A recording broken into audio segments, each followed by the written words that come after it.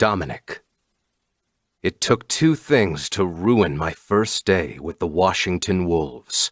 An asshole journalist determined to pick a fight, and a bottle of tequila I should have said no to. The first managed to take a perfectly good press conference and turn it to shit. The second didn't come until later. And more than anything, when I woke up happy on a day I normally hated, when I signed my contract with genuine optimism at the change in my career, I should have known something would blow it the hell up. His name was Kevin Carter, from a 2-bit sports network, and he overcompensated for a pencil dick by being a bully in press conferences. Most of the time I avoided his questions, but he yelled over everyone else that day. The moment he stood and gave me an oily smile, I knew he was going to piss me the hell off. Never, ever a good thing for me. Dominic, what do you say to the many critics who think your aggressive style of play and tendency for drawing flags won't fit in here at Washington? If you thought the first day at a new school was bad, try transferring football teams when no one thinks you can hack it with the good guys. I leaned back in my seat and gave Kevin Carter a tight smile. Are people saying that? I asked casually. His answer was sly. You know they are. You weren't exactly known for your ability to keep your cool in Vegas. Didn't you set the record for most unnecessary roughness flags in a single season?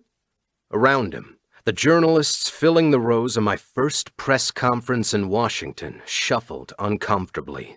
In every freaking one of these things, one asshole made it his job to piss off the football player, and it was almost always Kevin. If I snapped, tossed a mic in his face, and stormed off because he was wrecking my mood, he'd probably get a bonus. So, with a grit of my teeth and a deep breath, I managed a smile, even as a cold ball of dread filled my stomach. That was my first year in the league, Kevin. I've matured over the past 3 years. The dipshit snorted loudly with disbelief. Watch out, Washington! He read from the screen of his phone. Walker the Wild is your problem now. He lifted an eyebrow. That's my headline for tomorrow, if you were interested. The woman sitting next to him with the ESPN badge around her neck rolled her eyes. What I wanted to do was call him a prick and walk away from all the eyes waiting impatiently for me to react. I wanted to tell him that Walker the Wild was a byproduct of an aggressive team with an aggressive coach who knew exactly how to amp up his players. Nice alliteration, I told him. I bet it took you all day to think of it. His smile flattened at my dig and the small ripple of laughter that moved through the room. I read an article claiming knowledge from inside sources at Washington that they're not all that excited about your type of energy in the locker room, he continued. Any comment? I shook my head. A calm reaction, one I was really fucking proud of, considering I wanted to throw a chair at his head. The reporter next to him, I think her name was Julie, raised her hand, and I nodded. But before she could ask her question, a slickly dressed PR guy interrupted. That's all for Mr. Walker today. We've got another player who'd love to answer some questions. He spoke quietly into my ear. Just go. We'll handle Kevin's headline. Don't say a word to anyone, he warned. His voice didn't have a sharp edge, but that warning was still there. They all expected me to explode. Even the guy who was paid to make me look good. Not like I could really even blame him for that. My reputation of Walker the Wild had preceded me.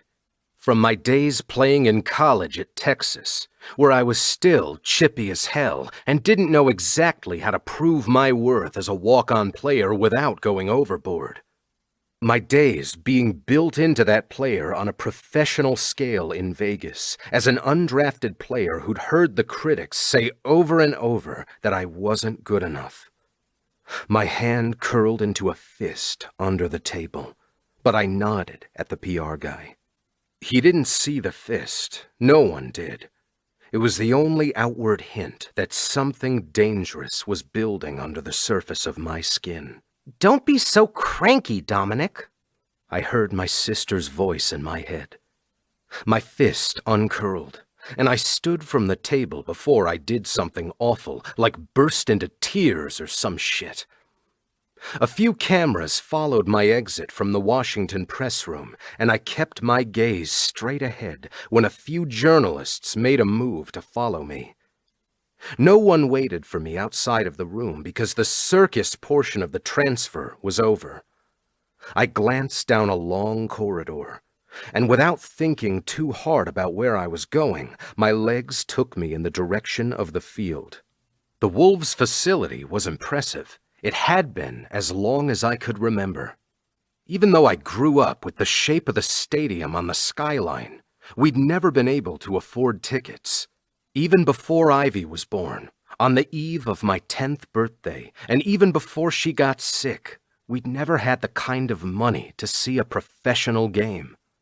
Back then, even if I kept saying it would happen, no one actually thought I'd end up doing what I was doing. Maybe my parents would have pinched pennies even further to take me.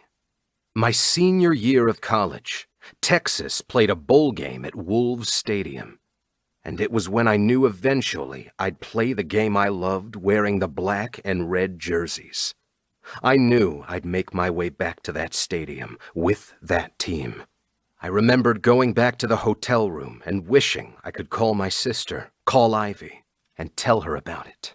Then I drank half a bottle of Jack and passed out, because it was the only way back then to keep myself from doing something really stupid.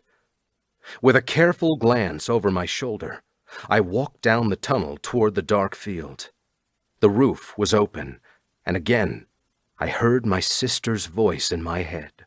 Wouldn't it be fun to sleep in the middle of a field someday? Sounds uncomfortable, Ivy Lee, I'd told her. Just once. If you can do it someday, you better do it for me. Rubbing the back of my neck, I took a deep breath. I could still hear my sister's voice so clearly, even though 5 years have passed since I'd heard it. 5 years to the day, in fact. Instead of hopping the last of the barriers to go out on the dark field, I leaned up against the wall of the tunnel and stared at the logo until my eyes started to burn. The day hadn't gone the way I thought it would. Instead of the excitement I'd felt that morning, the tremor of anticipation I'd felt while scrawling my name across the white paper that was bringing me back home, now I simply heard that fucking reporter's voice in my head too. They're not all that excited about your type of energy in the locker room. I took a deep breath and tried to shove it out of my head. Walker? A voice called behind me. I turned and saw the rookie who'd taken my place with the press. He looked a little dumbstruck at the sight of me, and I could hardly remember a time when seeing veteran players gave me the same feeling. Probably because it didn't take long in Vegas to realize no one gave a shit if you were excited to meet them. The entire locker room was a study in guys with anger management issues. Rookie, I said. I knew his name, but I was just feeling a little chippy after the press conference. He stood shoulder to shoulder with me, staring out at the field. Fucking awesome, he breathed. I wanted to see it empty. Something about him tugged at me.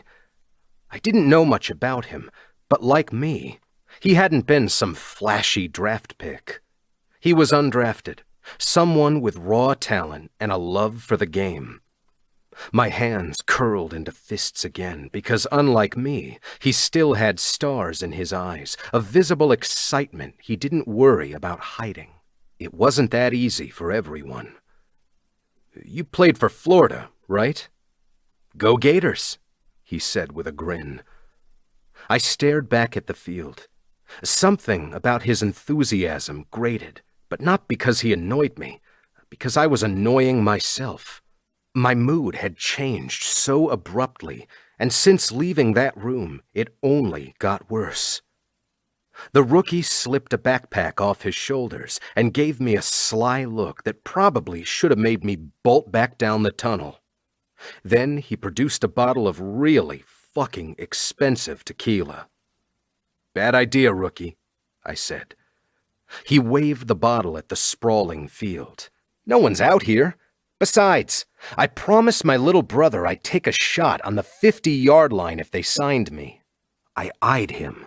"That's a weird fucking thing to promise your brother." Rookie shrugged. He's 18, so it sounds like his idea of a good time." His words had me imagining Ivy if she'd lived to turn 18. Before she got sick, she'd shown the kind of youthful hints of a girl who'd grow to be naturally beautiful. But instead of knowing what she'd look like, I'd only ever remember her as she was, not even 10 when she died. Something dangerous shook inside me, and I held out my hand for the bottle. He handed it to me with a grin. "We doing this?" For 1 second, I wondered exactly how stupid this was. If I should stop and message Turbo to ask her if this was a really fucking dumb way to honor the 5th year without my sister. But my online friend had no idea what I did for a living, or that I was back in Washington, and trying to explain any of it sounded like too much noise to add into my already loud head. "Why the hell not?" I mumbled. Without checking to see if he was following, I gripped the tequila in one hand and strode to the middle of the field. Hours later, I realized that stopping to message her might have been a smart idea, but then again, I wasn't exactly known for my restraint. "We won't get kicked off the team for this, will we?" I stared up at the sky, felt the slight spinning warmth of the alcohol in my veins as my fingers ran over the cropped grass of the field underneath me. Nah, I felt like shit. Not because I'd gotten drunk, but like I'd anticipated, falling asleep on the turf was really, really uncomfortable. Another thing I couldn't tell Ivy, but would it get us kicked out? No. To get kicked off a team usually meant you'd committed a crime, and the last time I checked, getting drunk wasn't against the law, especially since neither of us had driven under the influence. But still, the Wolves organization might not appreciate our attempt at a first experience on the roster. The rookie glanced over at me. "You sounded a lot more excited about this idea before. Didn't know you were so fucking chatty when I said yes." In his drunken state, he thought it was the funniest thing he'd ever heard. After his laughter faded, he held up the bottle of tequila and took another swig. "Taking shots with Dominic Walker," he mused. "Epic." Normally, I would have smiled or made a joke, but I kept my eyes on the stars and felt an uncomfortable pinch in my chest when I realized that with the slowly rising sun, the stars were no longer visible. "Want another one?" he asked. Thankfully, his drunk ass was oblivious to my lack of reaction. I shook my head. "I'm good." He stared at the half-empty bottle. "Didn't you only have, 2 shots?"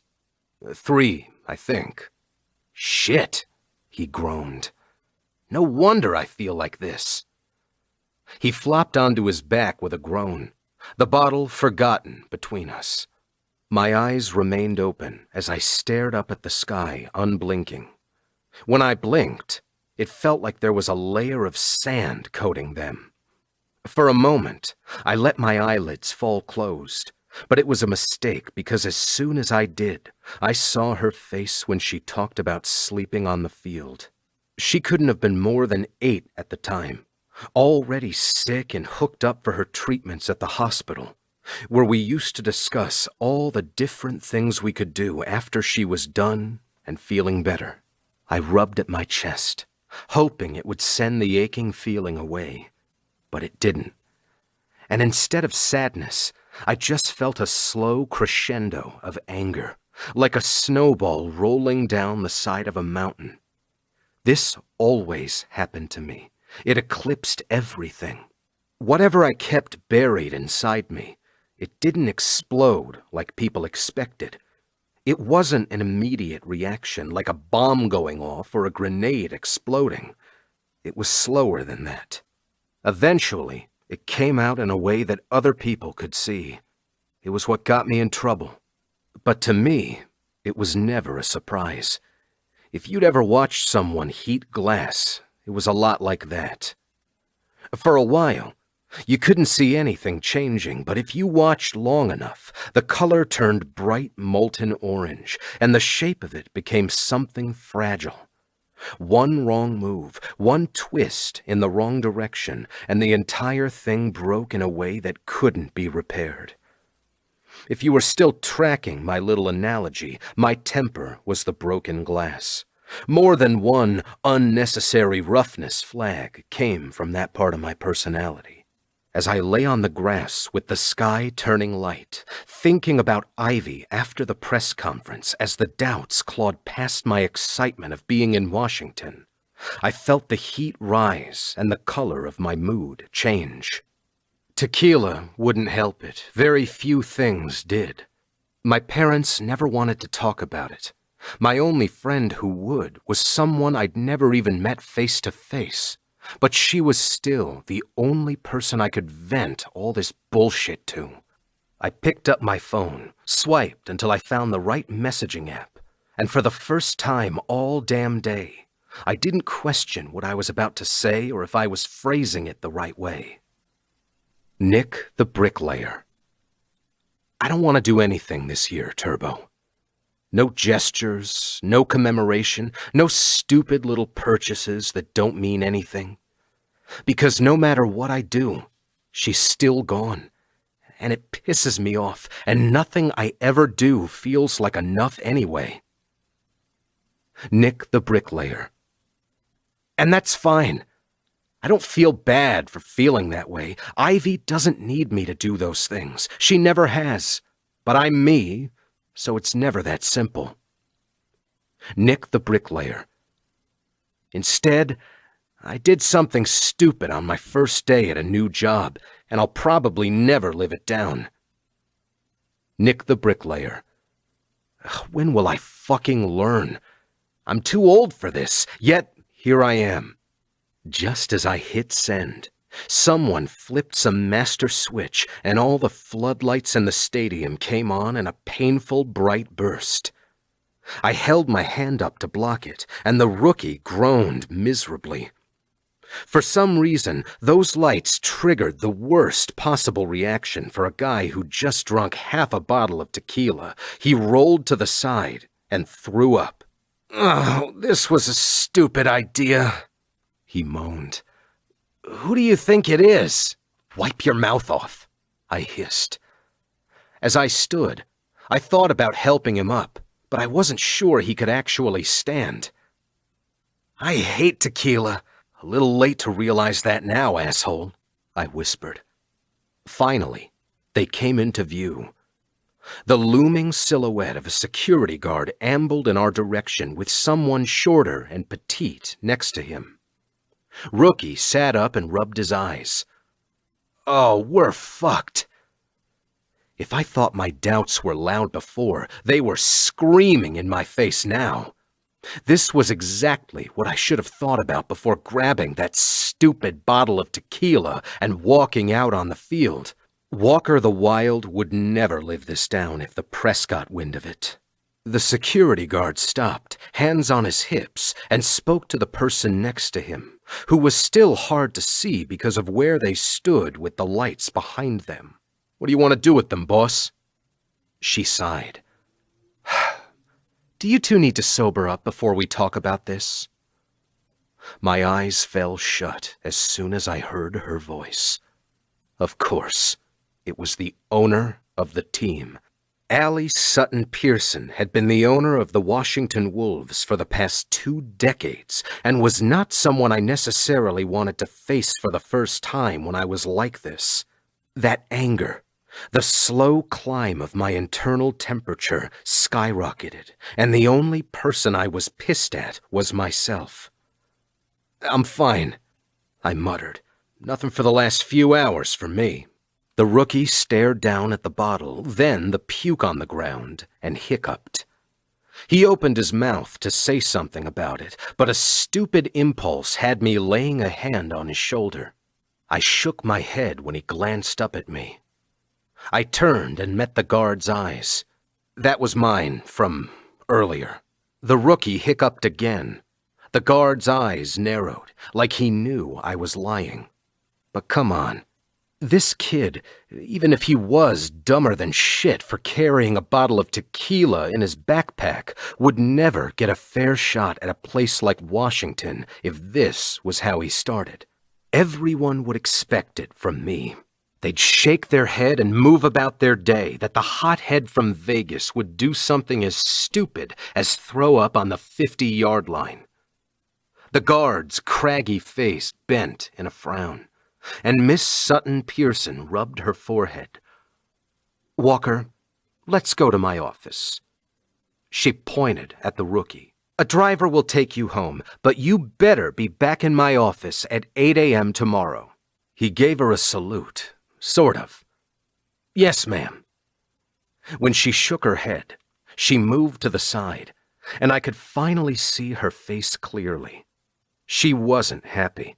But when her eyes landed on my face, it wasn't anger I saw. It was disappointment, and somehow that was worse. To the security guard, she said, "Can you get him up and call a driver to get him home?" "Sure thing, boss." He swooped down and helped the rookie to his feet. "You two gonna learn the hard way, aren't you?" I swiped blades of grass off the front of my shirt and fought the way my hackles rose along my back.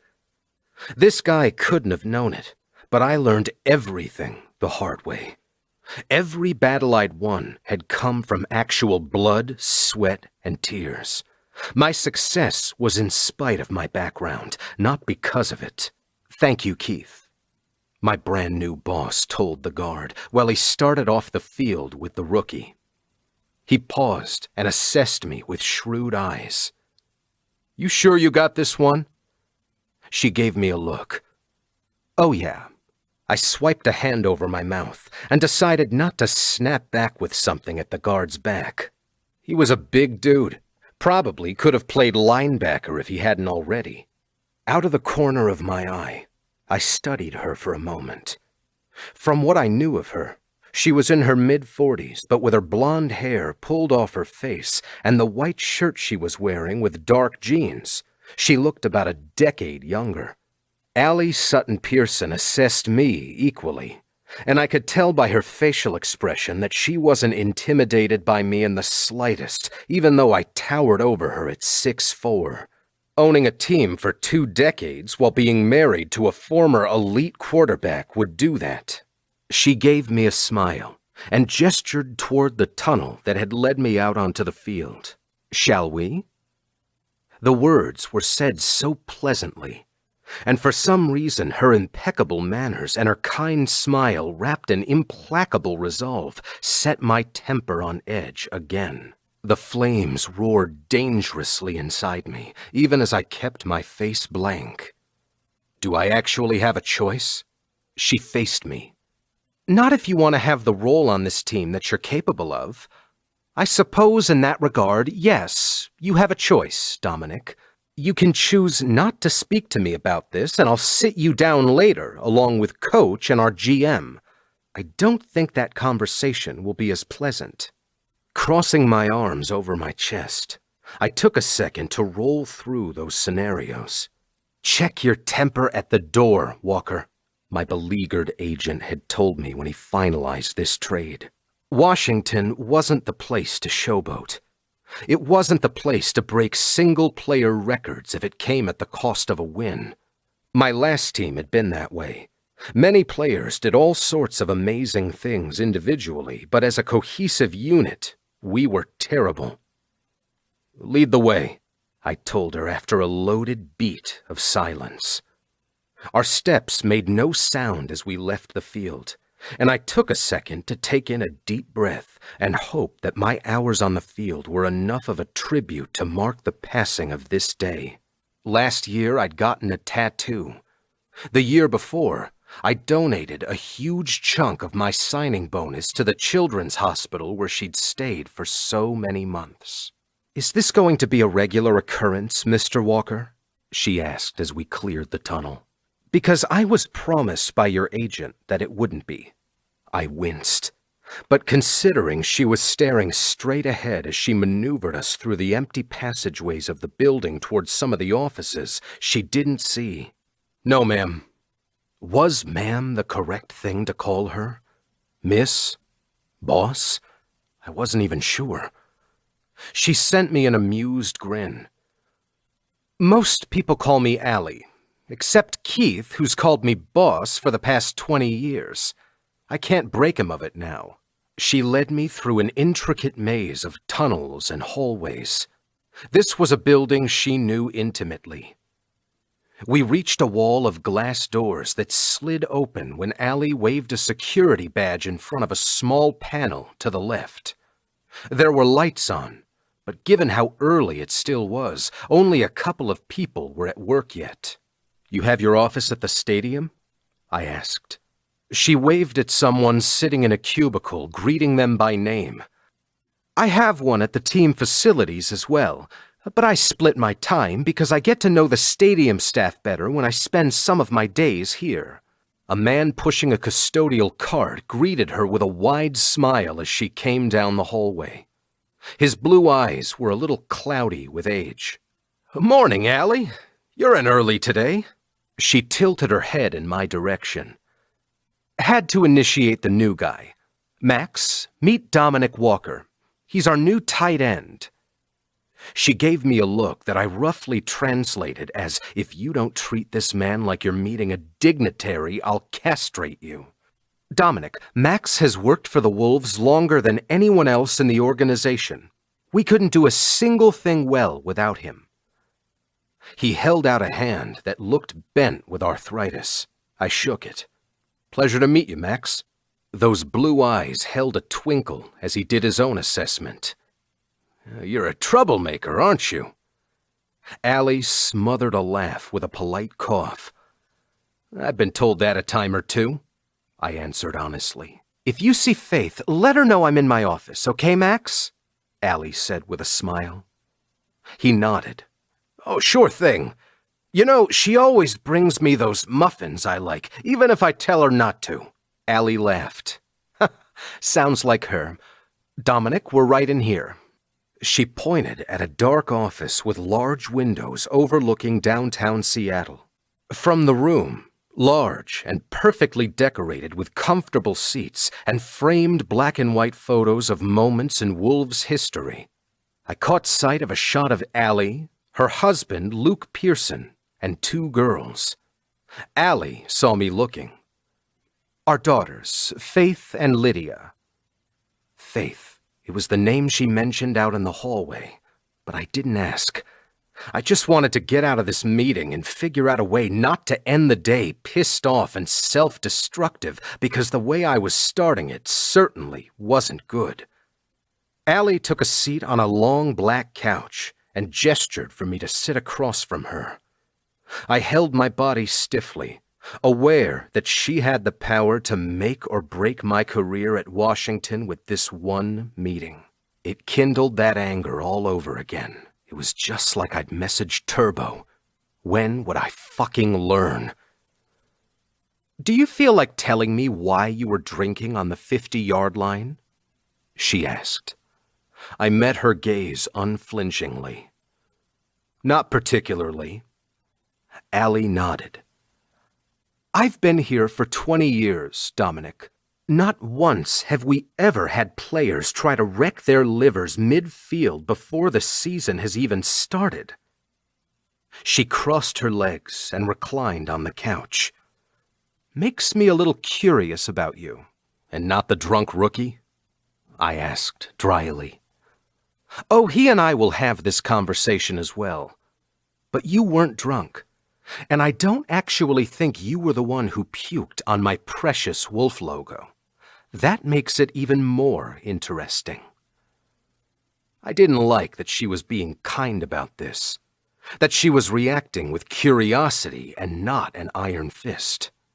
This approach of hers made me uncomfortable, because I found myself opening my mouth and handing her one small snippet of truth. This is my least favorite day of the year. Something shitty happened a few years ago, and I don't like talking about it. She hummed. I don't know much about you other than your years in Vegas. If it's something you'd like to explain to me, I'm always here to listen. No thanks, I said evenly. Can I go now? This time, her smile held an edge. Nope. Whatever happened on this day in your life, you don't get to bring it here in the form of empty bottles of alcohol in my building. Every inch of this place is important to me, and every person who works in it, on or off the field. She had no fucking clue about my life or what I went through. No clue how important this was to me, too. Because in her mind, I'd bet she looked at me the exact same way all my teammates in Texas had. They walked in with scholarships and an excuse to dick off in their classes so they could spend all their time on football. I worked my ass off to afford that schooling, moving across the country because my dad had an old buddy who gave me a job and a place to live. To them, my attitude somehow meant I didn't care, and that couldn't be further from the truth.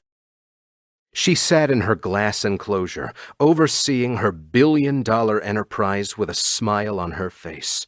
I'd smile too if I was as rich as her, had the kind of problems she probably had. I crossed my arms and let out a hard breath through my nose. You have an opportunity, Dominic. And by signing that contract yesterday, you promised a certain level of professionalism. I expect it from everyone who receives a paycheck with my signature on it, no matter how many zeros that check has. If you showed up tomorrow and told me you wanted to scoop popcorn on Sundays, I'd expect that same professionalism. You are an excellent player, but I won't tolerate you acting recklessly and disrespecting the home we've built here. I held her gaze unflinchingly, and she had no clue what was happening under the surface of my skin, how hot my blood was as it rushed through my body, pumped furiously through my heart. I won't consider that strike one, because I've never believed in consequences without a warning first. Now you know what I expect from every person on our roster, and I'm going to have to trust that you won't let this happen again. But you will do something to earn my trust and learn some humility. What's that? I asked. She looked at her watch. My daughter Faith will be here any minute. You're going to spend some time doing volunteer work for me and my husband's foundation, Team Sutton. I slicked my tongue over my teeth. As punishments went, it wasn't nearly as bad as I thought it might be. What does your daughter have to do with it? I saw her look over my shoulder into the hallway. Faith, at the moment, is the director of the foundation, and I think she'll have no problem keeping you in line. I snorted, because I couldn't even manage to keep myself in line. Some rich girl handed a job by her rich parents didn't stand a chance. Chapter 2. Faith. Nick the Bricklayer. I don't want to do anything this year, Turbo. No gestures, no commemoration, no stupid little purchases that don't mean anything. Because no matter what I do, she's still gone, and it pisses me off, and nothing I ever do feels like enough anyway. I couldn't get that first message out of my head. I wanted to answer him, but because of my terrible tendency to hit snooze one too many times, I didn't have enough time to properly answer my friend before I drove downtown to the stadium to meet with Allie. But because of what day it was, how hard I knew it was for him, I couldn't make him wait a couple more hours without saying something. Before turning the corner where the big glass door would lead me to the offices, I tucked myself against the wall and pulled out my phone Tapping my thumb onto the screen, I opened the messaging app but deflated a little when I saw no unread notification and no new messages waiting from him. Every year on this day, I received a message first thing in the morning from my one and only online friend. I'd never seen his face nor spoken to him on the phone. Sometimes we'd go weeks without messaging at all. But because this day, 3 years earlier, is how we met in the first place, it had yet to pass without him reaching out to me.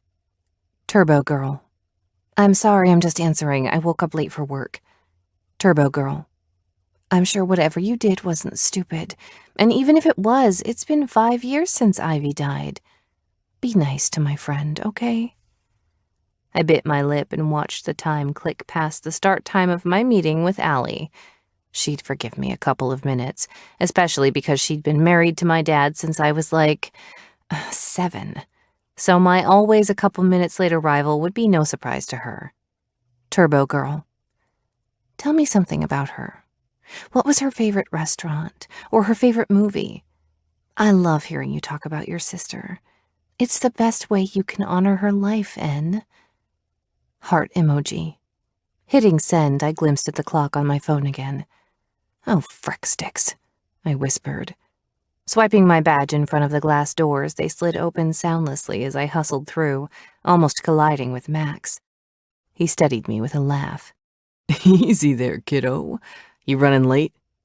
Always, I said. Tucking my phone into my pocket was a feat with the bakery bag shoved under my arm. Max saw the bag and started shaking his head. Don't even argue, I told him. You haven't tried this flavor yet, and it's divine. With a gesture of his gnarled hands, I gave him the bag. When he opened it and took a deep inhale, his eyes fell closed, and he released a sigh that had me laughing out loud. That smells illegal, Miss Faith. Raspberry cream. Let me know how you like it after my meeting, okay? He nodded his head toward Allie's office. She's got someone in there, one of the new players, but she said you could head on in. Huh, okay. My interaction with players was fairly limited to Foundation events, despite the fact that my stepmom owned the team and my dad was practically an unofficial member of the front offices. I preferred it that way, though. Football players had this terrible tendency to fall into one of two camps. Camp 1, can I find a way to sleep with the owner's daughter? Camp 2, I shall treat the owner's daughter like she's my long-lost sibling. It was why my most important addition to the Pearson family rule list was no dating football players. I knew from my own regrettable experience in college what the Camp 1 players were like, hence the rule. How are you liking that fancy new job? He asked. It's a lot to learn. We just expanded to taking grant applications from the Midwest, I told him. But Ruth was an amazing director, and she's helped me a lot since she retired. He smiled. You've got a big heart, just like your mama does. Everyone at Washington knew Allie wasn't my biological mom. My birth mom died in a car accident when I was little. But in all the ways that mattered, she was the only person to ever fill that role for me. I patted him on the arm. Hopefully that big heart of hers forgives me for being a bit late. His blue eyes had a twinkle to them when he answered. I reckon she's not all that surprised, Miss Faith. I sighed. Oh, you're probably right. I waved. See you around, Mr. Max. He winked, pushing his cart past me. Allie's door was cracked open, and when I approached, I heard the rumble of a low voice. He came into view before Allie did, and if someone had written a caption for the image of him that I saw, it would have been, "Pissed off bad boy bucks authority." His arms, big and tattooed, were crossed over his chest, and he stared at Allie like she'd done him personal harm. His jaw was a sharp line coated in dark stubble, and there wasn't a hint of emotion on that chiseled face. For a moment, I stared at him. Something about his demeanor made me feel very much like I was approaching a wild animal, and that danger made the air vibrate at a different frequency. There you are, Faith, Allie said as she appeared into view. With a warm smile, she opened the door for me. Come on in. Thank you for waiting, I told her, tucking some of my brown hair behind my ear. I know I'm a little late. She rubbed my arm. Dominic and I were just getting to know each other before you got here. He snorted, and my brows bent in on my forehead at the derisive sound. Allie's eyes met mine, and I saw a gleam of humor in them, which made me relax a little. Then she gestured toward me. Dominic, this is my daughter, Faith. She runs the foundation I was telling you about. I gave him a friendly smile and held out my hand, but instead of standing to take it, he gave me a head-to-toe study without rush, then nodded curtly. Ah, okay, so he was one of those football players. That was Camp 3. The ego the size of Everest, I'm too talented for basic manners football players who made me want to shove bamboo splints up my fingernails rather than spend time with them. Those players made it very, very easy not to break my no dating the players rule. Kinda like when you went camping and they told you not to feed the bears because they might eat you alive. Allie cleared her throat sharply and Dominic sighed, reaching forward to shake my hand. His skin was rough and warm to the touch, and I fought a shiver when his palm scraped against mine. Do you need to finish up with him? I asked Allie. I can come back at a better time. She shook her head. No, this is perfect. Dominic is actually going to be spending some time at Team Sutton, and I'd love it if you could find 1 or 2 of our grant recipients that would benefit from his presence. My eyebrows shot up. Benefit from Oscar the Grouch's presence? When Dominic's glower intensified, I realized just how transparent my reaction had been and tried to smooth my face. Another thing I needed to work on now that I was in charge of the foundation. Sure thing. We can find, something. Allie's beautiful face split into an amused grin, because she knew me all too well and just how horrible I was at hiding my feelings. Perfect. I was thinking maybe a couple of hours a week for the next month. She turned her gaze to Dominic, and oh my. I saw the way she was not even remotely asking for permission from him. Sound good? Like I have a choice, he muttered. I blew out a slow breath, eyes wide. We all have choices in life, Dominic, Allie said, unfazed by the attitude. Spending time with the kids who benefit from Team Sutton might not be something you get to choose, but I promise you, I expect glowing reviews from Faith once your time is done. If I thought my eyes were wide before, they must have been taking up half my friggin' face when she finished that little speech. Now I was his babysitter? Allie's assistant knocked on the door. Allie, do you have 5 minutes to check out this piece before we send it down to PR? I'll be right there, Connie. She looked back and forth between Dominic and me, then nodded. These two need to talk anyway. After a gentle touch to my shoulder, she left the office, and the resulting silence was sonic blast level awkward. I stood there studying him. My mind rolled through the snippets of conversations I'd heard recently. He was no rookie and had transferred from Vegas, where he'd garnered a reputation as an explosive player on and off the field. He started to unfold his great big body off the couch, and I held up my hand. His eyebrows, just as dark as the stubble on his chin, rose in disbelief. You're going to stop me from leaving? At his rudeness, my jaw fell open. Well, we need to set something up for you at Team Sutton. At least give me your email address so I can get in touch with you. Don't email. He held my eyes, a blatant challenge that had all the stubborn feelings coursing through my 5'7" body. I let out a slow breath. I think maybe we got off on the wrong foot, Dominic. I gestured to the couch. May I sit? Do you often ask permission to sit on Mommy's fancy couch? I'm sorry, I said crisply. Did I piss in your Cheerios this morning and not know about it? You don't even know me, hotshot. He leaned forward, bracing his muscular forearms on his knees, pinning me in place with those dark eyes. I've known people like you my whole life, Little Miss Sunshine, he said, and I fought the urge to tug on the hem of my bright yellow shirt that was emblazoned with exactly that. Let me guess. After your parents paid every single red penny for your fancy degree, they ushered you straight into your fancy job with a corner view. I might be forced to spend time with you because my boss just told me I had to." He leaned forward more, and again I battled the impulse to move back from the sheer force of him.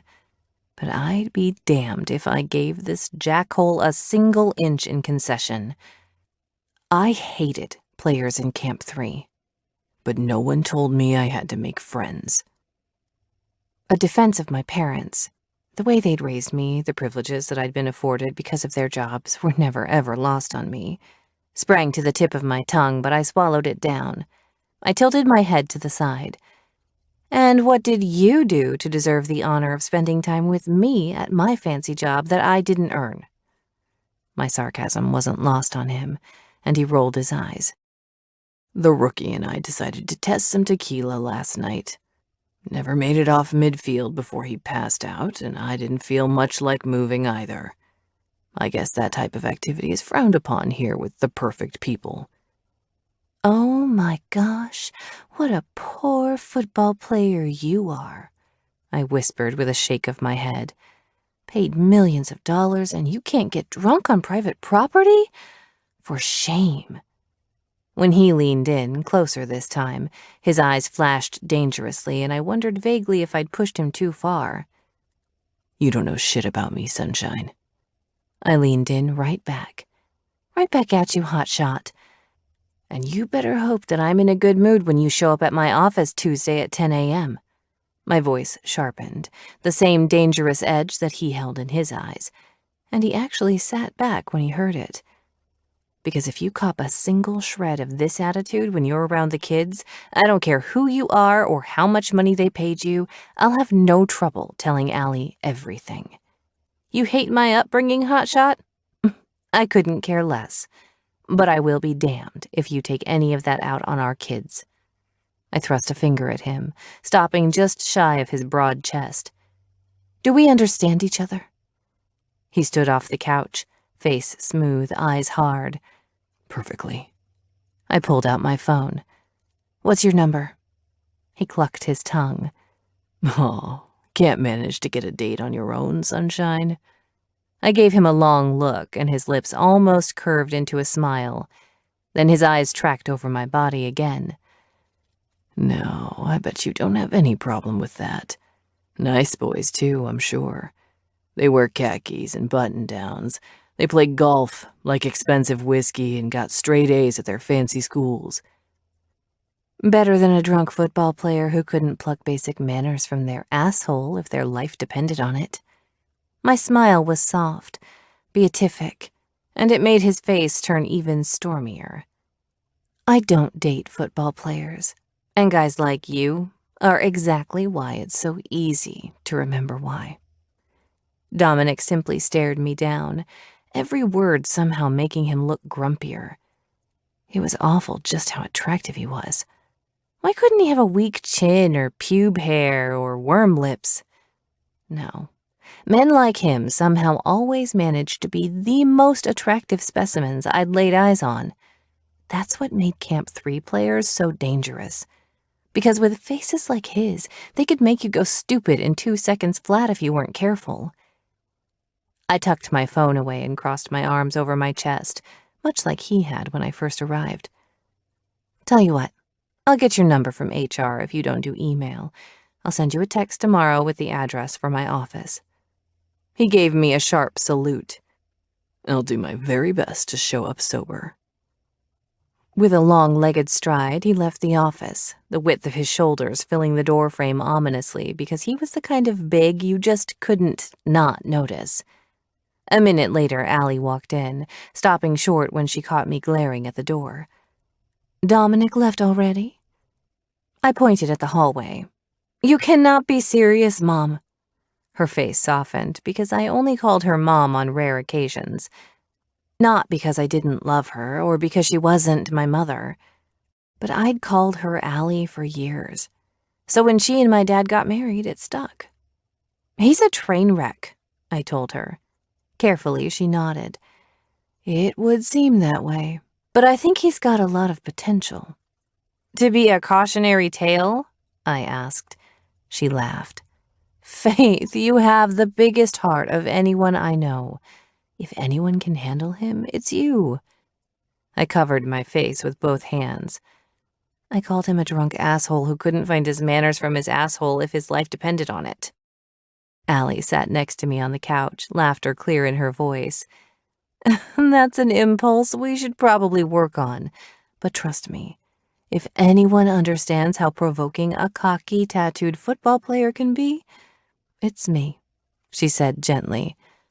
That had me lowering my hands because no way was she equating that interaction to how she met my dad. She gave me a steady look, something she was so good at. What? She asked. You trust him around the kids? Immediately she nodded. I do. Yes, he's got a temper on the field, but you know we don't only look at their game day stats. Dominic has fire in him, and when channeled positively, people like that can change the world. She cupped my chin. You have fire in you too, my dear. It's why you'll do great leading Team Sutton. Oh, sure. With my face that couldn't hide anything and my inability to show up to meetings on time, I was going to be the best boss ever. I sighed. Thank you. How could I explain that to Allie, who'd led the Wolves with grace and vulnerability and a core of steel for 20 years? I couldn't. That was the answer. How are you so good at this? I asked her. It comes so easily to you. Allie leaned back on the couch. It didn't always. Being a good leader is about so much more than wielding your power and clubbing people over the head with it, Faith. Allie glanced out the window of her office and smiled at the Seattle skyline. Someone like Dominic can push back against that kind of display without thinking. It's a natural reaction due to his personality and the culture of the team he played with for the past 3 years. You can handle him, she told me. But the key is figuring out what motivates him, not what elicits the greatest reaction. Those two seldom overlap. Glumly, I stared at where he exited the office like I expected him to pop his stupidly handsome face back in and snarl at me some more. He reminds me of this grouchy bear at the zoo. I tried to give him a treat the other day when I was helping Tori, and he about took my hand off. See? You're perfect for this. Great. Just what I wanted to hear. Faith Pearson, the perfect asshole football player babysitter. Chapter 3. Dominic. By the time I pulled my truck into my parents' driveway, I was just as pissed off as I'd been hours earlier when I left the stadium. Nothing worked to settle the raised hackles I carried out of that fucking office. The image of Faith Pearson's shocked face as I said admittedly dickish things to her. Moments like that, it was like someone else took over my body and took a sledgehammer to the filter between my brain and my mouth. I wasn't sure what I expected out of the owner's daughter, but it wasn't her. Allie was a stunner. There was no other way to say it. Even into her mid-40s, she could hold her own against some of the most beautiful women I'd ever seen. And when Faith Pearson walked into the office wearing that Little Miss Sunshine shirt, I just got even angrier. Because under normal circumstances, she was exactly the kind of woman I'd go for. I had a type, and Faith Pearson was fucking it. She'd hate it if she knew. Because in her mind, I was a problem to be solved. And in my mind, that was a role I'd never be able to break free of if I didn't figure out a way to stop pulling such stupid shit. Seeing her, realizing all of that was what destroyed that leash I held on my tongue. I didn't want her to be young and beautiful, fresh-faced, with a wide smile and big eyes. This was no polished glamazon. She had Chucks on her feet and a Wolves badge around her neck like she was born wearing one, probably because she had been. Jamming the truck into park, I laid my head back on the rest and took a few deep breaths. The home in front of me was the same place they'd lived my entire life. Last year, they'd painted the exterior a bright white, but the front door had stayed a vibrant red, no matter how much money I'd sent them to buy a new place. My dad's idea of a splurge was that he'd hired out the exterior paint job. My mom's had been a new couch and recliner for their family room. No matter that I'd sent them a check with a shit ton of zeros on it when I got my signing bonus, they constantly reminded me that how much I got paid was not nearly as important to them as if I was a hard worker. Not just that, but a good person, too. When I walked through that red door, on this day especially, I wasn't sure I could tell them that I'd been either of those things. Coming home to play for Washington, my home state, was a dream. As I punched the steering wheel, it was easy to turn that slow simmer of anger at myself for everything I'd done, because it was the kind of bullshit that could ruin my chance before it had even started. With a loaded exhale, I stood from the truck, waving at Miss Rose across the street as she wheeled her garbage container to the curb. "Saw you on the news yesterday," she called. "You look real handsome, Dominic." I smiled. "Thank you, Miss Rose." She peered over the edge of her glasses. "Oh, except for all those tattoos, marking up the Lord's temple like that." The smile broadened because she commented on them every time I saw her. "I'm adding your beautiful face next time." I tapped my chest, right here over my heart. Her wrinkled face, the color of burnished mahogany, softened into a smile like I knew it would. "Oh, get on with you. Tell your parents I said hi. Been praying for 'em today. Missing that little girl like you must be." Now my smile felt brittle, but I kept it firmly in place. "Thank you, Miss Rose. I'll do that." Miss Rose had known my parents long enough that saying those things to me was the only time she could say them. My parents, given the gift of Ivy about 10 years after they'd had me, didn't handle it well when they lost her. Who would? They'd done their best with me, but they'd both worked so much just to be able to live that I'd practically raised myself. With Ivy, they'd been different. My mom didn't want to lose time with another child, so she cut back to part-time. My dad was always home for dinner. The years before she got sick were the best we'd ever had as a family. And now, they just tried to forget them because it was too hard to remember. Miss Rose gave me a last wave, then shuffled back up her driveway. Once she was back in her house, I took a second to steady myself before I jogged up the front steps and opened the door. "I'm home," I called out. So much of this day was predictable to me. My anger no longer took me by surprise. I'd learned a few years back to embrace it. The fact that I'd walk into their house and smell Ivy's favorite meal, chicken cordon bleu, was also expected. I hated eating it. But my little sister had loved it. The way the chicken was stuffed with ham and cheese. And I also knew that this was one of the only ways my parents showed their grief. We'd eat the chicken, eat the tater tots on the side, and ignore the elephant in the room. 5 years later, and there was still a hole punched through our family that we'd never quite been able to heal. My dad was in his recliner, glasses perched on the end of his nose, work boots on his feet, and a line from his hard hat forming a crease in his dark hair. "How was your day, Dom?" I tipped the edge of the paperback to see what he was reading. Sports, of course.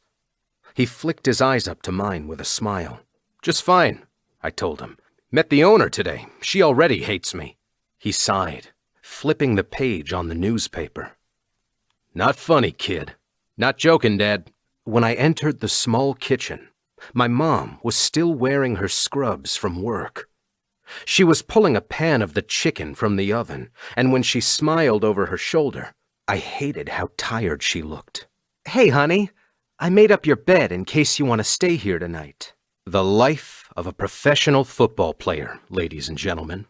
My mom made the sheets of my full-size bed down the hall, in a room across from theirs in the small ranch where I'd grown up. Where my dad taught me how to build a house, a skill I used to work through college as the only way I could afford it.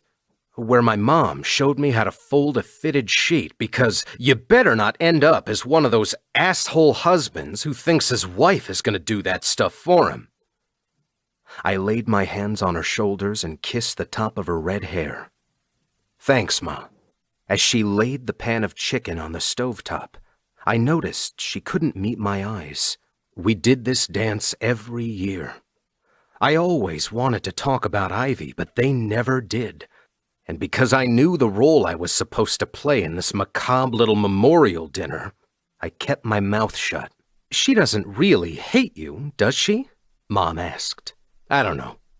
I snagged a tater tot and popped it in my mouth. "There was one reporter at the press conference that really pissed me the fuck off." She eyed me. "Mercy, Dominic, watch your mouth." The way she said it, the look on her face, I couldn't help myself. "You sound like Ivy," I said around a small smile. And just like that, my mom's features flattened out, and her cheeks lost all their color. "Dinner will be ready in 5. She busied herself filling the same water glasses we'd used for the past 20 years. And that reaction, even if I understood where it came from, made me want to chuck one of those light blue glasses against the wall, just to see if I could break the tension. I was ready for the day to be over. With the smell of our dinner surrounding me, the kitchen started to feel like it was closing in on me. There was this strange chasm between the two worlds I lived in. Downtown Seattle, I owned an apartment with glass and tile and chrome, fancy views, and a fancy address, but half the time, I crashed here because it was home. Somehow, I didn't seem to fit in either place. It had been my problem in Vegas, too. The lifestyle of that city wasn't good for me. And my agent fighting for this trade was probably the only thing that would keep me playing, because half the teams he talked to weren't interested in having me. Not with my temper. The longer I went feeling out of place in the city where I lived and worked, the more I felt the need to explode out of my skin, which came out in destructive ways on the field. Add to that, my coach had been kind of a dick who liked it when we got rough with the opposing team, no matter how many penalty flags we drew. As I walked down the hallway, I didn't stop to look at the framed pictures of Ivy and me. I turned into my bedroom. The walls covered in dark gray paint and posters of football players I'd idolized my entire life, including Faith Pearson's father. He won the championship in his last year in the league, one of the quietly strong leaders who never had to roar too loud to be heard. But every once in a while, I remembered him getting into trouble. At the time and the age I'd been, it had made him more likable to me. He wasn't perfect, but he had grit. He came from a normal family. And it wasn't easy to remember that when I saw his wife and daughter and their empire that was worth billions by now. I flopped on my bed and laid an arm over my eyes. An angry buzzing came from my pocket, and I sighed. I'd ignored my phone the entire day. When I pulled it out, it was a text from my agent making sure I hadn't gotten fired yet. I rolled my eyes but didn't respond. Scrolling to the messaging app, I curled my mouth up in a tiny smile when I saw her messages waiting for me, asking about Ivy. It was another thing about this day that wasn't surprising.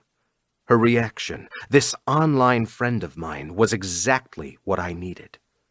Without overthinking, I started typing a response. Nick the Bricklayer. Don't judge her for this, but Ivy's favorite restaurant was Bob Evans. She loved the little kids' menus, loved all the crap they sell up by the register and the breakfast food. If my parents had let her, she would have eaten a pound of their hash browns. Nick the Bricklayer. Her favorite movie was A League of Their Own. She probably watched it 200 times. To this day, I can't hear the music without wanting to cry. My eyes burned as I typed that out, because it made me think about the last time she was in the hospital for treatment and we'd turned it on in her room. Even hooked up to all the machines, all those fucking cords, she told me she was going to be an athlete someday. Even though that movie was her favorite, she was going to play women's soccer for Team USA. My parents could hardly afford the meals at Bob Evans at the time, let alone the thought of entering her into sports, even if she was healthy enough. If she'd beaten the cancer, if she'd gotten her strength back, I would have worked 10 jobs if it meant fulfilling that dream for her. You wait and see, Dom, she told me. I'm going to break all the records, and someday they'll put me in a museum, and it doesn't matter if the boys make fun of me. I'll do it. I believe it, Ivy Lee, I'd told her back. I liked that I could tell Turbo these two new things. Because over the years, she'd learned a lot about Ivy, considering Ivy was the reason we started talking in the first place. At the time, my paychecks at the construction company hardly covered my books and tuition, but I'd set enough aside to do something that year to commemorate Ivy's life. The Seattle Zoo, Ivy's favorite place, had this thing where you could digitally adopt an animal, watch it on camera, see it grow, and the zoo sent you a dinky little stuffed animal as a thank you. She was the one who responded to my comment online when I asked if there was a koala available because it was my sister's favorite animal. A week and countless messages later, she mailed me a special stuffed animal that she'd found. A larger koala holding a smaller one. Me and Ivy, she told me. Even though she didn't seem to be online, I clicked on her profile and stared at the picture again. The tiny gold charm on her necklace, a delicate snail against smooth tan skin. Turbo Girl was her username and mine was Nick the Bricklayer. Mind-numbingly clever, I know. But for a walk-on college football player who wasn't there on a scholarship and built houses for a living, it seemed appropriate. At the time, I figured I'd be laying bricks and nailing 2x4s for the rest of my life. The green circle appeared on her profile, and my heart sped up when I saw her typing. Turbo Girl. I love that movie. Ivy and I would have gotten along very well. Nick the Bricklayer. No comment on Bob Evans, I see. You're judging, aren't you? Turbo Girl. I'd never. I'm just hiding my face in shame as I've never eaten at one before. I grinned, thumbs flying across the screen. Nick the Bricklayer. Oh, it's a life-changing experience. You should go sometime. Turbo Girl. How are you? What happened at work? Nick the Bricklayer. It's been a shitty day, T. No other way to put it. And I wish I could come here and talk to my parents about her. But I think it just hurts them too bad. I don't want it to piss me off so bad, but God, it does. They're the ones I should be able to talk to. Nick the Bricklayer. It's like we had this small window of years when our family was so fucking strong. We did everything together, and now I can't even tell my mom that she sounded like Ivy without ruining her mood. Turbo Girl. I can't even imagine losing a child like that. Nick the Bricklayer. You lost your mom, though, right? Turbo Girl. Yeah, but I was a baby. I don't remember her. I didn't even know Ivy, and I think of her every time I see something with tie-dye on it. Breathing out a laugh, I didn't fight the single tear that slid down my temple this time. Tie-dye can't be your favorite color, Ivy Lee, I told her. The nurse asked her what her favorite color was, and they'd try to find her a hospital gown. Yes, it can, she announced. It's all the colors, and that makes it even better. Nothing is prettier than tie-dye. The koala that T sent me had been fitted with a small tie-dye ribbon that she'd tied around its neck. It sat on the top of my dresser, and if anyone gave me shit about that fucking stuffed animal, I'd rip their ballsack off. Nick the bricklayer. What are you up to tonight? Turbo Girl. Hanging out with my roommate. Nothing too exciting. Maybe I'll tell her we should watch A League of Their Own. My fingers paused before responding, because for the millionth time since I moved back, I thought about telling her that I lived in Seattle again. When we met, I'd been at school in Texas. There was no option for us to meet up for lunch, for drinks, for a walk. And now that I was here, in a place where she still lived, I found myself hesitating. T didn't know who I was or what I did for a living, and she was the only relationship in my entire life where I could be myself. Be Nick, the guy who built houses in order to afford college. Nick, who lost his sister and still knew how to help his dad frame a house, and who ordered breakfast for dinner at Bob Evans because his sister loved it. There was no one else in the world where I could be those things as easily, and I knew I risked ruining it if I met her. My mom called from the kitchen. "Dinner's ready, guys!" Nick the bricklayer. Gotta go eat the shitty cordon bleu. Talk tomorrow? Turbo Girl. Busy day at work, but I'll check in after. Nick the bricklayer. Thanks for messaging, T. Turbo Girl. Anytime. I wish I could have met her, Ann. Nick the bricklayer. Me too. I set my phone down and sighed. Thank God I had her. Chapter 4. Faith. Don't you have your own office? The baby kangaroo in my arms jammed its feet against my body, pulling harder on the bottle I was feeding him, and I laughed. My best friend Tori shook her head, adjusting the Joey in her own embrace. Yeah, but my office doesn't have them, I pointed out.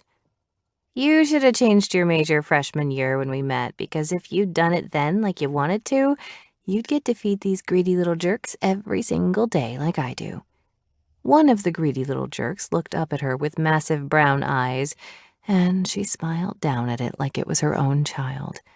She wasn't wrong, though. Nonprofit administration didn't sound nearly as cool as feeding baby animals for a living. But it was the path that unfolded in front of me with ease when my dad married Allie. My afternoons and weekends through middle school, high school, and college were spent helping out at the Team Sutton events. Then at the office as the organization grew.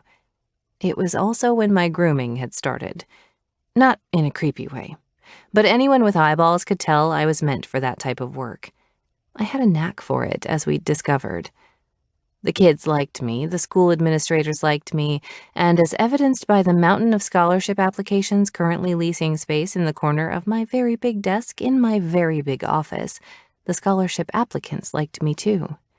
And really, I loved all of them. As I'd grown older, it was obvious that I had a heart for volunteering. It was never work and never punishment. I loved helping out at Team Sutton, or the local animal shelter, or, in my college years when I needed some official volunteering hours not at Team Sutton, the zoo. It's where I met Tori, the jerk who lived with me and got to feed baby kangaroos all day long. Ouch! I muttered when I got kicked in the boob again. I gave the Joey a stern look. I told you to put him back in his bag, she said, then tossed me the canvas tote that mimicked a mama's pouch. She wasn't getting kicked in the boob, so I listened to the smart zookeeper. I scratched the side of his face while I maneuvered the rest of his body back into the bag and settled him on my lap. You be careful, buddy. That's the most action I've gotten in a while. Tori snorted. There really is a shocking lack of men knocking down our door right now. Right? I shifted the bottle, my treacherous mind pulling up an image of Dominic Walker and the words he'd flung at me like darts. Every single one of them had landed with unerring precision. All we get is handsy kangaroos and jackass football players. Tori gave me a sympathetic smile because I'd verbal vomited the entire story the night before.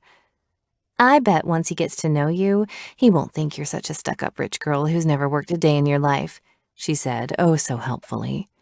I gave her a look. It wouldn't matter if he did. Rule number 1. I know. I remember the douchebag. But honestly, it's a tragic rule to adopt, considering the bevy of available men at your disposal.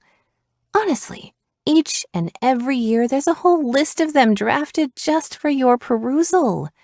I laughed. Is that why they're drafted? They should be. She shifted on her seat.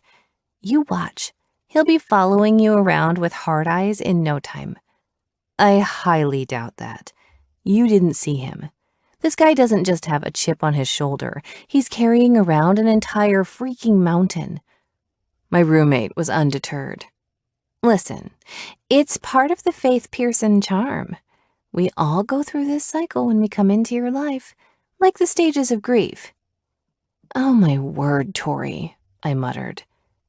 First is denial, she continued.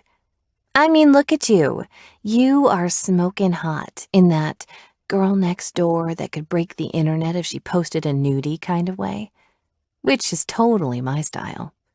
You know what I mean, if you did. And it's just a sad fact in this society, Miss Pearson.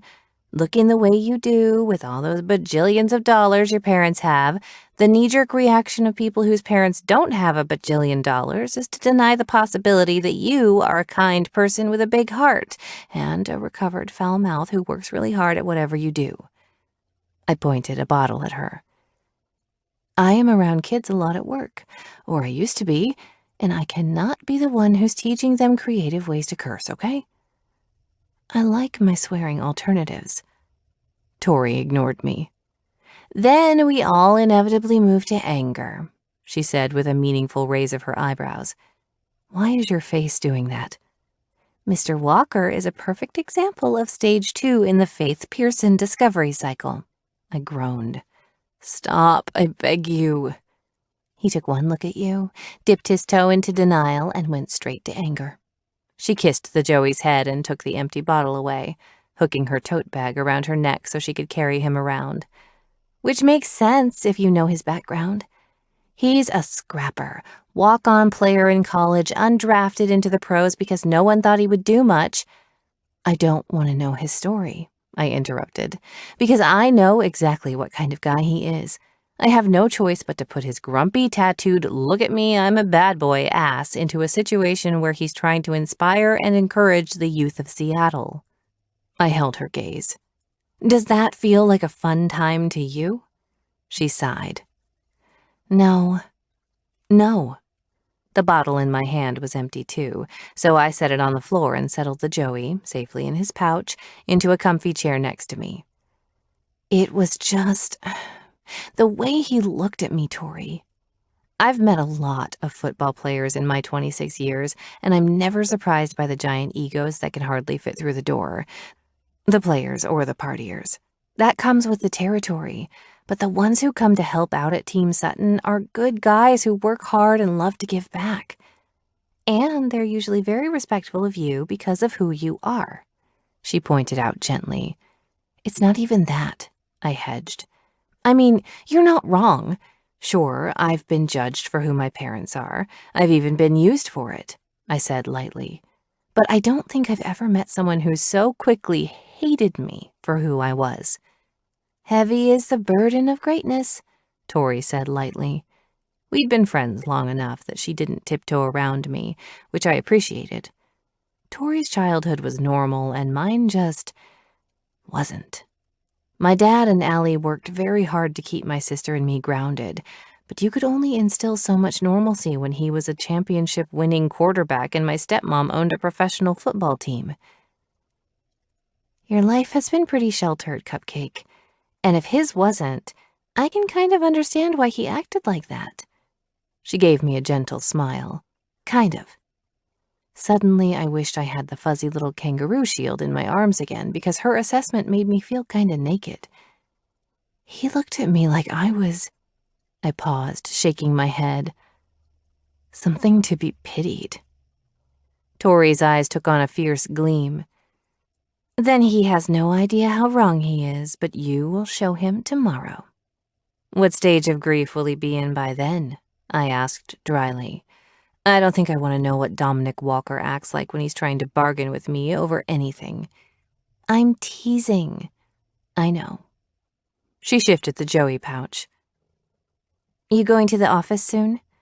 With a groan, I stood from the floor of her office and wiped off the front of my jeans. Yeah, I need to plan my day with the giant man baby who can't regulate his emotions. Tori laughed. Good luck with that. I have a school tour in a little bit anyway. She gave me a sly look. You gonna go visit your boy's koala? My face went hot, just like it always did when she teased me about Nick. He's not my boy, and for your information, no, I wasn't planning on it. Her eye roll was proof of just how badly I'd lied. I always stopped and visited Ivy's koala when I was at the zoo. For 3 years, he'd paid the digital adoption fee, and for some reason, it struck me as sad that he'd never been able to visit. So I always did it for him, even though he'd never asked me to. Someone should, I continued primly. Mm-hmm. He lives in Texas, okay? It's not like he's going to hop on a plane to come see it. He used to live in Texas, she pointed out. You're too chicken shit to ask him if he moved after college, and don't you even deny it, Faith Pearson. I pulled my purse strap over my head. You know what I like about my friendship with Nick? She pursed her lips. The complete and total anonymity it affords you because it feels like he's one of the only people who knows the true essence of who you are without all the weirdness of your day-to-day life. My face froze in a pained smile. Yes? And in other language, chicken shit. Because if you met him, you guys would probably fall in love and get married and have babies and save the world with all your do-gooding tendencies. The conversation I had with Nick the night before, a balm to my shitty day, which started at the Wolf's offices, was proof positive of what my friend was saying. Even without admitting it to her, I knew she was right, and she knew that I knew it. One of those annoying, unspoken true friend things. In my head, I'd built him up to be tall and handsome, a good, decent man with a big heart and strong hands. In my head, he had a wide smile and sparkling eyes, and he spent his days creating homes for people to start their lives in. It felt impossibly wonderful that the reality of him matched the version I'd created. His profile picture was nothing more than the brim of a hat, white with the edge of an orange t-shirt showing, and a glimpse of his cheekbone, dark hair and a golden tan. He talked about things that no guys my age usually talked about. How could he possibly measure up in every way? Maybe it made me a chicken shit, like Tori said, but I would never sacrifice my friendship with him simply to see if the face-to-face version of us caused sparkage, or flames, or anything heat-inducing. If I tried to explain who I was to Nick, explain my parents, our life, any of it, he'd get weird. And the last thing I wanted was to kickstart the Faith Pearson stages of grief, or whatever BS I'd never be able to get out of my head now that she said it. And there's something wrong with wanting to keep that friendship the way it is? I asked. When I imagined Nick reacting like stupid asshole Walker, the anger, the pity, the disdain, my chest started aching, tightening the space around my heart. Her face softened. No, but God, Faith, what if he looks like a Hemsworth or something? You could be tapping that right now if you just asked to meet him. I laughed. There's no way I'd get that lucky. Why not? He probably thinks the same thing about you, and you're a freaking 10, Pearson. Lydia is a 10, I corrected, because the hotness of my sister was something no one could argue with. With a rueful glance down at my Little Pony t-shirt and dark jeans, I shrugged. I'm an 8 who can fake it with some good makeup. Get out of here, she laughed, then glanced at the clock on her desk. Oh, you actually need to get out of here. I have to go meet the school group. I blew her a kiss. See you at home. Plan something really good for the asshole, she called behind me. As I walked down the hall and out the doors into the zoo, taking the path toward the koalas, I had the tiniest of evil smiles on my face because I was going to do exactly that. Chapter 5. Faith.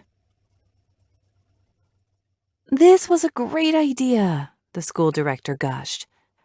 The parking lot was configured for easy traffic flow, with buckets and brushes and stacks of towels set up next to orange cones on the asphalt. I think it'll go over well. Shielding my eyes, I watched 2 soccer players from the Seattle team chat with a couple of baseball players. Next to them was the quarterback for the Wolves and one of his linebackers. Dominic Walker hadn't arrived yet. Behind them, up against the brick walls of the school, were hoses, dog shampoo, and even more towels than the cars might need. I got this idea while helping Tori out at the zoo, washing down some of her babies. She made a joke that we needed a service to wash the animals and her car at the same time, and how much she'd pay for someone else to do it. So, that was what we did. The joint fundraiser was for one of the team's Sutton elementary schools and an animal shelter right around the corner. People could bring their cars and their dogs for a scrub down by professional athletes. For a donation, of course. The Team Sutton staff had tables set up with team swag for purchase.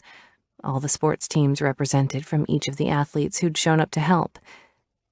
Beyond the few I could see were players from the professional women's team and a retired WNBA player, all chatting with the head coach from the men's basketball team at UW. It was one of our best athlete turnouts all year. I blew out a slow breath because these were the moments when I loved my job so much it was stupid. When shifting stacks of paperwork and attending endless days of meetings all paid off in one epically awesome event that should raise a frack ton of money. When I heard the rumble of a truck pulling into the far side of the parking lot, I knew he'd finally arrived. The 2 Wolves players approached me as I watched Dominic Walker unfold his big body out of his truck. Why's he here? Brody asked. He was a 5th-year linebacker, and I had to tip my head up to meet his confused gaze. Serving some Allie-mandated time, I told him. James, the QB and one of my favorite players on the roster, laughed under his breath. Yeah, I heard about what he did. And you're laughing? Brody said to James. He puked on the field, man. I don't want that shit in our locker room. Hearing it left a sour taste in my mouth, and I was glad I'd invited him here first. A test run where there was a lot less possible damage he could inflict if he couldn't pull his shit together. James gave a chiding look to his teammate. I'm not laughing at that, and you know it. But I don't think we should rush to judgment either. Brody huffed out a humorless laugh. Well, he said he's the one who did it. I left that partying bullshit behind in college, and I'm not okay with someone taking up a starting spot who can't respect the opportunity we have. As Walker approached us, Brody gave me a deferential nod. Thanks for inviting me, Faith. Let me know if there's anything else I can do. I smiled. Just wash a lot of cars. You got it, boss. James tucked his hands into his pockets as we watched Dominic come to a stop a few feet away from us. Good to see you, Walker, James said. Dominic nodded, just once. I thought I had to work with kids or something, he said to me. Under the brim of his black hat, his eyes were in shadows. It lent him a dangerous edge, one that worked for his entire demeanor. But even in those shadows, I saw his gaze skirt down to my vintage Wolves shirt with the faded logo from the 80s. Allie ran a limited edition printing a few years back, and the entire campaign had sold out in a day. I don't trust you yet, I told him. James coughed, covering his mouth to smother what I suspected was a laugh. Dominic tilted his head to the side. I'm hurt. I don't think you are. I motioned to a 5-gallon bucket filled with 2 sponges, some towels, and a chamois cloth for drying off the windshield. Today is when you prove to me that I can, though. His jaw clenched. Brody approached behind us. Faith, how do you want us to split up washing cars or the dogs? Dominic must have seen something on Brody's face because his entire frame tensed. Walker, Brody said. Can you keep your food down today? There'll be cameras here. James pinned the linebacker with a look, and Brody lifted his hands up. Just saying. I rubbed my temples. You guys are worse than children. I didn't say shit, Dominic protested. My head came back. Should I recap our first meeting for them? Can't stop thinking about it either.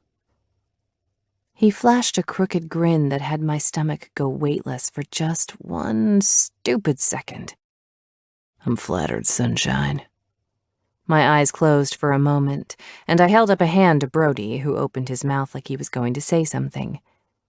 If you're comfortable washing dogs, I'd prefer you there, Brody. We have a couple of athletes who don't want to deal with it, but you will have a grooming tech with you from the shelter to help. Whatever you need, Faith. I smiled. Thank you. Suck up, Dominic mumbled as Brody walked away. James shook his head. Walker, I don't think this is how you want to start here. Are you my boss that I don't know about? The look in his eye was so combative that I actually felt the hair lift on the back of my neck. What was Allie thinking? This guy was walking around looking for people to piss him off. But James wasn't intimidated. He smiled widely. Today? Nope. That's her, he said, tilting his head at me. By the end of the day, you'll wish it was me. Faith doesn't mess around with her events. Dogs or cars? I asked James. I'll stick with the one that can't bite my throwing hand. I handed him a bucket. Good call. Thanks, James. As he walked away, I was left with the big, brooding baby, and I had to remind myself that while it wasn't my job to get his ego in check, it was my responsibility for these events to go off seamlessly. As I picked up the next bucket, he eyed it cautiously. It's just a bucket, I told him. You afraid of a little hard work? He exhaled a laugh. Sunshine, you have no idea how little I'm afraid of. Ah, the fragile male ego on display. A rare specimen indeed. I handed him the bucket. Just didn't want you clocking me in the balls with it. I smiled. Could I find them if I tried? Dominic narrowed his eyes. You can wash cars, I told him. What if I want to wash dogs instead? I met his gaze. Tell you what, you can wash the dogs if you want. His eyebrows lifted. Why do I feel like that was too easy? I took the bucket back from Dominic. Because it's a good test. When I said I don't trust you, I wasn't kidding. There's no way I'm letting you work with kids until I know you're not going to blow it. The kids who benefit from Team Sutton's grants have been through enough, and a guy like you with an attitude problem is the very last thing they need. His mouth flattened, but he didn't argue. So, if you can manage this without one of those friendly little pooches biting your face off, we'll call it good. He eyed the lineup of dogs ready for their baths. How much are these people paying for me to wash dog shit off their animals? A lot, I answered cheerfully. Now run along, hotshot. I'll be taking notes from my position of power. Dominic gave me a look that might have withered a lesser woman, but instead, my smile widened. I waved my fingers in a happy wave, and his glare deepened. But about 10 minutes later, when I looked in his direction, he was on his knees, hat turned backward, carefully scrubbing a tiny, used-to-be-fluffy, white dog while it licked his face. Whatever he'd done to start that tiny dog's bath had ended with a metric ton of water where it shouldn't have been because Dominic's shirt was plastered to the hard, muscular planes of his chest. And he had a lot of hard, muscular planes. And he was laughing. Dominic's gaze lifted, and he locked his eyes with mine. Now the hair on the back of my neck lifted. Not because of his temper or anything he'd said, but because something foundational seemed to shift with the way he looked at me. I didn't know exactly what it was, but I tore my gaze from his and let out a deep breath. It was nothing, I whispered. Just a little harmless eye contact. But still, when I glanced at him underneath my lashes, he was still looking in my direction with his brow bent in confusion. He blinked, then carefully rinsed off the dog, chatting amiably with the owner as the tiny little animal shook off the water. I had a feeling, the kind of gut reaction that rarely steered me wrong, that Dominic's reactions to people like Brody or me were far more bark than bite. It wasn't much to go on, but it was something. Chapter 6. Dominic. The first shoulder check in the weight room could have been chalked up to coincidence.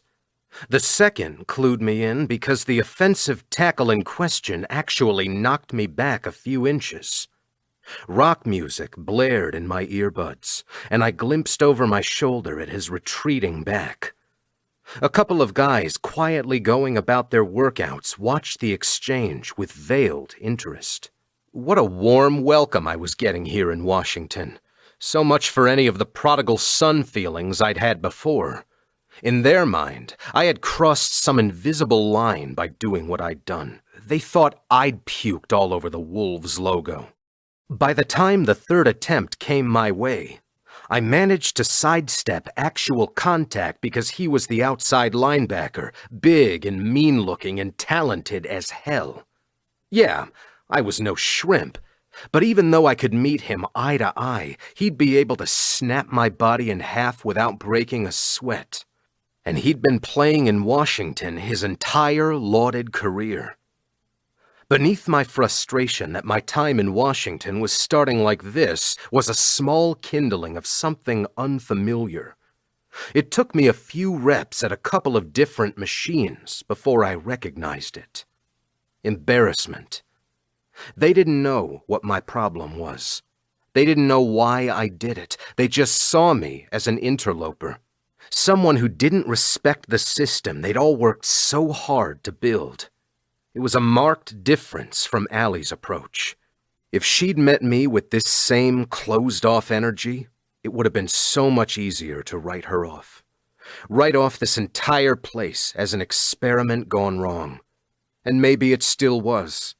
Maybe I belonged somewhere like Vegas, where they cheered and applauded when I acted out.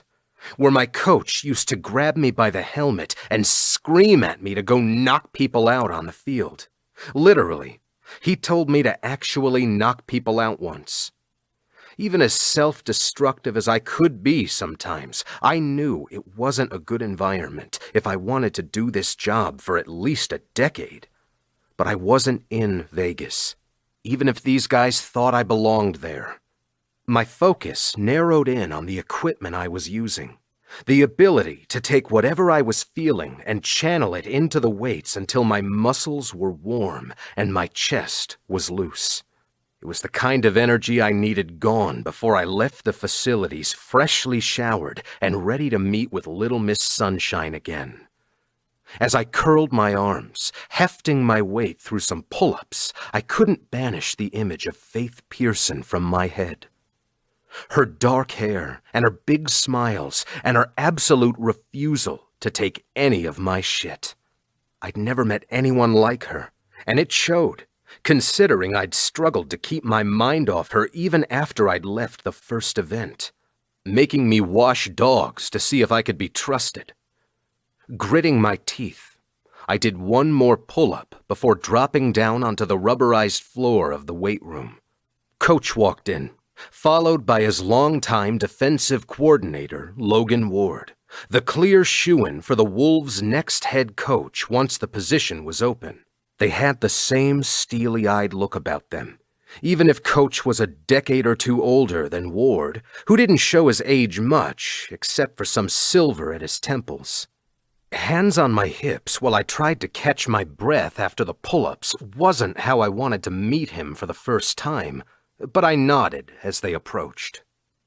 Coach looked me up and down, nothing in his expression that made me think he was about to rip me a new asshole for what I'd done. Ward, however, had a look in his eye that made my balls shrivel up. I straightened in the way I know my mom would expect of me when meeting my superiors. "Coach Marks, Coach Ward." Coach shook my hand. "Coach Torres is running a little late, but I expect he'll try to find you before you leave," he said, referring to my offensive coordinator. With a quick glance at the wall of the weight room, I nodded. "I'll be around for a bit longer. Got somewhere important to be?" Ward asked, his arms crossed over his chest. Judging by the expression on his face, he knew exactly where I needed to be. I wanted to match his stance, cross my arms over my chest and spread my legs wide, tighten my jaw. But I kept my arms loose, attempted a smile. Mrs. Sutton Pearson was kind enough to... I paused, searching for the right word. Volunteer me for some time spent at her foundation. Coach's lips twitched, but he kept the smile from spreading. She's good at that. Team Sutton is a world-class organization, so if she wants you to help out, it'll do you good. He glanced at Ward, nudging Logan with his elbow when he didn't move a muscle. You know he's not yours to intimidate, Ward. Shame, he uttered in response. You got off easy, Walker. Coach Ward couldn't have known how I was feeling all morning, that there was a slow simmer to my anger just under the surface. And unfortunately for him, it was his tone that unclipped the leash on my reaction. Did I? I haven't done shit to anyone in this room, but every single person in here is acting like I slashed your tires or something. I thought Washington was supposed to be the good guys, I said smoothly. Maybe you're all just a bunch of hypocrites. He stepped closer, hands dropping to his side. The entire weight room watched us as the temperature went from chilly to downright fucking Arctic. I'd heard so many stories about him as a coach, stacked on top of his reputation from when he played. Well-respected, didn't even come close to touching what people thought of him. If you listen to the pundits, to the guys who he used to coach, he damn near walked on water. And he was looking at me like I was less than dirt. Logan's chest was only a couple of inches from mine. You don't disrespect this house, this family, Walker. When you make the choice to treat it like a frat house... He leaned in, and I felt my hands curl up into fists. I have a problem. From the top down, we operate under the belief that everyone here demands respect. And when you act like you're too good to give it, don't expect me or anyone in this locker room to kiss your ass because you're good at this job. I tilted my head and studied his face. He meant it. If I moved wrong, I had a feeling that this guy, 20-plus years my senior, would kick the shit out of me. From the corner of the room, the rookie edged away from a machine and opened his mouth to say something. I silenced him with a mighty glare and a short shake of my head. Then I looked back at Ward, at my silence, which was born out of whatever shred of self-preservation still held on by a single sad thread. He pointed at the locker room, to the rapt audience watching us. They're all good at this job. The whole league is filled with guys who can play this game. And outside of it, there's no end of untapped potential just waiting for you to waste this chance. He lifted his chin. If you fail here, there's only one person to blame, and you look at him in the mirror every single morning. You made a choice when you started here. His voice carried through the whole room, and my face burned hot as I realized the full spectacle we were putting on. Make a better one, Walker, because you could be key to this team's successes, but only if you actually shut your punk-ass mouth, work harder than you've ever worked in your entire life, and learn some respect for this place. You got it? If I closed my eyes, I could visualize the devil on one shoulder and the angel on the other. The devil, red-horned and hissing, whispered in my ear that I should shoulder-check someone on my own, starting with the guy in front of me. But louder, calm and steady, was the angel. Don't blow this, you idiot. I swallowed, stepping back, and gave Logan a slow nod. He relaxed, his eyes softening only a fraction. Coach watched us with interest, the good cop to Logan's bad cop. He wasn't even all that bad, if I had to be honest. Just pissed off. And if there was any reaction I could understand, even if it was aimed at me, was being pissed at someone for a perceived disrespect.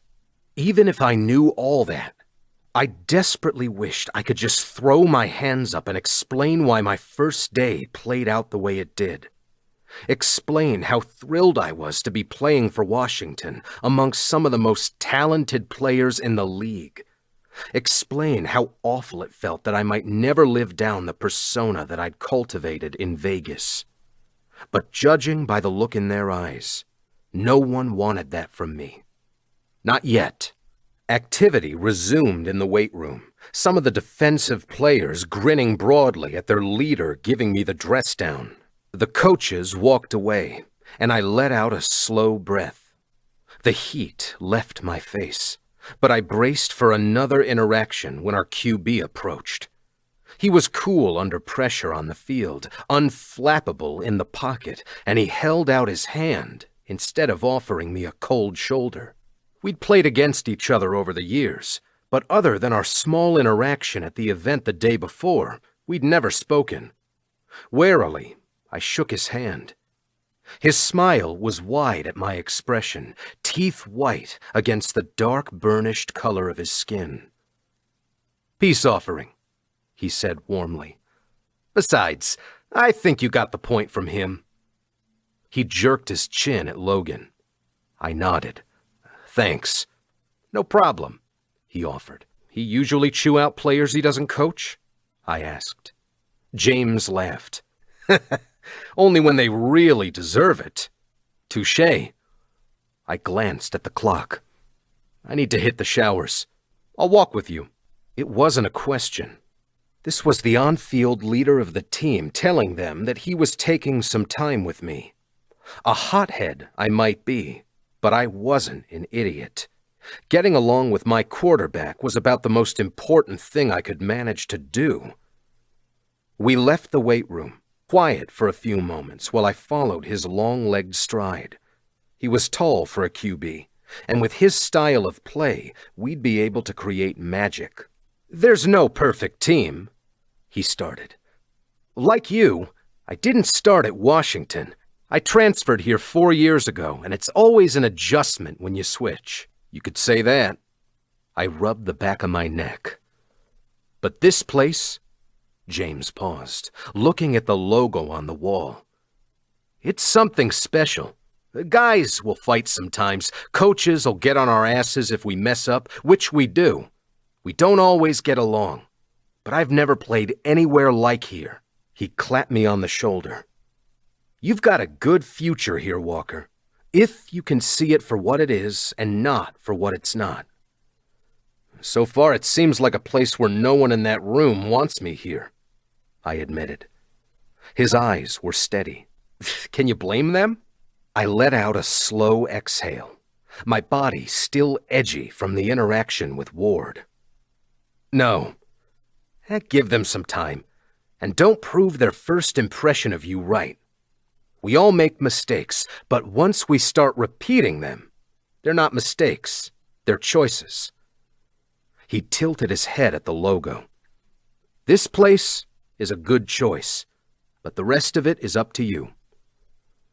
With his parting words, I felt a little bit better, and I tried desperately to maintain that calm as I showered and changed, then made my way to my car and pulled up the address that had been texted to my phone while I was working out.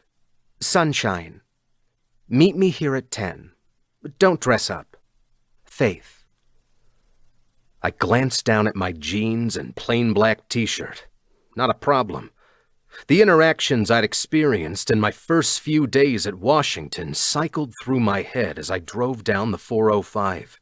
My hands tightened on the steering wheel because this block of time doing whatever the hell Little Miss Sunshine had planned for me was my next test. Maybe I could just toss a ball in the schoolyard with some school-age kids, tell them not to do drugs and work hard and be done with it.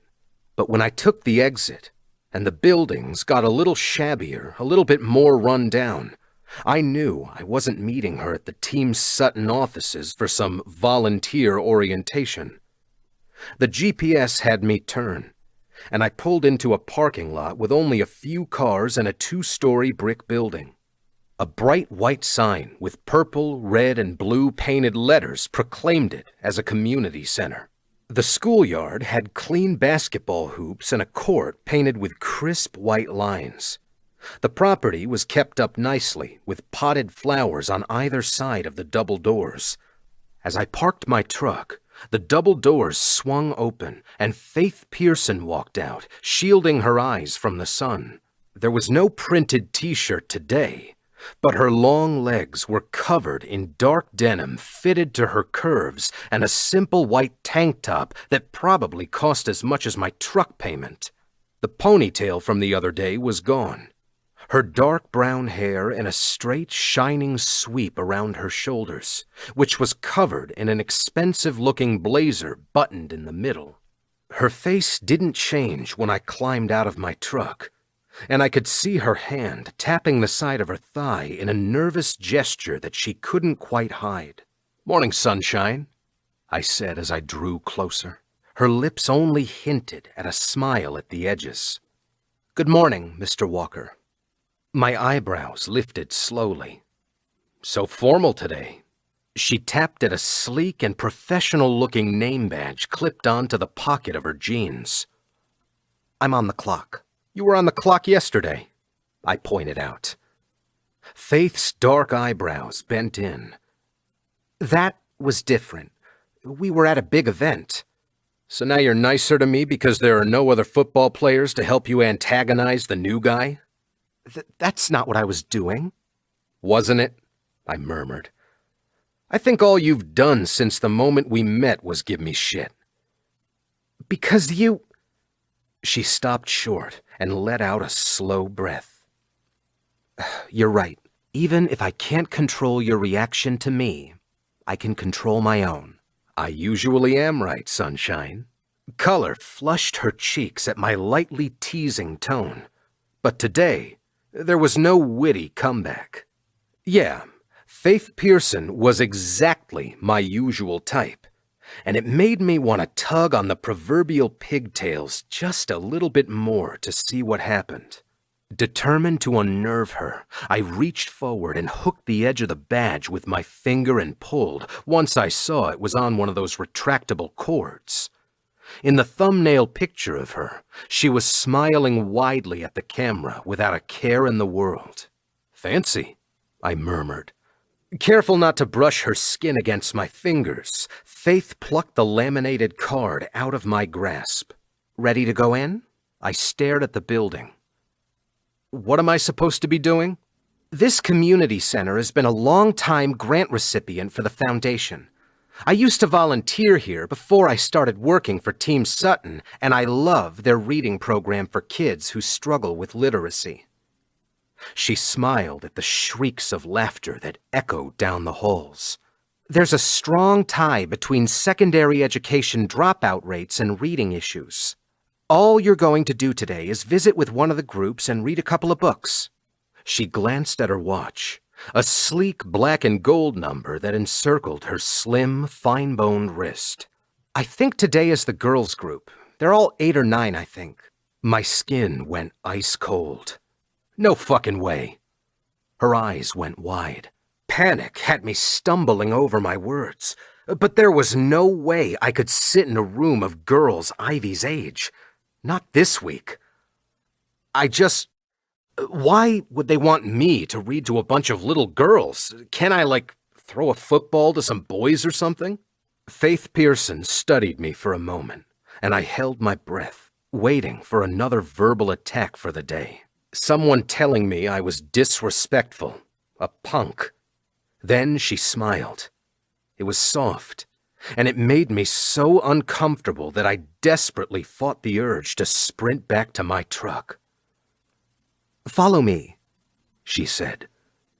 Without another word, she walked into the building, and even though my heart was thrashing in my chest, I did as she asked. Chapter 7. Faith. Walking through the hallways, it felt very much like I had a growling animal behind me.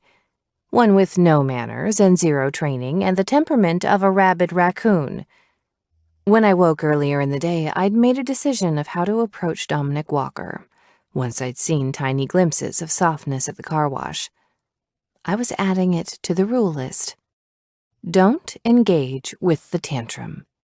No matter how he baited me, what names he called me, I would ease us through the day exactly as if he was one of the dogs I walked at the shelter around the corner from my apartment. Once they acclimated to your presence and you kept your calm, kept steady, they'd relax. And one could only hope that it would work with a 6'4" tight end with attitude problems.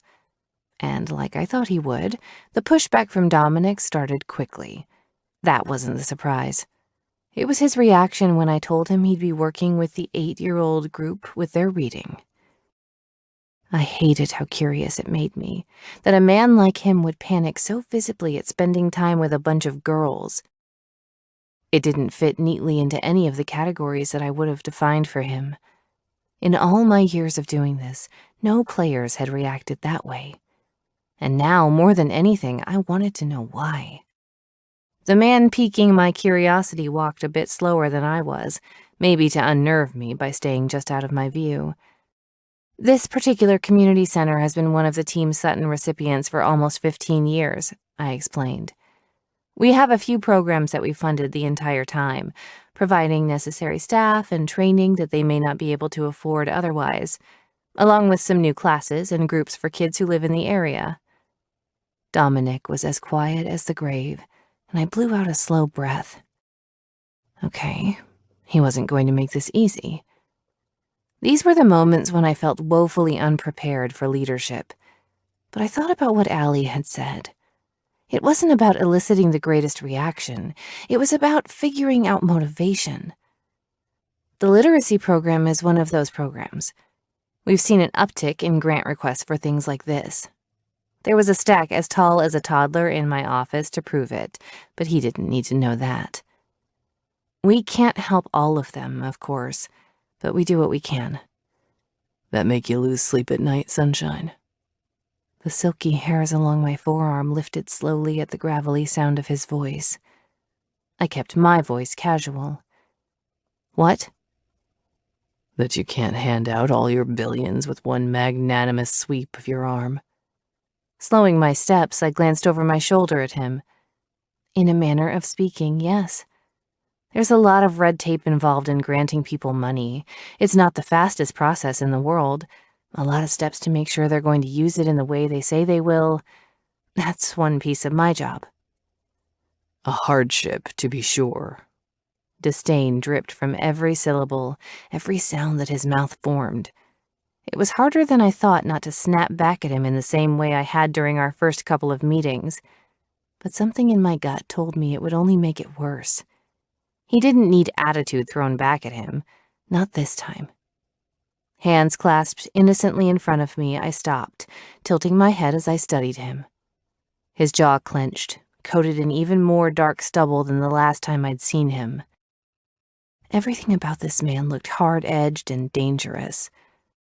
But for some reason, Allie thought this was the best course of action, that it would help him, maybe just as much as it would help some of these kids. Even knowing that, even knowing what I'd decided about how to handle him, I could only keep my tongue on so tight of a leash. And how many zeros did your signing bonus have when you signed with Vegas?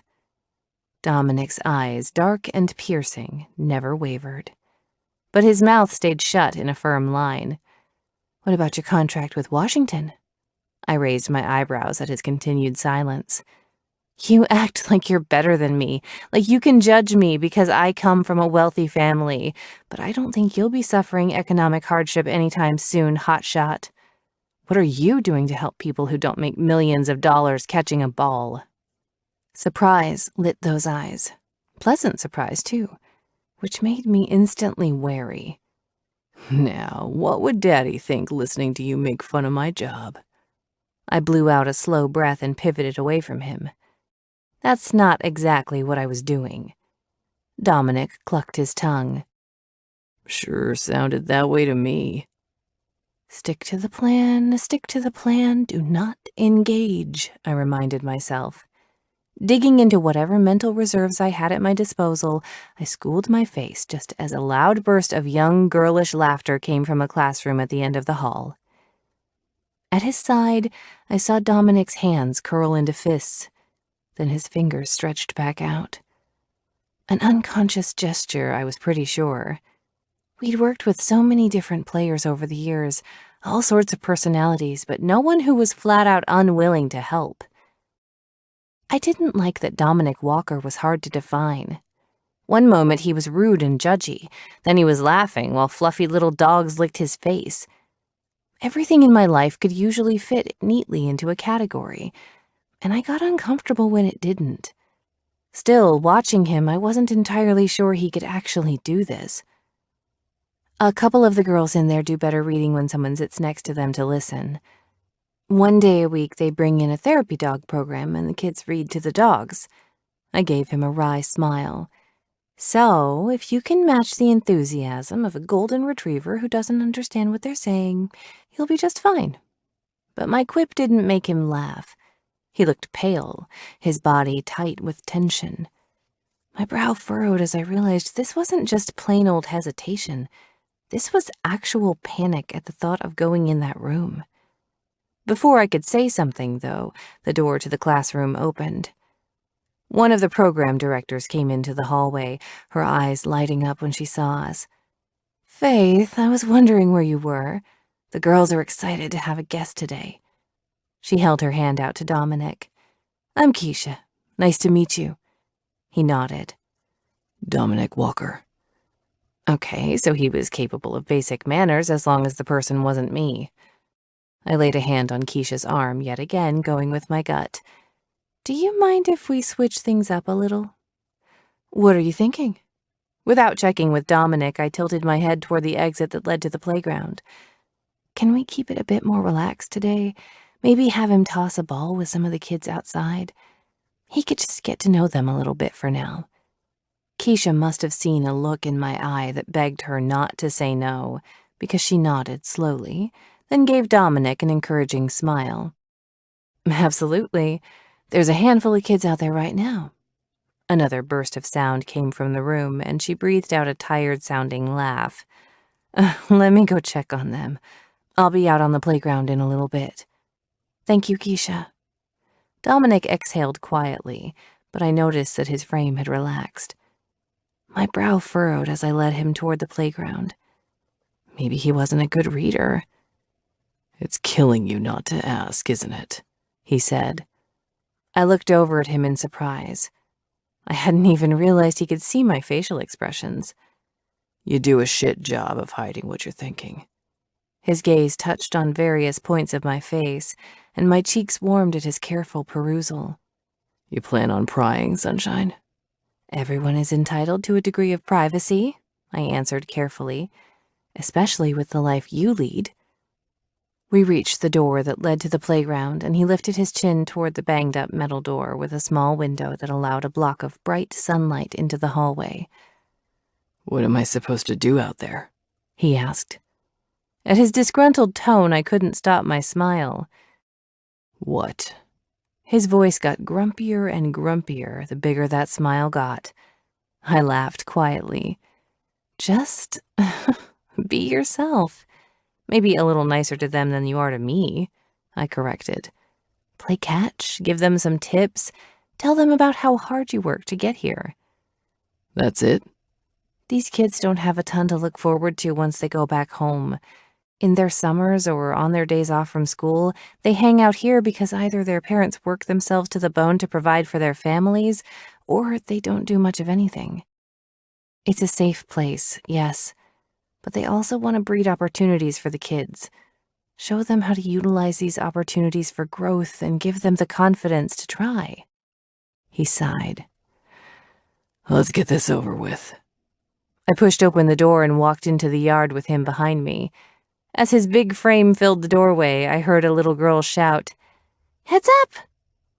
The football hurtled in our direction, and I ducked down, But with the sun directly into his eyes, Dominic never saw it coming until it hit him square in the balls. Chapter 8. Dominic. I think I killed him. A tiny voice whispered above where I'd sunk to my knees on the concrete. My hands still cupped my throbbing balls, and holy hell, it was all I could do to breathe, so there was no chance I could correct her even if I wanted to. Faith exhaled a laugh. I don't think he's dead. You just hit him pretty hard in a not-so-fun spot. I pried my eyes open and caught a glimpse of Faith's wide smile. She had the tiniest gap between her two front teeth, and I'd never noticed it before. A bunch of kids gathered around us, and I heard one of them whisper, "Holy shit! That's Dominic Walker! Maggie, you knocked off Dominic Walker's balls!" Another said. A sound came from my mouth, possibly a whimper, a little bit of a curse word, and Faith cleared her throat loudly to cover my swearing. "Okay, guys, give him some room to breathe." She laid a hand on my shoulder. Nothing more than a light touch, but her fingers were cool and soft against the skin of my neck where they brushed the edge of my shirt. "Are you okay?" I blew out a hard breath through puffed cheeks, managing a nod. "I think so." She grinned. "Can you stand?" I gave her a look. Her hand left my shoulder, and she placed it on the little girl hovering at her side. As I braced a booted foot on the ground to stand, I finally realized just how small she was, the one who about castrated me. There was no way she was much older than 6 or 7, but her wild, messy crown of auburn hair and big, terrified brown eyes knocked the air from my lungs for a completely different reason. She didn't look like Ivy in her coloring or her stature, but something about those eyes had me frozen. "I'm really sorry," she said, turning her petite frame into Faith's legs. "Are you mad at me?" "No," I managed, pushing myself up to my full height. I mean, sure, all my blood was currently throbbing between my legs in painful pulses, but I wasn't mad. "You've got quite the arm." The little girl smiled. "I'm better than my brother." "You are not," a taller kid with the same coloring yelled. "Am too," she yelled back. "You couldn't hit the side of a semi-truck, Blake." He started to argue, and I held out my hand. "Your name is Blake?" I asked. Eyes filled with awe. He came over, skinny chest puffed out, and shook my hand. "Uh-huh, and she's not better than me. I taught her how to throw." Faith laughed quietly, casting her attention to all the kids starting to circle around us. "I think we should start a little game, don't you?" They all cheered.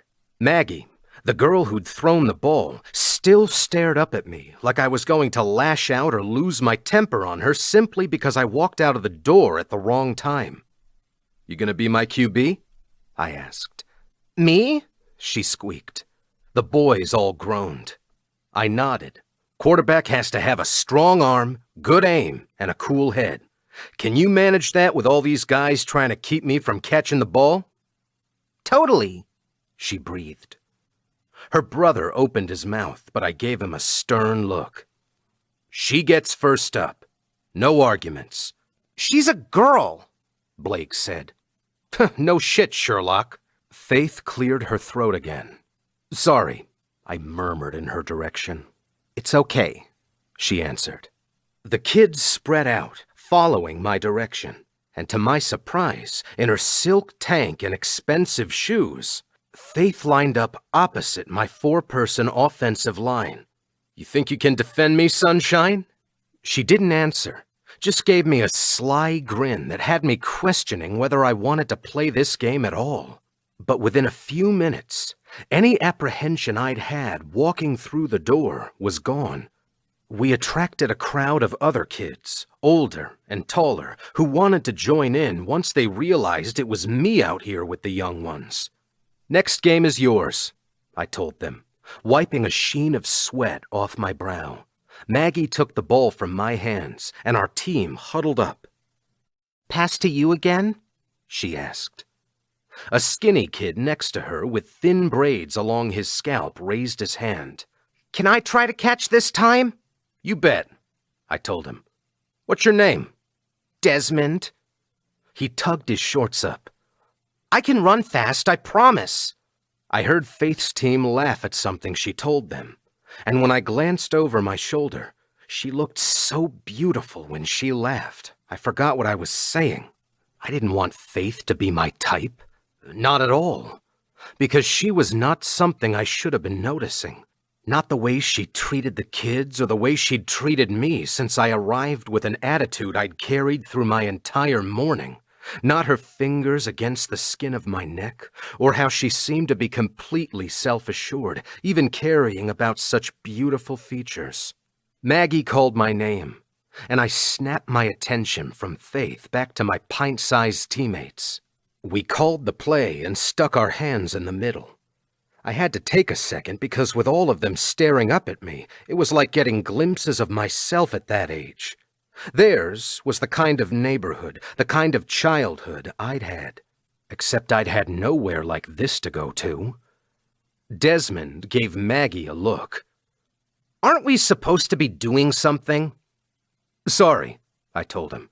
Just blanked out for a second. All right, on 3, I told them. 1, 2. Everyone paused. Maggie looked at me, and I looked at the kid next to me. What are we supposed to say on 3? Desmond asked. I smiled.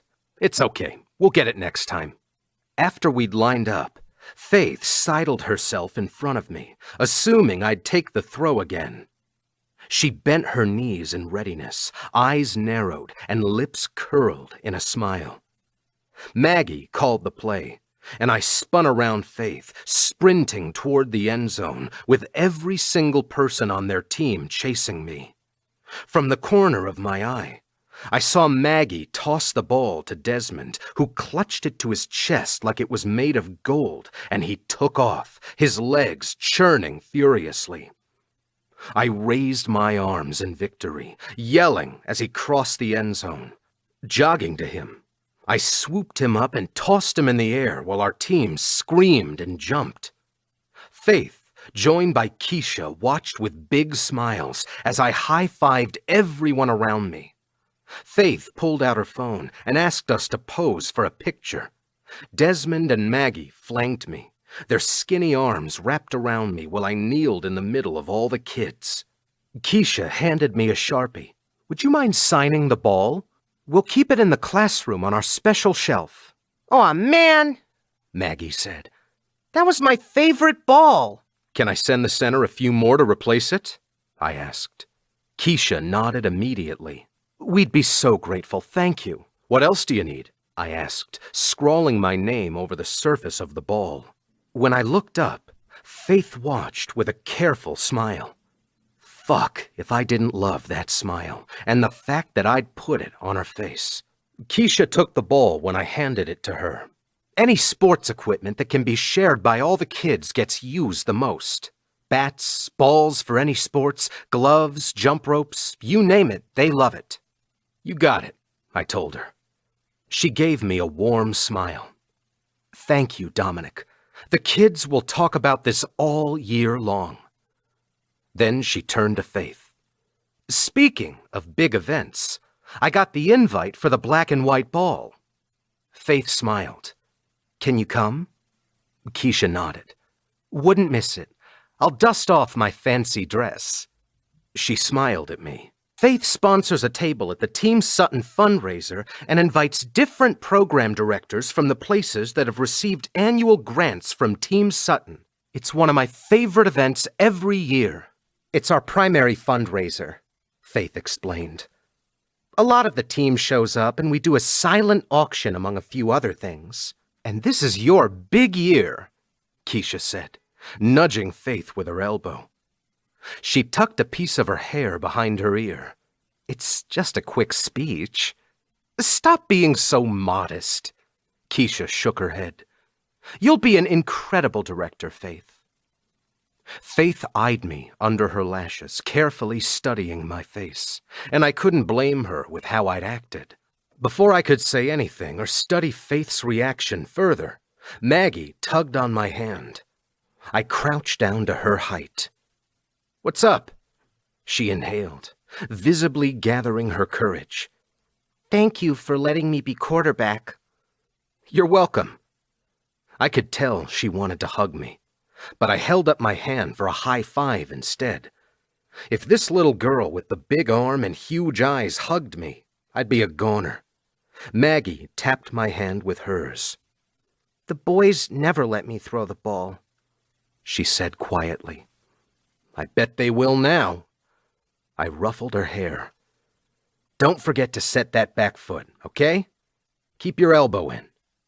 She grinned. I'm gonna play football someday. You watch. Her words pierced straight through a tiny opening in my ribs, and I felt the slow hiss of air leave my body. I believe you, I answered quietly. As she took off on the playground, I wanted to escape from that schoolyard and not look back. All of it, even the good parts, had me feeling strangely raw. The slightest touch to that area, and it would bleed for days before it could start healing. When I stood, I felt Faith's gaze on me. Keisha was still talking to Faith about the fancy dinner where she'd be center stage. Then Keisha glanced down at her watch. Oh, frack sticks, I have to get back to my office for a meeting. My eyes zipped to Keisha's face. What did you just say? She laughed. Stole that off Faith. She always says it. Faith shrugged, giving me a strange look as I stared at her. I'm around too many kids on a weekly basis. If I don't find creative ways to swear, I'd get myself fired really quick. If I thought I'd felt raw before, it was nothing compared to how I felt now. I'd never heard that phrase anywhere except from one person. My heart thudded erratically as I stared at the line of Faith's neck, underneath the dark curtain of hair that covered her shoulders. I couldn't see a golden chain, but with the way the neckline of her shirt fell, that wasn't too surprising. I have to go too, I said. Faith gave me a tentative smile. I hope it wasn't too bad. I know the kids would probably love to see you again. But I couldn't bring myself to answer. I nodded, brushing past her to the chain-link gate that separated the schoolyard from the parking lot. I could hardly pull my phone out fast enough, scrolling to the messaging app and clicking on Turbo's profile picture. There wasn't a single piece of hair showing in the picture, nothing I could compare definitively to Faith. Just the line of her neck, the curve of her jaw. When I raised my head, Faith was standing in the playground, staring after me, shading her eyes from the sun. And she stood that way as I cranked my truck on and backed out of the spot, my heart pounding and my mind racing. If Faith was Turbo, Turbo was Faith, then I'd been the biggest asshole in the entire world to the one person who'd made life bearable for me. And I wasn't sure what to do with that until I knew if it was true. Chapter 9. Faith. Dominic's exit, not to mention his amazing visit with the kids at the center, could hardly get a foothold in my head before the phone rang from the office. I found a quiet bench in the sun and picked up the call. This is Faith. Did you see the email? My assistant asked. Kim's breathy excitement had me smiling, even if I had no clue what she was talking about. No, I'm out by Keisha. We had a player visit come up last minute. She paused. That wasn't on your calendar. I know. I forgot to tell you, I answered with a wince. I'd only been the official director for less than a year. Sometimes I forgot that I was supposed to be updating someone on where I was. Allie asked me to facilitate this one personally. Ah, yeah. Either he's a troublemaker or he's looking to write a big check. I laughed. The former. Who is it? Her tone wasn't mean, but it hit that low, excited pitch, the kind you hear when someone was digging for some juicy gossip. Not only that, but I was still puzzling through what I'd witnessed and how great he'd been with the kids, considering he was about as friendly as a cactus. Talking bad about him didn't feel right in some way. Kim, I said gently, you called about an email. Her demeanor flipped like a switch. Right, sorry. Kim cleared her throat. We got 3 big donations today, not even connected to the dinner. And we can fund all the requests that came through for the next 6 months. I grinned. That's great. Even the community theater project? Even that. We'd honed our mission at Team Sutton to focus on after-school programs for kids in elementary and middle school in lower-income areas, where the extracurricular activities were just too expensive. The skills the kids learned from such things as playing in sports, participating in plays, and getting some extra help with their reading had lasting impacts on the rest of their life. They need a huge renovation to that gym to be able to start the program, I said, putting my phone on speaker and flipping over to my email so I could review the donations. 2 were from players on the Wolves, and 1 from a well-known actress who had moved to Seattle a couple of years earlier. I'd have to reach out to her and send a thank you because her check had a lot of zeros. What a weird, weird job I had. Kim's voice interrupted. Are you coming back to the office this afternoon? Yeah, I'm heading in soon. I need to follow up on a few of the new fund requests because they forgot to include their estimates from vendors. Faith, she chided, that's not something you need to do anymore. Maybe when you were an intern. I know. Thank you, Kim. I could hear the smile in her voice when she answered. So you'll still be able to make the 3 o'clock meeting? I covered my face with my hand because I'd totally forgotten about it. Remind me of that one again? She laughed. To finalize the silent auction items for the dinner, we may need to reach out to former donors for some more. I think your dad is coming too. Right, that meeting. With a glance at my watch and a mental GPS route of how long it would take me to get back to the Team Sutton offices, I blew out a slow breath. Yeah, I should be there in plenty of time. See you soon, boss, she said and hung up. With my phone still in my hand, I saw a notification from Nick and smiled. When I clicked on it, I saw it had come through just before Kim had called. Nick, the bricklayer. How's your day going? I need someone to have a more exciting day than mine. Turbo Girl. Not bad so far.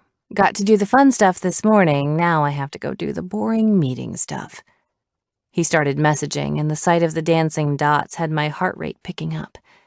We so rarely connected in the moment. Nick, the bricklayer. You know, you've never actually told me what it is you do. You were still in school when we met. With a loaded exhale, I squinted up at the bright sky. He was right. I'd never told him on purpose. There was this account, the one that didn't hold a single hint as to who I was, and then there was my official Faith Pearson, director of Team Sutton account, one carefully curated by the PR team at the foundation. I'd never had anything to do with that one, which suited me just fine, but Nick asking me like this, it felt like I was lying. How did Tom Hanks make it look so easy in You've Got Mail? Probably because he was Tom Hanks. And when I got reactions like the open hostility from Dominic Walker, it only served to make me that much more wary, to be honest. Tapping my thumb on the side of my phone, I mulled over what I could say. Turbo Girl. I work for the organization my stepmom started. I was young when she married my dad, so I was always at the offices. It was a natural fit for me, I guess. After college, I kinda took over the office. Most people would look at it as a boring desk job with lots of paperwork and meetings, but I like what we do. Nick, the bricklayer. But this morning wasn't boring. Turbo Girl. Got to play a little football, actually. My team lost, but we gave it our best try. The dots came up again and then disappeared. That happened 2 more times. When I glanced at the clock to see how long it was taking him to respond, I realized I'd been sitting for too long. Oh, frack sticks, I whispered.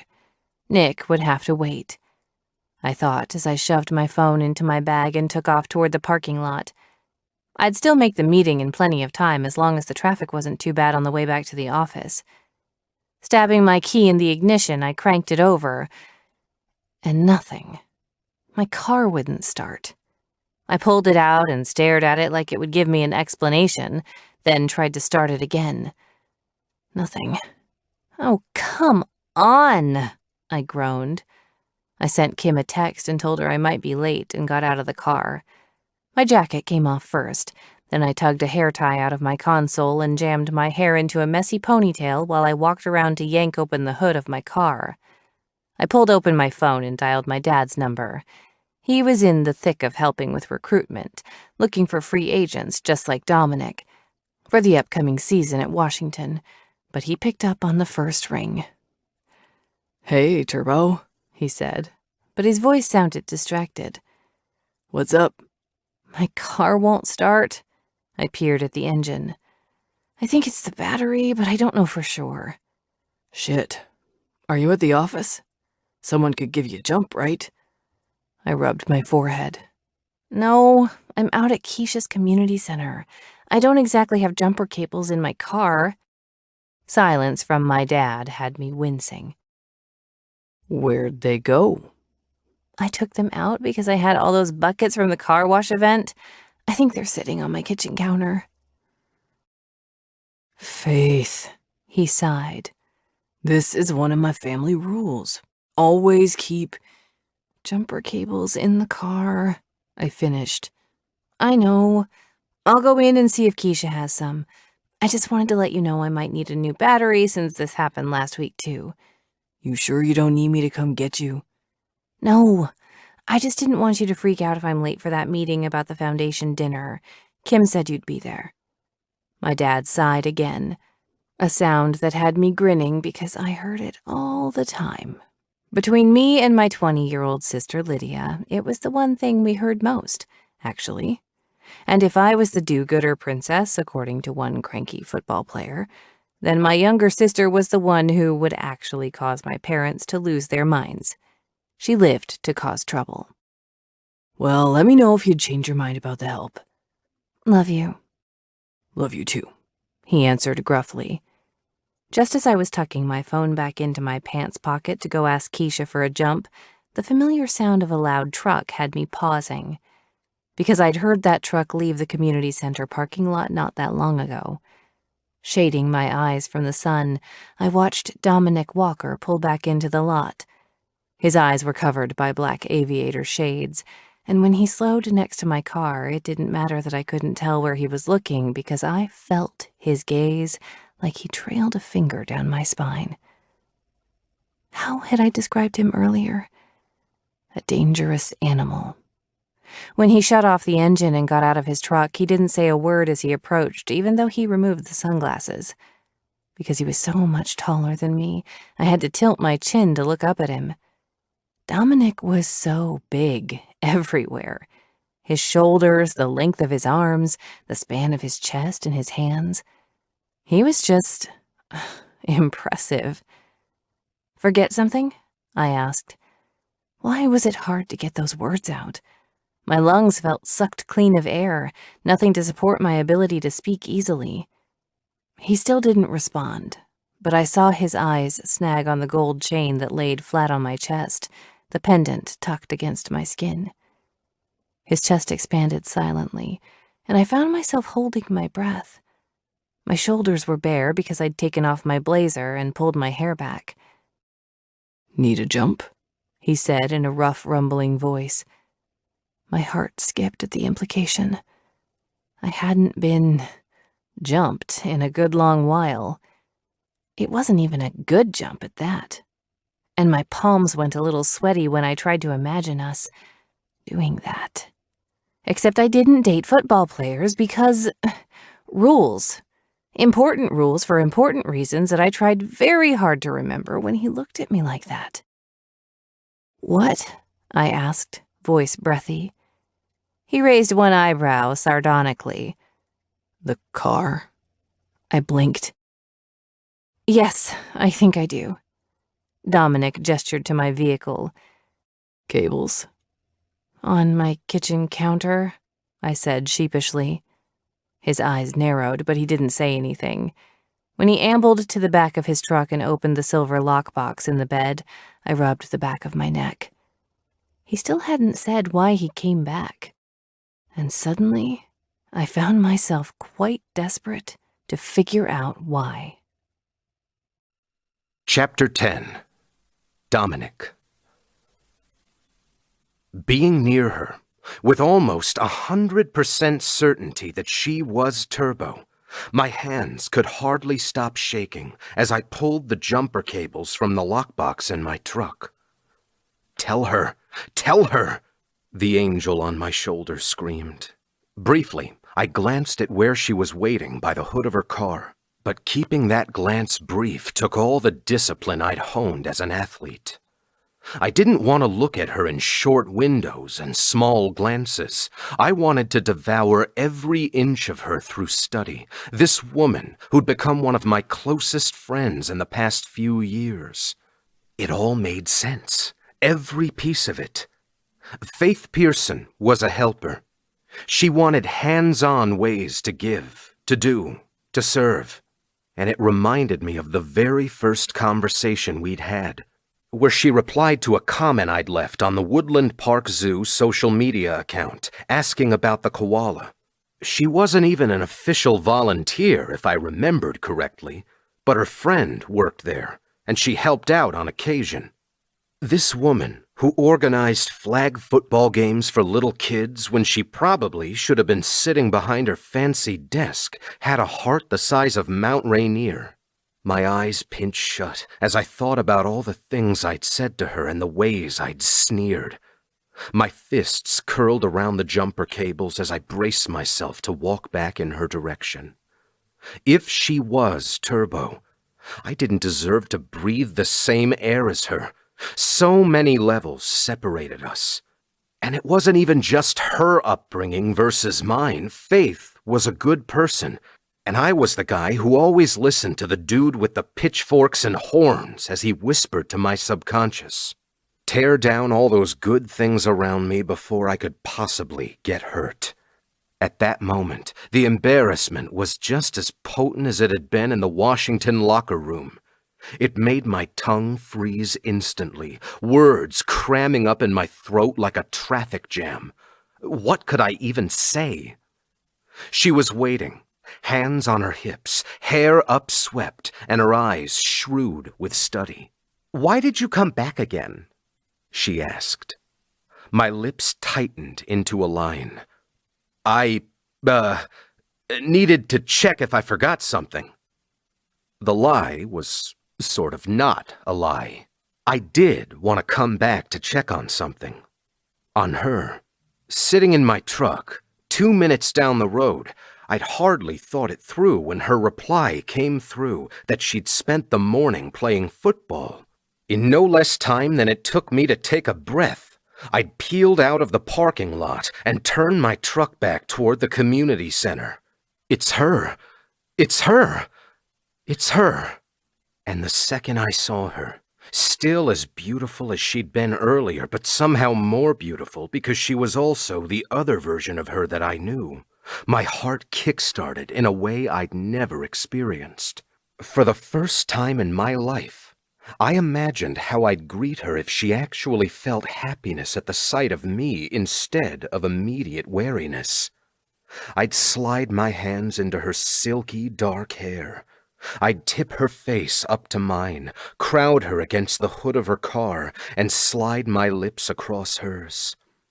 I'd taste the line of her pink mouth until she opened wide, and I could use my tongue and feel her hands on my back. But the second she gave me that look, that Little Miss Sunshine look of, oh shit, now what? The image dissipated like smoke. because Faith Pearson wasn't excited to see me. She might have been my type before I knew who she was, but I was clearly not hers, because I'd been the world's biggest asshole to her, for no reason other than the family she was born into. While she watched, I hooked the jumper cables up to her car and thought about what I should or could say. There was no way to tell her who I was, not yet, and as I caught a whiff of her bright, fruity shampoo as she leaned in closer, I knew I didn't want to be done with this interaction. It was too fast. I straightened, removing the clips from her battery. She looked at the engine and then back at me. I think those work better when they're attached. Swallowing my impulse to laugh, I lifted my chin at her driver's seat. I want you to try starting it again. Let's make sure it's the battery, not the starter. Faith pinned me into place with those big eyes of hers, and the questioning look in them had my throat going as dry as the fucking desert. Not just questioning what I was doing, but also questioning me. And I couldn't blame her. So far, I'd given her absolutely no reason to trust me. My battery had issues last week, too, she said, making no move to get into the car. Can you just try it? When her lips twitched, I added, Please? Well, look who found some manners today, she mumbled. As she climbed into her car, which probably cost more than my parents' house when they bought it, I caught the edge of a smile on her pretty face. Again, the sight of that smile did insane things to me. It was the kind of rush I only usually got playing football, making a great catch, scoring a touchdown, and now I could add making Faith Pearson smile to the list. While I waited, she turned the key in the ignition, but there wasn't even an attempt for the engine to turn over. She lifted her hands. Did you hear the click? I asked. She nodded. It's your starter, not your battery. Her face scrunched up in an adorable grimace. And holy fuck, I was thinking words like adorable grimace. How quickly the tides had turned. Well, I guess I didn't want to go to my meeting this afternoon anyway, she said, climbing out of the car and joining me as I closed the hood. I can take you to work. Her dark eyebrows, somehow just as expressive as her big eyes, popped up in surprise. You'd drive me across town? She asked, clearly skeptical. Leaning my hip against the front of her car, I gave her a slight grin.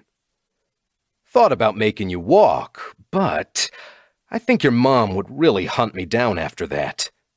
Faith tucked a piece of hair behind her ear, a gesture I'd seen her do a few times now. Her hair looked so soft.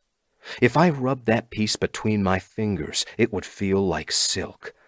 And just like that, all I wanted to do was bury my nose in it, pull her scent into my lungs, and stand next to her car in the afternoon sun and listen to her talk about all the things we normally messaged about. Already, I knew so much about her. She loved her parents and was still getting used to her promotion at work.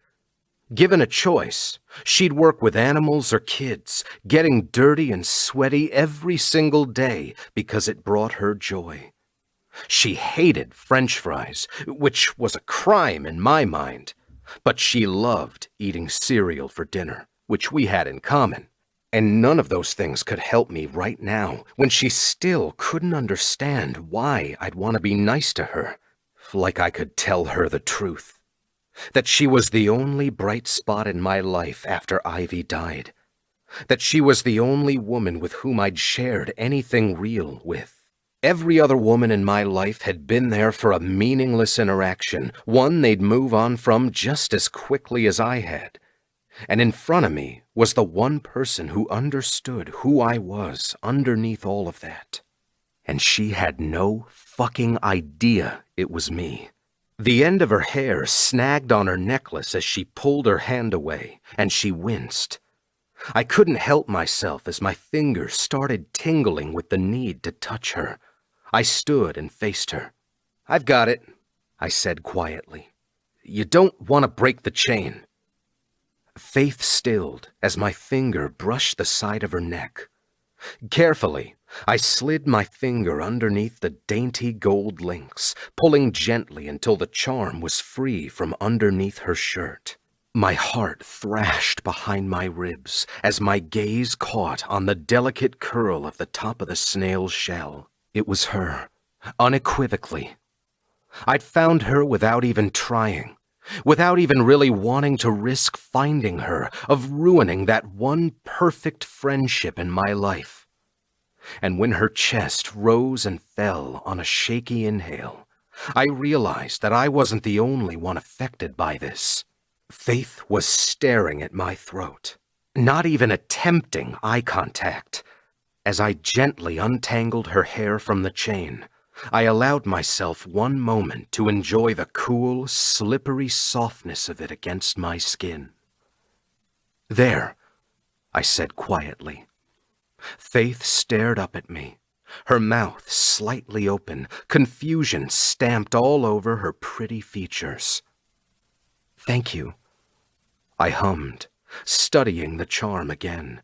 If I risked anything else, it would be nothing as bold as what I'd just done. Child's play, considering what I wanted to do to her. It wouldn't take mere hours in a bed with her because it was so much bigger than sex. Days.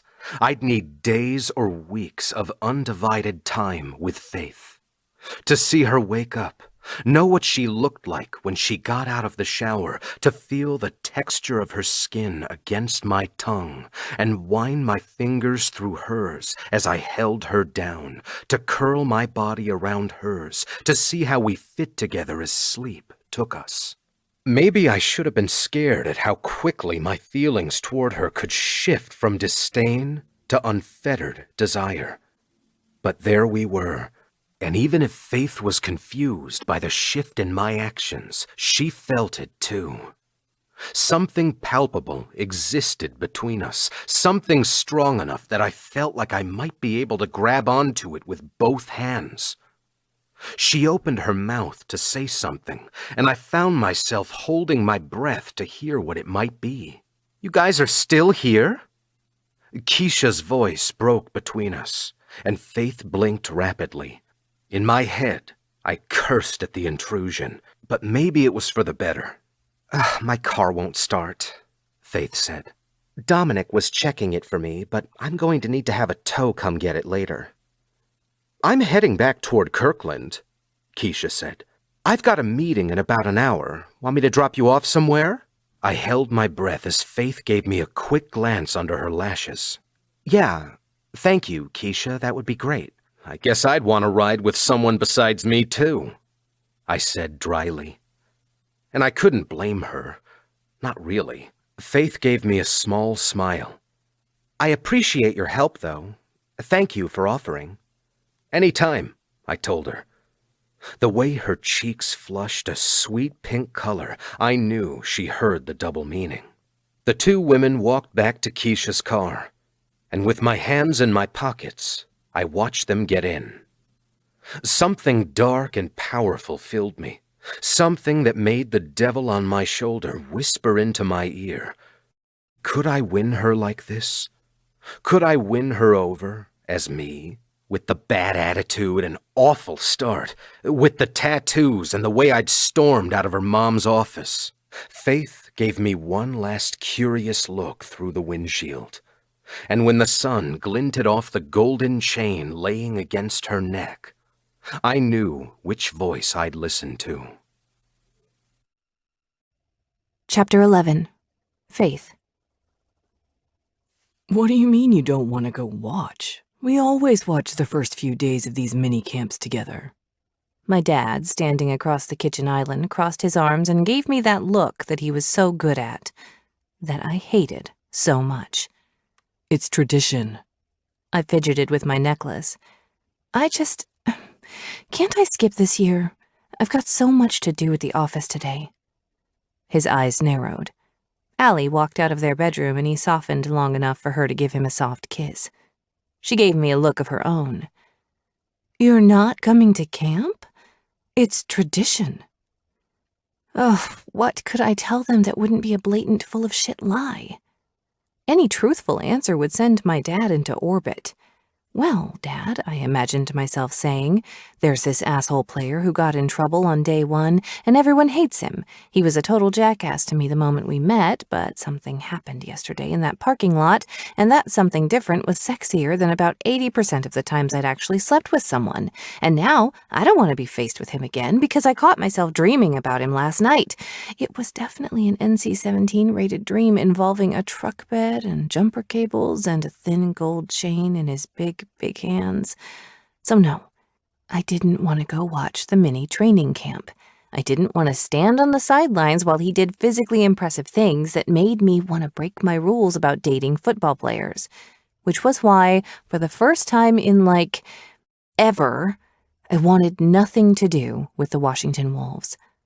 When Allie cleared her throat, I had to blink my thoughts away from my face because my parents were staring at me expectantly.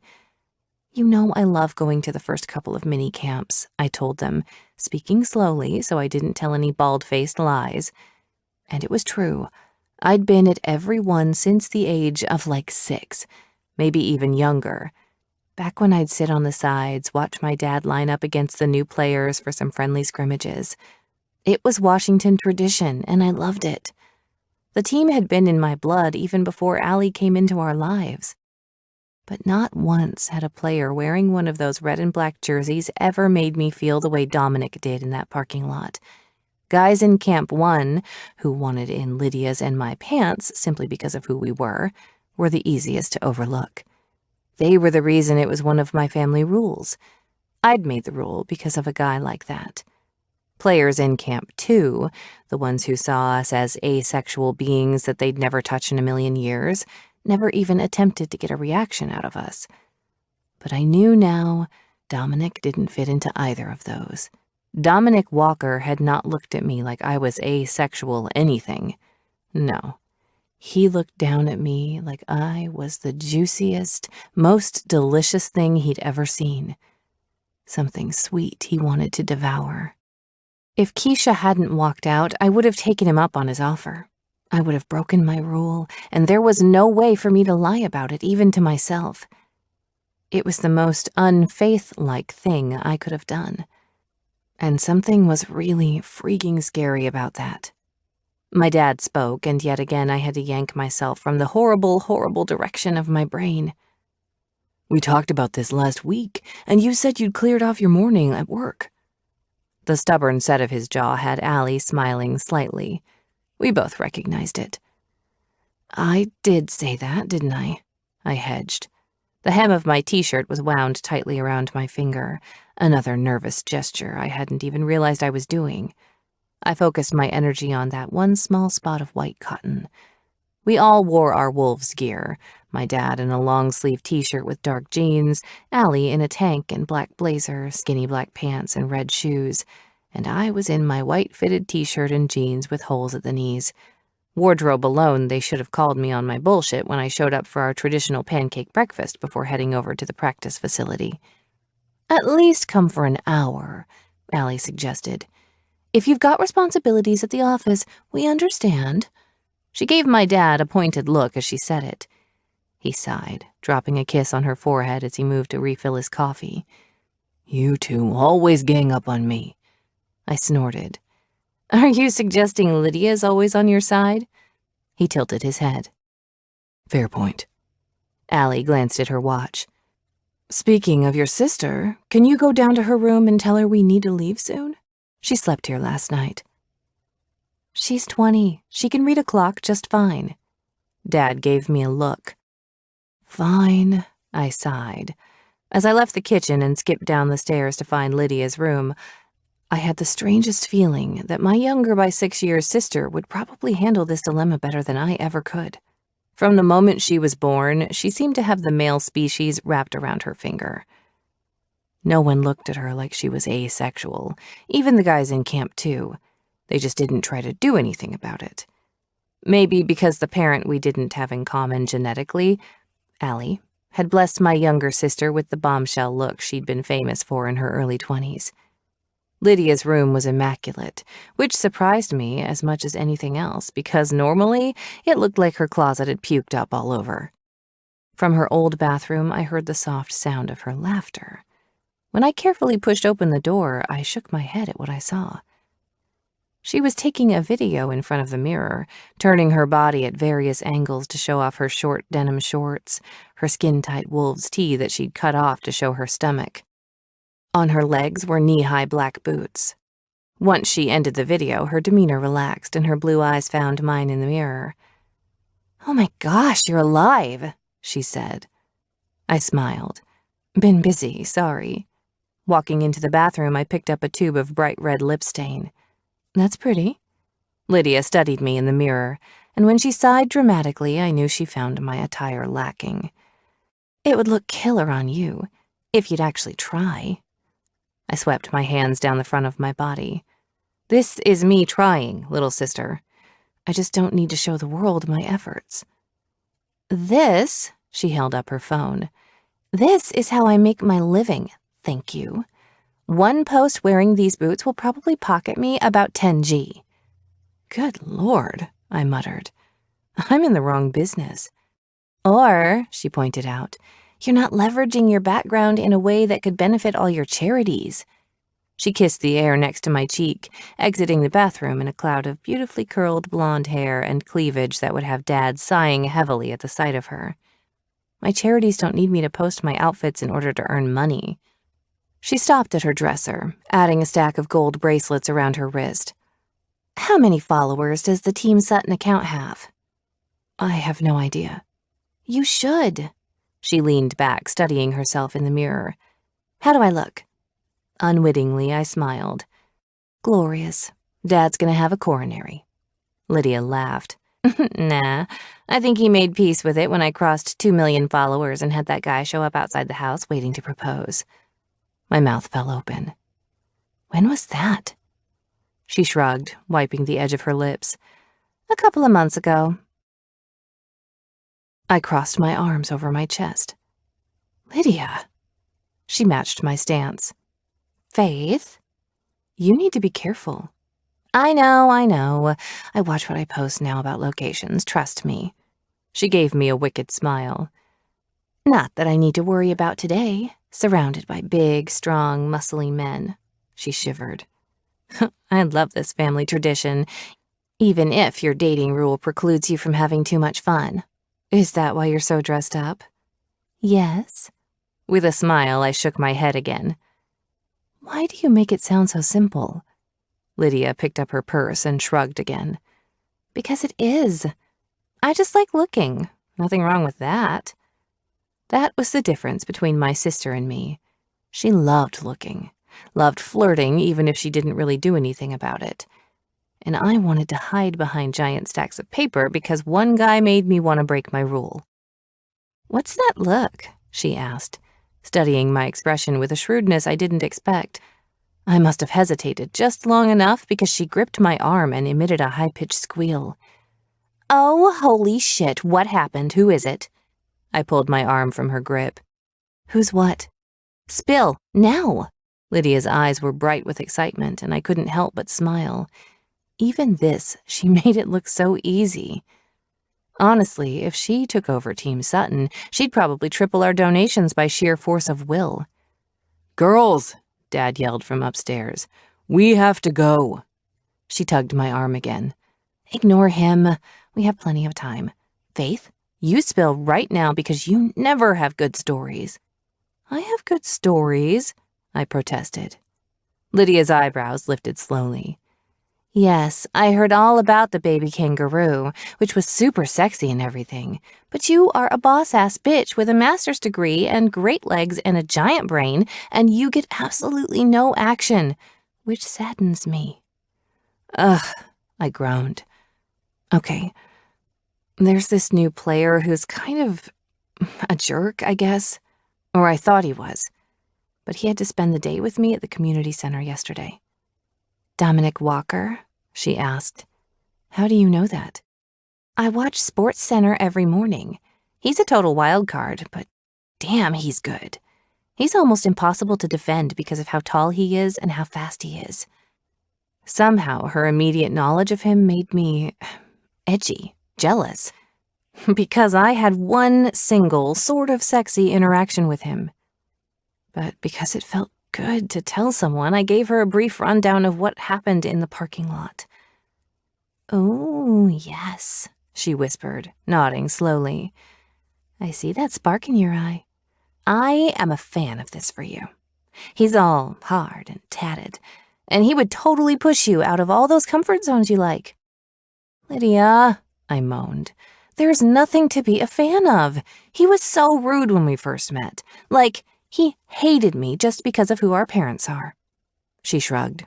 Again. Everything made my sister shrug. "He was undrafted when he started in Vegas and in college. I'm pretty sure he was a walk-on. He's the kind of guy who's had to work 3 times as hard to prove himself, so I get it." "Do you?" Lydia nodded. "Everyone underestimates players like that. Makes them even more impressive when they can dominate their position." I gave her a long look.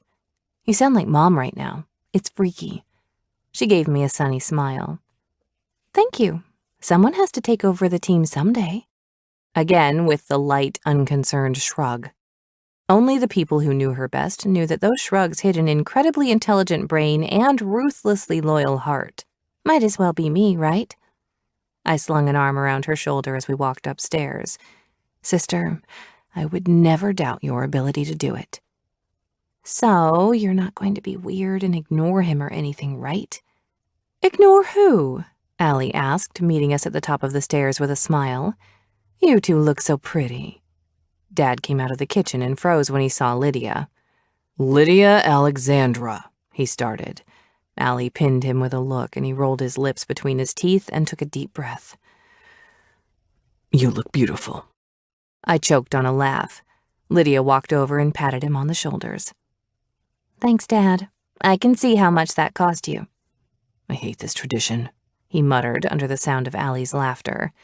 We piled in the car after Lydia snapped a couple of pics for her social media accounts, and as we neared the practice fields, I felt my stomach roll into writhing, nervous knots. The sounds of the players echoed in the practice fields, along with the happy chatter of families and office staff. Before even the official start of training camp in midsummer, these small mini-camps signaled the real start of the season for those of us that were fully entrenched in the Wolves organization. People milled around, all decked out in red, black, and white.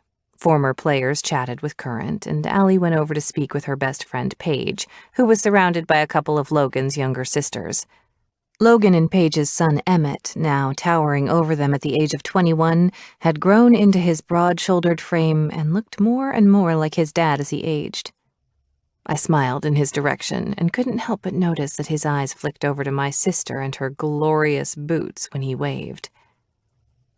I should call that the Lydia effect, because he wasn't the only one glancing longingly in her direction. More than one player gave her quick glances, hopeful that the owner they loved and respected so much didn't notice. Or my dad. But to Lydia's credit, she hadn't left my side yet, her arm wrapped through mine. Veteran players tossed the ball back and forth while rookies stretched out on the turf, and unwittingly I found my eyes searching among them for Dominic. "There he is," Lydia said in a hushed tone, gripping my arm in a painful vice when I started to move my head. "Don't look. He's staring at you." I laughed under my breath. "He's probably looking at your boots." "Oh no, my darling, clueless big sister. He is looking at you like you are an entire meal and he hasn't eaten in weeks." She bounced on her toes. "You leave this to me." I gripped her arm. "Don't you dare go over to him." "What do you take me for, an amateur?" she asked. Lydia carefully plucked my hand off her arm and patted it condescendingly. "Trust me." And she flounced off, leaving me with my mouth hanging open. Carefully, I hitched a piece of hair behind my ear and risked a glance in the direction she'd been looking. He was wearing dark shorts and a fitted white shirt, a black jersey slung over his muscular shoulder. And his eyes were right on me. When he noticed my gaze, his lips curled into a crooked grin. Slowly, I blew out a breath, because that was just about the most potent grin I'd ever seen in my entire life. He could weaponize it and take over the entire free world, if he wanted to. And something about being on the receiving end of it was wildly disconcerting. Pretty soon, I'd need a new rule. No extended eye contact with Dominic Walker. It wasn't good for my heart rate.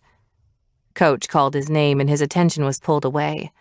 Once it was, I could do other things like breathe properly, think rationally. This was so bad. I made my way to the sideline where my dad chatted with Logan Ward. He held his arm open and I gave him a side hug. He spoke quietly when he leaned down. Aren't you glad you came? With a glance around, if I ignored the potent presence of Dominic, I could answer honestly. The energy was infectious, warm, and happy. This was home. It was our life. Yeah, Dad, I'm glad. Logan watched us with a smile. Someone thinking of skipping this year? My face felt warm. Just have stuff waiting for me at the office. Dad's hand tightened on my shoulder again. Faith has more than doubled the reach of the Team Sutton grants since she took over. We're dispersing funds to schools and day programs in 15 states now. She's the best thing to happen to that place. Logan gave me a wry grin. Don't you love it when your board members are unbiased about your performance? A loud, hysterical-tinged laugh burst out of me, drawing the attention of some of the people gathering around us.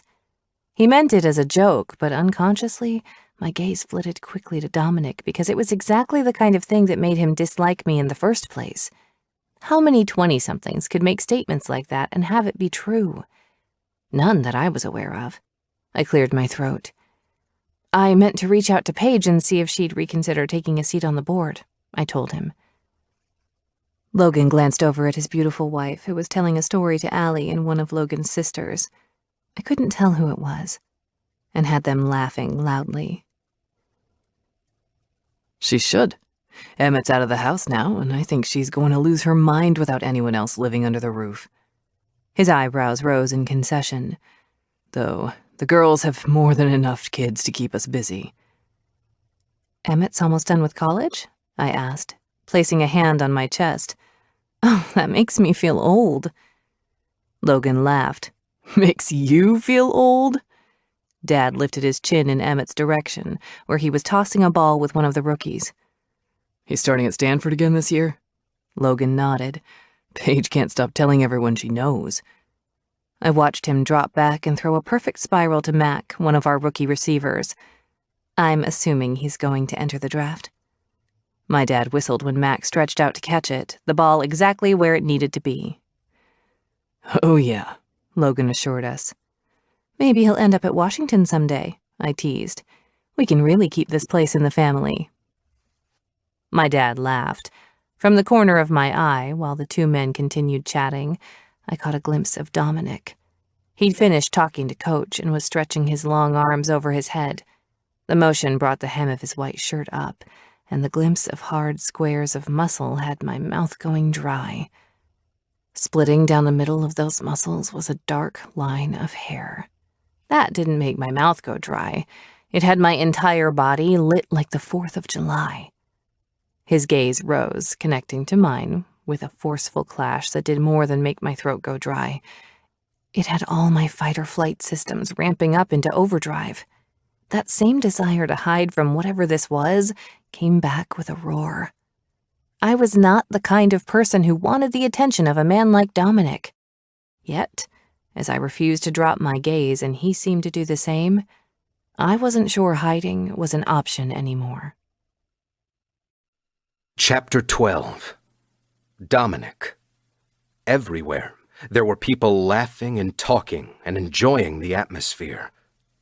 An event like this never would have happened at my old team, a gathering of people who wanted nothing more than to celebrate an unofficial start to the season, months before training camp kicked off. It was a reunion of sorts, and not just current players. All around the practice field were legends from past Washington Wolves teams, some that had won trophies and some that hadn't. Hall of Fame players, legendary quarterbacks and receivers and linemen, their families all decked out in red and black. The fact that I'd been off to the side by myself wasn't lost on me. Another disparity between me and the rest of my teammates. There were other current players without families present, but I had to guess that their families didn't live within 30 minutes of the practice facility. Taking in the atmosphere, the buoyant energy that crackled through the air, it was like a blade through the ribs when I thought of how much Ivy would have loved this. A few younger kids ran around, playing tag, throwing a ball back and forth on the shoulders of whichever player they came with. And if she'd been alive, my sister would have been almost 16. Too big to ride on my shoulders, but at the age where, knowing her, she would have been trying to out-throw every single boy there. My jaw was tight as I watched two college-aged kids do exactly that. Someone passed in front of me, and I blinked at the confused look on his face. "Fuck," I whispered under my breath. I probably looked like a raging jackass. In reality, I was trying to wrap my mind around the fact that I hadn't even thought to invite my parents to be a part of this. My dad probably wouldn't have taken the day off for it, my mom either, but I hadn't even asked. No wonder the other players didn't want me around. There I was, in the middle of a giant party, glaring at anyone who came too close without even realizing. A fragile ceasefire existed in the locker room since my conversation with Coach Ward and James. Only a couple of guys gave me looks of outright disdain, but most of them left me alone while we were still in these early days of solidifying what this year's team looked like. That was the kind of stuff I should have been thinking of and planning for. But instead, I thought of Faith. It was impossible not to. In the middle of everything, the sun that held court while everything shifted around its orbit was Faith and her family. They were royalty here, and it was obvious. Even some of the most recognizable names in football history hung back, waiting their turn to talk with their parents, and she and her sister knew every single one of them. All night, I'd tossed and turned, unable to banish her from my thoughts. Unable to sleep, I'd scrolled through my phone as I laid in my quiet, starkly decorated apartment, trying to separate what I'd known of her for the past few years from what I knew now. Like me, Faith had never outright lied in our chats online, and I took a lot of comfort in that. Now that I knew who she was, one particular conversation stuck out to me, so I scrolled back to find it. It was just after I'd started playing in Vegas, but hadn't ever actually told her that I'd moved away from Texas. From what I knew now, it was just after she'd taken over at Team Sutton and worried that maybe leadership wasn't for her. According to our history, Faith thought Nick was a college grad who'd worked construction to pay his way through to a business management degree, something that could have been used in a million different ways. For all she knew, I still built houses. As I read through a few things, it was easy to smile at the glimpses I saw of her as Faith in the messages sent back and forth. Splices of our interaction in the parking lot ran through my mind in the middle of all that. The silky feel of her hair, the skin on her neck, the way her pupils dilated at my nearness. I loved that she was the same girl who came to me with all the normal day-to-day bullshit that weighed on her. Turbo Girl. Don't you ever worry about disappointing people, though? If you tell them you may not be good at this thing everyone expects you to be good at? Nick the Bricklayer. Hell no. Turbo Girl. LOL. It's seriously that easy for you? Nick the Bricklayer. Yes and no. I'm a hard worker, so if I don't feel like I'm good enough at something, I'll be the first one to show up in the morning and the last one to leave at the end of the day if it means I get better. Nick the Bricklayer. But I don't do that because of what people might think of me. It's a slippery slope if you do, Turbo. And if I'd let them tell me how to live my life, I wouldn't be where I am. Nick the Bricklayer. If you don't think this job is a good fit for you, don't do it. But if it's just fear holding you back, then work your ass off to be better at it. Turbo Girl. Just like that, eh? Nick the Bricklayer. You didn't tell me you were Canadian. Turbo Girl. I'm not, but that's beside the point. A has a lot of wonderful uses in everyday vernacular. Nick the Bricklayer. Turbo, we get one life. That's it. Turbo Girl. I know.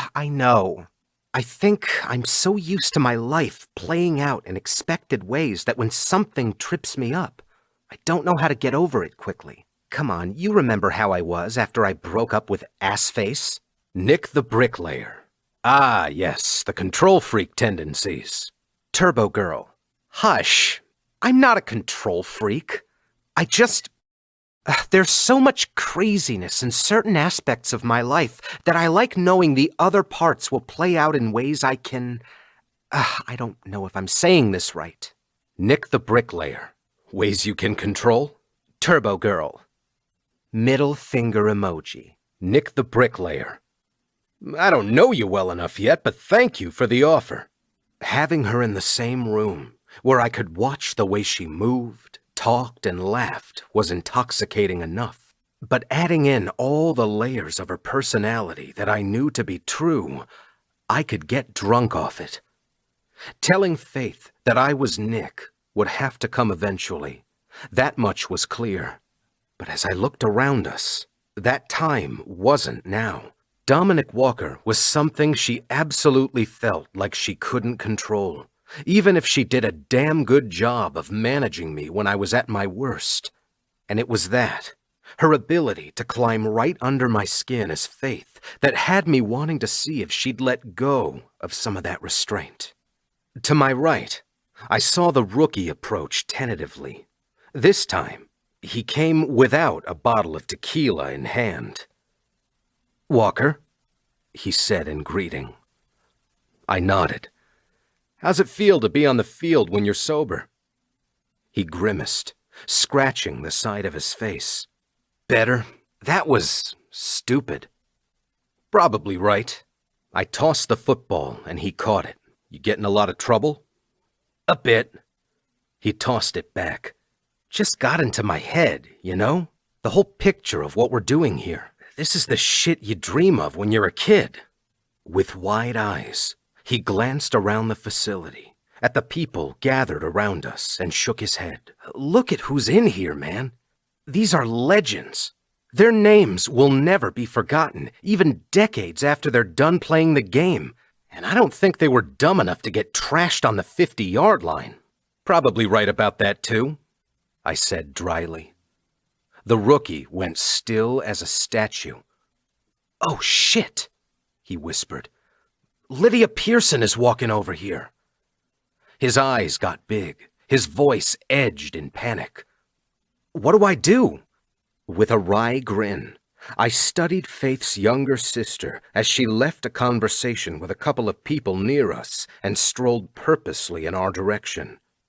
Where Faith had dark hair and dark eyes, Lydia was all blonde hair, blue eyes, and curves that would make a man weep. The only similarity I could see as she came closer was in the shape of their lips and the arch of their eyebrows over big eyes. Just talk to her, I told him quietly. But unfortunately for the rookie, as she got closer, Lydia pinned those big blue eyes in my direction. I crossed my arms because something about the speculative look on her face had me feeling like I was a bug on display, pinned in place so she could pick me apart. The only reason I didn't hate it was that in my mind, it meant her big sister must have been talking about me. Gentlemen, she said, bright red lips curling in greeting. I'm Lydia. She held out her hand to the rookie, who took it so eagerly that it had me rolling my eyes. John Cartwright, he said. John Cartwright, she repeated. Rookie out of Florida, right? You're a receiver. His face split into a massive smile. Yeah, that's me. She raised her eyebrows. Impressive senior year you had. I was surprised you didn't go higher in the draft, but I guess that's for Washington's gain. That rookie could hardly form words. It was pathetic. I sighed. I'll leave you two alone. But before I could walk away, she held out her hand to me. And you are? Don't have my bio memorized? I laid a hand on my chest. I'm devastated. Are you? No. I shook her hand. Dominic Walker. My senior year wasn't as impressive as his, which is why no one drafted me. Lydia hummed. Well, that settles something I needed to know. Something about the gleam in her eye had me on edge, but I couldn't pinpoint why. John, she said in a low voice, can you do me a huge favor? With a light touch to his arm, she leaned in and said something into his ear, too low for me to understand. But his eyes flipped to Faith's direction just as she found a seat on one of the sidelines. My brow furrowed, and I tried to hear what Lydia said to the rookie. He grinned when she pulled away. I'm on it, he said, all confidence now. The stammer was gone, and he gave her a quick nod before jogging away right toward Faith. I glanced at Lydia, feeling a touch of very masculine desperation at what had just unfolded. What did you ask him to do? Lydia didn't look in my direction, watching carefully as the rookie approached her sister. Faith looked up at Cartwright in surprise, but gave him a sunny smile when he crouched in front of her. I didn't want her to give him a sunny smile. I told him to ask my sister out on a date. What? I barked. She gave me a droll look. My, quite the overreaction considering the story I heard about your first meeting. I rubbed the back of my neck, watching helplessly as the rookie said something that made Faith laugh. When did he become so fucking funny? Maybe I was a little... I paused, considering my words carefully, quick to judge her. You think? Tearing my gaze away from the car wreck unfolding in front of me was hard, but I managed a quick glance at Lydia's tone. Why'd you tell him to ask her out? Faith needs to get laid. It actually took a second for the statement to register because she answered so quickly, so evenly. I rubbed my chest. It felt tight and heavy. Was this how it felt to have a heart attack? And you just send some random asshole football player over to, what, ask her for a quick screw in the bathroom? She rolled her eyes. Obviously not. Faith is not the screw in the bathroom type. She also doesn't date football players. But my sister is so focused on doing things for others that she completely ignores her own needs. She tilted her head, giving me some meaningful eye contact. If you catch my drift. Yeah, I catch your drift. I snapped. But my snapping did nothing except make Lydia grin widely. This was the kind of shit that had my temperature gauge skyrocketing. There was no slow shift in my mood, no gradual color change as I heated up inside. The idea that that stupid, tequila-toting rookie was making her laugh and asking her out and trying to get her to break some anti-football player rule had my skin on fire. And as I tried to decide how to maneuver the rookie as far away from Faith as fucking possible, she tucked her hair behind her ear and gave him a sweet smile that had me moving before I'd made a conscious decision to. When I got closer, I heard the rookie say something stupid about his college stats in a stupid voice that made me want to punch him in the stupid face. Hey, rookie, I barked. You're needed elsewhere. He stood and held out a hand to help Faith out of the chair she'd been in. The grateful smile she gave him had my eye twitching. I could count on one hand the times in my life I'd felt jealous of anyone. Actually, I could count on one finger the times in my life I'd felt jealousy. Right now, because of her and this idiot. Am I? He asked. Where'd this guy come from? He was giving me a slightly challenging look that had me crossing my arms over my chest and facing him head on. Yeah. He gave me a considering glance and then winked at Faith. It was like he wanted to get punched in the nuts. I was just about to ask Faith if she wanted to join me for dinner tomorrow, so I think whatever it is can wait. She can't, I said. Now it was Faith's turn to cross her arms over her chest and give a challenging look. Can't she? She asked.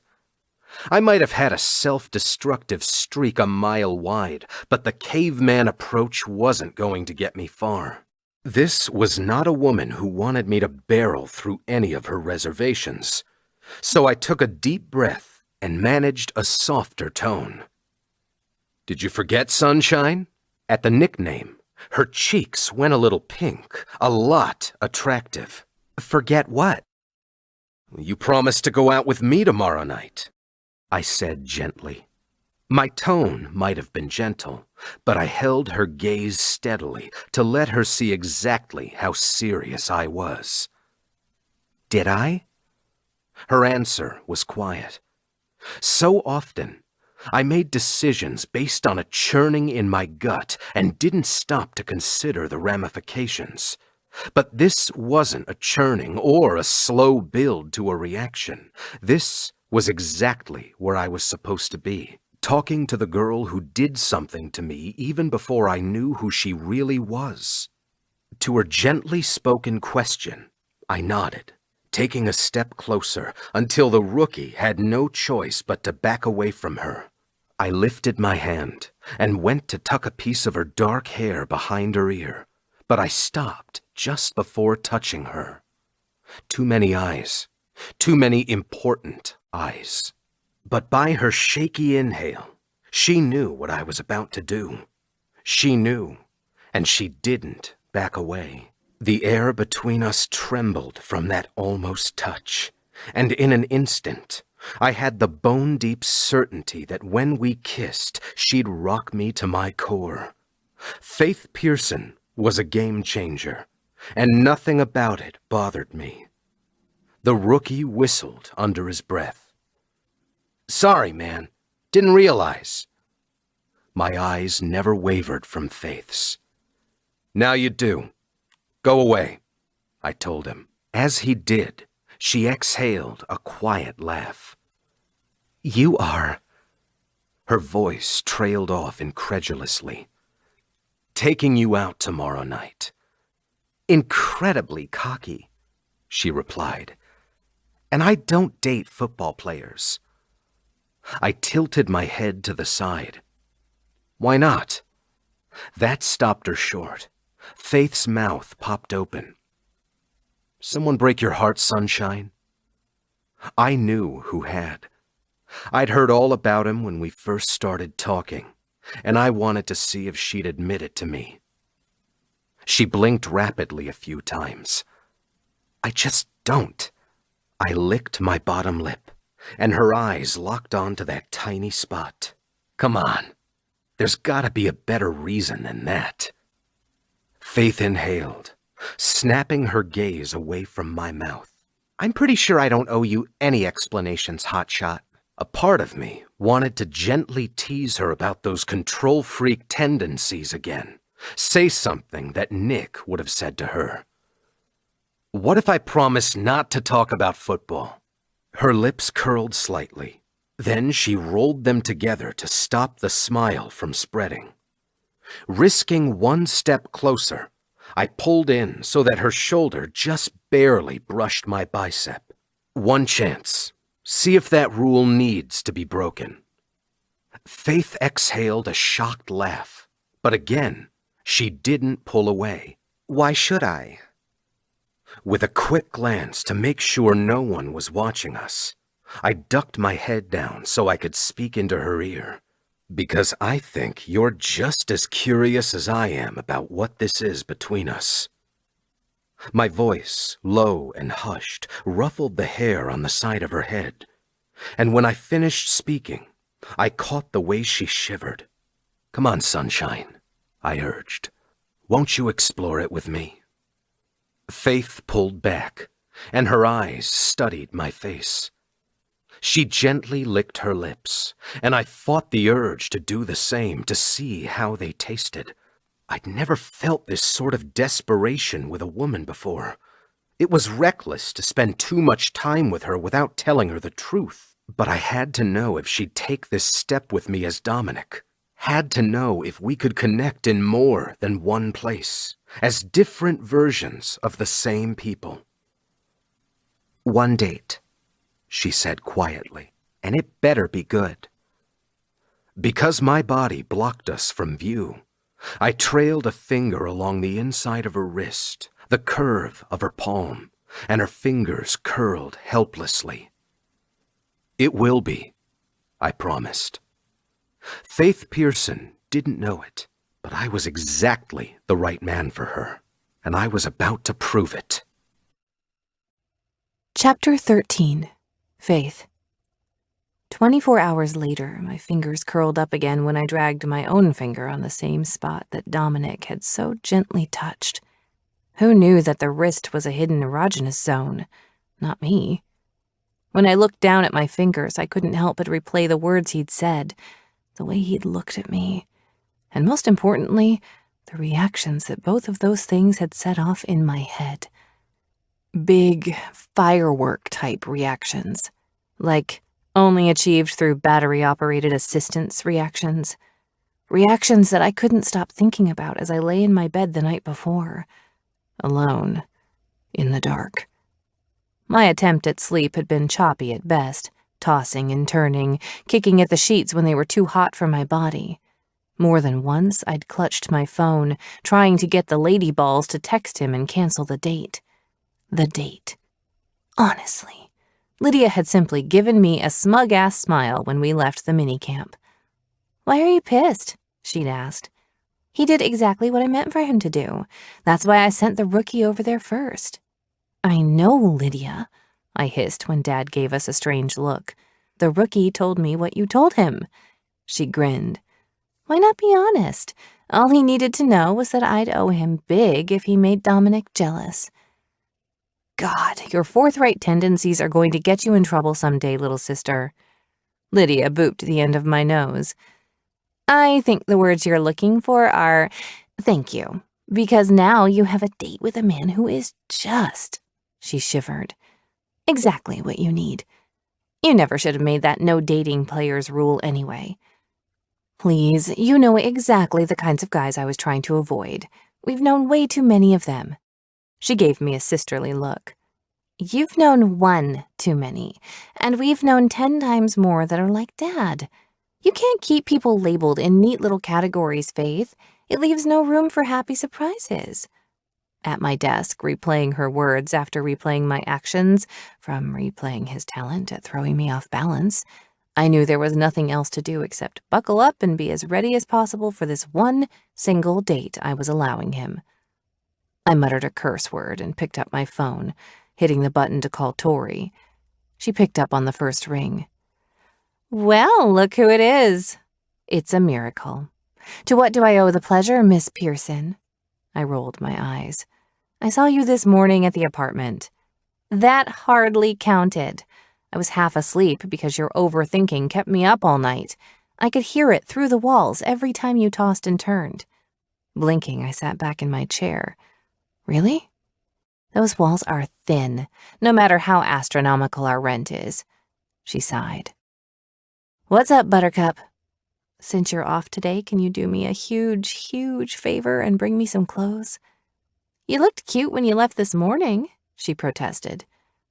"What's wrong with wearing what you've got on?" As I blew out a hard breath, I pushed back from my desk and stood to study myself in the mirror hanging on the wall next to the door of my office. The reflection that stared back at me looked fine, if I was going grocery shopping. I look just like I do every other day of the week. "You're wearing the pink shirt and the jeans that make your ass look incredible, right?" Turning slightly, I looked at the aforementioned body part and shrugged. I guess. Tori laughed. I swear, you are chronically incapable of recognizing your own hotness. Lydia got those genes in our family. Lucky for her that Allie is the most gorgeous woman in the entire world. Stop that now, she instructed. I've seen pictures of your mother, and she was beautiful. You've got the best kind of beautiful, Faith, because it doesn't make you unapproachable. You're like one of those flowers that's so sweet and pretty that people stop to smell it and take pictures. Then, bam, you realize too late that the flower is a dangerous, man-eating plant because it lulled you into a false sense of security. And now, it killed you, and it's too late. Covering my face with my hand, I groaned. Please stop talking. Can you just bring me a different shirt and some date shoes? Sure. She let out a gleeful squeal that had me pulling the phone away from my ear. Do I get to choose the shirt and the shoes? As much as I may come to regret this, yes. Spinning lightly in my chair, I studied a picture of the Washington Stadium, specifically the logo at midfield. Without his little initiation exercise, I wasn't even sure I'd have ever met Dominic. Without warning, a dull thud of disappointment hit me in the chest. I was excited about this one single date that he'd probably screw up. The only time I ever got excited to interact with any man was Nick, and I hadn't even thought to check my messages the night before when my brain was spinning with thoughts of my upcoming date. Kim popped her head into my office. Molly Griffin is here to finalize her auction items for the dinner. She wanted to know if you were available for a couple of minutes so she could say hi. I gave her a thumbs up. Tor, I need to go. Just don't pick anything too fancy or skanky looking. Killjoy, she muttered. He makes millions of dollars at his job, Faith. Don't you think he's going to go the bottle of Cristal, wow you with his connections at the fanciest club, try to dry hump you in the corner with loud, dirty music playing while all the cool kids do drugs around you, Root?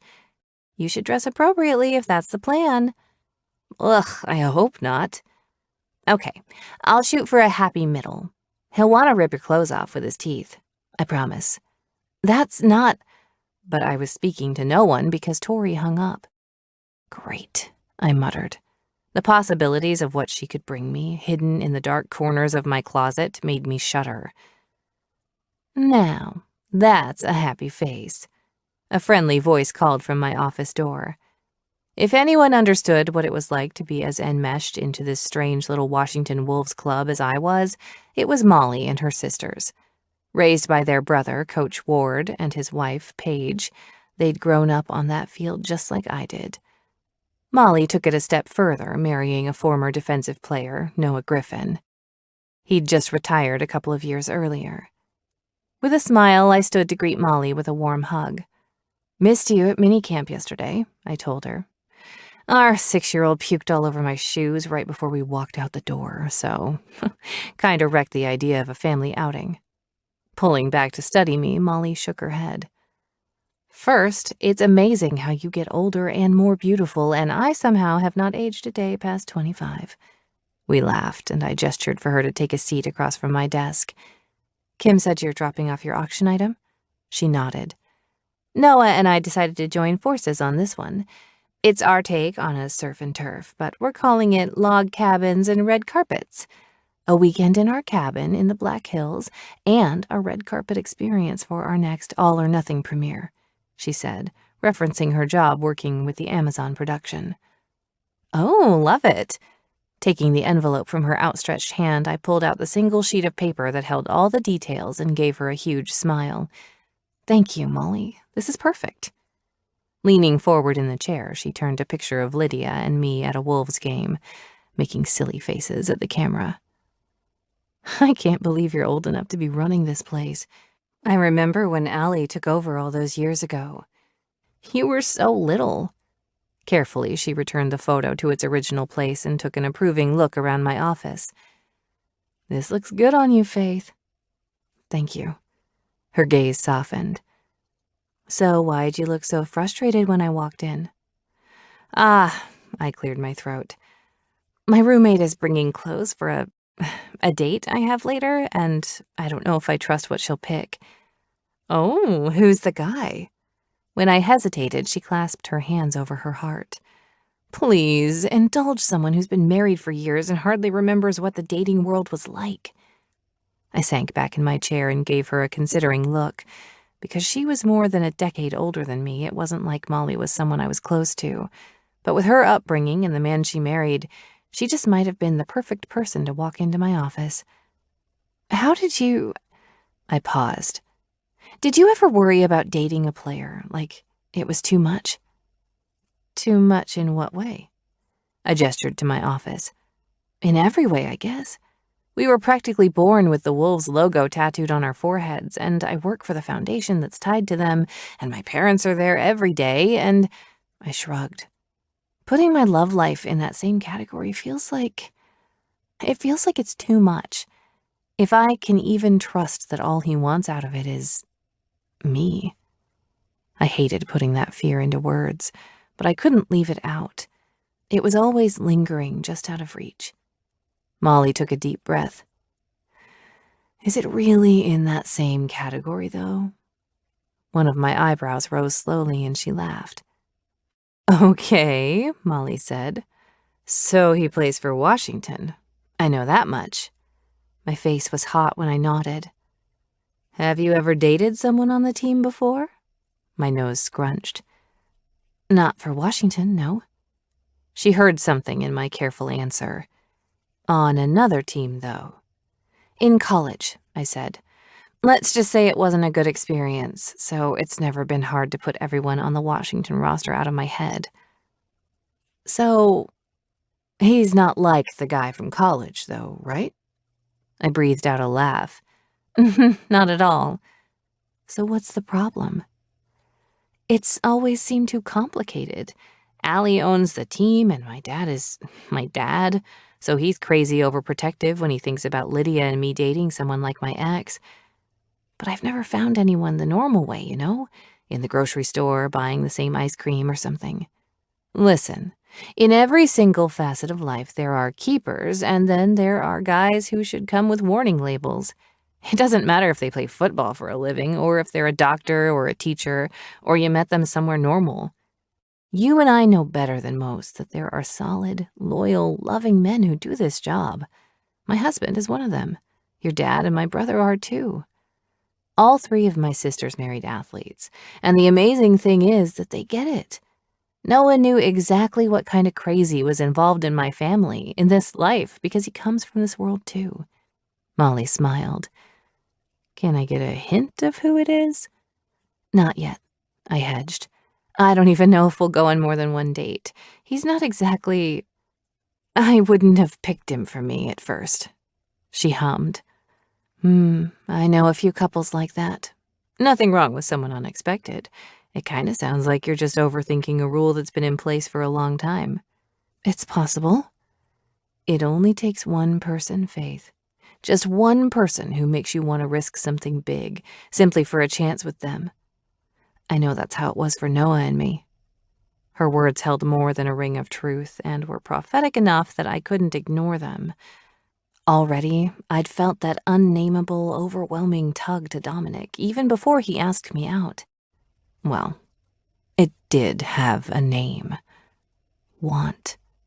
There was no other way to say it, and it was absolutely pointless to hide it. I wasn't the type to throw caution to the wind, but he made me want to. If he'd touched me more than that one finger along my wrist, I might have kissed him right there in the middle of the field. But there was still so much about him that I didn't know and wasn't sure of. Yet from what I'd seen, he was worth the risk. Judging by the look on your face, I think you may have the answer to whether he's that person or not. I set my hands over my cheeks. I can't know that before the first date, Molly. Can't you? She asked lightly. As far as I know, there's no timeline of what's right or wrong. It might come completely out of nowhere. But if you feel it, then go for it. You'll know soon enough if him being in this world with you is too much or not. It was exactly what I needed to hear. Thank you, I told her. Your timing today was impeccable. She stood to give me a brief hug. Good luck on your date tonight. Do you know where he's taking you? No, hence the clothing situation I find myself in. Molly laughed. I like that he wants to surprise you. You and I are planners, Faith. We need someone who's not afraid to knock us off balance. As I watched her go, I turned those words over and over in my head. In general, I was a pretty easygoing person, except when I wasn't. I liked knowing what to expect. I liked feeling competent in what I was doing, and when those things were removed from the situation, off balance was a great way to describe it. I just had to know Dominic could help steady everything if I was. My phone buzzed, and I picked it up off the desk, assuming it was Tori about my clothes. But when I saw Dominic's name instead, it was like he clipped a jumper cable around my nervous system. A quick turn of the key, and I felt the effect everywhere. Again, Molly's words rang in my head. It might come out of nowhere.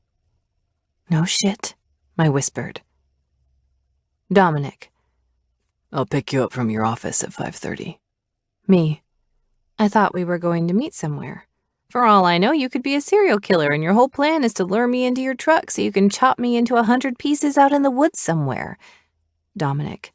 First, that's incredibly morbid and terrifying. Second, I never said I wasn't going to pick you up. You assumed, and you know what they say about assuming, Sunshine. Me. Fair. I also assumed we're going somewhere public? Dominic. Well, I could hardly dismember you if we did. Me. Dominic. Yes, sort of. Me.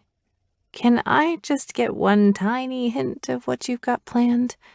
Me. I'm not very good with surprises. Dominic. As a wise man once said, surprise is the greatest gift life can grant us. I sat back in my chair, jaw hanging open. The tattooed man who got drunk on the 50-yard line just... Yep, a quick Google search confirmed it. Me. I'm sorry. Did you just quote Boris Pasternak to me? Dominic. Even reprobates like me had to go to college, Sunshine. Me. So you won't give me a hint then? Dominic. See you at 5:30. There was no denying that he had me intrigued and confused. His sudden change of heart toward me still caused some head-scratching, but I'd give him an actual chance, especially after my talk with Molly. If he could manage to, as he said, give me the gift of surprise, maybe I'd figure out why this man, with his hard shell, chip on his shoulder attitude, and surprisingly gooey center, suddenly decided I wasn't the enemy, and why I wanted to jump his bones with a terrifying intensity. With a deep breath, I shot off a text to Tori. Me. Tori? Tori. OMG, don't tell me to pick something boring, I'll scream. Me. Nope. Pick something I'd never dare to pick for myself. Tori. On it. Chapter 14. Faith. Well? Tori's expectant expression had me biting down on my bottom lip to stem my smile, because torturing her was a genuinely enjoyable life experience. But when I caught a glimpse of my reflection in the wall mirror of my office, the grin broke free. Tori raised her fists in the air, her face comically frozen in a scream of victory that had me laughing. I never would have picked it, I told her, adjusting the teeny tiny strap of the cheetah print bustier-style top that was slicked tight to my midriff, tucked inside the dark ripped jeans. My boobs, not normally the type to give second-glance-worthy cleavage, were pressed together and quite glorious if you asked me. But, I continued, I still have no idea what we're doing. What if this is way too... I gestured at the ladies, all propped up and pretty. Tori laughed. Then she held up a finger and started rooting around in the bag of goodies she'd brought with her. When she straightened, she held out a small black ball of material that had me raising my eyebrows. This is the key, she said with a serious voice and serious eyes. I pointed at the wad in her hands. That right there? Yes. As she extended it toward me, she took a deep, dramatic breath. You must wield it carefully. It was light in my hands, but when I held the material from the top and let it unfold in front of me, I blinked a few times before meeting her eyes cautiously. It's a cardigan. Tori rolled her eyes, gripping me by the shoulders firmly so she could stand behind me. Put it on. The basic black cardigan? I shook it. We're talking about the same thing, right? Her expression went grave. Remember when I went on the date with that med student from UW and we barely made it out of his car because I drove him so crazy? Yes. We almost did it in the car 10 minutes after he picked me up, Faith. My eyebrows popped up. And why are we recapping this? It was the cardigan. Helpless laughter spilled from my mouth.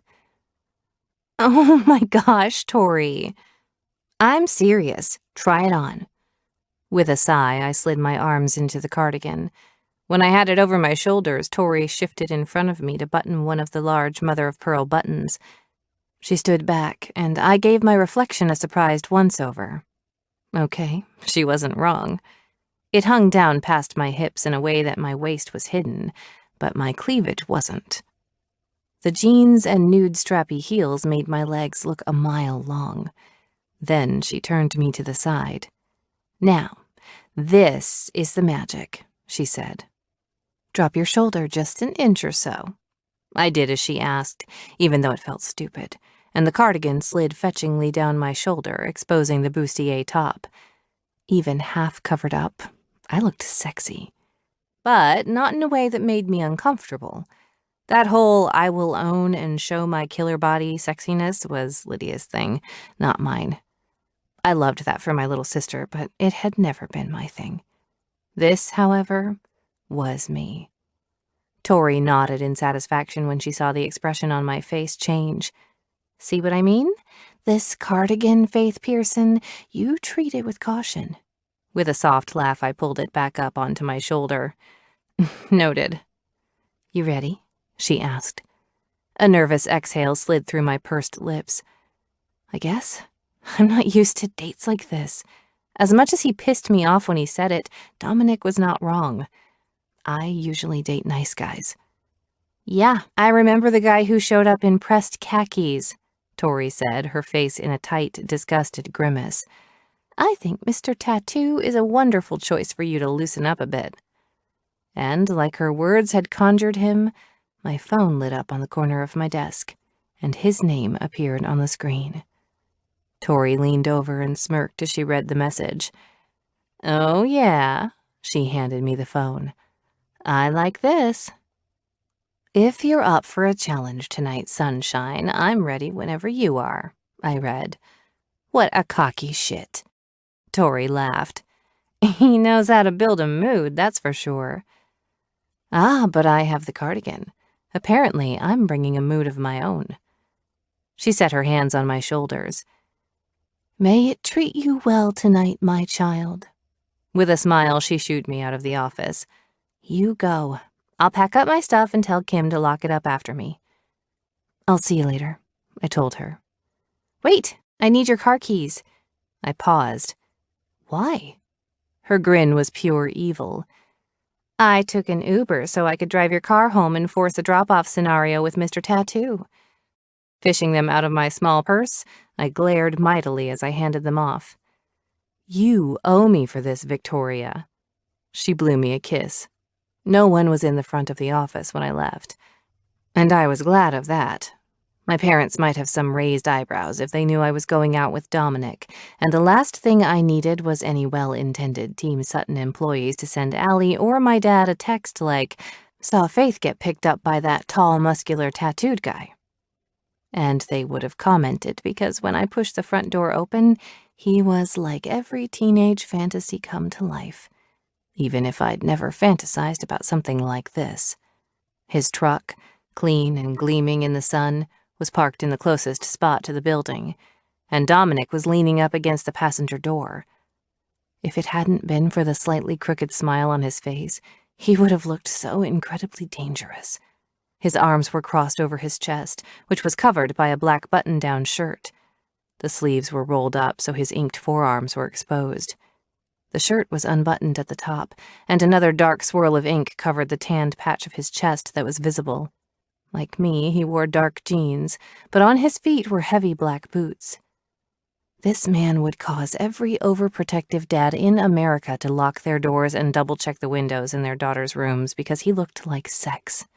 He looked like something sinful and decadent. And when he pushed his sunglasses up onto the top of his head so he could cast a leisurely gaze from the top of my head to the bottom of my strappy sandal-clad feet, I actually physically felt like I'd burst into a puff of pheromones. I hadn't even done the casually expose my shoulder and all the good cleavage thing yet. And when he straightened, smile spreading, I wanted to build a shrine to the cardigan. Sunshine, he said, setting a hand on his chest and giving me a slow shake of his head. you look incredible. I smiled. Thank you. After one last lingering glance, he made a quiet, appreciative humming sound, like he'd just eaten something delicious. The sound hit me square in the solar plexus, a veritable punch to the chest, because I couldn't help but imagine that same sound against my lips. Dominic popped open the passenger door and held out his hand to help boost me up into the tall truck. After a quick, nervous swallow, I slid my fingers against his rough palm. Gaze steady, he helped me up. Then he brought my hand to his lips, dropping a soft kiss onto my knuckles. It was unaccountably charming and so sweetly unexpected that my face burned hot as he carefully closed the door. Dominic climbed into the driver's seat with ease, his long legs and broad frame settling into the truck while I tried very, very hard not to look like I was ogling every friggin' inch of him. "Do I get a hint now?" I asked. He turned the key, the engine roaring to life as he flashed me a white-toothed smile, broader than I'd ever seen from him outside of when he played football with the kids at the center. This version of him, even though I'd been in his presence for about 2.2 minutes, was so infectious I could feel his energy soak into me like a sponge. He pulled the truck out of the parking lot, heading away from the highway. So, we weren't going downtown. If you're even a little bit as competitive as I think you are, you'll like what I have planned. That's my hint? He laughed quietly. No sports, but I still need to see your skills. I found myself leaning forward in my seat, watching the scenery, waiting to see where he'd turn the truck next. The ride was quiet but not uncomfortable, and I found that I liked it. "Dinner first?" I asked. "Or after I kick your butt in whatever this unnamed competition is?" He took a left, slowing the car as we approached a parking lot with a few large warehouse-style buildings set back off the road. One-stop shop tonight, Miss Pearson. I squinted as we approached the building farthest back, giving him a surprised look. An arcade? For the first time since I exited the building, Dominic looked nervous as he assessed my reaction. An arcade. The parking lot was empty. There's no one here. He shut off the truck and hopped out, jogging in front of the vehicle to grab my door before I could get out.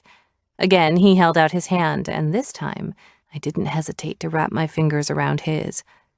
Stepping carefully out of the tall truck, I gave him a quick smile. "Are you sure it's open?" I asked. Without responding, Dominic set a big hand between my shoulder blades and guided me toward the entrance. His total refusal to tell me anything had me vibrating with anticipation, and I wondered if he could feel it seeping out of my body where he touched me. He dropped his hand just long enough to pull open a door. "After you," he said. It took a second for my eyes to adjust to the room because it was dark with bright flashing lights and loud dinging, random bells and whistles from the various games filling the massive space. In the center was a circular table, set with a clean white tablecloth, 2 place settings, and 2 empty wine glasses. I gave him a shocked look. As I did, he produced a bucket from a small side table next to the door that I hadn't seen. When I took it from his hands, it was filled with tokens. "Where shall we start?" he asked. "You rented out the whole arcade?" Carefully, Dominic lifted one of those big hands and tucked a piece of hair behind my ear. His eyes burned so bright with heat, but he did nothing except lightly drag the tip of his finger along the shell of my ear. Can't have any witnesses if you annihilate me, now can I? My answering smile was huge and immediate, because it was exactly, perfectly, precisely the kind of first date I would have planned. It took every shred of self-control not to grip his face in my hands and stamp my mouth over his. Let him slide his tongue into my mouth to see what he tasted like. The thought was so unexpected, so potent, that I had to wonder if I was losing my mind. "Where shall we start?" I asked. Dominic pursed his lips, glancing around the arcade. I think I can take you in skee-ball. "Ha," I said. As I started in that direction, I let my shoulder move just so, and the cardigan slid down my arm. With a quick glance at him, there was no escaping the way his eyes were frozen on the tiny strap holding up my bustier. His tongue darted out to wet his bottom lip, and I curled my lips in a victorious smile. "You have no idea what you just started, hotshot." Chapter 15. Dominic. After the slaughtering that took place at the skee-ball game, my only defense as a professional athlete whose job it was to have good hand-eye coordination was that she could have only beaten me because of how badly she had my head spinning. More than once, when it was my turn to throw the small wooden ball up the ramp, she'd move or shift in a completely innocent way, or she'd laugh at something I said, and all over again, I was struck dumb. Faith Pearson, much to my surprise, showed up for our date. There was no hint of reticence and no part of her held in reserve. And it wasn't like going on a date with a groupie, because I'd done that too. In college, it was stupidly easy to find someone to spend an evening with if you were a football player. It got even worse in the pros. They draped themselves over you, whispering more and more outrageous things in your ear, in the hopes that you'd give them an hour of your time, a release, and a good story to tell their friends. All of it, while not without some flickering moments of pleasure, was so fucking empty. In this big building, filled with games and lights and noises, was the least empty I'd felt in years. And it was because of her. Her smiles, so broad and happy. Her laughter, which was unrestrained when she found something really, really funny. And her energy, which crackled around us like a force field. "You're not even trying," she said around helpless laughter. I blinked, because with the useless bright blue plastic gun in my hand, she'd just kicked my ass in a military video game. "Yeah, well, I had no idea how violent you were when I asked you out." Faith slid me a look, dark eyebrows raised, and it had my own smile spreading. In fact, I'd smiled a lot since we arrived. And in general, there wasn't a single person in my life who'd describe me as an overly happy person. But being around her like this was as intoxicating as anything I'd ever experienced. It was hard to remind myself that she didn't know she knew me as well as she did. But I could glance over at her, holding out that plastic gun attached to the machine with a big black cord, standing like she was Laura Croft, and know that this was the same woman who told me she cried every time she watched Animal Planet. That she never mastered a round-off back handspring even though she desperately fantasized about being a gymnast when she was little. That her favorite book is Little Women, but she hasn't read it in years because it always made her so sad. That was Turbo, and Faith had no idea that I knew those things. But the sight of her smiling at me, laughing freely at this perfect evening we'd experienced, was a high I didn't anticipate. Her game finished, and she blew across the top of the gun like it was emitting a curling tendril of smoke. I held my hands up. "I can't compete," I told her. Faith slid the plastic gun back into the holder, turning slowly to rest against the game as she faced me. That sweater of hers was driving me insane. Every time she moved, it would shift off her shoulders, the sexiest fucking game of peekaboo I'd ever seen. "So, why the arcade?" she asked. I tucked my hands into my pockets to keep from sliding them around her hips. When I was a kid, it was my favorite place to spend a Saturday. My parents didn't have much, I admitted. But if I pulled my fair share around the house all week, my dad would give me $1 or $2, and I'd save every single one to go to the arcade around the block from where I grew up. She gave me a sweet smile. I bet young Dominic was a troublemaker at a place like this. I was a troublemaker in all ways, I told her. The owner used to kick me out on a regular basis, actually. What was your favorite game? She mimicked my posture, tucking her hands into her own pockets. Briefly, I saw her gaze linger on my mouth. For the first time all night, I hesitated before answering. Because of our conversations as Nick and Turbo, she knew the answer to that question.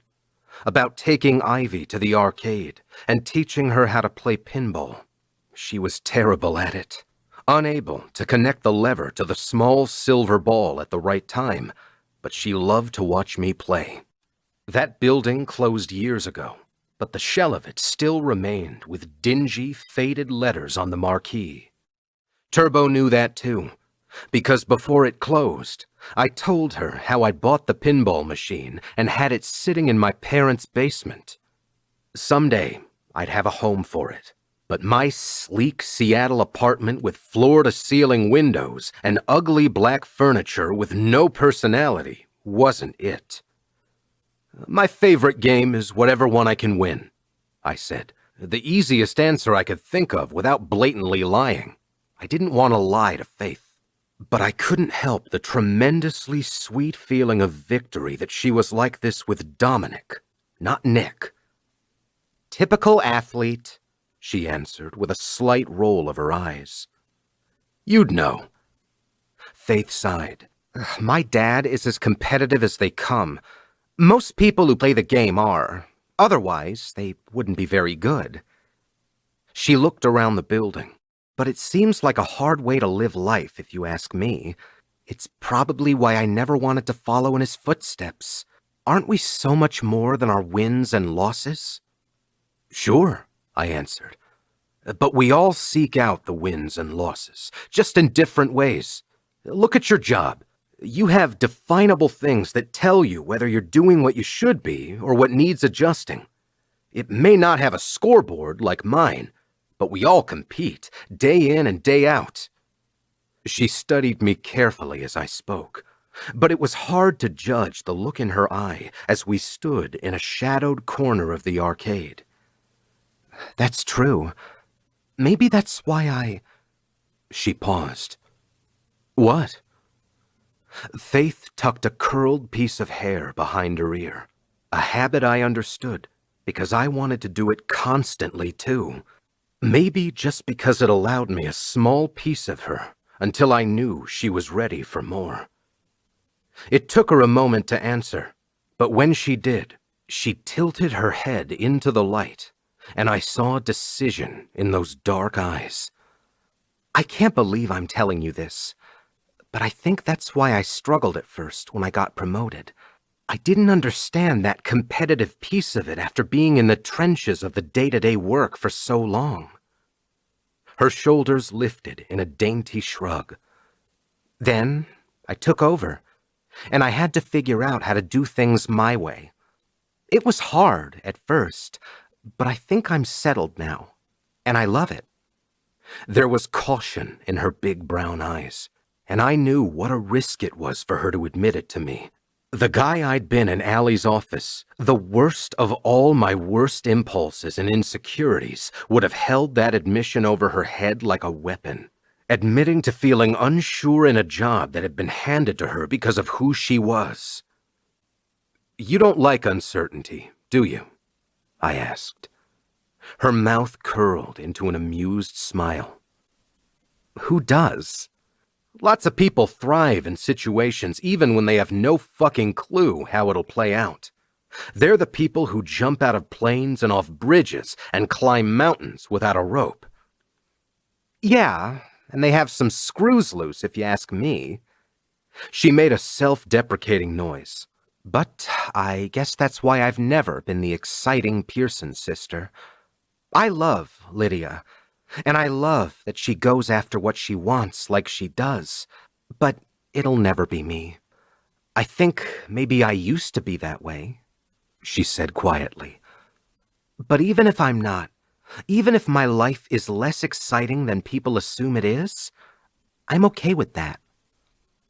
Carefully, I reached out and used the edge of my thumb to tilt her face back in my direction so I knew she couldn't look away. Her chest rose on a sharp inhale, another reaction she couldn't hide. I don't think that makes you less in any way, I told her. I think you're pretty fucking incredible, actually. Instead of smiling or thanking me for saying it, the graceful arches of her brows bent in a confused V over those expressive eyes. What? I asked. My thumb still touched the soft skin of her chin, and I let it fall at the look on her face. Why did you ask me out? She whispered. You hated me when we met that first day, and no matter how I turn it over in my head, I'm trying to figure out what changed your mind. The absolute forthright honesty made me grin, because it would have been so easy for her to keep that thought to herself. How many people would have laid out such a vulnerable question on a first date? No one I knew, and in the back of my mind, I knew it was the perfect time to tell her who I was. To be just as vulnerable with her while we had this private arcade and no one to interrupt us. The angel on my shoulder was practically jamming his wings into my brain, trying to unscramble that impulse to follow this date through without being honest. But I swatted it away because of exactly how she was looking up at me. Faith Pearson wanted me to kiss her, and I very much wanted, as Dominic Walker, to be the one who gave her whatever she desired.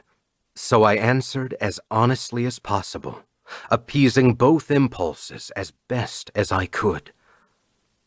I misjudged you, I told her, and it would have been unfair to hold your background against you because I sure as hell hate when people do that to me. Again, it was written all over her face that she believed me, in the softening of her posture and the light in her eyes. Practically melting in my direction, Faith stood from where she was still leaning against the game, but instead of walking away, she took a step closer. And in the vein of honesty, I told her quietly, you should probably know that I want you, Faith Pearson. Faith sucked in a quick breath, eyes huge in her face. Lifting my hand, I slid my fingers down a soft curl against her cheek and pushed it back. Her eyes fluttered shut, and just as I tilted my head down, anticipating that moment of first contact, imagining how sweet and soft her lips would be when they opened under mine, but that was the exact moment the machine behind us went rogue, and a blaring whistle signaling the start of a new game had her eyes flying open. Her smile spread widely, and I blew out a hard breath. Faith sank her forehead against my chest with a soft laugh, and I laid a hand along her back when the warm press of her body touched mine. A throat clearing behind us interrupted the moment further. A deferential employee stood by the table. Is there anything else I can get you to? She asked. I shook my head. Instead of sitting at the table to enjoy the dinner, we'd carried pieces of pizza around the arcade while we played. Thank you, I told her. Is our time up? She gave me a polite smile. Yeah, we have to start closing.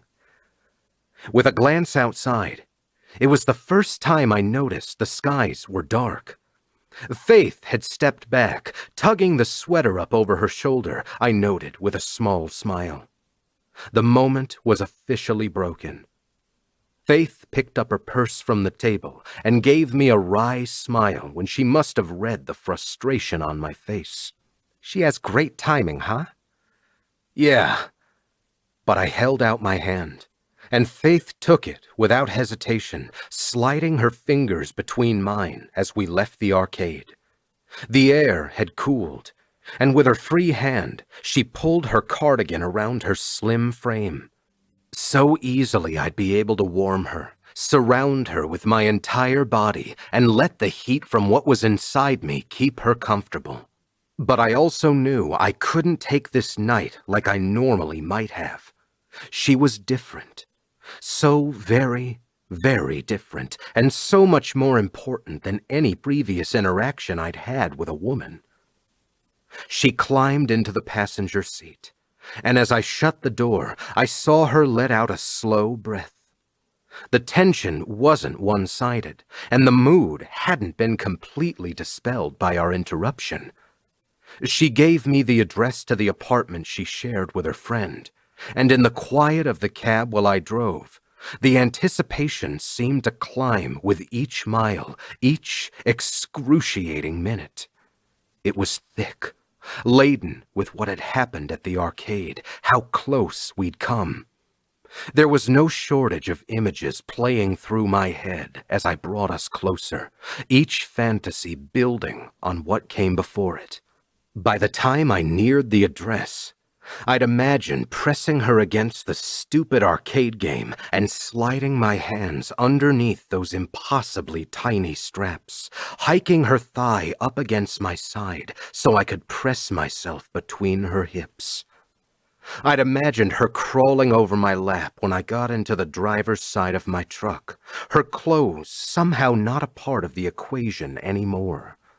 I'd imagined her letting me lay her down in the back seat of my truck where we'd struggle to fit properly, but with her legs tight up against my waist and my hands braced on the door behind her, we'd be able to move.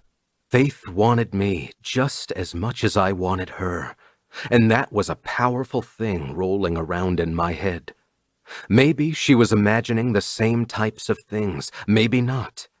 If she looked at my lap right now, she'd know exactly what I was thinking.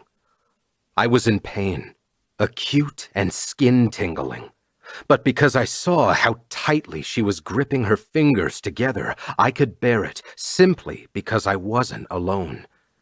"This is it," she said, breaking the throbbing silence between us. The building was tall and stately, with ivy crawling up the brick exterior. It looked warm and welcoming, expensive as hell, but not unapproachable, unlike my own place just 10 minutes closer to downtown. I pulled into a spot and got out to open her door.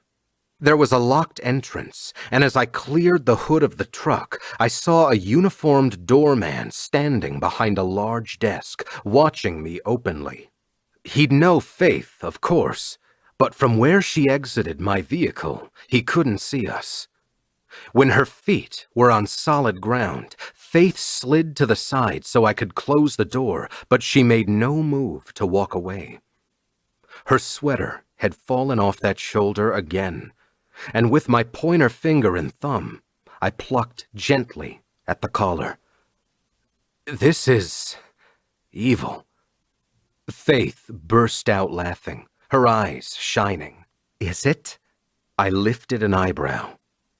"You know it is." Instead of answering, she licked her lips. "I had a really great time, Dominic." So did I.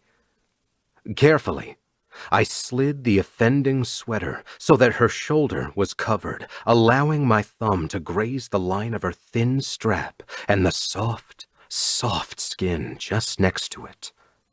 And for a moment, the edge of my finger touched the gold chain of her necklace, which made my heart thud erratically in my chest. Faith's hand landed gently on my chest. I'm glad I broke my rule. I grinned. I'm really good at being a bad influence that way. I'd invite you up, she said, but my roommate is home. She knew I wanted her. I'd told her. But still, this was the closest she'd come to verbalizing that she felt the same. And it triggered a devilish impulse to tease it out of her just a bit. I might not be the asshole she'd originally thought, but she was fucking right when she said I was a troublemaker. I eased closer, sliding my fingers down the palms of her hands until her fingers curled around mine. Her breathing picked up speed, her chest rising and falling rapidly. Jaw clenched, I pulled those hands up toward my face and pressed a soft kiss to the inside of her wrist. Just for a moment, I let my nose drag against that same spot, letting out a quiet hum of appreciation at the scent I found there. Against my truck, she looked ready to combust, pupils dilated and cheeks fetchingly pink. That was when I stepped back. I hope you'll let me take you out again, I said, as her hands fell limply back to her side. Her mouth fell open, and she blinked a few times. What? Adopting an innocent expression, I gestured to her apartment. Faith's eyes took on a determined gleam, her hands shooting out to fist into the material of my shirt so she could tug me closer. With a husky laugh, I stepped against her, sliding my hands up the line of her neck into the soft fall of her hair. She went up on tiptoe as I descended to take her mouth with mine. Absolute perfection, I thought, as I sucked on her bottom lip and let the heat of the kiss roll in waves over us.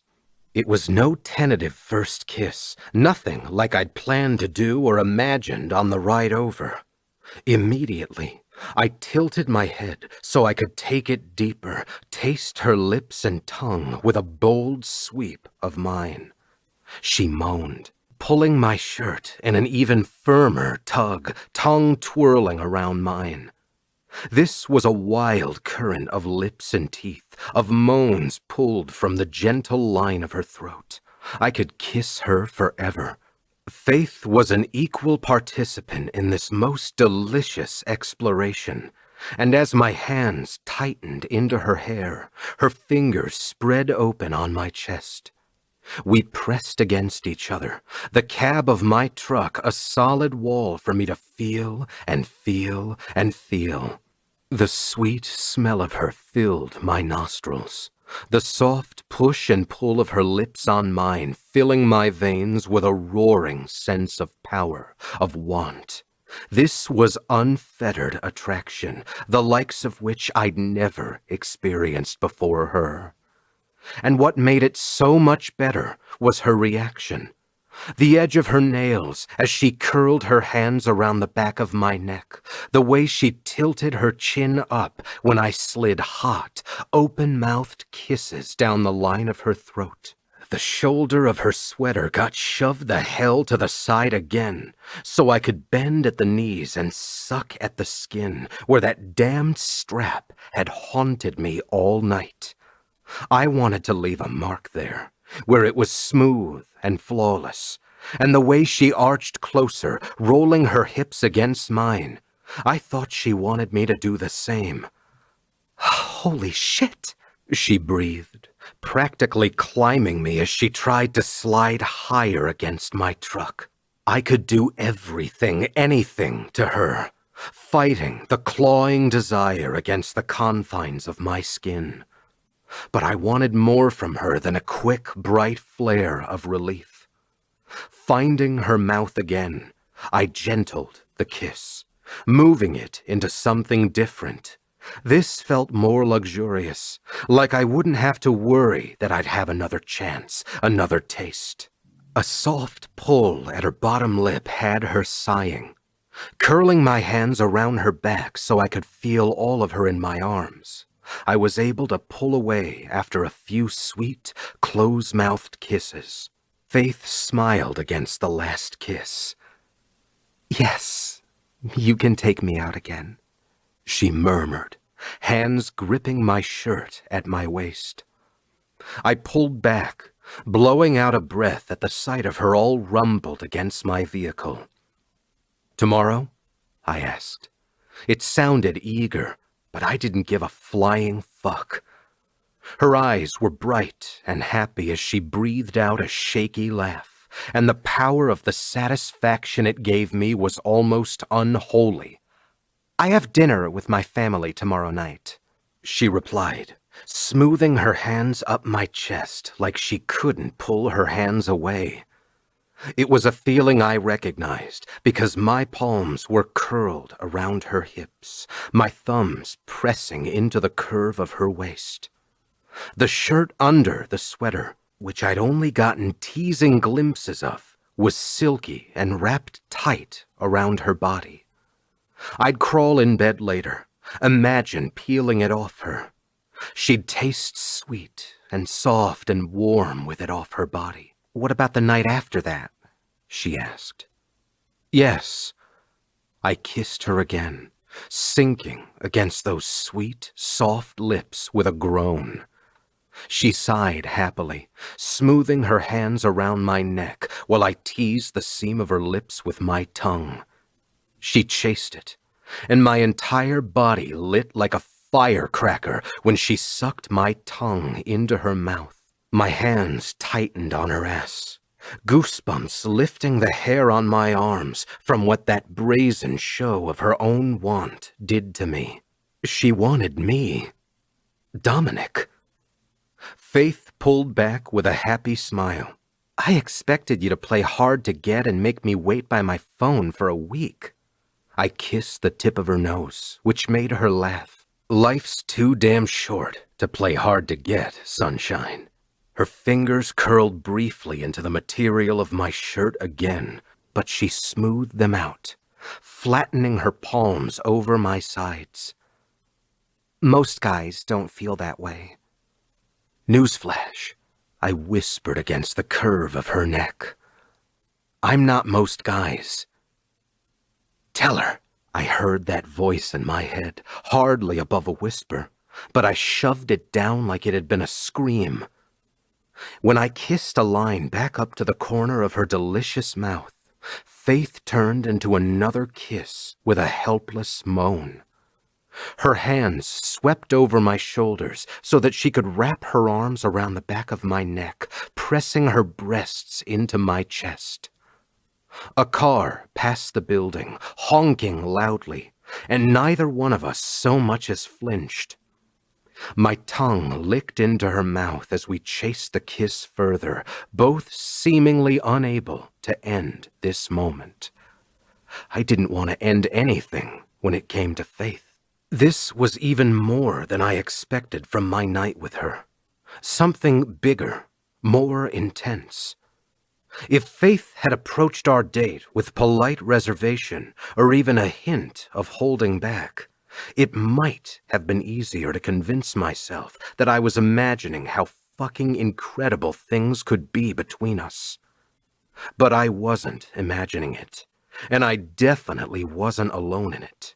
When her teeth nipped at my bottom lip, my arms shook from the force of my own restraint crumbling. It took every shred of discipline I possessed to pull back, but I did.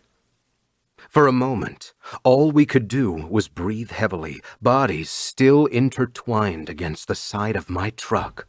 "Shall I plan another surprise for the day after tomorrow?" I asked. She considered that with pursed lips. "I think the better question is, can my heart handle you planning another surprise?" A low chuckle escaped, because I knew she'd say something like that. But this girl, she needed someone who'd help her see that it was okay to let go sometimes. "A good surprise," I promised. My eyes stayed locked on hers, and damn, It would have been so easy to lose myself in her again. Whatever this was, it was one of the most powerful things I'd ever felt. And based on the expression on her face, she was feeling the exact same thing. "Well," Faith murmured, her hands sliding down my arms until our fingers linked. "You certainly held up your promise tonight, Dominic Walker." "Did I?" Faith smacked my chest. "Don't fish for compliments. You know you did." With a laugh, I kissed her softly. There was something intoxicating about kissing Faith when she could hardly stop smiling, like I'd be able to absorb some of that happiness. She was such a high into my bloodstream, it would be easy to end up addicted. "Talk to you tomorrow, okay?" She nodded. "Okay." I kissed her once more, rolling my forehead against hers when we broke apart. As she walked away, I felt my first true pang of remorse that I hadn't told her who I was the moment I realized it. But now that the choice was made, I couldn't ignore that nagging question of whether it would have played out this way with this intensity if I had. I couldn't ignore that dark whisper that promised I'd do it soon.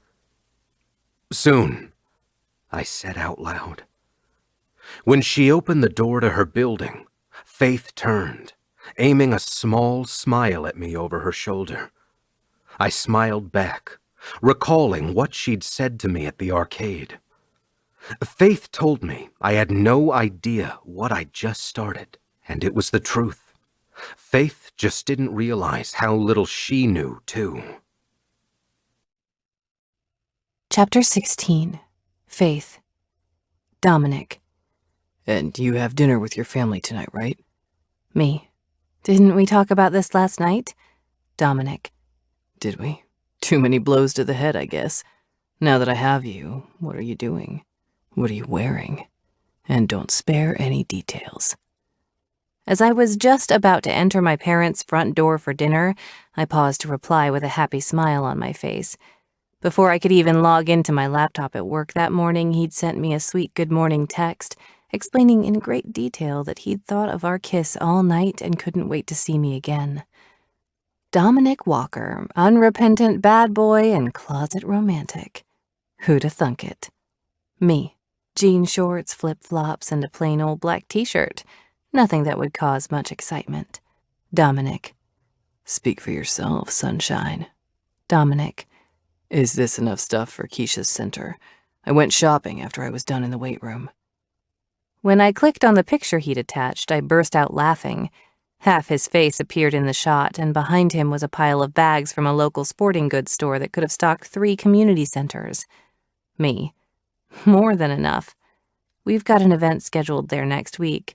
We could bring it then. Me. If you're open. Dominic. "If I get more time with you, I'm always open." Me. Careful, hotshot. A girl could get used to this kind of availability from a guy who kisses like you. I hit send, nose scrunched, uncertainty making my belly flip. My flirting skills were about as rusty as an old junkyard car, but whatever I was doing seemed to be ringing all the bells that Dominic Walker possessed. And when I clicked open his response, my cheeks heated instantly. Speaking of ringing bells, mine were going crazy. And not in a 5-alarm fire, warning, danger ahead kind of way. He was setting off every single skin-tingling reaction that I wasn't even sure existed anymore. They existed, all right. All were in working order because I kept having to remind myself that I was feeling all the big, hormonal, physical, heart-fluttering feelings after one date. Dominic. "Sunshine, you have no idea the things I'd like to get you used to. Give me 10 minutes and a flat surface and I'll show you." Me. Only 10 minutes? I'm so disappointed. Dominic. "Can you hear my male pride crying out in pain? It's on now." Me. Devil emoji. Gotta go in for dinner. tucking my phone into my back pocket. I'd barely made it inside my parents' front door when Lydia's hand darted out of the half-bath and tugged me inside. "What are you doing?" I hissed as she closed us in the tiny room. She gripped my upper arms and shook me lightly. "Well?" Her eyes were all big and shiny and excited. "Well, what?" Lydia stomped her foot. "How was the date with the bad boy? You didn't call me last night." "Why do we have to be in the bathroom for this?"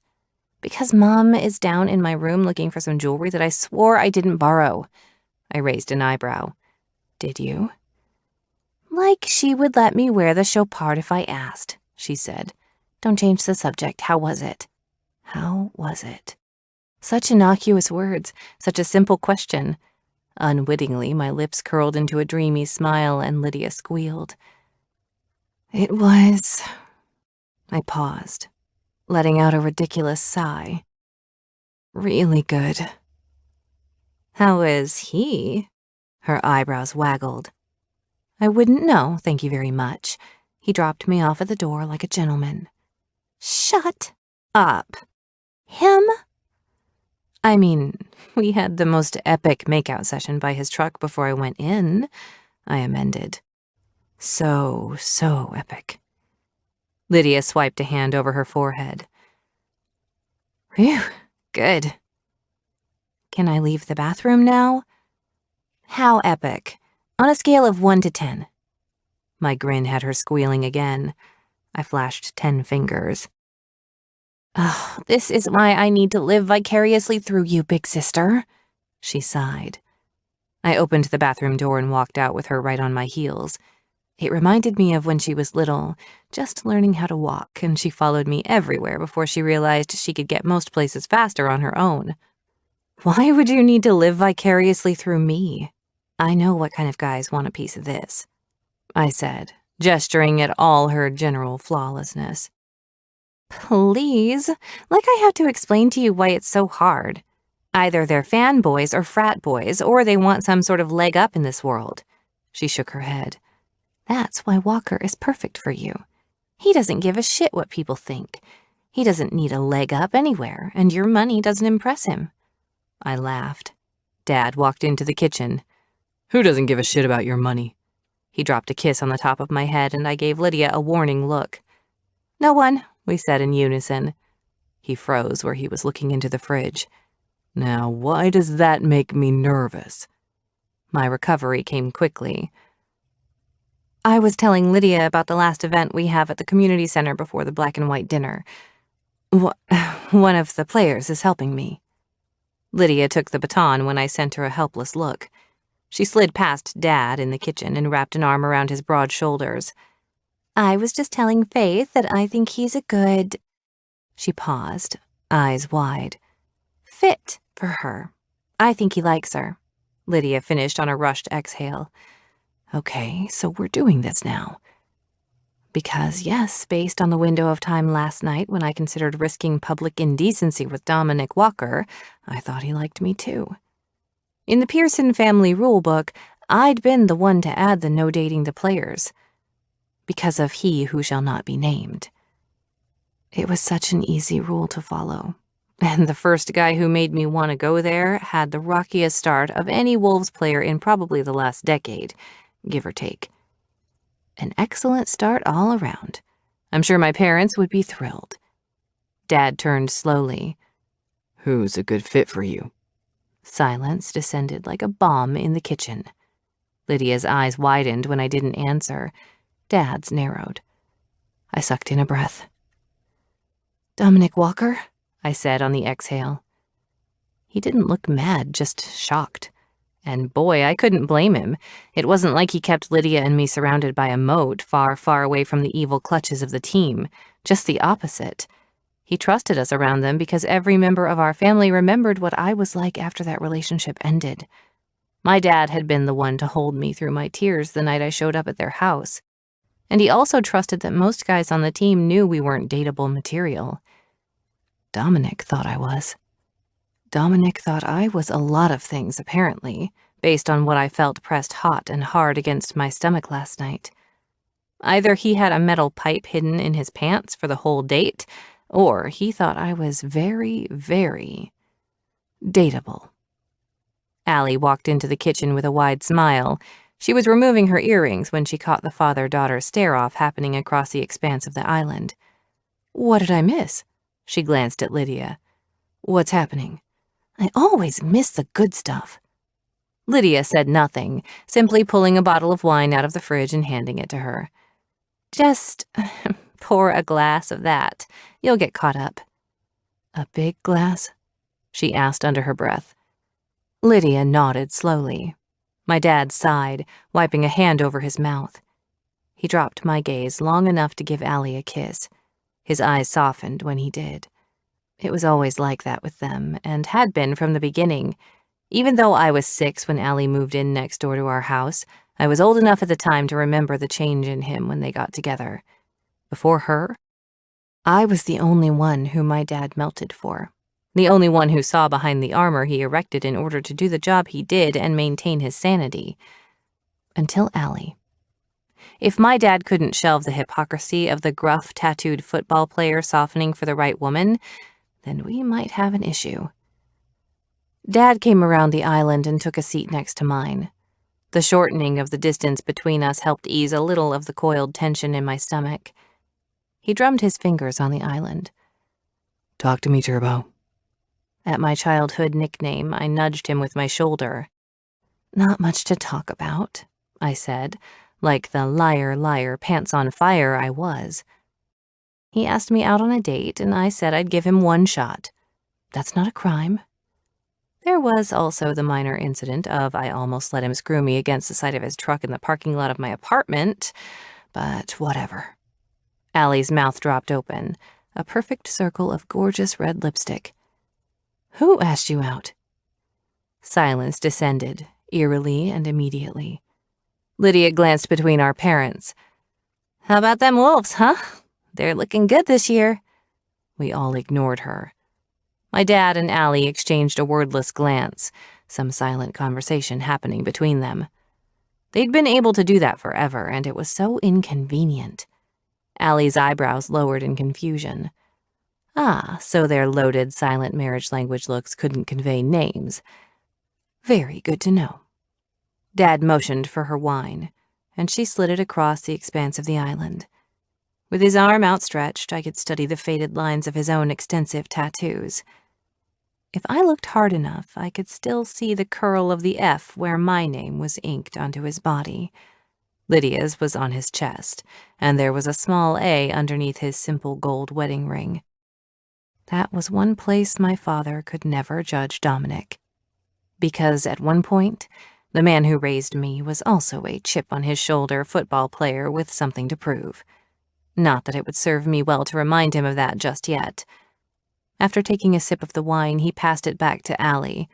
Lydia rolled her eyes and grabbed the bottle again, setting it between them. "So he asked, or you've already gone out with Walker?" Dad asked. "Oh," Allie breathed, eyes widening in comprehension. She glanced at me. "Really? Dominic Walker?" she whispered, like the rest of our family wasn't sitting in the same room. "Huh, did not see that coming." "Doesn't it concern you a little?" Dad asked Allie. "All I hear from Logan is that the vets can't stand him. If you want to date a player, Faith, there are so many nice guys on the team right now." I didn't want a nice guy.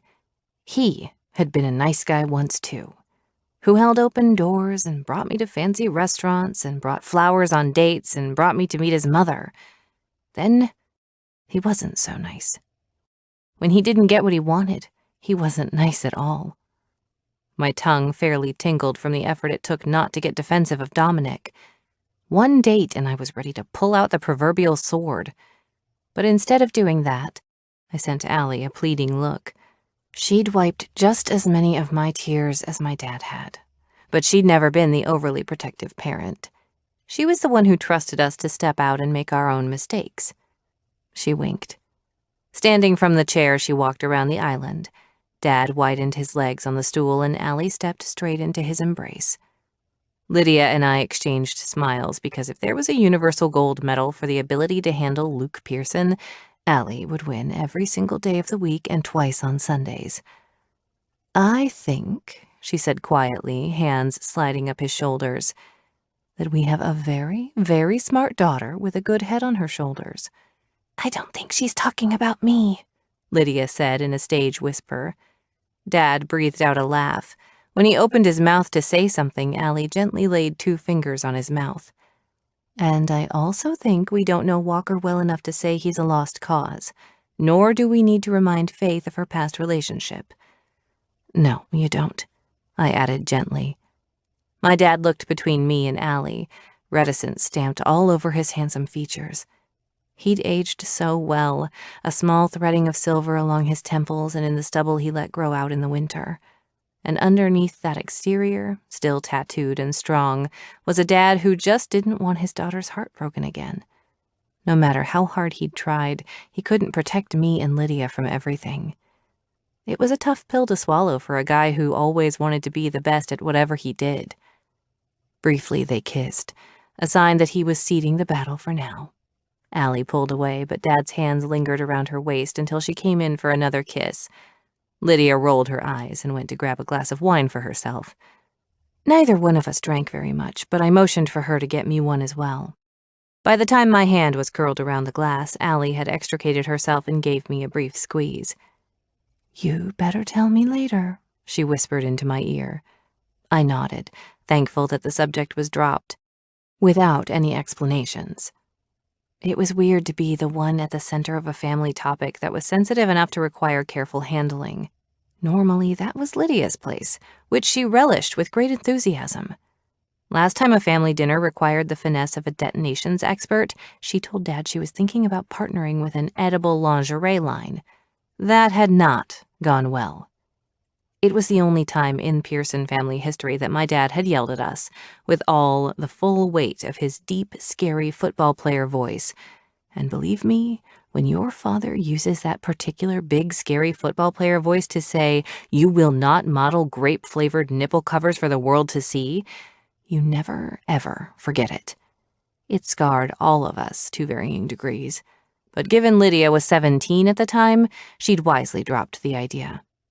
As casual conversation took over, we gathered around the smaller table in the kitchen, rather than the monstrosity that dominated our formal dining room. This was one of Dad's rules, the family dinner rule. There was no amount of money in the world that should replace our ability to make our own meals, set our own table, and sit down as a family to eat, which is why once a week we did exactly that. We rotated weeks on who was responsible for creating the meal, and everyone else was in charge of cleanup. Tonight, Dad had whipped up grilled chicken and vegetables, with some baby red potatoes on the side. It wasn't anything that you'd find at a 5-star Michelin-rated restaurant, but somehow it was these normal weekly meals that represented my very favorite part of our slightly abnormal family. My stepmom commanded a sports empire worth billions, and she sat with her feet tucked up underneath her legs, laughing at something Lydia had done earlier in the day. Dad, even though he now owned a few businesses, sat on a few boards in the Seattle area, had traded in his shirt and tie to wear a stained apron so that he could cook his girls' dinner. And my social media star sister sat cross-legged in her favorite raggedy sweatpants and torn wolves shirt, her face bare of makeup and hair in a messy knot on top of her head while she dipped her potatoes in ranch. Dominic, when he met me, probably never could have imagined a domestic scene like this, and I couldn't blame him. Most people imagined my life to be run by an army of hired staff, where we didn't have to lift a finger. But the truth of our life was somewhere in the middle. Our entire existence straddled a line between extreme wealth and privilege, while rooted in moments of complete normalcy. And it was one of those normal family things to notice how my dad kept watching me during dinner. Lydia was showing Allie something on her phone, and I nudged Dad's foot under the table. "It'll be okay, Dad." I gave him a small smile. "He's not what you think." "Just be careful," he said, his voice gruff with emotion. "I promise not to go overboard, but it's hard, kid. I've only got one Faith and one Lydia." "Thank God for that," Lydia interjected. "You'd be impossible if there were more of us."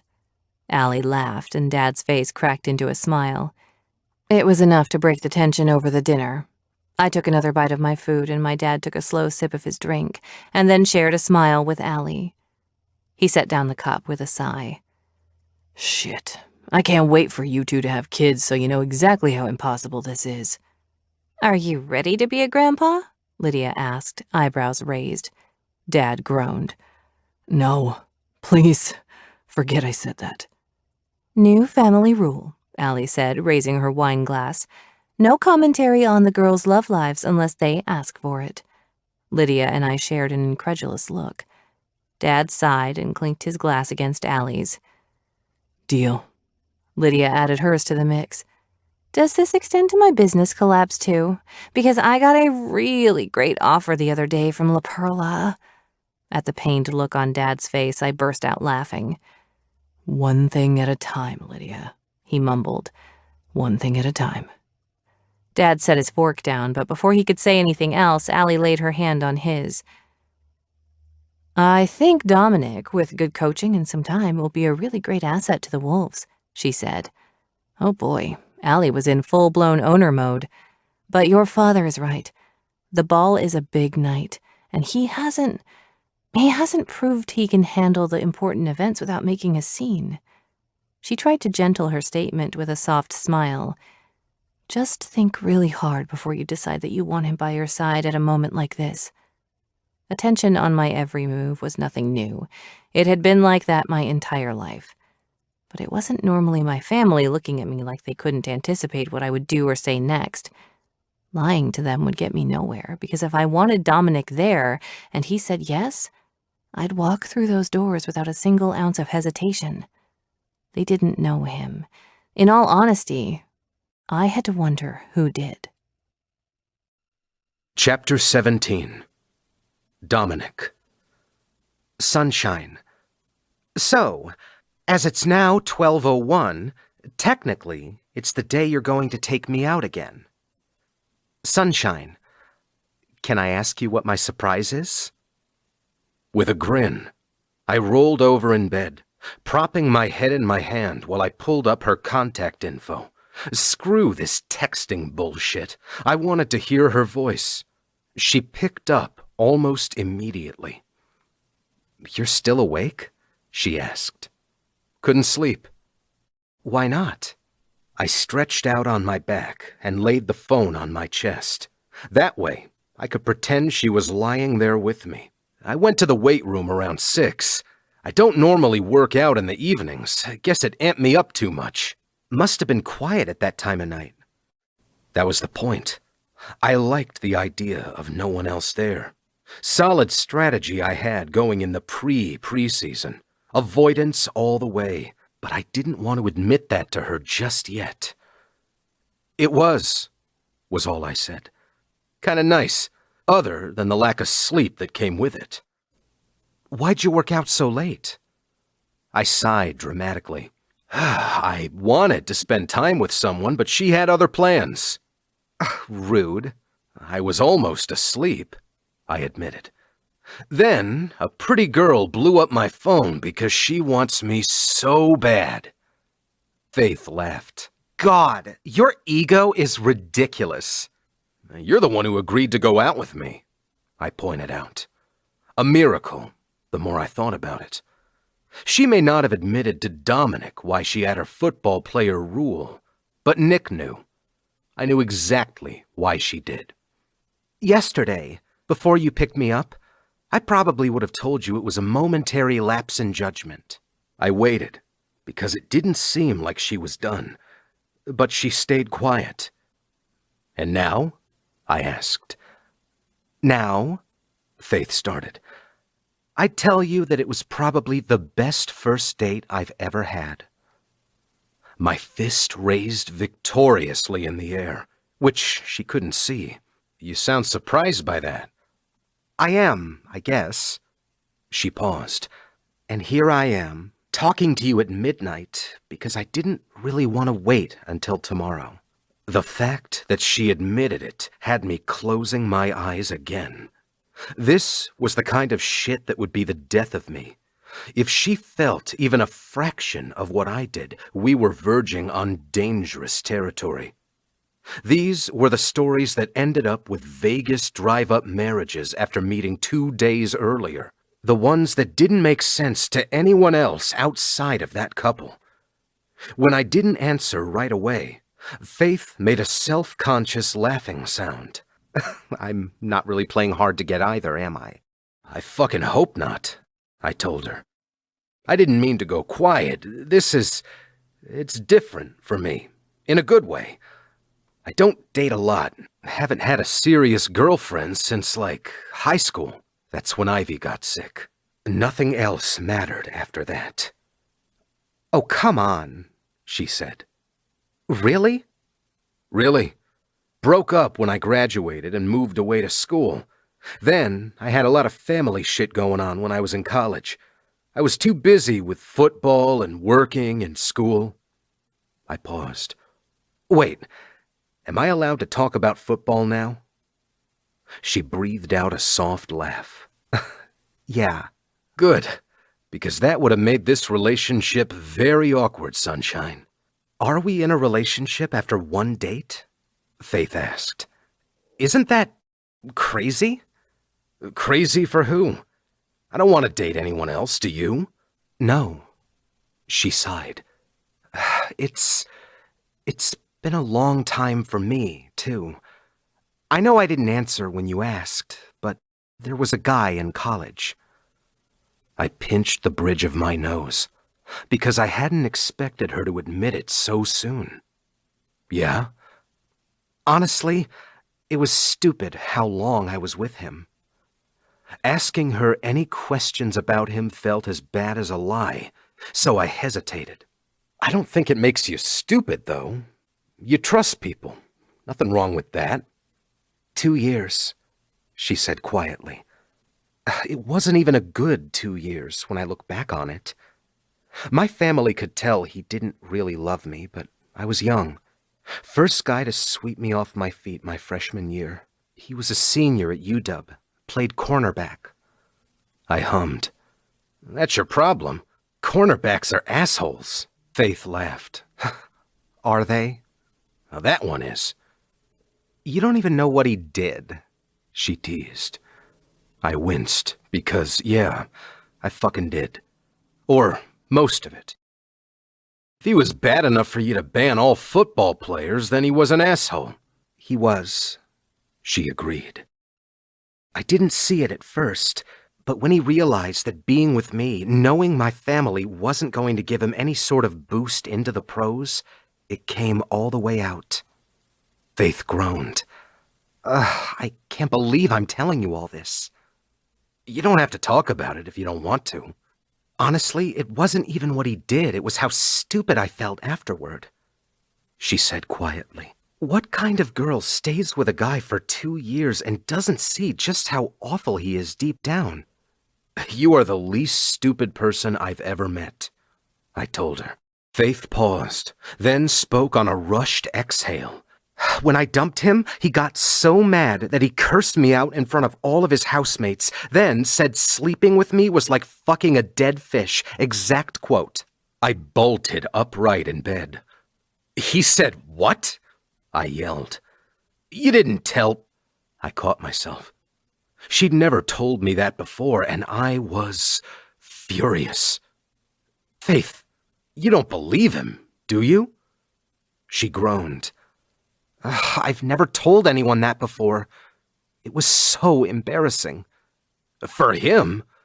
Holy hell, my hands were curled tight, and if that cornerback asswipe had been in front of me, I would have wrenched his nuts from his body and shoved them down his throat. You have nothing to be embarrassed about.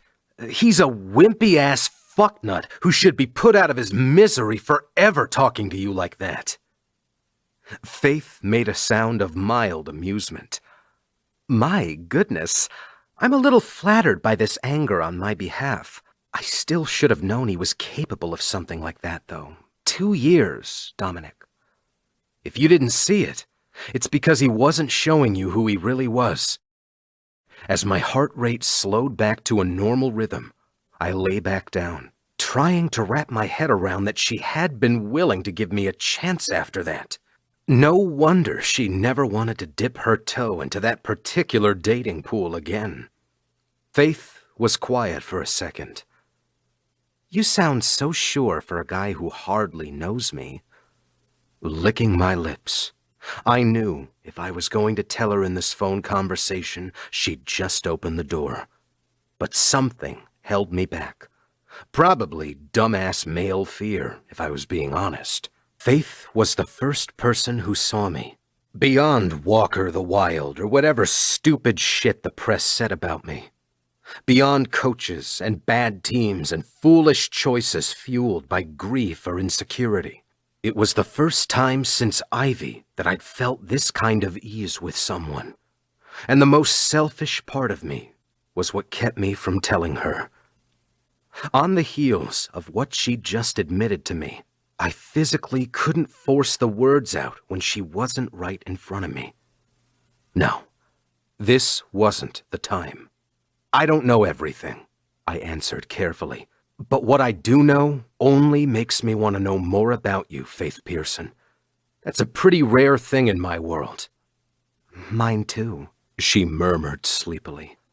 "I'm glad you called me, Dominic. I like hearing your voice before I go to bed." I groaned. "You're going to change the direction of this phone call real quick if you keep that up." She laughed. "I've never had phone sex before." Tilting my chin up, I blew out a hard breath. "Woman," I warned, "maybe we ought to have a second date before we try it." "Can't this count as our second date? We already had the talk about our exes." "True," she conceded. "You know what I like about you?" "No. Give me a detailed list and say it slow in that sexy voice you just did." She could hardly talk around her laughter, and I found myself grinning widely. Faith was so much braver than I was. Everything about this with her felt fragile, like if I moved wrong, I'd lose it. And I couldn't handle the thought of that so soon after I'd found her. I'd tell her, and when I did, it would be perfect. Something that showed her exactly how much I listened to her, how well I knew her. Because I did. Faith had been hurt. And even if enough time had passed that she was willing to take a chance on me, I wanted that confident girl from the first date. The girl who did nothing more than smile at me and had me wrapped completely around her dainty little finger. Any words he'd ever put in her head would be erased completely. Not just because of me, but because she didn't know they didn't belong there either. She hummed, and in the background, I could hear the rustling of sheets. I swiped a hand down my face because holy shit, the mental images, they were so good. I wanted to be in those sheets with her. "You don't fool me," she said. The hand dropped off my face at the change in her tone. "Don't I?" "I think the whole bad boy thing is an act." "All the refs who flagged me in the past 3 years would beg to differ," I answered wryly. "That's different." I closed my eyes at how sure she sounded. "Is it?" "Yep.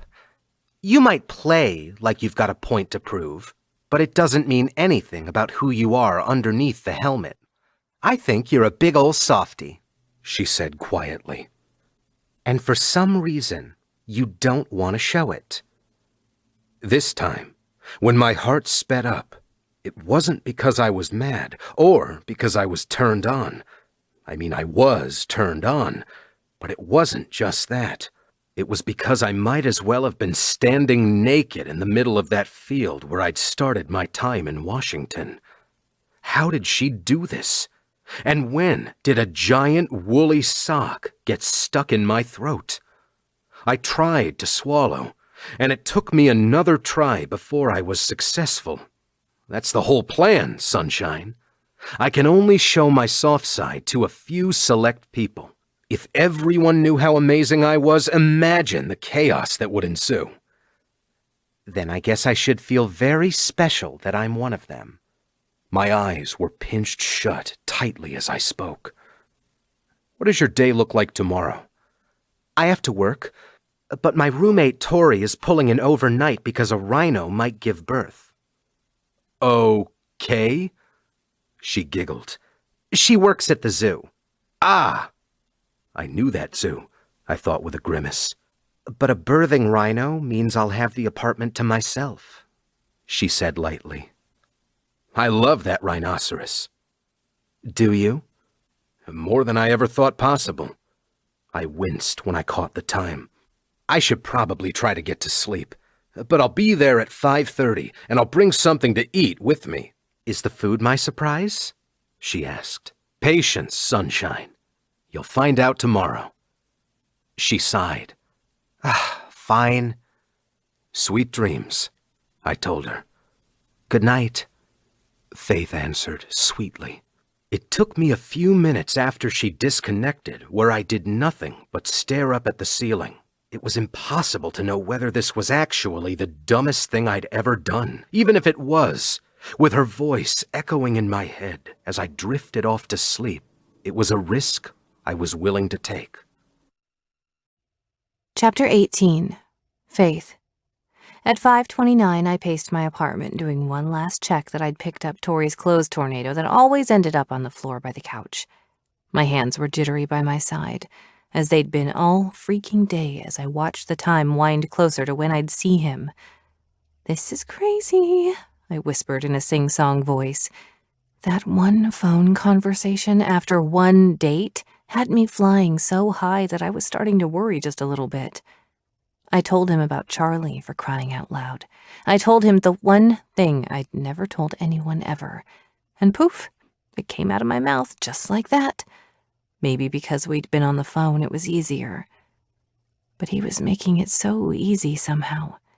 Which is why I was pacing and my hands couldn't stop twitching, and I had to remind myself that I should not jump him the moment he walked through the door, because I still had a good head on my shoulders. Maybe. In front of the mirror over our small table by the door, I gave another quick glance at my reflection. There was no time for a carefully constructed outfit with magical properties, so Dominic was getting what I'd worn to work, a denim pencil skirt and a simple bone-colored tank tucked into the waist. The buzz at the speaker by our door sounded, and even though I knew he'd be on time, I jumped. With my hand on my chest, I hit the button. "Hey, sunshine. A really intimidating man down here at the desk wants to make sure you're expecting me." With a laugh, I hit the button to speak. "You can let him up, Michael." "You got it, Miss Pearson," came our doorman's deferential tone. Dominic must have caught the elevator immediately because I could hardly do any fidgeting before there was a brisk knock on the door. My poor heart. It was off to the races at the sound of that knock, and I did the mental pep talk thing again. No jumping, Faith. You can control yourself. You are a capable, strong woman who has self-control. And I was doing great with all those affirmations until I opened the damn door. Dominic had a large, reusable grocery bag gripped in one hand and braced himself on the doorframe with his other hand. For a moment, he didn't move, his eyes tracking down my body like I was wearing edible lace or something instead of a perfectly boring, perfectly normal workday outfit. "Sunshine," he said in a low, growly voice. "Hot shot?" Mine wasn't low and growly, but it was all sorts of breathy and girly, like I was not a woman with self-control. "Come in."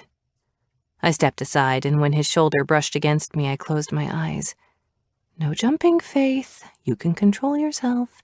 You are a capable, strong woman who has self-control.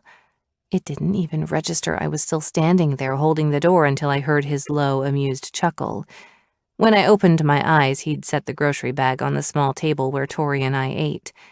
Again, Dominic was wearing dark jeans that highlighted exactly how long his legs were, and a black t-shirt that hugged his chest and shoulders.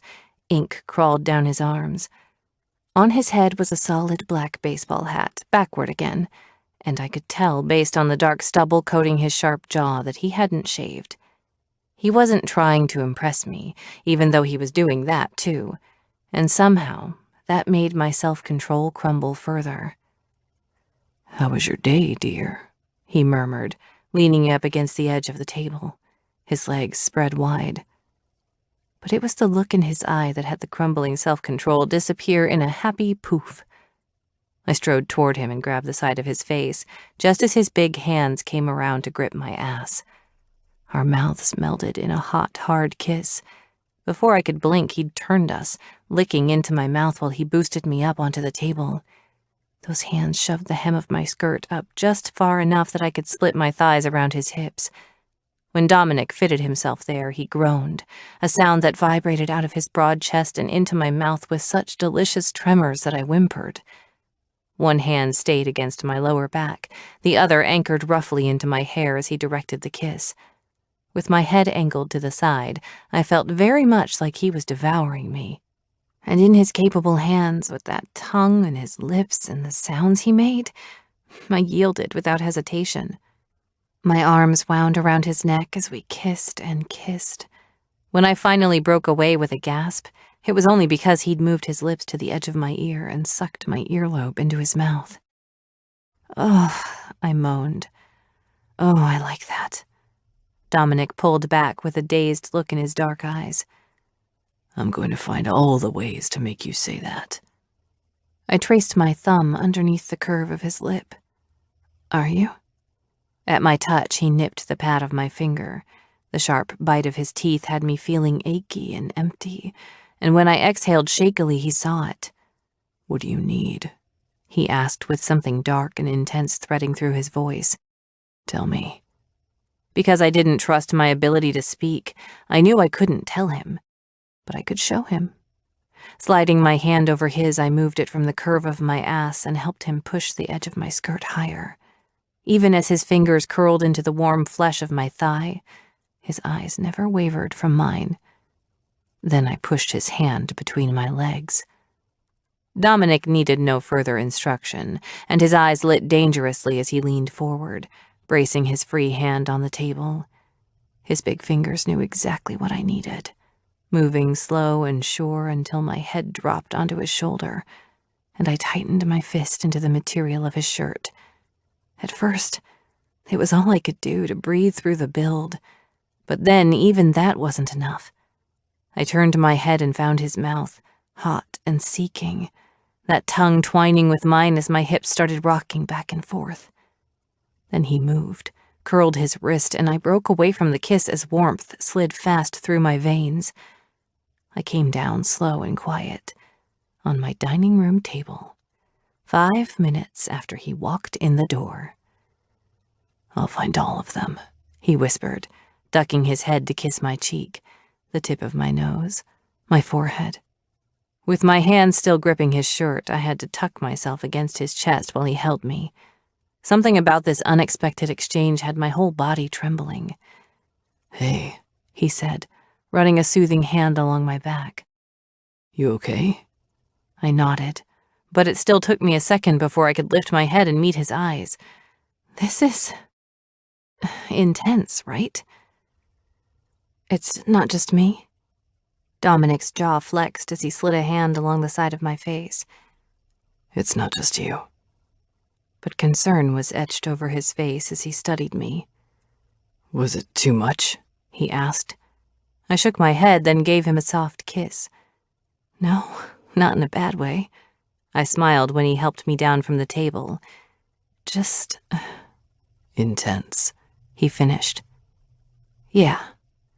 Dominic blew out a hard breath, then grinned in such a boyish, charming way that I about jumped right back on that fracking table. "That's not how I planned to start this date." Tilting my head to the grocery bag, I asked, "Something a bit more tame?" "Oh, we're not having a boring dinner, sunshine. We're living on the edge tonight."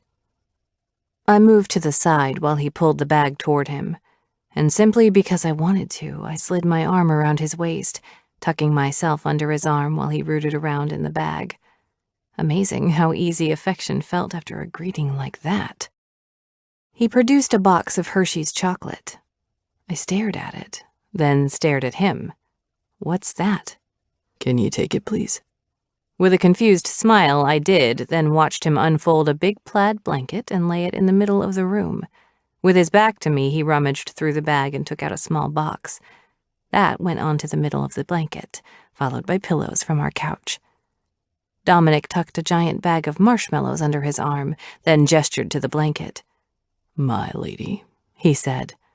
I sat, still clutching the chocolate in my hands. That was when I noticed an assortment of other sweets: peanut butter cups, white chocolate bar, dark chocolate with toffee, and 2 stacks of graham crackers. "A s'more picnic?" I asked. "I'd planned to do this out in the park behind your building, but—" He gestured at the window where rain pattered gently against the glass. My grin split my face wide. "I love it. We're going to get a sugar high, though. You know that, right?" "That's the plan." He leaned forward and gave me a sweet kiss. From the box, he pulled a small silver canister that sat on top of a square black rock. With the flick of a lighter he pulled out of his pocket, we had our own little flameless fire. I glanced at him wonderingly. "You're setting the bar very high, hotshot." "Does that mean I can stay after dessert and kiss you some more?" Nodding, I leaned in again and gave him one that was a bit longer than the last. "How was your day?" I asked while he loaded up 2 small sticks with marshmallows. "Oh, you know how it goes," he said, eyes fixed on the marshmallow as he rotated it. "Lots of weights, lots of sweat. Watch some film for a while." "What film?" I ate a marshmallow plain, then added another one from the bag onto my roasting stick. "Wolves versus Green Bay, 2 years ago. We lost, right?" He nodded. "By a field goal at the end. Green Bay's defensive scheme makes it harder for tight ends to slot into that receiver role." "Scared of their linebackers, are ya?" I teased. Dominic emitted a little growl, which had me laughing. "Did Torres give you that homework?" He shook his head. "Just wanted to start taking some notes. We play Green Bay week 3. Want to find some holes in what they do." I studied him because it was more interesting than roasting my marshmallow. Something had been eating at me with this new little journey of discovering the many sides of Dominic Walker, and instead of tiptoeing around it, I decided to embrace whatever crazy foundation we were building, the intensity and the connection, and just go for it. "Can I ask you something?" Dominic raised an eyebrow. "Every time you start with something like that, I feel like you're about to psychoanalyze me." I smiled. "I'm serious. If I ask you a question, will you answer me honestly?" He pulled the stick away from the flame, giving me his full attention before he replied. His eyes searched mine for a beat. "Yeah, I'll answer honestly." I held out my pinky. He took it without hesitation, curling his much larger one around mine. "You weren't the one who puked out on the field, were you? It was the rookie, Cartwright." His eyes widened, his mouth popping open just slightly. "I knew it," I breathed. "Why'd you tell Allie it was you? She should know." "Shit," he muttered under his breath. Dominic exhaled heavily, still holding my gaze. "That's not your story to tell, young lady." "Don't you young lady me," I smacked his shoulder. "Why would you lie about that?" Dominic sat back and watched me evenly. "Tell me," I encouraged him. "You are a hard worker, hotshot. You love what you do, I can see it. The more I get to know you, the less that whole thing makes sense." But he didn't want to, and I didn't want to push too hard. But something was going on in that locker room, something that weighed on him, especially when I thought about what my dad had said and what I'd seen at the car wash event. The vets were wary of this new guy, Walker the Wild. But honestly, I didn't think he was all that wild. He played aggressively, but in the right atmosphere, that edge would smooth out. Nothing I'd seen of him made me believe he'd drink so much his first night here that he'd get sick on that field. But for some reason, he let them believe it. When he stayed quiet, I allowed myself a moment of disappointment that he wasn't telling me the full story. But we would get there. I could feel it. He and I were at the start of something good, and it was okay if some things about it progressed at a more normal pace. but he must have seen that disappointment on my face. It was the rookie's idea. He started. He had the tequila in his bag. I set my chin on my hand and listened. I only had a couple of shots all night. Hardly enough to get buzzed, but he drained half that bottle. When they flipped the lights on, he gestured from his mouth. Got it.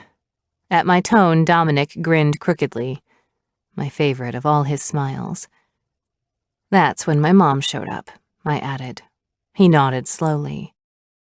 Why? My voice trailed off. I don't understand. Dominic swallowed, slicking his tongue over his teeth before he answered. After that disaster of a press conference, I already felt so out of place. And because they immediately expected me to do something stupid, his jaw clenched. Everyone did. Might as well let him believe it if it let the rookie start with a blank slate. Carefully, I set my roasting stick down and, staying aware of where the flame was, I crawled over until I was straddling his lap. My hands looped loosely around his neck, and I waited for him to move his eyes from the line of my tank top before I spoke. His big hands slid up my upper thighs, exposed by the position I was sitting. I won't tell Allie, I promised. Thank you.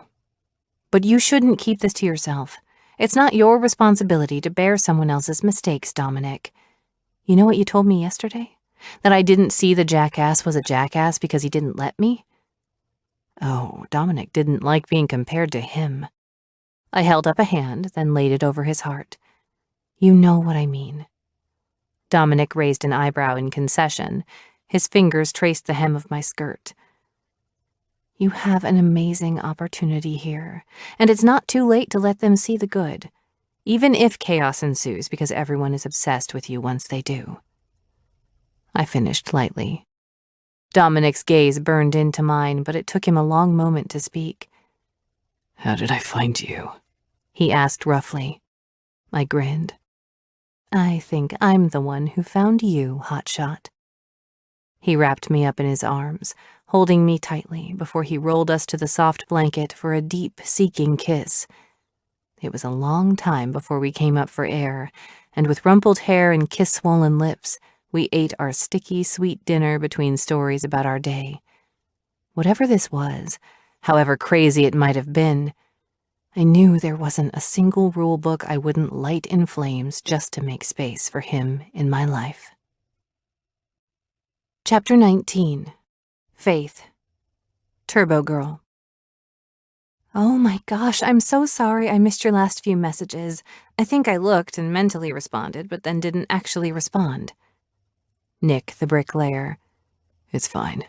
I had to book some emergency therapy sessions to deal with my abandonment issues at you leaving me on red, but... Turbo Girl. Ha ha, says the guy who went 2 weeks last year without responding to one of my questions. I thought you hated me. Nick, the bricklayer. Yeah, I remember that. I'm sorry. Beginning of September was insane for work, so... Not that it's an excuse. You done with work already? I think someone must have snuck out of the office. Turbo Girl. I did. Just a little. Turbo Girl. But I really am sorry I forgot to respond. Turbo Girl. I can't even blame work. I've just been busier than normal outside of work. By the time I make it home, I usually faceplant into my bed. Nick, the bricklayer. What a visual. What's been keeping you so busy? Good stuff? As I shoveled a dripping spoonful of cereal into my mouth, I stared at his message but couldn't will myself to respond. It felt odd to talk to Nick about a date. He knew about Charlie, not all the details, but I'd been so fresh off that breakup when I started messaging him that he knew a lot. And honestly, it was the only time in 3 years we talked about our love lives. When we first started chatting, he'd been vehement about not having time for a girlfriend with school and working full-time. This suited me fine because dating was the last thing on my mind when I went for my master's. But for some reason, not telling him about Dominic felt wrong too. As I thought about Dominic, I found myself smiling. We were building a small little library of memories the past few days. In a surprisingly old-fashioned turn, Dominic Walker insisted we do normal date things and not greet you on the table with my hand between your legs things. We'd taken a private cooking class where we learned how to make homemade pasta. He helped me walk dogs at the shelter around the corner from my apartment. We drove an hour outside of Seattle because I told him I'd never been to a drive-in theater, where we snuggled in the bed of his truck to watch Breakfast at Tiffany's. A lot of kisses in there, too. A lot. But in the past 5 days, Dominic had kept his hands out of my pants, and I honestly wasn't sure I could take much more of it. Getting to know him was great, and I knew he was doing it because of my reaction after what happened in my apartment, but I was also dying. I wanted his hand back between my legs. I wanted my hand between his, and I wanted us naked while we were doing it. He was thinking about it just as much as I was, and if we didn't make all those happen soon, I honestly could not be held liable for my reactions. So yeah, I smiled when I thought of the man, every single time. And if someone, just by the thought of them, made me smile, then they deserve to be talked about. Turbo Girl. Very good stuff. I'm kinda hanging out with someone new. As I finished the rest of my Cinnamon Toast Crunch, I watched with fascination at the typing bubbles that started, then stopped, then started again before disappearing. Nick the Bricklayer. New friend, huh? Like a friend who would borrow your casserole dish or a friend who touches under the bathing suit lines. Unwittingly, I smiled again. Out of respect for Nick, I answered carefully, but even as I typed, I could feel the desire to share bubble up like a pot on boil. Turbo Girl. Maybe he's both. Though he doesn't seem like the type who needs a casserole dish. Nick the Bricklayer. So he didn't try on your date? Turbo Girl. We've actually been on a few dates. Nick the Bricklayer. Turbo Girl. Did he try to borrow my casserole dish? Nope. Not even a hint at needing my 9x13. Talk about disappointment. Nick the Bricklayer. You know what I mean. Turbo Girl. I do, but I'm not the girl who kisses and tells. Nick the Bricklayer. Ah, so it's that kind of friend. He went quiet after that, and it felt odd. As I tipped the cereal bowl up to drain the milk, I glanced at the clock on the kitchen wall. We had an event at Keisha's starting in about 45 minutes, and I had yet to change. Well, I didn't have to change, but knowing that I'd be seeing Dominic, and who knows what else after the event, I wanted to feel like I had in the magic cardigan without actually wearing a magic cardigan. As much as I appreciated his attempts to do this the right way, or what the frick ever, I was ready to do something else the right way. And if a strategic outfit would help me with it, then I definitely wanted to take the time to change. But despite the press of the clock ticking closer to when I needed to leave, I took a deep breath and messaged Nick. Turbo Girl. He is that kind. I really, really like him. He's kind of unexpected. You know, I haven't really wanted to date after what's-his-name. Turbo Girl. Sorry, maybe you don't want to hear about this. Tell me to stop if you don't. Nick the Bricklayer. Don't apologize, Turbo. We're friends, right? You've always listened to me when I needed it. I'm always here to return the favor. Turbo Girl. Okay, I'd hate to make it weird, so don't feel like we can't talk or something, just because I'm dating someone. Nick the Bricklayer. We've moved to dating, eh? That was quick. Turbo Girl. I don't know, Nick. He was so rude to me the day we met, so by all rights I should have written him off immediately. He's not like any guy I've ever been attracted to, and honestly, I don't even care anymore because he's got my head spinning so badly. Nothing about it makes sense, but I'm excited about it. About him. Nick the Bricklayer. Being excited is always good. And sometimes people act out for a whole lot of reasons we don't understand. Who knows what he's going through that you don't see? Turbo Girl. You're so smart. Turbo Girl. We had a relationship talk after our first date, and it was moving pretty fast at first, but the last week he's been like absolute perfect manners and totally respectful and messaging me sweet things.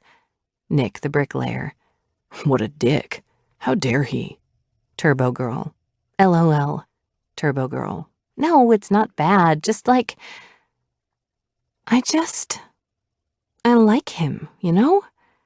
And we've had opportunities. I just want to make sure things don't get too respectful, you know? If this guy ends up putting me in some "you're too good for me, blah blah, now you're friend-zoned" classification, I might light his truck on fire. Turbo Girl. OMG. I'm sorry.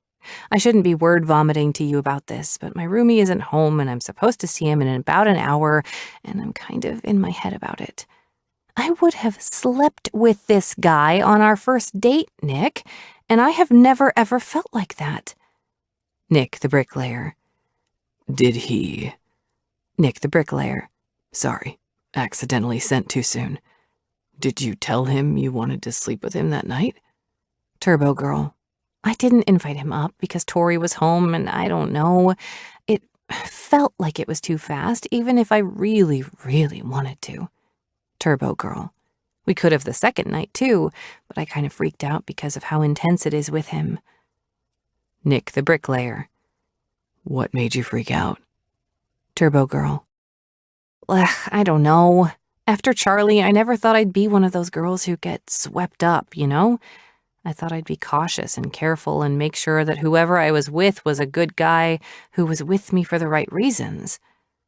Turbo Girl. And instead, I let him in my apartment, and 3 minutes later, I shoved his hand up my skirt. Every good intention I have goes out the window as soon as I see him, and now that side is just on pause or something? Turbo Girl.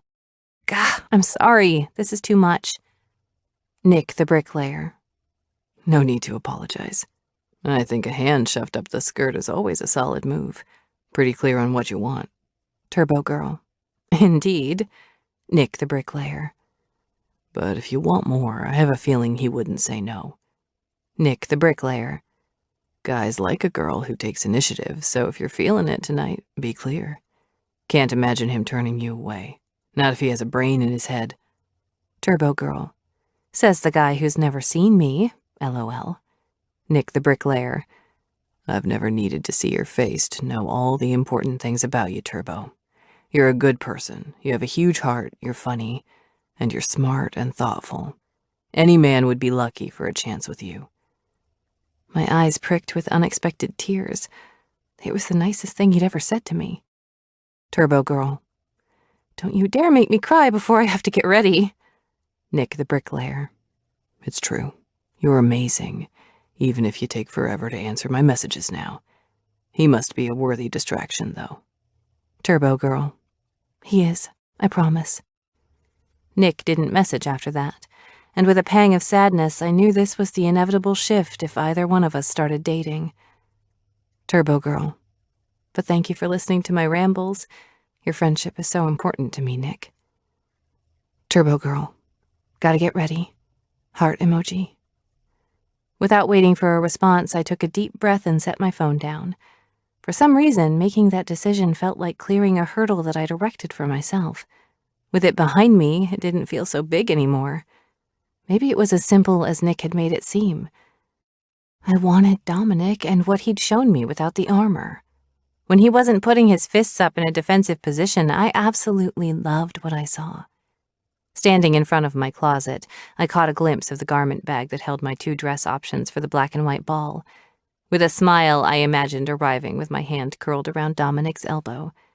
Putting the dresses and that night out of my head, I took a deep breath and focused on the task at hand.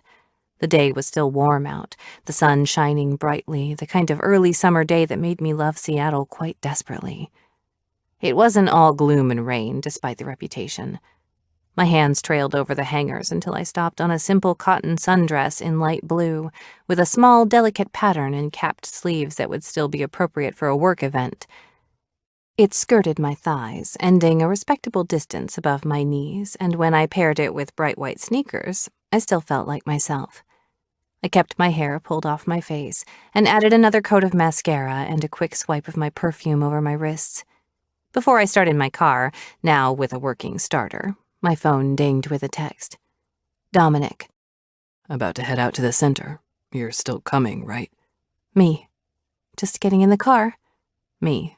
You think I'd ghost you? Dominic. Just looking forward to seeing you, Sunshine. Me. You too, Hotshot. For the entire drive to the center, it was impossible to wipe the smile from my face. When I arrived, the schoolyard had been transformed by the Team Sutton staff. Long tables were set up under arches of brightly colored balloons.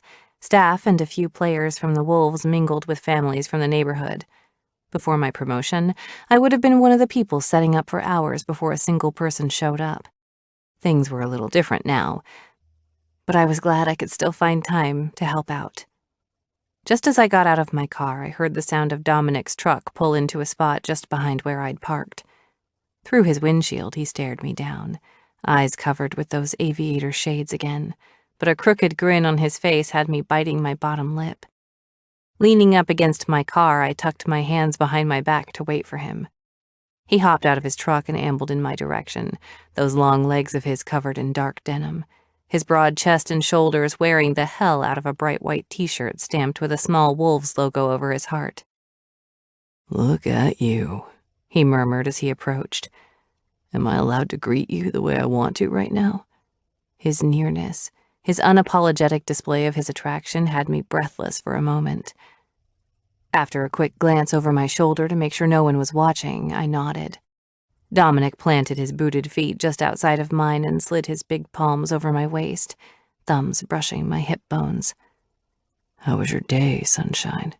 He whispered against my cheek, his lips brushing my skin. Good.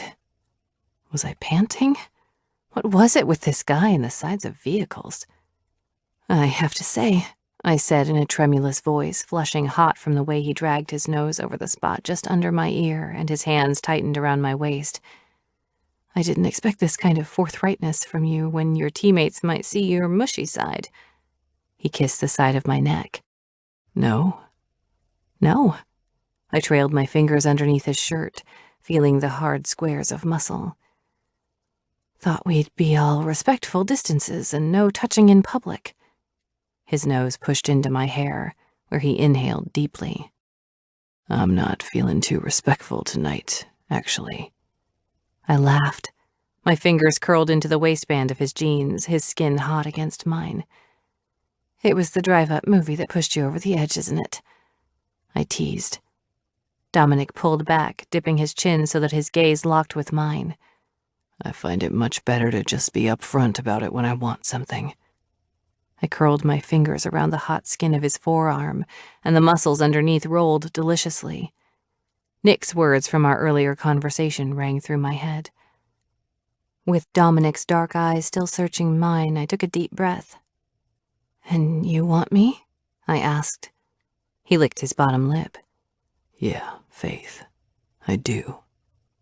I pushed up on the balls of my feet, which brought me flush against the strength of his body. I nipped the edge of his jaw, and he hissed in a sharp breath. Good, I whispered against his lips, which still hovered a millimeter away from mine. I placed a soft kiss against his delicious mouth.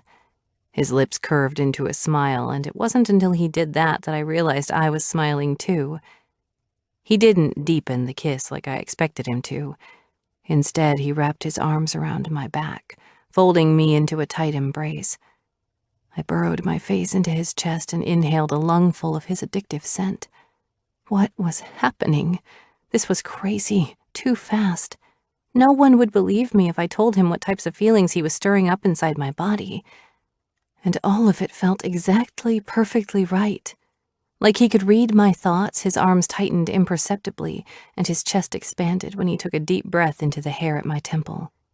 "You okay up there?" I teased. "You really must have missed me." Dominic pressed a kiss to the crown of my head. I'm just glad you're here, he said. I smiled up at him as we pulled apart, again feeling more than a little dazed by the immediate chemistry in our greeting. His eyes held such intensity, but to my utter surprise, it didn't scare me or overwhelm me. "You look like you're thinking some serious thoughts up there," I commented lightly. I slid my palm against his stubbled cheek. Dominic closed his eyes at the touch, and the rush of tenderness at his expression was just one more reaction I hadn't expected. When he opened his eyes, I thought he'd say something. But after a moment, his expression changed back into that crooked smirk I was coming to love so much. "Just happy," he said as he stared down at me. This man, the things he was doing to my heart. "Good," I told him. "Come on," he said with a grin. "Someone has to help me carry all these bags. I need to go show up my teammates." Chapter 20. Dominic. You sure it's not too big for me? My little quarterback, who hadn't shot a cannon into my junk today, palmed the ball dubiously. Her hand was so tiny. The sight of her fingers between the white laces did uncomfortable things to my heart. "Nah, you'll grow into it," I told her. Maggie gave me a gap-toothed grin as she tossed it into the air. Did you buy anyone else their own football? I held my pointer finger up over my lips. Our secret now, okay, kid? Everyone else was busy digging into the summer activity boxes that had been distributed over the past 2 hours and the surplus of sporting equipment I'd purchased. The line of kids coming to the tables with their parents had been longer than I expected, but the smiles and gratitude from all of them had made the time pass quickly. We took pictures and chatted with the families, and not once had I felt like an outsider. So many of the boys, too big for the shoes on their feet or wearing shirts that didn't quite fit their frame, reminded me of my own upbringing. Faith and I had stood shoulder to shoulder the entire event, but none of my teammates seemed to notice the way my hands lingered on hers when I handed her something, or the flush in her cheeks when our eyes caught. My Faith Pearson high was as dangerous, as addictive as any substance on earth. If she had any idea of the kind of power she held over me, she could absolutely crush my heart. Sitting in my apartment before I left, I knew what I risked by asking her about her date as Nick. But the sight of her unfiltered honesty had only strengthened what I knew to be true. She was the kind of girl you wrecked your life over, because as long as she was in it, even the carnage left behind would be better than just about any life without her. Every date, every moment I was spending with her, we were building something. She knew it, I knew it. Even more surprising was how much I liked the time spent putting each block into place. Each date where we did nothing more than kiss, where I simply got to know her better, and she was able to do the same. When we arrived together, arms laden with bags of sports equipment, Keisha hugged me like I was family. One of our defensive linemen, Roberts, eyed all the bags in my hands.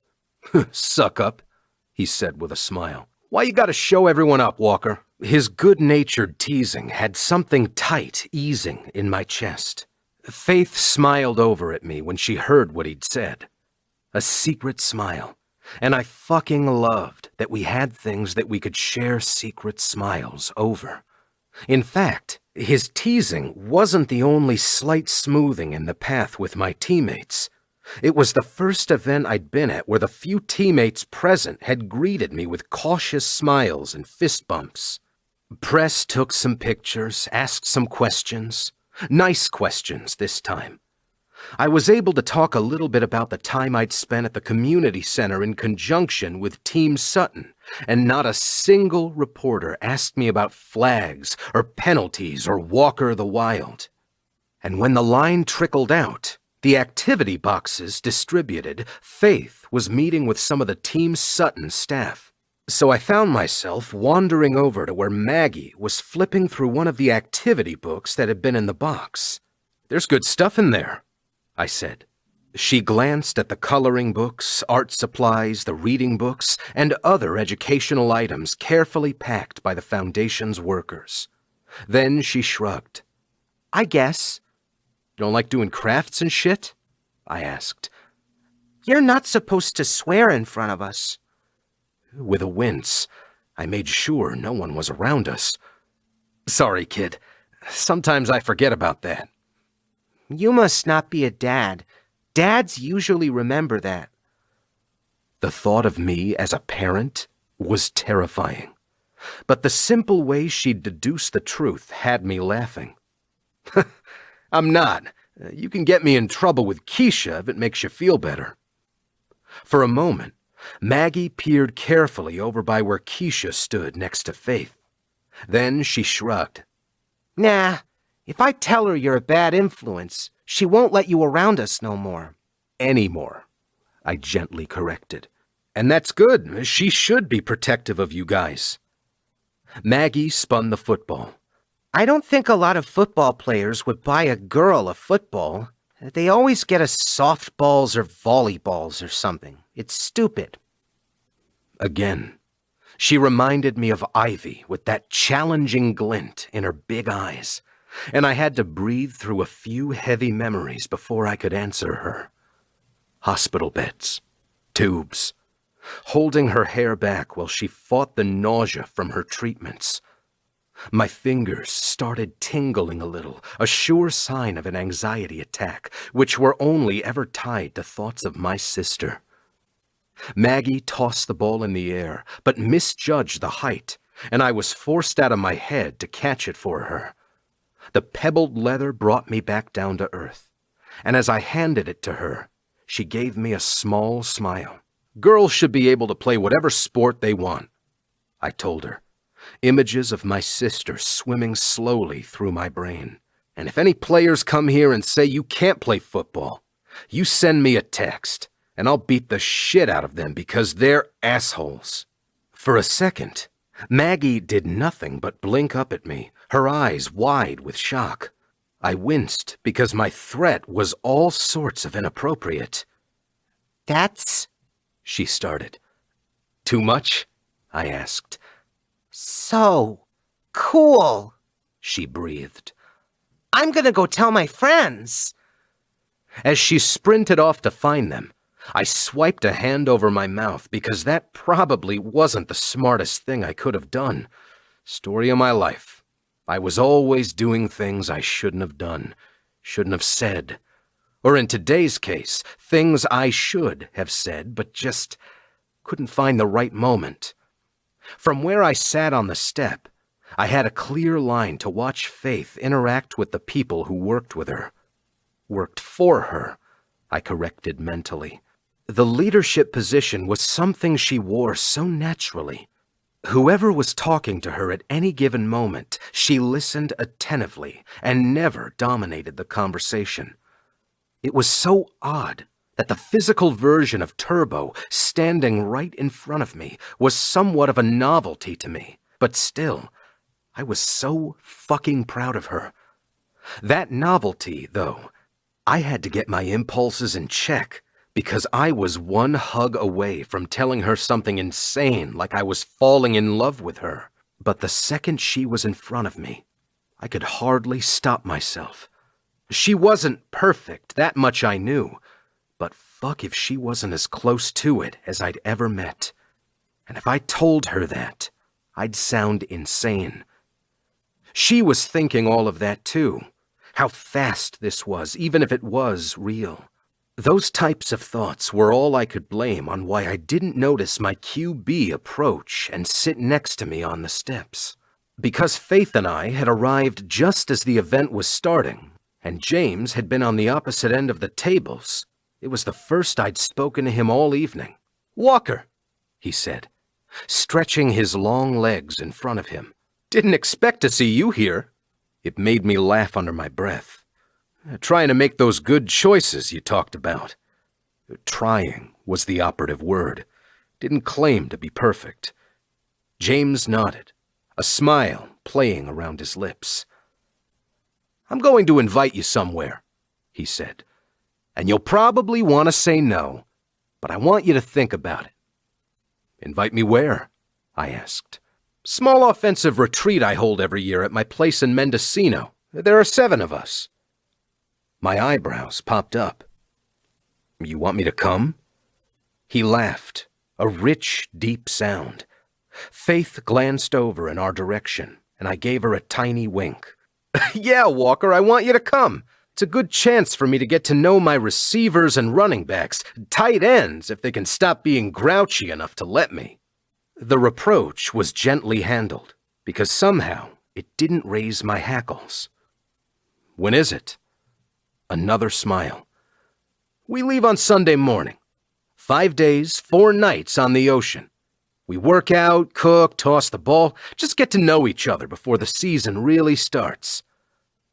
I blew out a hard breath. What time? He pulled his wallet out of his back pocket and handed me the card of a private airfield. If you're there by 8, I'll know you're coming. There's room for you on the plane, but this is a serious opportunity, Walker. I ask the guys to leave their phones in their room during the day. No distractions. This is about forming a unit on that field. And if you can't set your personal stuff aside in order to do that, then I'd rather have you stay back, and I'll just pray we click once the season starts. Swallowing proved difficult, because I had to choke down the way I'd started off here in light of his generous offer. It was a massive opportunity. Something that would allow me to forge a bond with the guys who lined up next to me every Sunday once the season started. If this was what happened behind closed doors, it explained why Washington always had some intangible chemistry among their players. And I thought about what Faith said. They'd never see past the bullshit if I didn't let them. He stood, shoving at my shoulder. Hope to see you there, Walker. I promised my wife I'd be home for dinner. Faith waved at him as they passed, but I was gratified to see the way her smile changed once I was the only one looking.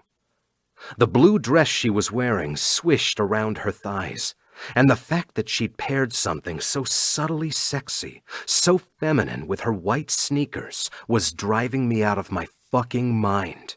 When she took a seat on the step next to me, there was a respectable distance between us, and I had to grip my hands together to keep from sliding my palm up the long length of her bare leg. "Have fun?" she asked, eyes forward. I glanced at her before doing the same.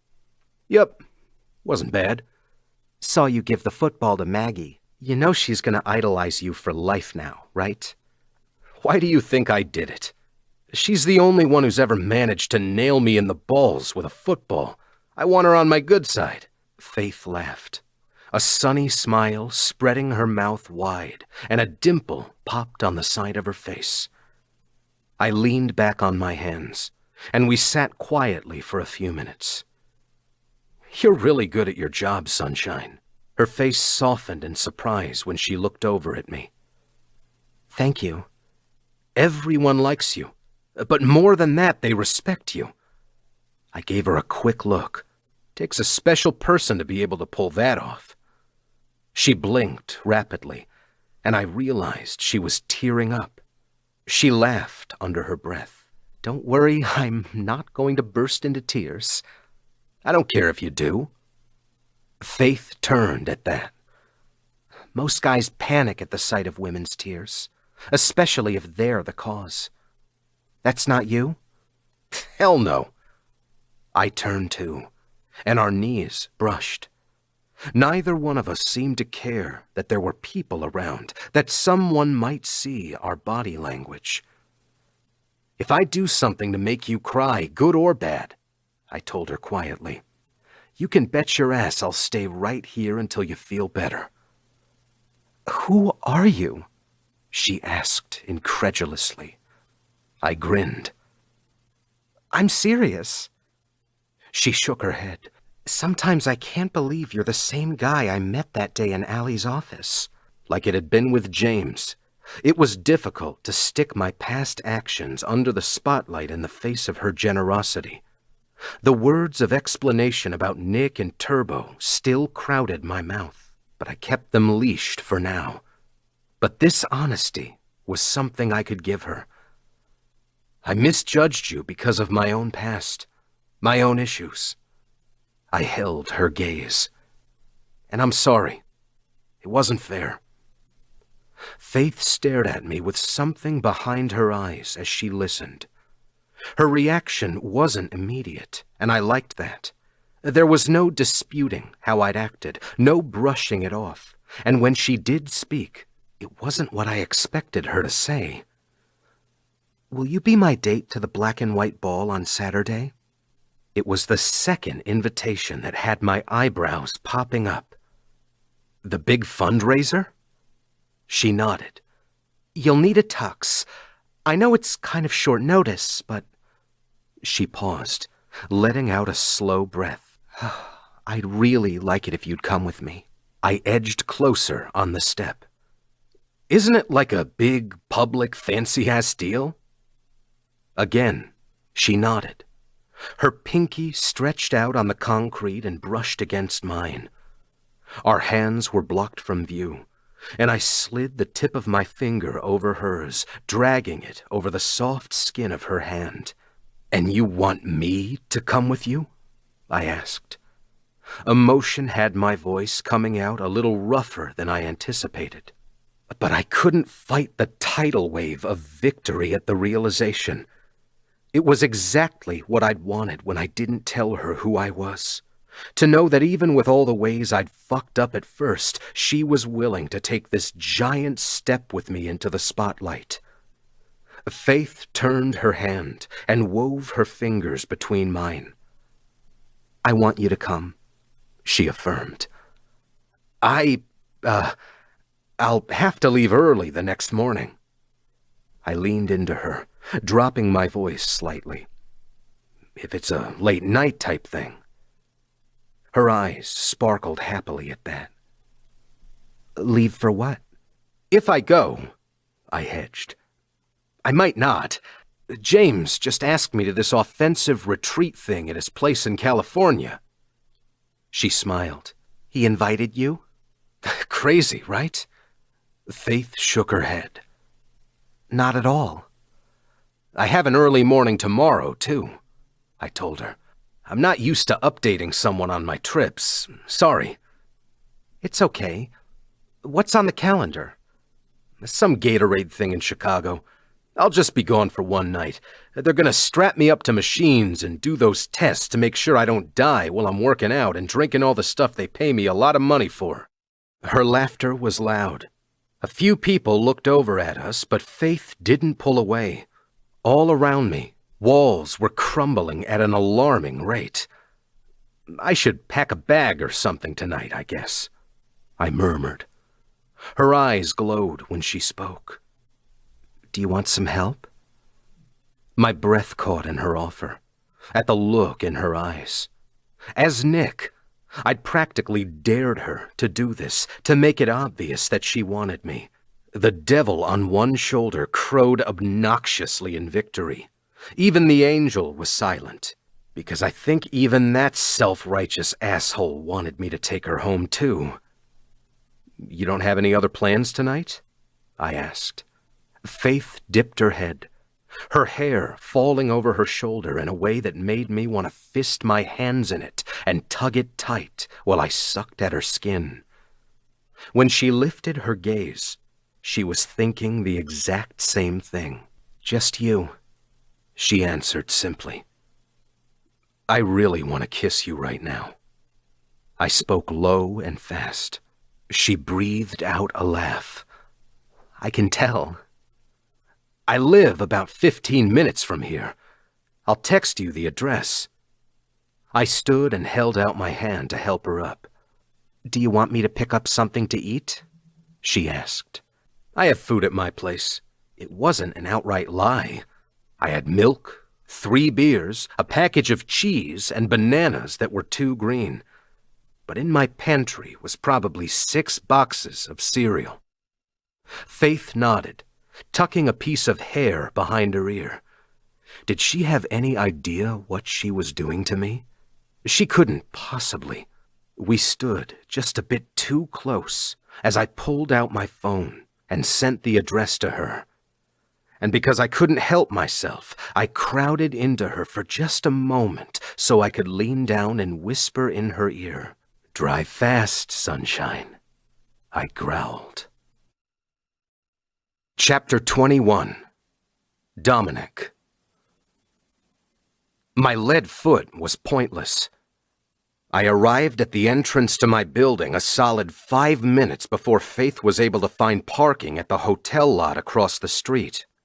Times like that, where all I wanted to do was be inside and not dealing with parking or downtown or people getting in the way of finding parking downtown, I started making plans to sell the ugly apartment that I didn't really like and move somewhere else.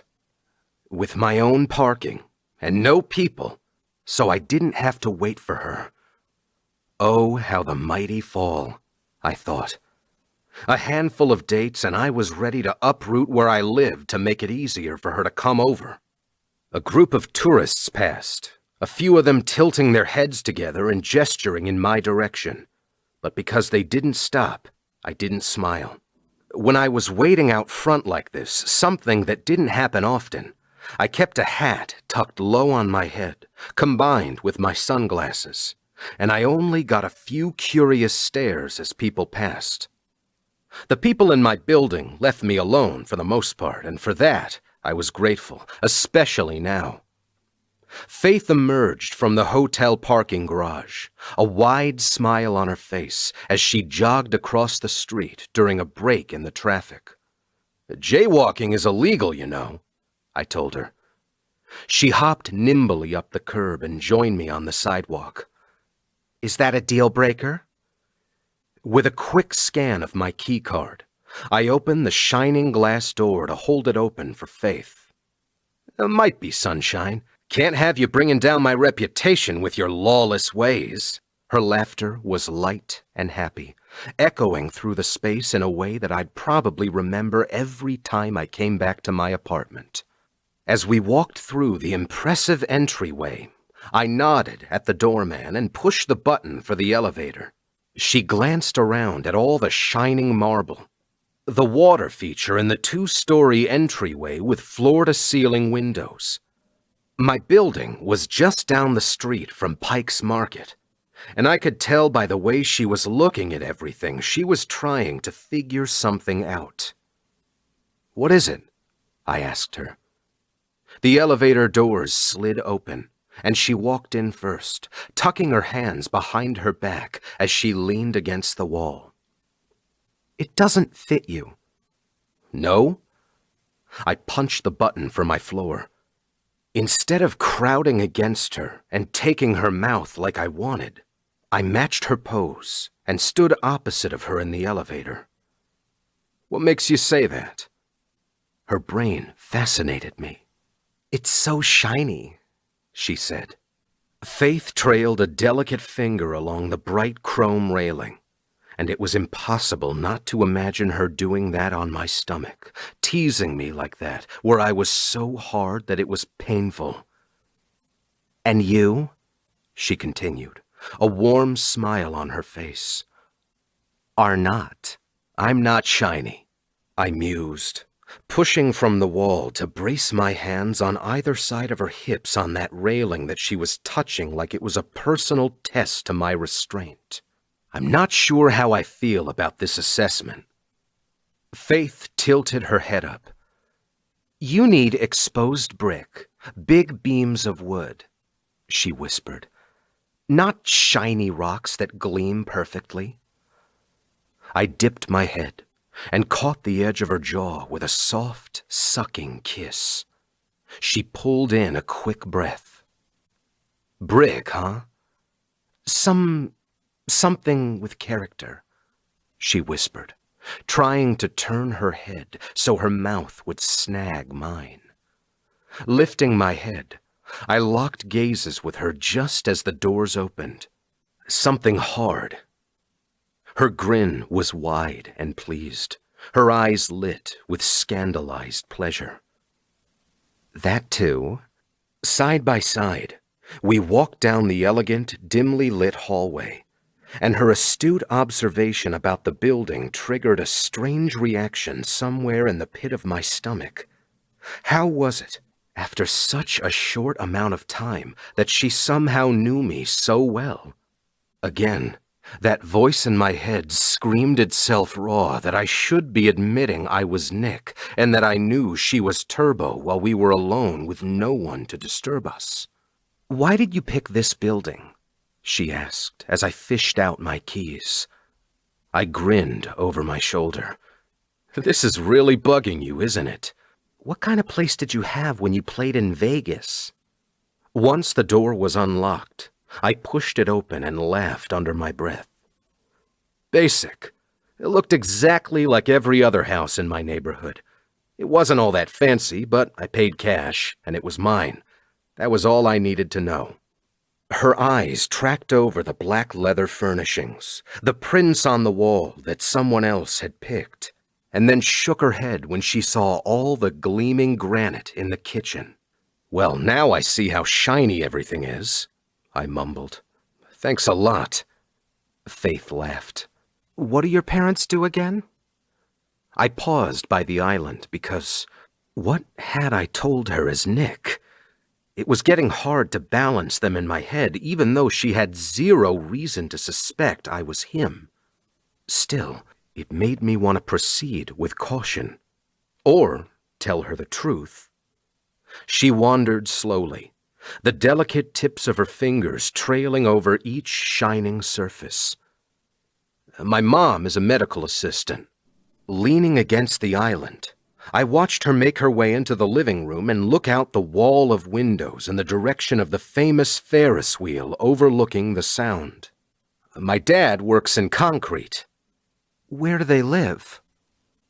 My gaze tracked every movement of her body, each careful step, each detail she seemed to absorb in my apartment, like she was trying to ferret out clues.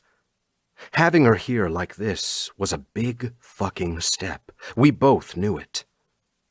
"About 20 minutes from here." She turned, eyebrows raised. "You're from Seattle? I don't think I knew that." The roof of my mouth was bone dry.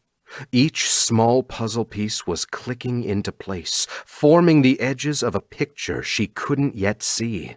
"Grew up with Wolves posters on my wall and everything." She smiled. "Did you?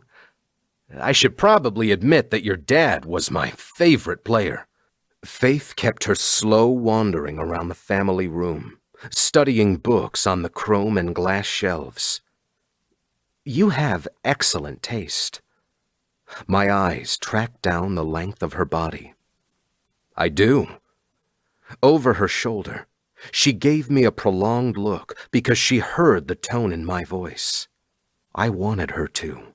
Leaving her position by the windows, she approached me, hands clasped demurely in front of her. "There's nothing in this space that looks like you," she said. "It doesn't give me a single hint about who you are." When she stopped walking, I could have reached out, slid my hands over her hips, and tugged her close. But I didn't. It took a Herculean effort, especially with the way she was looking up at me, anticipation making her eyes glitter in the bright overhead lights of my shiny, shiny kitchen that I now hated. She was right. The apartment was soulless and empty. Nothing about it made me feel comfortable. The fact that it was the first place to give me true privacy with her was the only thing that made it salvageable. "It's stupid now that I think about it," I told her, hooking a finger around the edge of her wrist and giving her a slight tug. She came willingly, hands sliding up my chest. I widened my stance so she could fit neatly into the space between my legs. My big return to the place I grew up. Thought I needed the nicest address to go with it. Her smile was bemused. "I hate to break it to you, hotshot, but I don't think anyone cares whether you live here or not." She was right about that, too. It proved absolutely nothing, impressed no one. Especially not this woman in front of me, who would have been just as happy in an old building with brick and wood and character that felt like me. No matter what was happening in the locker room, I realized that I didn't actually care to impress any of them. All I'd wanted was to feel welcome. The reason I didn't was because of all the shit I'd pulled, no matter what my intentions had been. The one who made me feel welcome was Faith, because she pried back the Walker the Wild persona simply because she could tell it wasn't real, or that it wasn't all that I was. In front of me, Faith smelled so sweet and clean, and my whole body vibrated unsteadily, want rushing fiercely through my veins. Everything about her was warm and giving, and more than anything, I wanted to see how that translated in bed. All the places she'd smell sweet and clean like she did now. All the places she'd be warm and soft, where I could pull her into my mouth, feel her with my fingers and hands. She'd take me, and I couldn't wait to know what that felt like. I know they don't care, I admitted, plucking her hand from my chest so that I could gently suck one fingertip into my mouth. I rubbed my tongue along the pad of her finger, and her breath caught. I hate that I still feel like I have something to prove, even if they're not watching. Why do you think you do that? Sometimes I get these awful impulses, I told her quietly.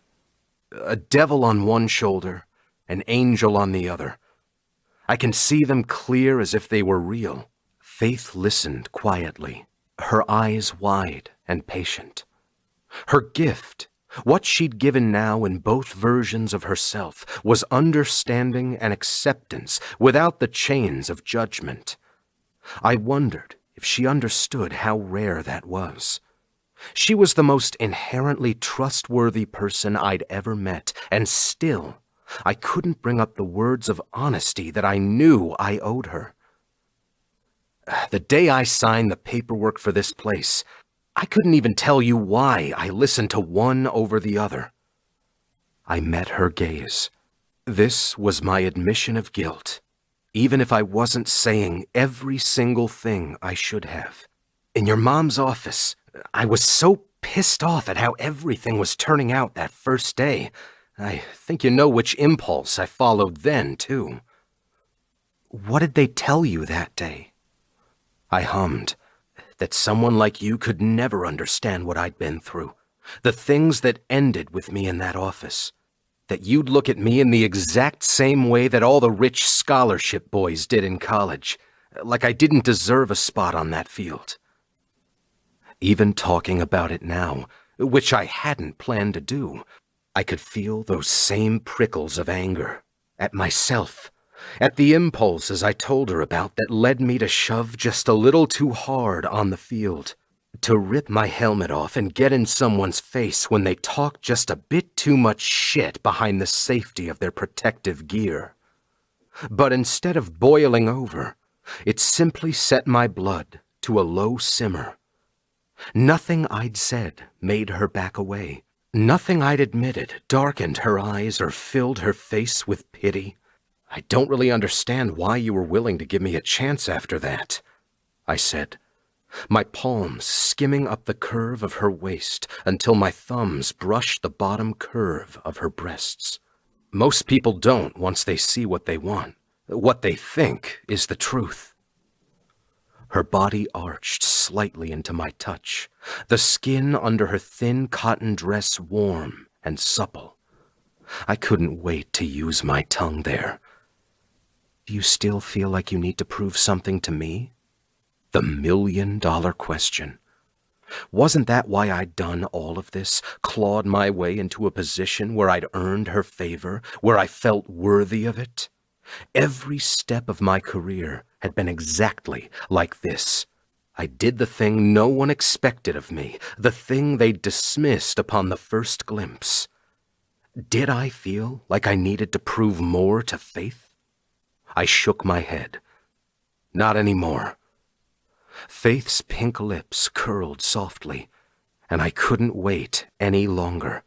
Cushioning her bottom lip between mine, I sucked gently until it pulled a soft gasp of air from her mouth. My hands slid down her back until the curves of her ass were under my fingers.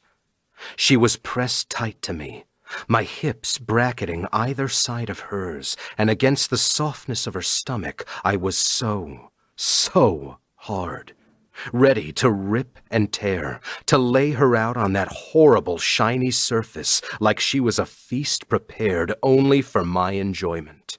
She arched her back, winding her arms around my neck. Our kiss turned quickly from soft, sweet sips to dark and wet and sucking. The slide of her tongue against mine had my grip tightening, the line of her dress riding up over her hips as I tugged it upward. Underneath her dress was lace, so fragile as I curled my fingers into the hem surrounding her hips. Her fingers shoved up underneath my t-shirt, raking the sharp tips of her nails against my stomach. And it was that sweet edge of pain that had me tug her underwear to the side until she broke away from our kiss with a shocked gasp. "You're so beautiful," I told her, ducking down to suck along the skin of her shoulder. Frantically, I pushed at the short sleeves, but they didn't bear her to me like I wanted. Faith shoved away from me, hair and eyes wild, and for just a second I braced for her to stop me, to tell me she couldn't, that she didn't know what she was doing here with me. But then she gripped the edge of her dress and tugged it over her head. Underneath was a simple lace white bralette, the matching underwear that I'd almost ripped clean from her body. I stood from the island, giving my shirt the same treatment, dumping it in a pile on the floor next to her dress. With her eyes wide, Faith traced the design tattooed on my chest, an ivy-covered cross. Heat beating viciously in my chest, I gripped her hips in my hands and started walking her backward toward my bedroom. "Is this the rest of the tour?" she teased. My voice came out a growling, angry command. "Later. Much, much later." I took her mouth, pressing her against the back of the couch when I couldn't go another inch without tasting her again. My bed was too far away. She met me with equal fervor and then some, her fingers digging into my skin, her tongue searching and hot and wet. My hands filled with warm flesh underneath the innocent-looking bra, and she trembled in my arms when I tugged it off. She towed off her shoes when I struggled with my belt and shoved off my jeans because there were way, way too many clothes between us. I fisted my hand into the soft, silky length of her hair and slanted my mouth over hers again and again while her toned thighs wrapped around my waist. All that was between us was the scrap of white lace. My thumb moved in tight circles on her chest, and she whimpered into our kiss. "Oh, you feel so good," I breathed against her kiss-ravaged mouth. "Take me to bed, Dominic," she begged. I bent at the knee and boosted my hands underneath her ass to carry her. It would have been so easy to take her there on the couch, but yes, a big bed was good. The bed dominated the center of the room, and I stopped at the edge, let her legs unfold slowly until her toes touched the floor. Our mouths moved over each other. Her hands were sliding over my shoulders and back, while mine tangled again in her hair when I sucked her tongue into my mouth. She slid out of my grasp and backed up to the mattress, her legs closing together demurely. It drove me crazy. I prowled over her, pushing her knees apart with a rough hand, my tongue licking a line up the center of her chest, stopping to circle her breast, to blow lightly along her chest until her body shook. Faith tugged her underwear off, and I reached into the nightstand for a foil packet. For a moment, clutching the small square in my hand, I stared dazedly at her sprawled over the pristine white bedding. There was no way she was real. No way that somehow I'd done enough good in my life to deserve someone like Faith laid out like this for me. For years, she'd been my best friend, and now she was every fucking fantasy come to life as she arched her back, sliding her nimble fingers around me until my chin dropped to my chest. I covered her hand with mine and directed her until I had to yank those slim, strong fingers off before this ended way too soon. "What are you waiting for?" she whispered, sitting up to kiss along my chest, finding my mouth open and waiting and greedy. My hands were clumsy, shaky in my haste to cross this line with her, the most important person in my life. Tell her, tell her, tell her. I blocked out the voice with a vicious snap of an iron door in my brain, because at this point, stopping just might kill me. And in the way she moved against me, the way she pressed desperately into my hand when I brought her to a moaning, body-racking peak, it might kill Faith, too.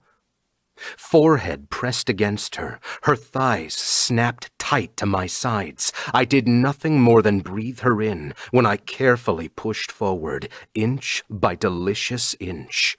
She fit me so perfectly. Everything about her, the way she kissed, the way she filled my hands, the way her body responded to mine. This was no first time, no matter what our history said.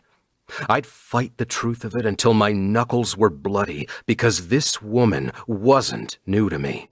She couldn't be, not with how good it was. I wasn't sure if I believed in reincarnation, but if I'd ever lived another life, it was one spent with her. With each roll of my hips, each shift of hers, sweat gathered at the base of my spine and dotted her chest. I licked it off, and she cursed under her breath when I locked her hands down on the bed with mine. "More," I urged her, moving furiously between her legs until the bed creaked ominously. "I can't." I bit down on her bottom lip. "Come on, sunshine," I growled. "Give it to me." Her teeth sank into the flesh of my shoulder, my skin absorbing her moans when I changed the angle of my movements. There, the angle, the speed, and her, everything rolled and burned together under my skin until I shouted her name with my head tossed back. She sobbed through a shuddering finish, and I sank against her body. I gathered her to me, pressing soft kisses along the sweet lines of her face. And when Faith's mouth curved into a pleased smile, I knew how completely and utterly wrecked I would be if she ever left me. Chapter 22. Faith. "You haven't packed yet," I murmured drowsily. But instead of getting up, I tucked my hands under the pillow and buried my nose straight into it. The smell so freaking addictive that I worried I might steal the thing and take it home with me. Dominic hummed low in his chest, bracketing me with his muscular thighs as his hands slid along my naked back. It was truly amazing how relaxed one felt after 2 orgasms and a back massage from someone with really, really good hands. "I'll throw some stuff together in the morning," he said. "It is morning." "Shh, we're not worrying about what time it is right now." Dominic leaned down and trailed kisses down the length of my spine. "I don't need to leave until 7, which is at least another 5 hours. After our first round, he'd fed me cereal in bed, then tugged me on top of him for round 2. I liked round 2 a lot, because Dominic Walker was just as demanding from underneath as he was when he was on top. And it did good things to me. It was my very first experience with the kind of sex that could make you feel crazy, make you want to push yourself beyond the worst of exhaustion, simply to have more. With unerring accuracy, he pressed his fingers into a knot on my shoulders that had my hips tilting from the pressure it released. Holy fracksticks, I moaned. Where did you learn that? Just doing what would feel good to me, I guess. Don't ever stop. I blew out a hard breath when he released another knot. He gentled his movements, and I tried very hard not to pout when he slid back under the sheet and tugged me from my position on my stomach so that my arm was draped over his chest. My breasts pressed against his side. I set my chin on his chest and studied his face as he closed his eyes and let out a contented sigh. When would this gentle side of him stop surprising me? You know, I said quietly, I misjudged you, too. Dominic's eyes opened, that gaze locking onto mine. My fingers traced the edge of his bottom lip, a dangerous weapon in its own right. He propped a hand under his head so he could see me a bit better. How's that?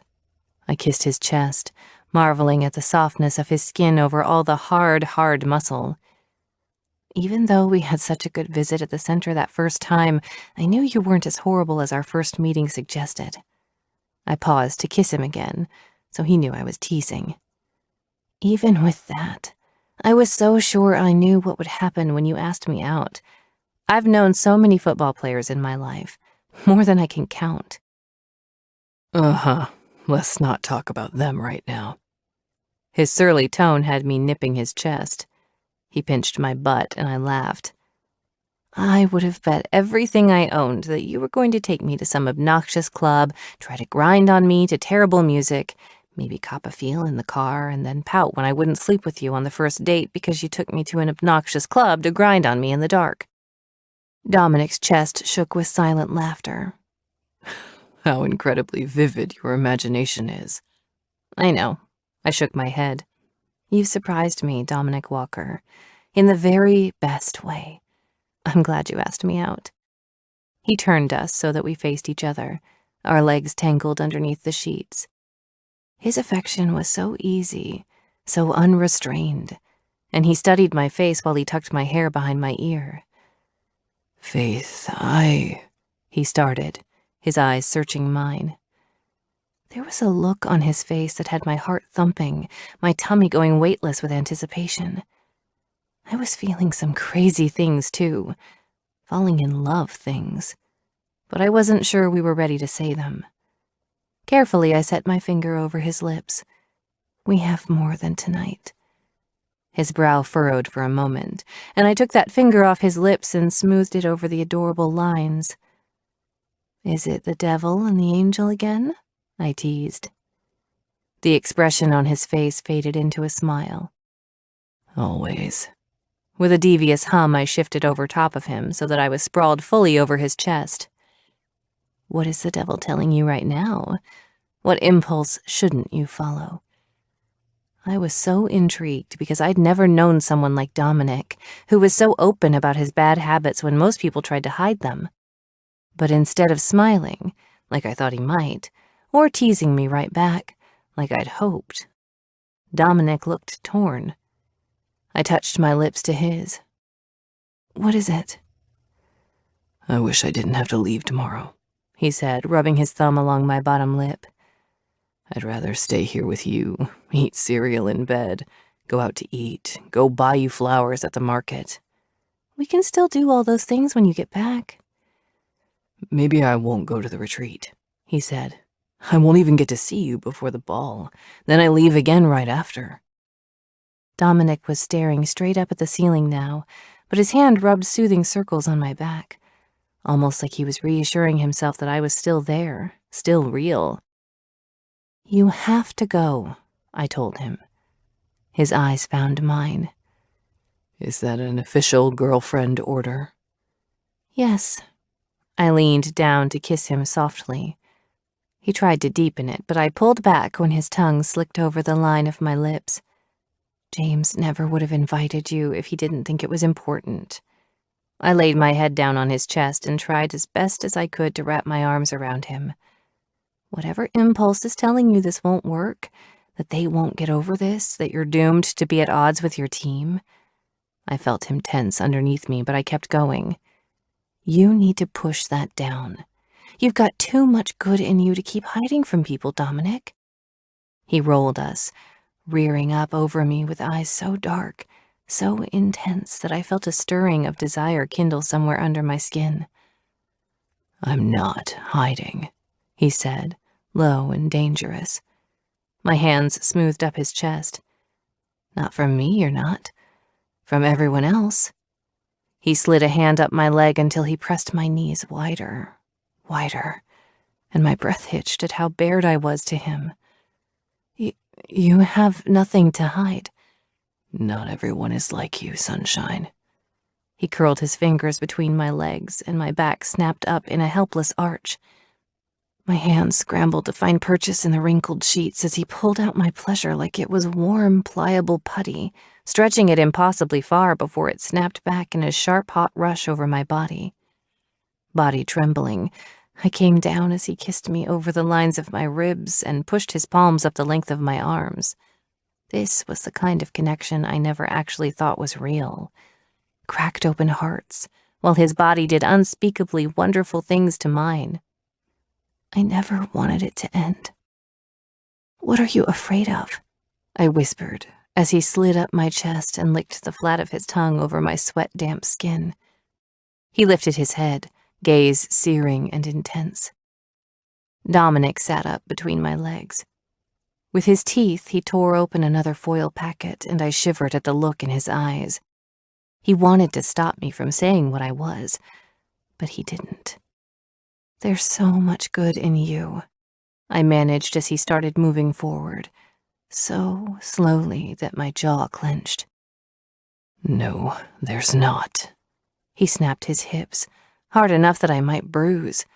I threw my head back from the force, bracing my hand on the wall behind my head. You're so good, I gasped. He did it again, and I wasn't sure what I said after that. Wasn't sure it was English, or that he could understand. His control blew my mind because he moved so steady, with such sharp, unwavering intensity. I'd never walked the tightrope for this long before. Every time I was about to pitch forward over the edge, he'd slow, then build and build, the crest just out of reach. Dominic, I begged in a keening voice. And instead of torturing us further, the man with the dark eyes and the big heart surrounded by such high, high walls, he unleashed himself on me. He exorcised whatever demons he'd heeded for so long.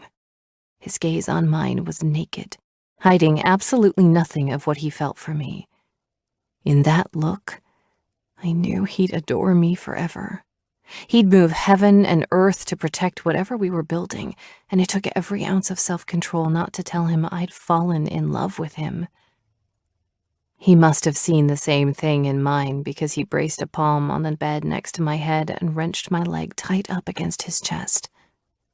By the time he finished, with his arm curled around the back of my neck, hand gripping my shoulder now, I was sobbing in relief. My toes curled helplessly at what he'd pulled out of me. Nothing else could be wrung from my body after that. I was limp, spent, sweaty, and deliriously happy. Without a single word, but with so much tenderness, he cleaned me up. Then he curled his big body around mine, and I fell into a deep, dreamless sleep. Chapter 23. Faith. When I woke up the next morning, it was to an empty bed and a note he'd left on the nightstand. Good morning, Sunshine. Given you were comatose when I got up, I decided to let you sleep. I won't have my phone on me during the day, but help yourself to whatever you can find in the fridge and lock the door when you leave. I'll see you Saturday. It was impossible to keep the grin off my face as I stretched my sore body out on his bed. Without anyone watching, I was able to tug his pillow up to my face, clutch my arms around it, and inhale greedily. If this is what good sex felt like, it was no freaking wonder it had the capacity to ruin people's lives when they chased after it.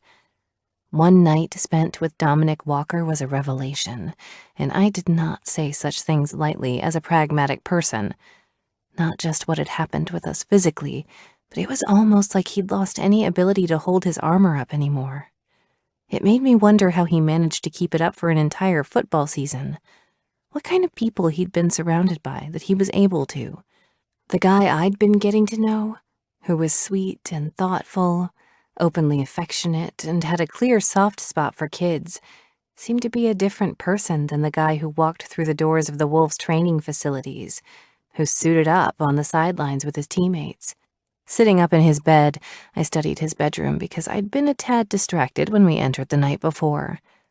Like the rest of his house, it gave no clues to his personality. Nothing that I could use to get to know him even better. "I hate this apartment," I said out loud. Tugging the sheet over my shoulders, I got out of bed and wandered to the closet.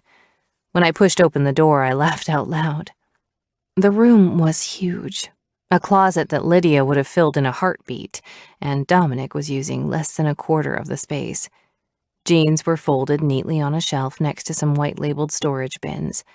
Shaking my head, I gently studied some of the clothes that hung on matching black hangers. This was nothing showy, nothing that he'd dropped hundreds and hundreds of dollars on. The fancy, shiny apartment filled with a regular guy who didn't quite know how to fit the space. A black leather jacket caught my eye and I grinned, imagining him wearing it. It was well-worn and well-loved, and because I couldn't help my smitten self, I tugged it off the hanger and brought the jacket close to my chest. Yes, I was smitten. It was the only way to describe all the fluttering things happening inside of my body. It reminded me of the first few days of high school, where every guy you locked eyes with was a potential crush and every conversation held opportunity, except you couldn't quite see where it was going to go. It was something I'd lost after Charlie. I didn't want to lock eyes, didn't want to see potential crushes. And with a smirk, I knew just how far I'd come because in the past 12 hours, there'd been no dead fish anywhere in that bed.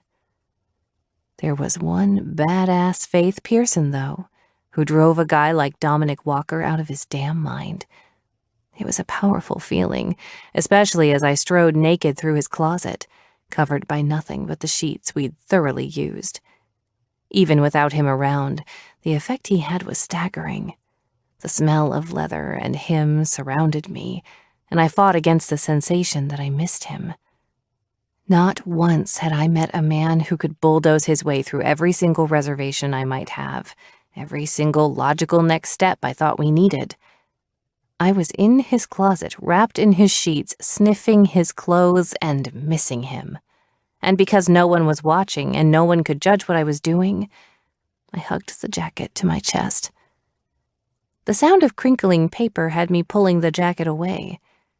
In the inside pocket, there was an envelope, and just past that, the worn edge of a picture. As I saw the edge of the picture, dark hair held back by a pink barrette, I thought of what Dominic said about opposing forces telling you what you should and shouldn't do. We all had experiences with that, right? But it wasn't an actual person with horns or wings. It was just our own internal compass telling us which instinct we should listen to. Maybe his compass was calibrated differently than mine because of his upbringing, the things he went through. But something about being in his closet, surrounded by his things, I found myself following the impulse that I might normally have ignored. The picture came out with a gentle tug, and at the sight of her face, I felt a strange thump in my stomach. A stirring of recognition that took a moment to filter through my brain. It was a school picture, the same boring gray background that we'd all had at some point in our lives. She couldn't have been much more than 6 in the picture because her big smile showed all the perfectly neat little baby teeth she wouldn't have lost yet at that age. Her eyes were big, heavily lashed, just like Dominic's, and for a moment, I wondered if it was his daughter. She wore a tie-dye shirt, and that recognition again, it rang like a bell somewhere in the back of my head. When I flipped the picture over, I understood why. In big, childish writing with her Y written backward was scrawled, Ivy Lee Walker, 6 years old. When he'd adopted the koala, the name he sent, where the in honor of that still proclaimed it hers at the zoo, read Ivy Lee. I'd always assumed it was her last name, not her middle name. My heart raced, thoughts and realizations tumbling through my head in a big sloppy mess. How was this even possible? I'd seen her picture once before. It was one of the only photos Nick had ever sent me, on the anniversary of her death about a year after we'd first started chatting. But by the time he sent me one of his little sister, she'd lost her hair and had wrapped a tie-dye scarf around her head. But it was undoubtedly, unequivocally, illogically, impossibly the same little girl. Holy shit sticks. I breathed out. I whipped around, staring at the rumpled bed like it would explain itself to me after what had happened.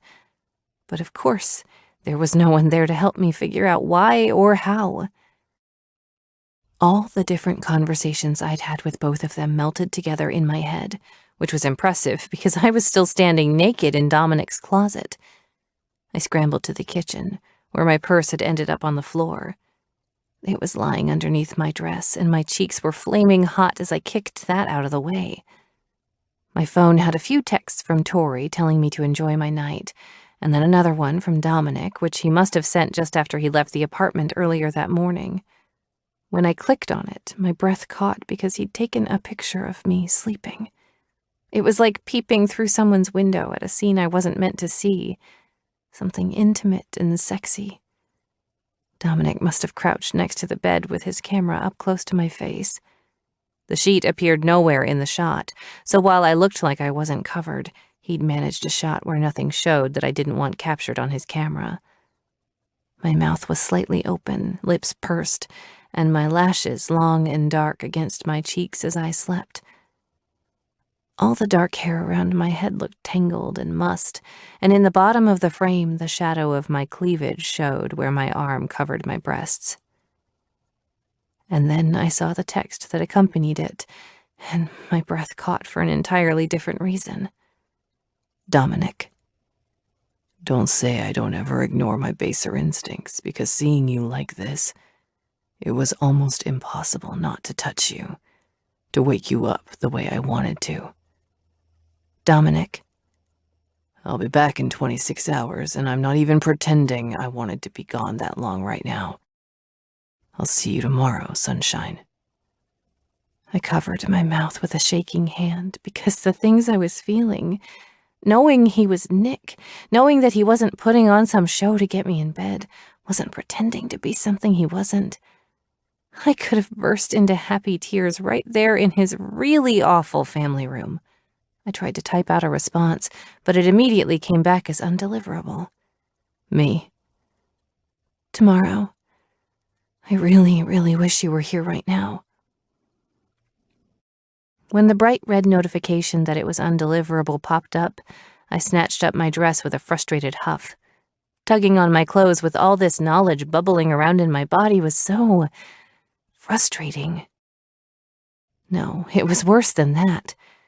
It was like hours of foreplay, but I was left without the climax, the thing that had been building and building and building. There was no way I could just sit on this.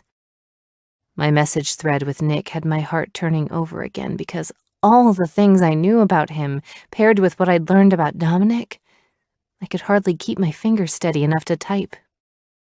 Turbo Girl. Let me know when you get this. I need to talk to you. The message sent, but I couldn't tell if it was delivered or not, so I set my phone down with a groan. It got worse when I opened his kitchen cupboards and saw about 10 boxes of cereal. My smile probably looked borderline psychotic. After a bowl of Captain Crunch, I finished dressing, and because I'd been raised to pick up my mess, I made his bed carefully, the edges of the sheets neatly folded. As I walked out of the apartment, I tapped out another text. Me.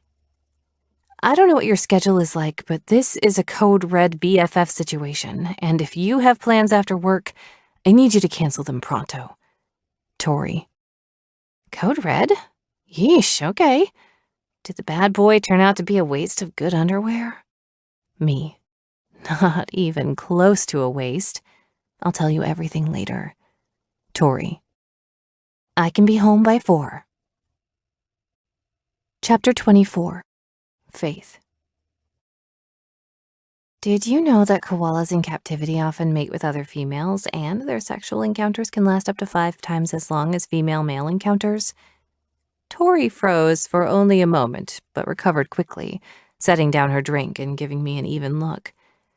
First, she said calmly, I have a degree in zoo science, you dingbat, so yes, I knew that.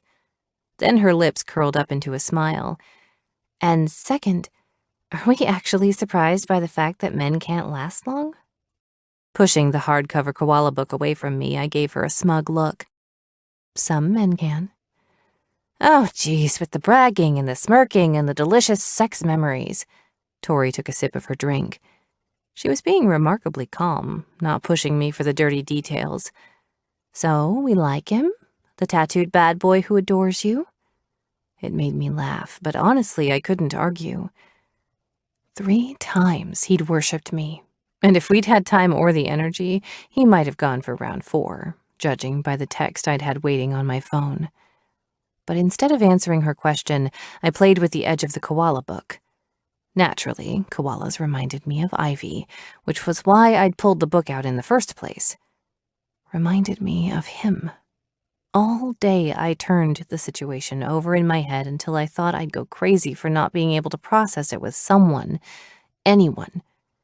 And this wasn't something I wanted to tell him over the phone when he was working for one of his sponsors all day. I have to tell you something crazy, I started. Tori's shoulders slumped in relief.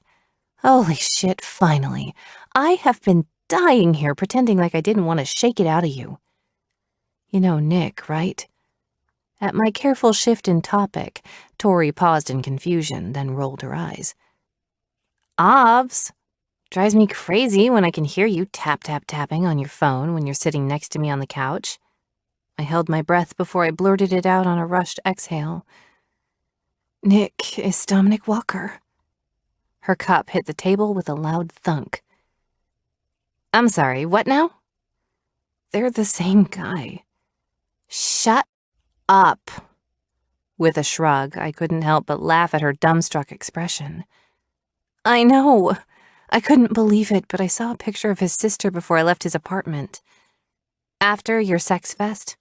With the guy that is both people? I covered my face with my hands. Yes. How does this shit even happen to you? Honestly. I don't know, I wailed.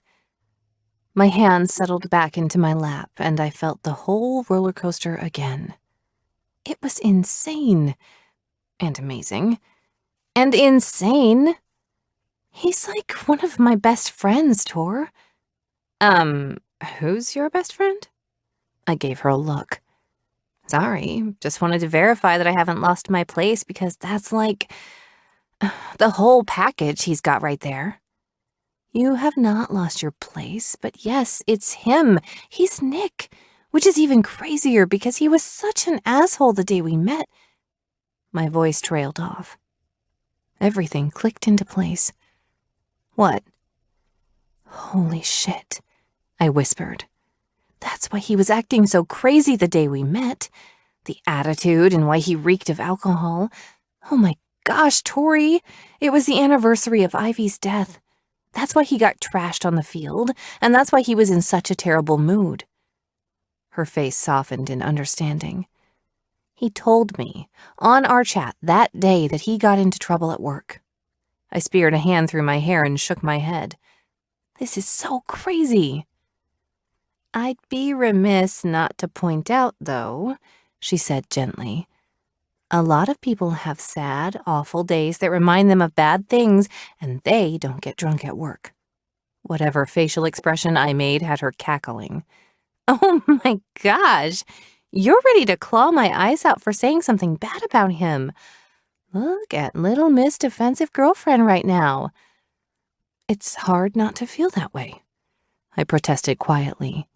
He's He's so different than I thought at first.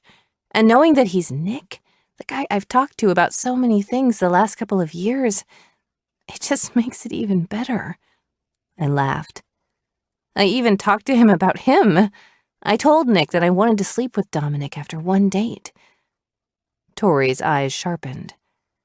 He didn't know it was you, right? How could he have? Millions of people live in Seattle, and we never talked about what we did for a living. I never told him about Allie or who my dad is or the Wolves. And he never told you he was a professional football player? Her eyes widened dramatically. Usually they can't shut up about it. Usually they can't, I agreed. I'd turned that part over in my head all day too. I think he didn't because of me. What do you mean? I messaged Nick for the first time a little over 3 years ago. I raised my eyebrows meaningfully. Right after Charlie. Ah, and you told him about the douche. I did indeed. Slowly, I spun my phone on the table. I'd read so many of our message exchanges when I should have been reviewing grants and following up on emails. Every single sentence from Nick was now a fascinating insight into the man I was falling in love with. That and some in-depth Googling, something I didn't usually do on any player. Dominic's entire life, he'd been underestimated. His potential was never recognized until he forced people to look at him. Once they did, it was impossible not to see how good he was at his job. And in a way, he'd done the exact same thing with me. The moment he had my full attention, there was no way I could unsee it. Whatever preconceived notion I'd had of Dominic Walker, he'd torn it down until I didn't have a choice but to see him fully. I didn't give him every detail about Charlie, I said. But I was in my active hate all the football players mode. Her eyes widened. I remember. It wasn't pretty. I guess I'll add it to the list of things to talk about with him. And you're going to tell him at the ball? You sure you don't want to wait until you have a little more privacy? I nodded. Not blowing up his phone right now is about all the restraint I can handle. But you messaged him at first, right? I was so shocked. I didn't think through the fact that he was flying. I tried calling, but his phone was off, and I don't think he's checking the messenger app where I talked to him as Nick. What did you say in that one? I slid her my phone, but before she opened that app, she saw the text thread with Dominic. When she scrolled up far enough that the pic appeared, she whistled quietly. Damn, girl, that's some softcore hot shit right there. It's always been my life goal, I said dryly. You've got a real-life, you've-got-mail situation going on here, but he is no Tom Hanks waiting with a golden retriever and some daisies. She shook her head. It's so much better than that. The picture she painted made my heart positively gallop. The thought of Dominic in that type of scenario might make me spontaneously combust into a pile of lovesick, heart-shaped goo. He'd have a smirk on his dangerously handsome face, some wildflowers clutched in his big hands, and even as he'd sweep me into his arms like the end of an epically romantic movie, he'd probably whisper in my ear all the filthy things he wanted to do to me when we were alone. I would walk into the black and white ball with my absolute dream man on my arm, and I wasn't sure there could be anything better than that. Uh-oh, I've lost her, Tori teased. I blinked. Sorry, you derailed me with the whole rom-com ending thing. What are you going to do? Let him do his job. Tell him the first chance I get. It's a solid plan, kid. Thanks, I told her. So, how good was it? She asked with a sly smile. I slumped in my chair with a sigh and she laughed. If I didn't love you so much, I'd hate you. I grinned. Yeah? She leaned back. You found a tattooed football player who is not only good in bed, but he also has a tortured heart of gold that he hides from everyone except you. Yeah, you're a giant bitch, Faith Pearson, and I adore you until the end of time. Listening to her discuss him, I got my first real flutters of reality. Dominic Walker was my boyfriend. Before that, he'd been one of my best friends. And once he was back, there would be no hiding it. He wasn't someone I'd ever keep in the dark. I'd never pretend he wasn't important to me. I hope my parents have that same reaction when he comes with me on Saturday, I told her. My dad is still wary after the whole Charlie thing. I can't blame him. Tori whistled. Yeah, Daddy Luke may have a coronary, but you know Allie will tell him what's up, and then Lydia will do something insane to distract him, and all will be normal again. Help me choose my dress? I asked her. If my dad is going to have a coronary, then I want Dominic to lose his mind when he sees me. She was up and out of her chair before the words were out of my mouth. In my room, she was already pulling out the 2 garment bags I had sent over from Allie's stylist. Tori unzipped the first bag and made some purring sound like she was a satisfied cat licking cream off its whiskers. Oh my God, look at this one. I peeked over her shoulder. I'm fairly certain Lydia told the stylist to include it just to torment me. You have to wear it. What about the one with the high neck? I touched the silky black material. That's nice too. Tori swatted my hand away with a tisking sound. No, my child. Would I steer you wrong after the cardigan? It really was magical, I conceded. Then you trust me. My friend turned and set her hands on my shoulders. This will be your night, Faith. It's about time you're getting all the perks of being such a fucking amazing human being. After giving her a tight squeeze, I studied the dress again. I need that magic boob tape. Yes, that's a given, because we cannot have the girls going anywhere. She eyed me with a wicked grin. You going to tease him with what you're wearing? I would after that text he sent this morning. Wowza. No teasing, I told her. This might be the craziest thing that's ever happened to me, but it's not a game. I just want to see him and know there are no secrets between us. Chapter 25. Faith. In the end, it was thunderstorms in Chicago that derailed my perfect rom-com plan. Dominic was stuck there hours beyond what he'd planned because the pilots wouldn't risk takeoff in such moody weather. All reds and oranges and yellows on the Doppler loop I'd watched all morning after he texted he would make it but might be a touch later than he thought. He still hadn't seen my text to Nick, and for that I was grateful. The ballroom was bustling with athletes and celebrities, philanthropists, and the elite of the Pacific Northwest. They wandered the immaculately decorated tables, perused the silent auction, and wrote down bids as they sipped their expensive wine and ate the expensive food on china plates. And as the clock ticked forward, there was no sign of Dominic. I'd been busy enough talking with people as they passed that I hadn't fully panicked that he was ditching me, that something I'd done had led to this. But when I left the ballroom, I was greeted with an empty corridor. It was just about the worst thing that could have happened to me, given the jittery energy I had coursing through my veins. Dinner would start in 30 minutes, and as it stood, the seat next to me would be empty while the keynote speaker stood to give their speech. He was a graduate of one of the schools that Team Sutton supported when they branched out from Allie's initial mission, the addition of providing extracurricular programs for underserved schools and communities. His ability to take part in an arts program for the first time spawned a passion that he'd turned into a career, earning a spot at the prestigious Art Center College of Design in Pasadena.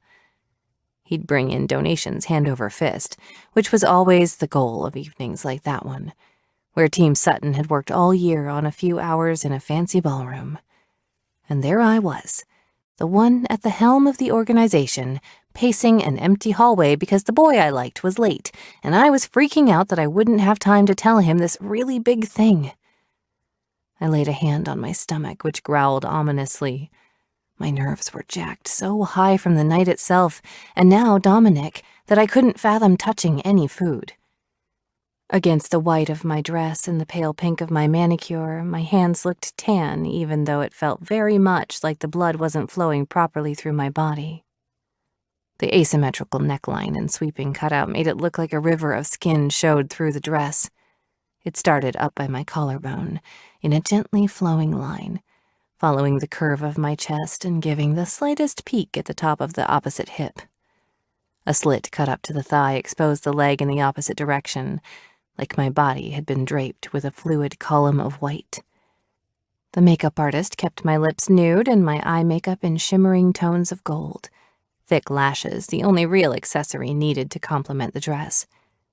It was undoubtedly the most glamorous I'd ever looked in my entire life, and inside, I was still a nervous wreck.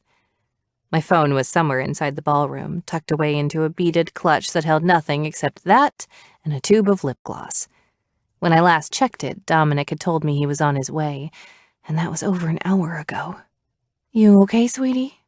I looked up, not even realizing someone had joined me in the hallway. My mom's executive assistant was giving me a concerned look. She'd known me for so long, she could probably read my nerves all over my face. I smiled, or as much of one as I could muster.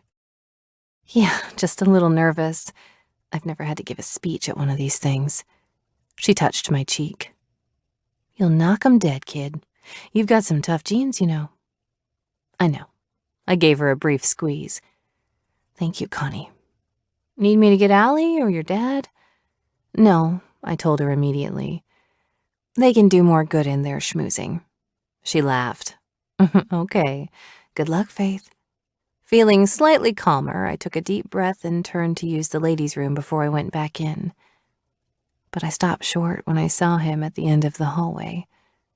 Dominic stood with his shoulder leaning against the wall, his hands tucked into the perfectly tailored tuxedo pants.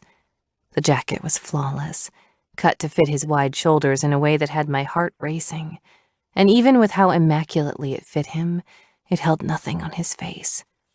For a second, all I could do was drink him in, the dark shadow on his hard jaw, the sharp intensity in the way his eyes coasted down the curving lines that hugged my torso and hips. I inhaled sharp and quick when his gaze locked on my face, because what I saw there was like staring straight into the eye of a hurricane. He wanted me. It was there in the center of all that stormy chaos that he couldn't quite hold back. Then he was moving, and so was I. We met in the middle, his hands gripping the sides of my face as his mouth took mine in a fearsome kiss.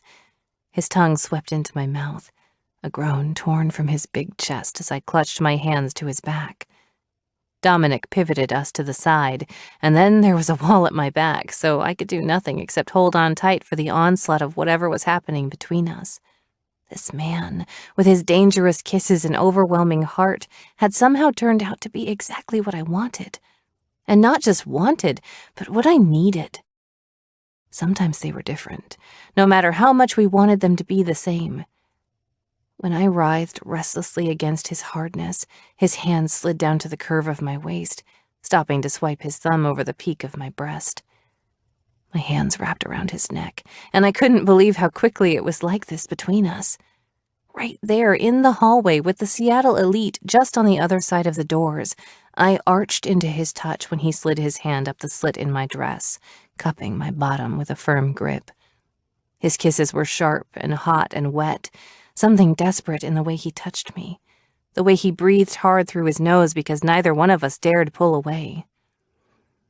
I wasn't sure if his reasons were the same as mine, but something inside told me that the minute we stopped, something would change. That thought was enough to have me break away from his mouth with a gasp. Dominic kissed the edge of my mouth, slicking his tongue along my bottom lip. "You look so beautiful," he whispered, stopping to suck my earlobe into his mouth. I laughed shakily. "Thank you. I'll need to check my makeup before I go back in." Dominic lifted his head, gaze tracing every inch of my face. "You're perfect." "I missed you," I admitted. "You were gone for 2 days and I missed you." "Why do you say it like it's a bad thing?" "It's not, I guess." I tucked a piece of hair behind my ear, and his eyes warmed when I did. "Did I mention that you look beautiful?" I laughed softly. "Thank you." Smoothing my hands along his chest, I stopped over his heart and took comfort in the hard, steady pounding underneath my palm. It was grounding to know that he was as affected by this as I was. I wasn't alone in this. I'm glad we have a minute alone. Yeah? He murmured, ducking his head to kiss the tip of my nose. How much did you miss me? You want a list? Say it slow, he said, smoothing his hands up and down my arms. In that voice I like. I laughed. We don't have long before I have to go in there, but I wanted to talk to you about something. He was still staring at my mouth. What about? In a halting voice, I told him about waking up at his place and going into his closet, finding his jacket. Dominic's face was an unreadable mask when I licked my lips and told him about the picture of Ivy. I saw her picture once, I told him carefully. And I know how insane this will sound, but you're Nick, aren't you? His jaw clenched, his gaze searching deeply into mine. I gave him a tentative smile, gently touching my necklace, currently hidden under the white of my dress. I'm Turbo. It was my nickname growing up. His chest expanded as his breathing picked up speed. Then it was his turn to lick his lips before speaking. You knew when you messaged Nick about needing to talk. Yes, I breathed. I freaked out when I saw her picture, Dominic. I tried to call, but your phone was off because you were flying. I didn't even think. Then I knew I should wait until I could tell you in person. With a laughing exhalation, I pressed against him, sliding my hands up along his face. I was such a wreck waiting for you to get here. Dominic exhaled in a relieved rush. I didn't open it. I was worried you might have said something about our night being too much. His voice trailed off. It took me a second in the heady exchange, the absolute relief of having the truth out there for his words to penetrate. You knew before I messaged you? I whispered. There was a flare of panic in his dark eyes, gone in the next instant, but I saw it. If his desire for me was the eye of the hurricane, then this was the bright bolts of lightning, a warning to stay back. I didn't. Chapter 26. Dominic. I always hated the saying about curiosity killing the cat. Because in this scenario, I'd been really fucking curious. What would happen if Faith only had the one side of me to choose from? Would she want me? I knew the answer now, unequivocally. And as for what would happen if she found out first, this was it. Faith Pearson was pissed. When did you know? She pressed. The color was high in her cheeks, her dark eyes flashing. My jaw clenched tight because every defensive instinct roared not to concede this easily. Does it matter? I asked. Her mouth fell open. Yes, it matters.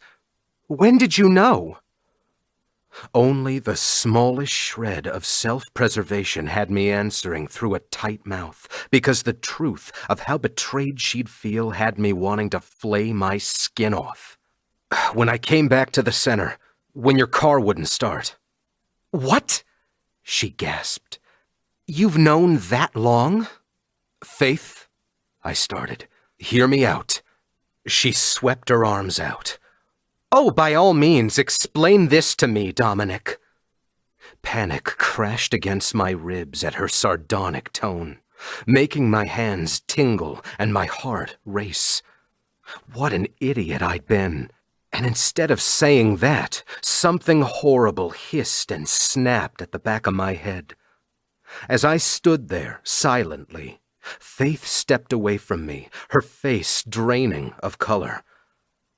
I talked to you about you, she whispered. About wanting to sleep with you. My eyes burned. Faith? My voice cracked on her name. How did that feel? She asked.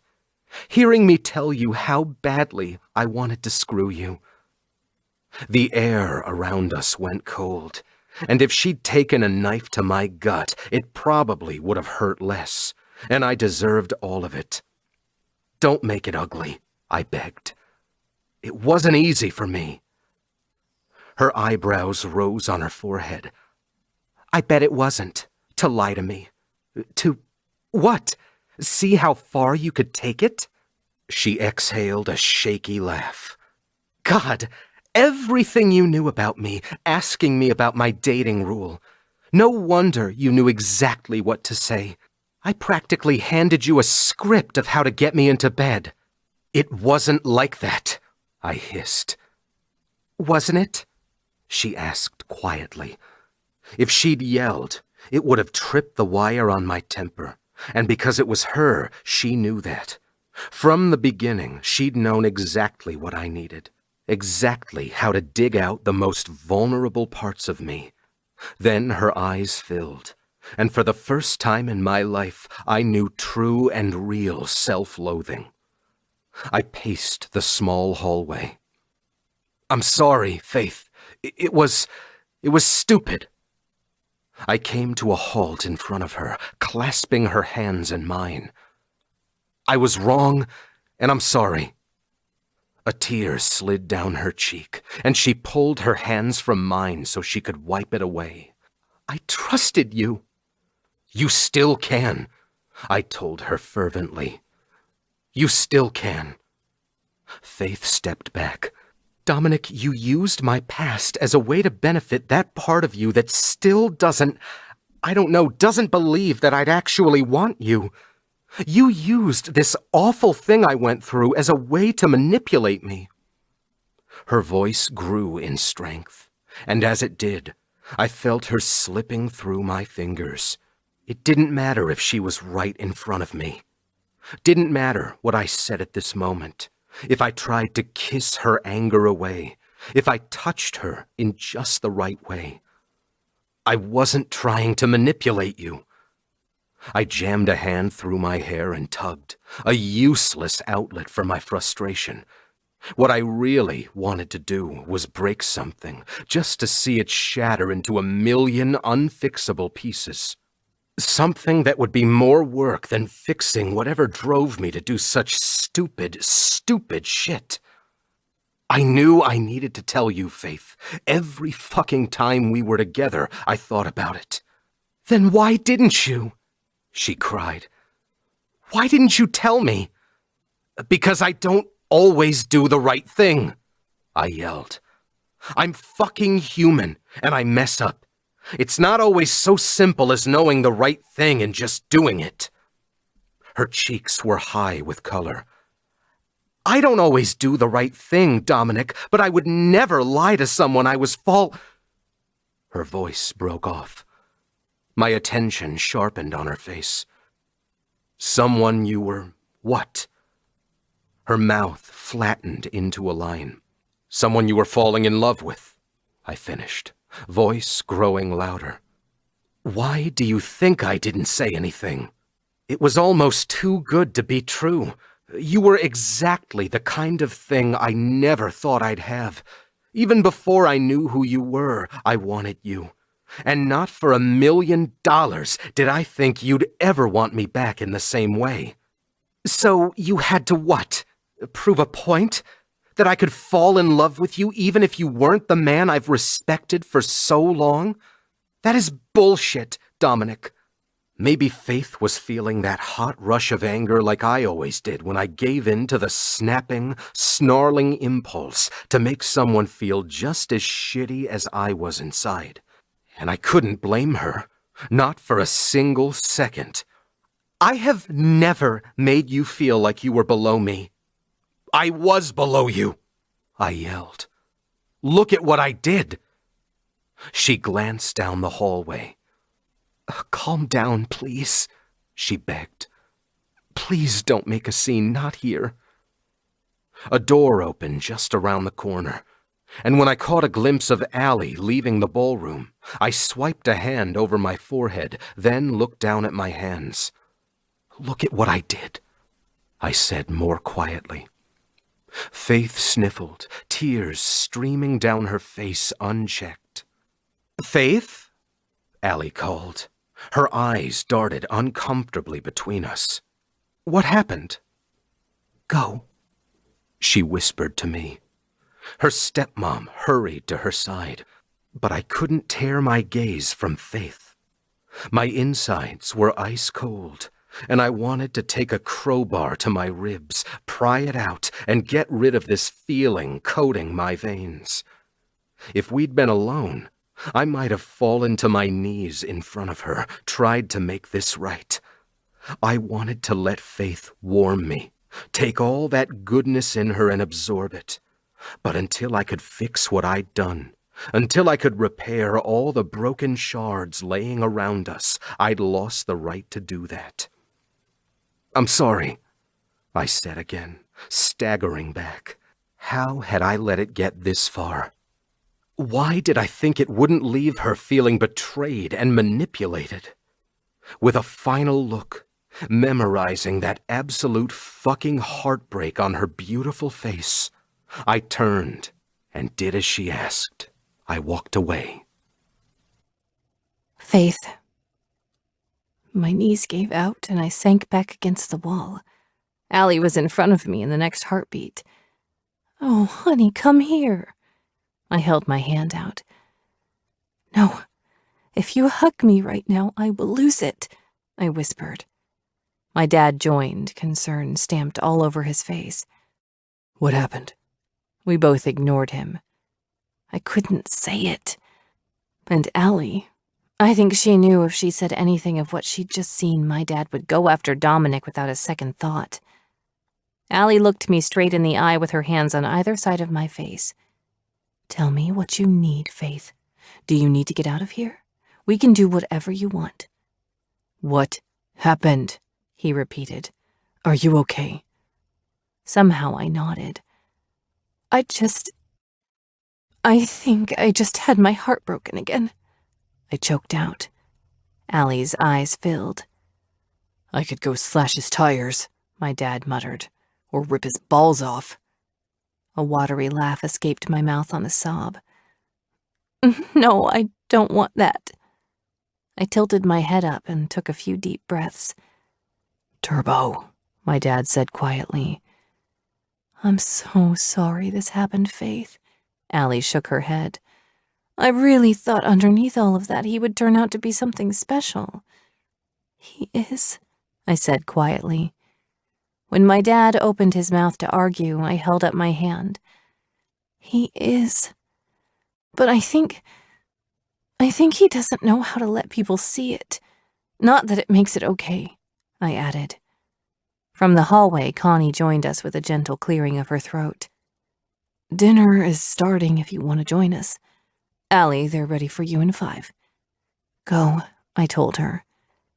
I dabbed my face with a handkerchief that my dad produced from somewhere. It came away with a smudge of makeup, but that was it. I blew out a slow breath. She shook her head. "No, not if you need me. They can wait." It was said so simply, with such certainty, that I almost collapsed into her arms and let the tears flow again. I held her face like she'd held mine. "Go, Mom. I'll be right in after you. This is important." "So are you," she said. Her eyes, so bright in her beautiful face, sparkled with unshed tears. "I love you. Love you too." Gently, I pressed my forehead to hers. "And when it's my turn up there tonight, I'm going to kick ass because I learned how from you." Disobeying my no-hug rule, Allie gave me a tight squeeze and then pecked my dad's lips. She gave me one last look. "Are you sure you can do your speech?" I nodded. Connie handed me a small bag. "There are eye drops and some blush in there, sweetheart." "Thank you, Connie." My dad smoothed a hand along my back, and I gave him a tremulous smile. "I ruined your handkerchief." I don't give a shit. he said, studying me with concern. I laughed quietly. Setting a hand over my chest, I took a quick inventory of whether I could actually do this. Could I set aside that huge part of me that wanted to run after him? My entire body hurt from what had just happened. All the skin covering my bones ached from sheer heart hurt. Allie was still standing with us. Faith, I'm serious. I can step in if you need to go. I shook my head. No, I can do this. But can I maybe sleep at home tonight? My dad smiled. Of course. Allie blew me a kiss. You can do this. I can. Because that was part of life. Things hurt, they were difficult, and we didn't use them as an excuse to knock over the things that mattered, to hurt people the way we were hurting. Maybe it wasn't that simple for everyone, but I knew it was true for me. I'll see you in there. She left with Connie, and my dad cleared his throat, blinking a little more rapidly than was normal. You okay? I asked gently. His eyes were a little red. Never better, Turbo. He held out his elbow. You ready? My eyes watered again, but I did the same rapid blinking that seemed to work for my big, burly, tattooed dad who was only brought to his knees by the women he adored. I think so, I whispered. But my heart hurts a little. I curled my hand around his elbow and he patted it with his hand. We'll walk with you until it doesn't hurt so much. Which was what he did. Somehow I made it through the event with a smile on my face, even if everything else was curling up in agony inside. By the time I got back to my apartment to pack up some clothes, slipped off my heels and sank onto the couch with an exhausted sigh, I finally pulled my phone out of my clutch. My heart stopped when I saw a call and message from Dominic about an hour earlier. With shaking hands in the quiet of my place, I hit the button to play the message. I should have braced for impact at the sound of his voice, but I didn't, and it was stupid. Sunshine, He stopped, voice uneven and slow and rough. I'm such a fucking asshole. The tears started immediately, and I did nothing to stop the trails they left down my face. I don't know why I let it go that long. I knew it was wrong, He paused, letting out an unsteady breath. I was scared that because I didn't tell you immediately, I had to tiptoe around it until things were exactly right. It was so fucking stupid. I fell in love with you so fast, Sunshine. A sob escaped my mouth before I could stop it, and I pinched my eyes shut because I was so glad he wasn't in front of me. If he'd been in front of me saying those things, admitting how scared he was, I might have forgiven him, might have overlooked how screwed up his reaction was. Still, my body fairly shook from the desire to wrap my arms around him, and I had to pause the voicemail and let the feeling pass before I could continue. I hit play and let the message continue. You are the first girl I have ever wanted to be with, Faith Pearson. The first girl I have ever fallen in love with. And I don't know how to do that, he admitted quietly. I should be saying this to your face, and I know this is all wrong, but I want you to hear it in a way that you can, I don't know, process it or whatever. That's probably selfish too. Dominic breathed out a harsh laugh. But you know me. You know me so well, and I hope you can forgive me. I wish I could say that I'd never hurt you, but I already have. And I don't... His voice broke off.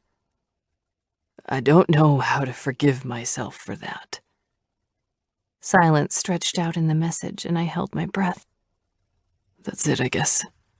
If you want to call me, talk to me, anything, just let me know. And if you don't, I get it. Good night, Sunshine. Chapter 27. Faith. Can I watch it again? I threw a pillow at Lydia. Please don't. I've heard the sound of my voice quite enough. You were so good, though, Faith. My sister, propped on her stomach with her pillow scrunched underneath her chin, swiped her finger across the screen of her tablet again. Look how many views already. You're going to go viral. Just what I always wanted. She laughed at my muttered answer. My old bedroom was empty because instead of using the room down the hall with the soft white walls and big windows overlooking Lake Washington, I snuggled under Lydia's blanket instead, which was where we'd slept. My little sister was the perfect person to host a post-breakup sleepover, which was why Tori was here too. She popped her head up from the mattress we'd dragged into the room and set up on the floor. In a house with 6 bedrooms, we'd turned my sister's old room into a chaotic mess. I'd watch it again, my best friend chimed in. At least the end. God, you were so freaking amazing, Faith. I hope he sees it. My chest hurt when she said it, because the timing of my speech sure did look like I was making a jab at him. It wasn't about him, Tor, I told her. I've had that speech written for over a week. Lydia gave me a look. It was. I can show you the note on my phone when I last edited it. I'm sharing it to my page, my sister said, speaking out loud as she typed. You are not, I chided. Lydia hit a button with relish, and Tori snatched her phone off the floor, cackling when she saw it. Oh, she did. You think you'll see it? It's not about him, Lydia mimicked me in a sweet voice. I threw a pillow at her blonde head. My voice filled the room as Tori listened to the clip again. I shoved my face in the blanket with a groan. Stories like our amazing keynote tonight are just one of thousands that we hear at Team Sutton every single year. With each application, each funding request, stacked high on the desks of our incredibly talented staff, it would be so easy to numb ourselves to the truth of what those papers mean. It would be so easy to ignore the reality that schools and community centers all across the country simply lack the funds to be able to give these kids what they need to nurture their passions. We shouldn't numb ourselves to that. Not ever. Looking it in the face every single day is the ability to respect their incredible resilience. I paused, smiling at Allie and my dad at the table in the front. One of the lessons my sister and I were taught growing up is that raw talent is only one piece of a much bigger puzzle. Without it, you can only get so far. But without grit, without the ability to persevere, you can't get anywhere. It's tenacity in the face of never-ending challenges. It's adaptability in the constantly shifting tides of life. We might be able to write checks tonight. We might be able to look these amazing young people in the face and recognize what they're able to achieve with the right support. But something we cannot hone, something we cannot purchase for them is the grit they have running through their veins. They don't hide from their challenges, I said softly. And as the director of the Team Sutton Foundation, I will not hide from mine either. Tori flopped back on her mattress. Ugh, it was so good, Faith. You were such a fucking rock star. I gave her a look. Yeah, I went backstage and burst into tears as soon as the spotlight was off me. Poor Connie was not expecting my snot on her chiffon. Lydia rolled over and rubbed my back, something Allie used to do for us whenever we were sick. My eyes filled up for the 100th time in the past 24 hours, and it pissed me off. I wanted to stop crying over him. You okay? My little sister whispered. Tori set her chin on her hands at the edge of the bed and watched us with a small, sad smile. I don't know, I answered quietly. I'm still so hurt. He lied to my face over and over. I don't know how to be okay with that. They knew he'd called, but I couldn't bring myself to share what he'd told me. Even now, I felt the need to protect him, allow that window of vulnerability to remain private. You should be mad at him, Tori added. Then she held up a hand. I know, we're probably not ready for the vilifying of the boyfriend yet. I sat up and ran my hands through my mess of hair, courtesy of the tossing and turning I'd done all night.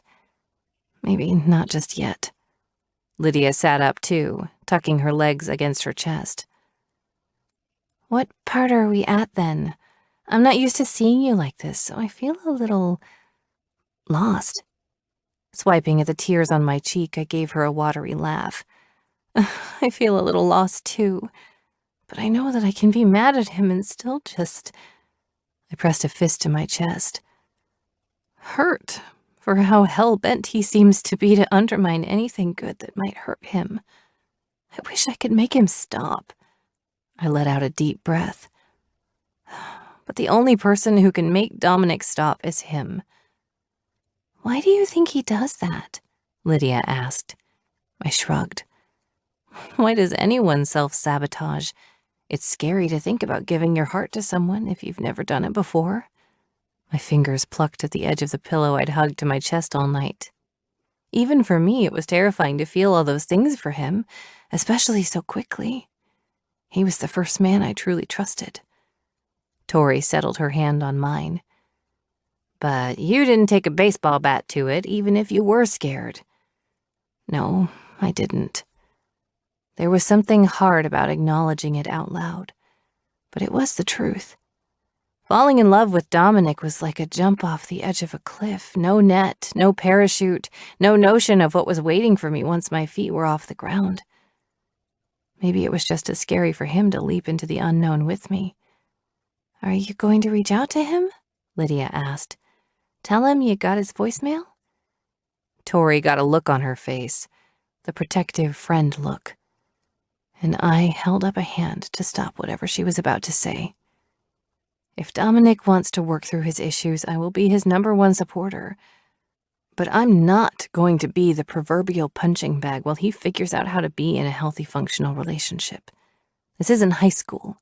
It's not cute or sexy to manipulate people because you're scared.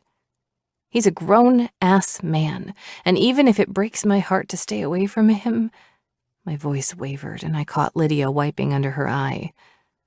I'm not going to put myself in the position to be treated like that by someone I care about. Tori blew out a relieved breath. Okay, good. I think he'll call you again, Lydia said. Or email you, or show up with some romantic gesture to show you how much he loves you. The only gesture that boy better show up with is receipts from a therapist, Tori added. I smiled at the two women reacting so differently to this first heartbreak of mine. Lydia, I didn't know you were such a romantic. I'm not, she protested weakly. Then she rolled her eyes. Don't tell anyone. Your secret is safe with us. My little sister sighed. Shall we go see if Dad will make us some pancakes? Yes. Tori stood from the floor. I like this plan.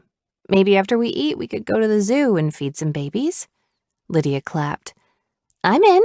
Am I allowed to film it? Tori shrugged. Don't think the kangaroos will care. Go for it. It took me a second to drag my exhausted ass from the bed, and when I did, my sister gave me a quick hug. I still think he's going to call soon, she whispered. I smiled at my sister. I'll be right up. Once I was alone, I sat back down on her bed and pulled up Dominic's name. Me. Please don't answer when I call. Just wanted you to hear my voice when I say this. Dominic. I won't. I'm sorry. I'm so sorry. Me. I know, Dominic. When the call connected, I said a quick prayer that he'd respect this little boundary I directed. His first hurdle, at least in my head. His voicemail picked up almost immediately, and I breathed a quick sigh of relief. My nerves were lit like firecrackers, popping all along the surface of my skin because I hadn't even thought about what I wanted to say. When his automated message was done and the beep to record sounded in my ear, I took a deep inhale. Thank you for your message last night, I said quietly. I told my sister this morning that I feel a little lost, Dominic. I don't know what I'm supposed to say, or what's helpful for you, helpful for me, in navigating all this. You hurt me so badly, I whispered, tears crowding my throat. And I do accept your apology. I'm relieved that you can see how fucked up it is that you lied to me like that. You're the first man I've ever wanted to be with, Dominic. The first man I've fallen in love with. And I wish I was saying this to your face too, but it's too hard. Because as much as I want to save you from your own worst tendencies, I can't. I can't take on that responsibility. Only you can do that. And I hope you do, because I miss my friend. And I miss the man who convinced me to take a chance on him. I sniffed noisily. I forgive you for lying to me, hotshot, I do. But if you want to be with me, I need you to figure out how to live in that tension of the in-between. Where something scares you, something worries you, but you don't take it out on everyone else, just so you can stay in control of what happens next. Because that's what you did. Even if you didn't intend to manipulate me, that's how I feel. I trusted you. And because you were scared of what might happen if you trusted me in return, you set off a ticking time bomb under this really great thing we were building. I won't be that person in your life. I respect myself too much. I stopped, wiping my endless tears. But I miss you. And I hope you can hear how much I care about you in this message. I would never say these things if I didn't. And I hope that makes sense. After that, my words just dried up. There was nothing else I could say to him, at least for now. And even as I disconnected the call and left my phone on Lydia's bed, a huge chunk of my heart hoped Lydia was right. That he'd call. He'd show up and sweep me off my feet with some huge gesture showing that he could change this one side of him. That I'd get that chick flick ending I'd imagined when I found out who he was. But for the next week, my phone stayed silent, and I promised myself I'd be okay with him respecting what I'd said. But my heart, it still didn't get the memo, because each night I lay awake and thought of him. Chapter 28. Dominic. You've been quiet today. James appeared next to me on the deck as I stared out at the crashing ocean waves. We'd been at his place all week, a trip I wasn't sure I could handle making until I realized I couldn't stand the sight of my shiny fucking apartment. I saw her in every inch of it. I'd wandered around my family room, studying each piece simply because she'd done the same, wanting glimpses of who I was. Before I knew it, I'd shoved clothes and some deodorant in a bag, and I was climbing onto a private jet with James and the other guys he'd invited. Maybe I'd gone because it would keep me from going crazy, beating myself up for what I'd done. And maybe I'd gone because Faith had encouraged me to. But either way, once those plane doors shut, there was no going back. And with each day that passed, yet again, she was proven right. I didn't approach them with a chip on my shoulder. Didn't expect the worst, bracing for impact on each interaction I had. But they could all sense that something was wrong. James was just the first who was willing to ask. Yeah, had a rough couple of days before I got here, I told him. Been thinking about it more since we're leaving tomorrow. James folded his big body into a teak chaise lounge next to where I was sitting, and he sighed. This is my favorite place in the world. I can see why.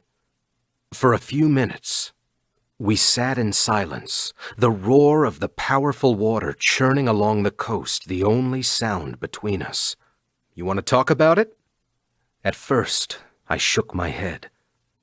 No problem, he said easily. But you can, if you want. Turning slightly on the deck, I gave him a curious look. You play counselor to every guy on the team? James laughed. No, but there's something about you, Walker. Yeah, I've heard that a time or two, I muttered. Usually it's not meant as a compliment. Down in the grassy yard area underneath the second-story deck, 3 of the other guys were sitting in the hot tub. Christensen, a fifth-year running back, tried to dunk the rookie, and the other guy, Washington, the all-pro receiver with more catches than almost anyone in the league, laughed so loudly at the wrestling that ensued that it echoed up to where we sat. Maybe I'd been quiet, but now I knew more than their names. I knew that John Cartwright, the rookie from Florida, had a mom sick at home with terminal cancer. Hence the tequila on the day he signed, because she might never get to see him play a single game. Christensen was a third-generation professional football player, had 3 kids under the age of 3, and a wife he met in high school. Washington had a similar background to mine. A walk-on in college, he ended up destroying every school record at Michigan State. Like Christensen, he was married. No kids yet, but they were trying. We heard all about the shots and the hormones and the ovulation sticks, whatever the hell those were. Everyone there was nice. They were friendly. And the thing I'd noticed was that they relaxed immediately around me when they saw that I was approaching without clenched fists and a scowl. We hadn't cried together in a trust circle or anything, but it was a really good start. I kept thinking about what Faith had said in her voicemail to me. She'd trusted me fully from the moment we had our first date, but I hadn't trusted her at all. I wanted her. That wasn't the problem. Fell in love with her. Could have spent all my free time with her. The way I felt about Faith as a person was never the issue. But trusting how she'd react to me was in an entirely separate category. But I still couldn't figure out what to do about it. How to fix it. With another glance back at James, I left my spot on the deck and joined him on one of the chairs. "How'd you know I wouldn't come this week and make a mess of everything?" He smiled. I didn't. My brows lowered at the ease in his answer. "You think you're the first guy I've played with who's mad at the world?" "I'm not mad at the world," I corrected. "Well, sometimes I am. I played for someone who wanted us all that way, and I don't know, it brought out all the worst sides of me. I've met those kinds of coaches." He set his hands on his stomach and stared out at the water again. "That kind of leadership is the quickest way to ruin really good players. They piss me off, Walker." I smiled. "You're the calmest, pissed-off guy I've ever met. Tell me a situation where you got really angry and it actually solved anything." His gaze came to rest on me, and I saw the challenge there. "If you can." Resting my head back on the chair, I thought about it. I'd been angry about a lot. Ivy getting sick. Her treatments not doing what we'd hoped. My parents not wanting to discuss her after she was gone. People's expectations about what kind of player I was. My ability to do something great in Washington because of it. And now I was really fucking angry with myself for how I'd handled things with Faith. Separately, each situation fell flat when I tried to hold it up under what James had asked. Nothing had changed because of whatever was happening inside me. It didn't matter if the burn of my reaction was quick or slow, or if I had time to second-guess it or not. Didn't matter that I knew I had 2 options of how to react, opposing forces whispering into my ear, trying to sway me one way or the other. It didn't even really matter if my reaction to that thing had been valid. The validity of my anger, the ability to rationalize why I felt it, didn't really change my ability to answer his question. "It's okay if you can't. You gonna tell me how to fix that, Master of Zen?" James cracked a wry smile.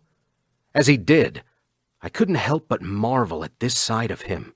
When I had seen firsthand his intensity on the field, his ability to manage the offense with efficiency and ruthless intelligence, but never with anger, never with heavy-handed dominance.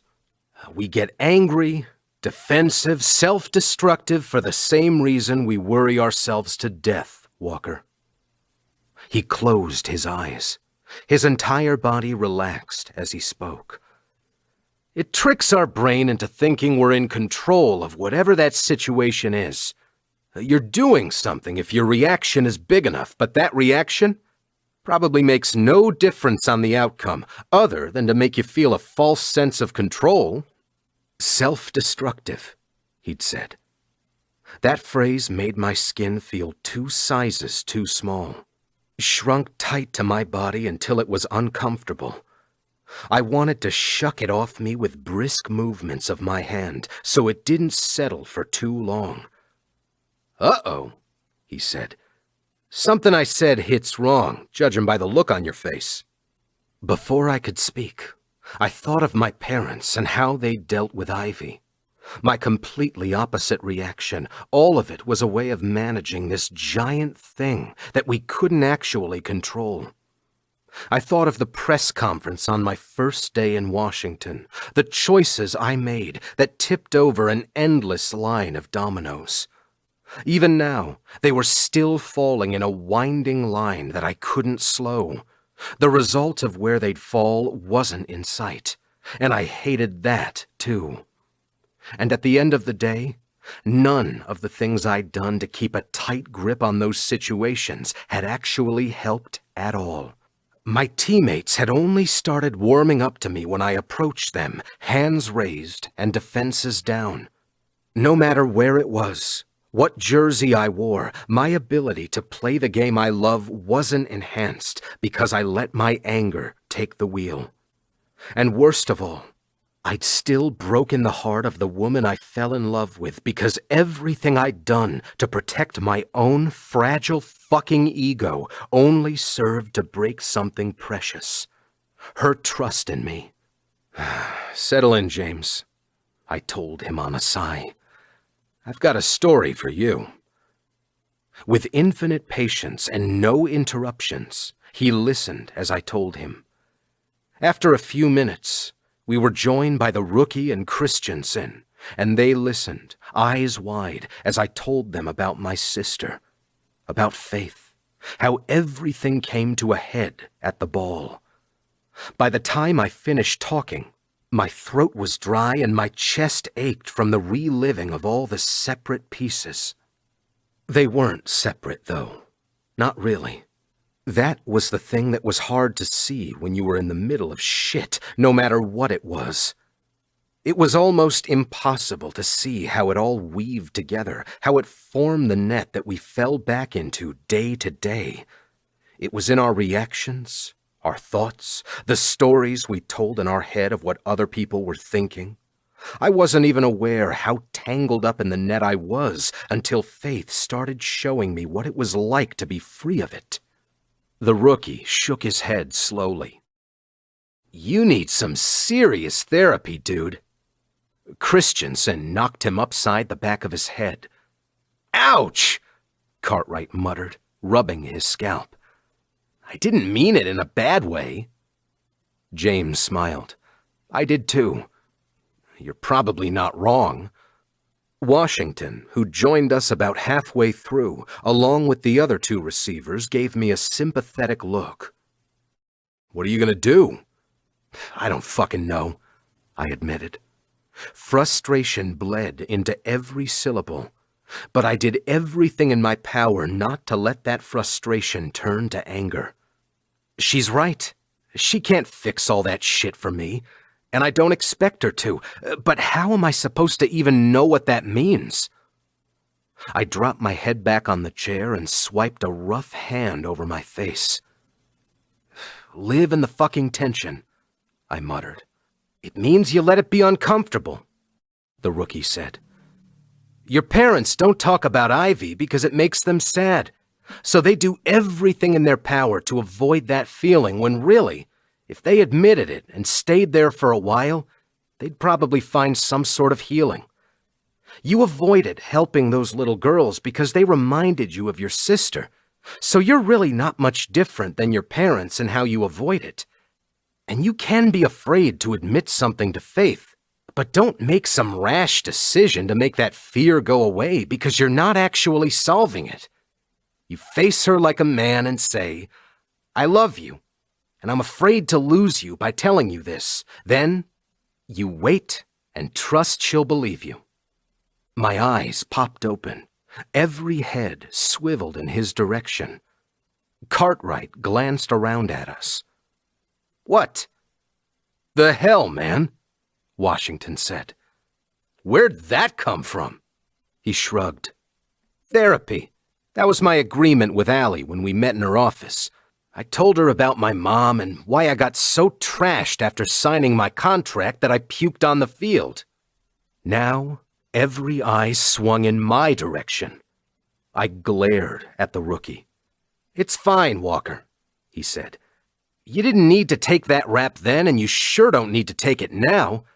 I'm okay if they know that I did something stupid because I've already had to work through the shit that made me do it in the first place, and I'll never do it again. He held his arms out wide. Living in the tension, motherfuckers. After a beat of silence, I was the first to start laughing. By the time they joined, my whole frame shook with it. I still didn't know exactly what it all meant, but it was the first time since I'd walked away from Faith that there was a new, small, burning feeling buried deep in my gut. Hope. Chapter 29. Dominic. Trying to mold yourself into a person who wasn't constantly waiting for someone to take a wrecking ball to their life was hard fucking work. Not that things were always that dramatic, but in the couple of weeks that followed the retreat with James and the guys, it was hard to swallow all the warning signs I'd had along the way, some of the things that had been said to me at the beginning. Coach Ward in the weight room had told me if I failed here, there was only one person to blame, and I looked him in the mirror every single day. I remembered those words as I showed up to practice every day and worked harder than I'd ever worked in my entire life, as I slowly got to know my teammates, my coaches. I remembered things Faith had told me as I sold that ugly-ass apartment and found something that was at a less impressive address and a significant reduction in reflective surfaces. As I started laying the foundation for the kind of life I really wanted to live, instead of shoving myself into a role that never really fit me in the first place. And because I owed it to her, I forced myself to remember all the things my sister had told me. At 9, she'd been so much smarter, more intuitive than I ever was. Even though I'd lived more than half of my life without her in it, before she was born and now after her death, I knew that Ivy's purpose was so much bigger than to just leave a silent hole in our family. Once a year, I could still do something to honor her, but as I drove to my parents' house for dinner, I wasn't willing to let it only be that. After parking my truck in the driveway behind my dad's, I tucked my laptop underneath my arm and grabbed the bag on the floor of the passenger seat. "Young man, you got a set of spare hands for me?" Miss Rose called from across the street. I straightened, grinning in her direction. "For you, always." I set the computer and bag down on the ground and waited for a car to pass before crossing the street to her driveway. She was trying to set up a ladder by the side of her house where some gutters were hanging at an angle. I gave her a chiding look.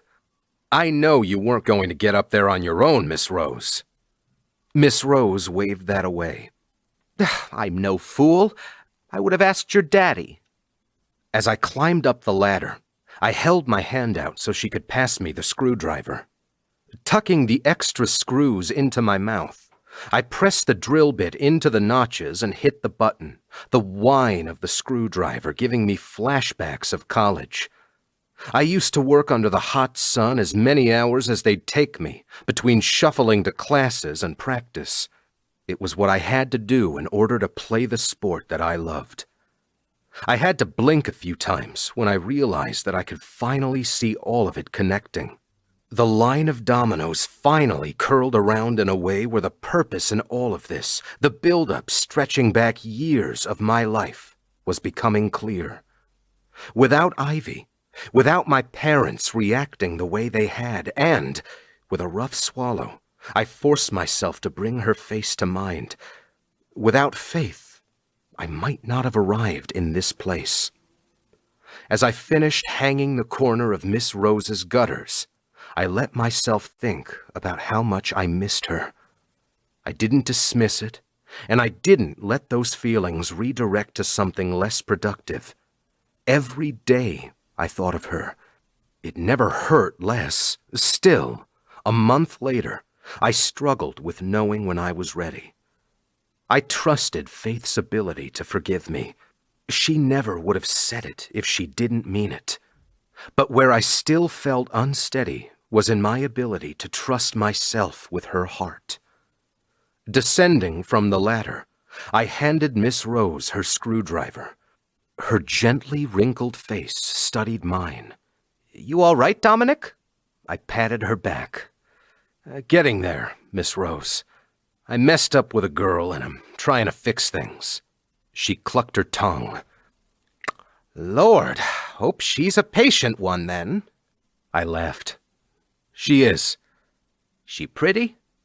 "The prettiest," I told her. "But what's on the outside doesn't come close to what's on the inside." She whistled. "I think you'll get there just fine, young man, with words like that." I think I need more than words for this one.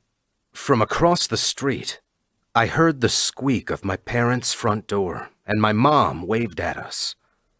"I gotta go, Miss Rose. Let me know if you need anything else before I leave, okay?" She patted my cheek. "You're a good one, Dominic.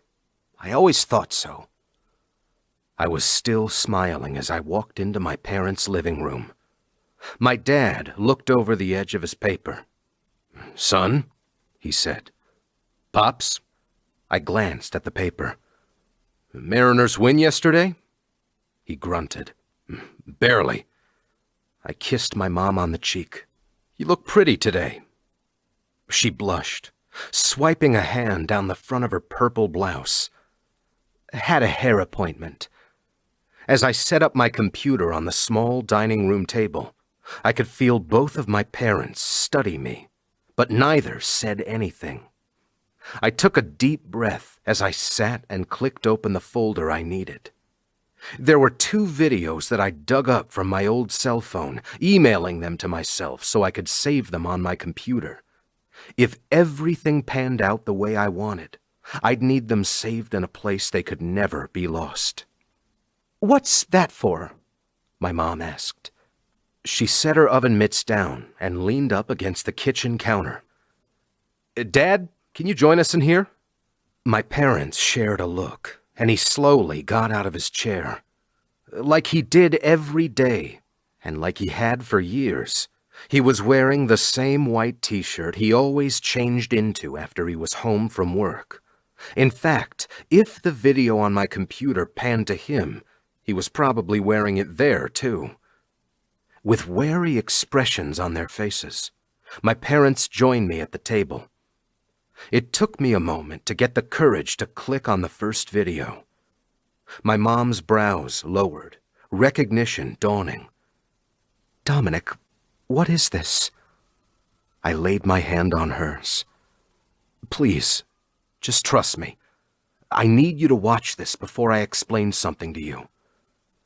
My dad's chest expanded on a deep breath.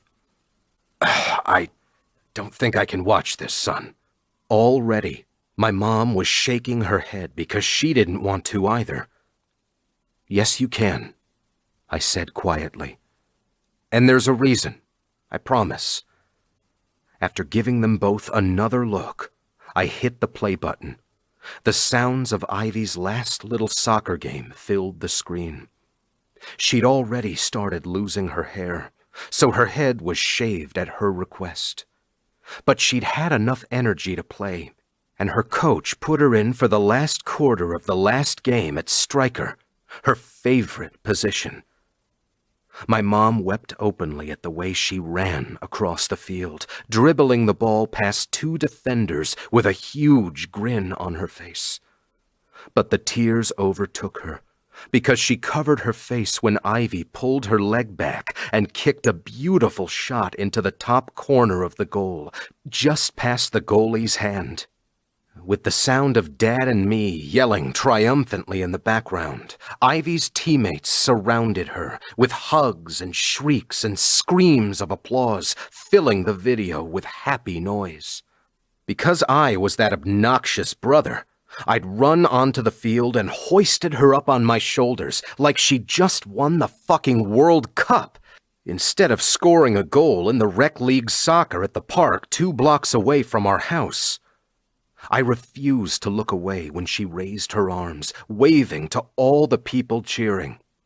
She was wearing a tie-dye scarf over her head, and when I pulled her off my shoulders, she gripped my neck in a tight hug. Even though my face was wet and my throat felt choked and full, I still didn't look away. My mom pushed her chair back. "It's too much, Dominic." "Mom, please." She paused.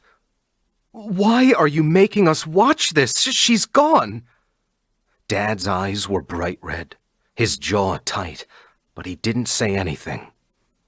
"I miss her too," I said.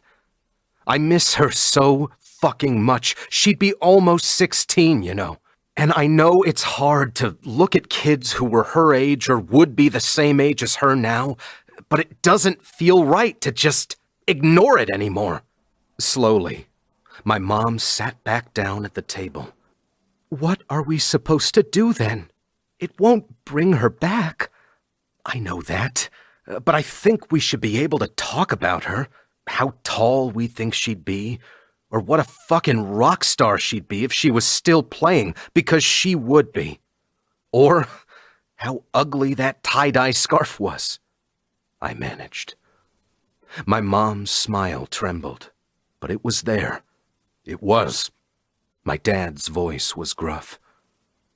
"It was so ugly." We all laughed. "We're always going to miss her, but I think we can do something great with that. In order to do that, though, I'll need your help." My parents, holding hands under the table, shared another look. My dad gave her a short nod. After a deep breath, she finally met my eyes. "Okay, why don't you tell us what you're thinking?" The next day, across the wide desk, they faced me as a single entity, an unbreakable unit. Luke stood behind his wife's massive executive chair, his arms crossed over his chest and his eyes hard. With her hair pulled severely off her face, Allie had slightly more open body language, but her eyes warned me without a single word. Fuck this up, and you are finished. She didn't resemble the woman I'd met with on my first trip to her office. Back then, she'd been a bit warmer and a bit more willing to give me the benefit of the doubt. Back then, I hadn't broken her daughter's heart. The tension in the office was thick and heavy, and instead of running my mouth to make it disappear, I folded my hands in my lap and took a deep breath. "Thank you for being willing to meet with me." "I didn't want to," Luke said. I nodded. If I had a daughter like Faith, I'd feel the same way. My voice didn't stumble over her name, and I was pretty proud of myself for that, because no matter that it had been almost 800 hours since I'd seen her, I still missed her like someone had cut my arm off. It was the reason I was sitting in front of the 2 people who had every reason in the world to hate me. "What did you want to talk about today, Dominic?" Allie said. She was wearing a sharply tailored red suit, the exact color of the Wolves logo, and I couldn't help but marvel that she'd been commanding the Wolves organization for 20 years and hardly looked old enough to have 2 grown daughters. "How did you start Team Sutton?" Slowly, Allie sat back in her chair, surprised by the question. Luke's eyebrows lowered, and his gaze narrowed skeptically. She tilted her head to the side for a moment, studying me, but then she blinked. I had an idea one day to help girls find opportunities to find their passion and nurture them. A lot of those opportunities happen to come in the form of extracurricular programs at schools. We've expanded our mission, obviously, as it's no longer run out of our basement by me and my friend. But it all started with an idea, a big check to get us rolling, and... She shrugged. A meeting with the team lawyer to make sure I was setting up the structure of the foundation properly. I nodded. I'd appreciate it if you could pass along the number of a lawyer that you would trust. Luke's arms unfolded from his chest, set now on his hips. This is why you wanted to meet with us, not to convince us why you should be with Faith?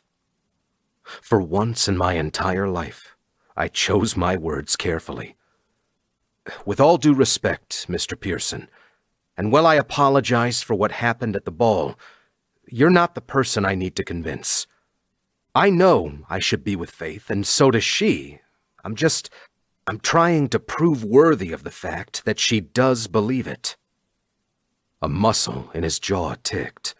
And that's why you've ignored her for a month? Even with their stone-faced demeanor, it was the first real jab that had me feeling a brief flickering of anger. Allie sat thoughtfully, not in any rush to calm her overly protective husband. I'm respecting what Faith asked of me, I said after a minute. I have a terrible temper, impulse control problems, and I fuck things up when I'm scared. That's not something she can fix. It was Allie's turn to interrogate. And starting a foundation is what you think she wants you to do? I met her gaze head on. No, I'm doing that for my sister.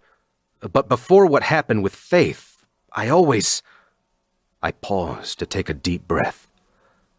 I always skipped anything with kids because they reminded me of Ivy, and I'd do anything to avoid that feeling. But I can help. More than that, I want to.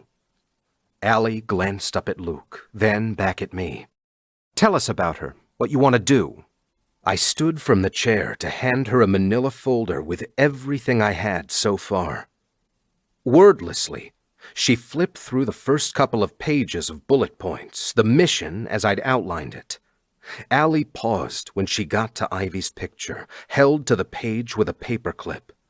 Luke settled a big hand on her shoulder and squeezed. I like the name, Luke said quietly. Thank you, I managed. Do you want this to be a private foundation or a charitable foundation? Allie asked, eyes still glued to the paper. Charitable, I answered. If I break my leg off tomorrow and can never play football again, I want to know that others can donate to what I'm trying to do. She eyed me briefly. Please don't break your leg. Preseason starts tomorrow. Allie handed one of the papers to Luke, and he studied it with an even expression on his face. If I saw the man smile, I might think the apocalypse was upon us. Because of the lights in her office, I could tell which paper he was reading. It was the page where I described the mission and why it was so important to me. Where I described what my parents went through, working jobs that didn't pay very much and trying to afford treatments for their 8-year-old daughter with a rare leukemia. My sister's dream of being a professional athlete, that even if she'd recovered, how impossible it would have been for my parents to afford that dream. You'll need a strong team to help you, Allie said. Female athletes on your board, no shirking the tough conversations they'll force you to have. Yes, ma'am. I'm working on that. She grabbed a small notepad off her desk and scrawled something on it with a very expensive-looking pen.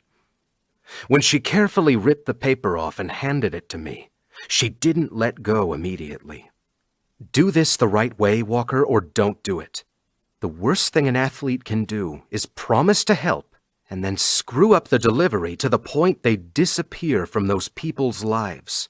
I'm giving you this name because she knows everything there is to know about successfully starting a foundation, finding volunteers, and building a strong board of directors.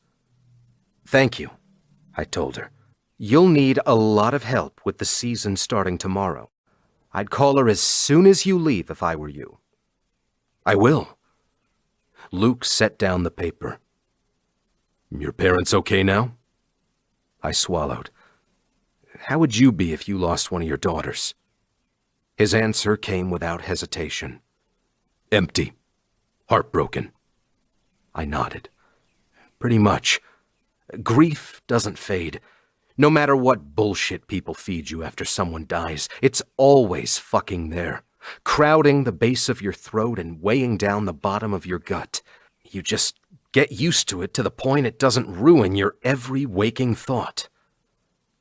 I took the folder back when Allie carefully closed it and handed it to me. Even if I've been quiet with Faith, make no mistake about it, every moment I'm thinking about what I can do to make things right. I am going to try to win her back. You don't have a woman like her in your life and then let her walk away without a fight. And this is you fighting? Allie asked quietly. I gave her a wry grin. I figured I'd try it without throwing any punches for once. See how it works for me. Luke bent over and pulled open the top drawer of Allie's desk. She watched him with a slight smile on her face. They had this whole silent communication thing going, and it was weird.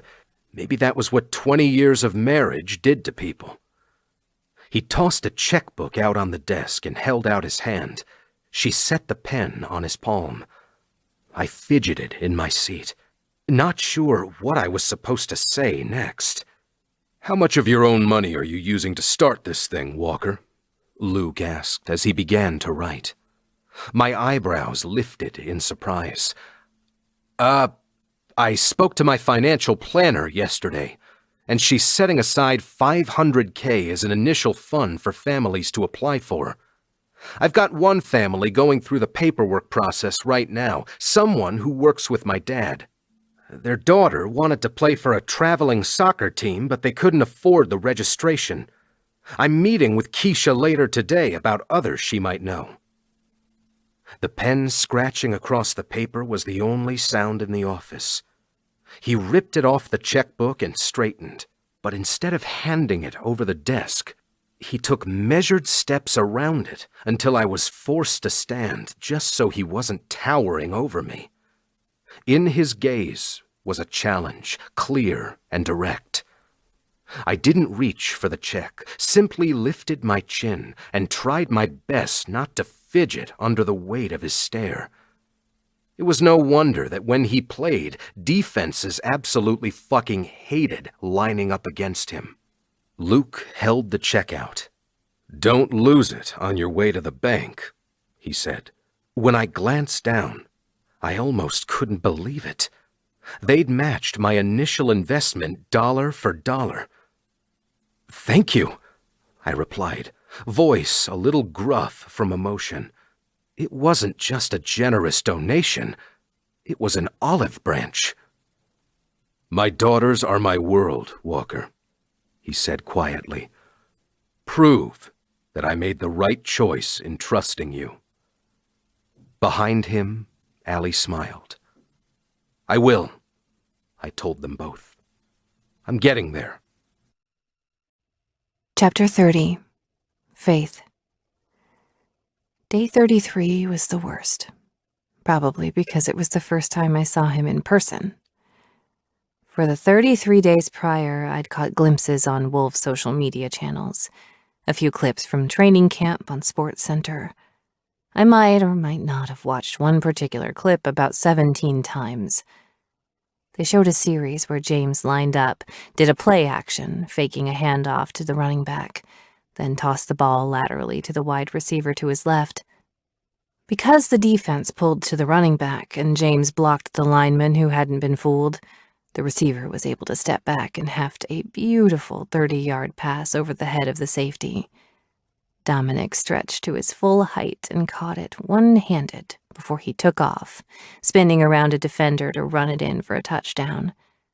It wasn't even the play that was incredible. It was the smile on his face when his teammates rushed him in the end zone. Oh, the things that happened in my heart when I saw him smile like that. It was a little strange, truth be told. The happiness at seeing him celebrate with the team was almost enough to make me all weepy and ridiculous.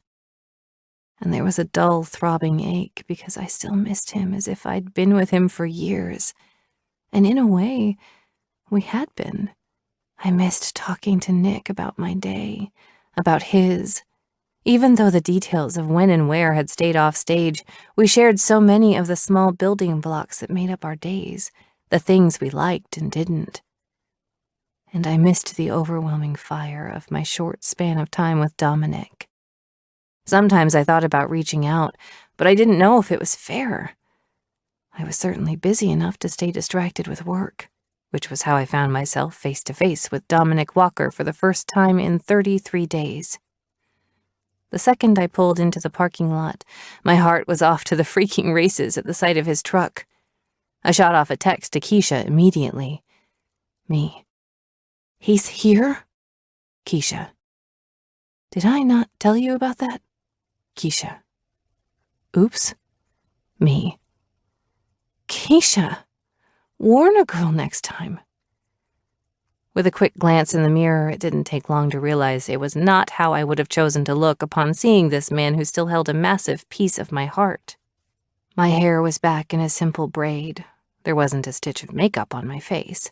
And I'd grabbed the vintage Tootsie Pop t-shirt out of my closet.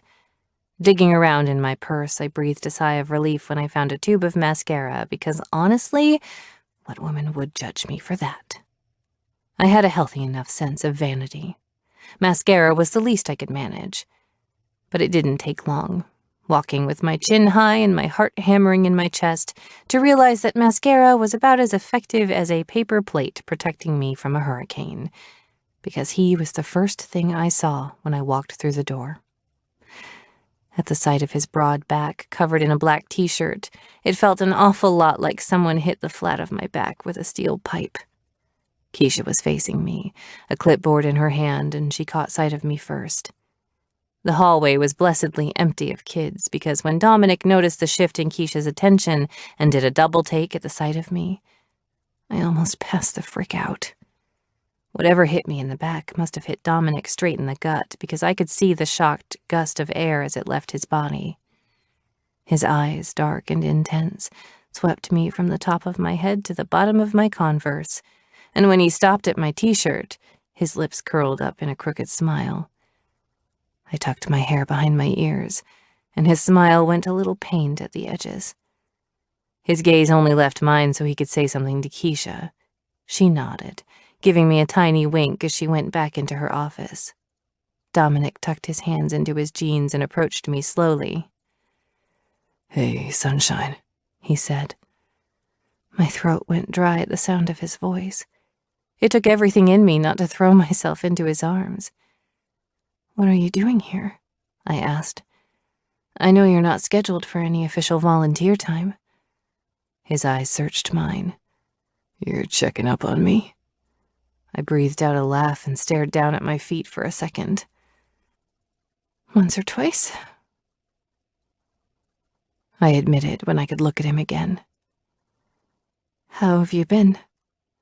"Fucking miserable," he said immediately. "But I'm working on it."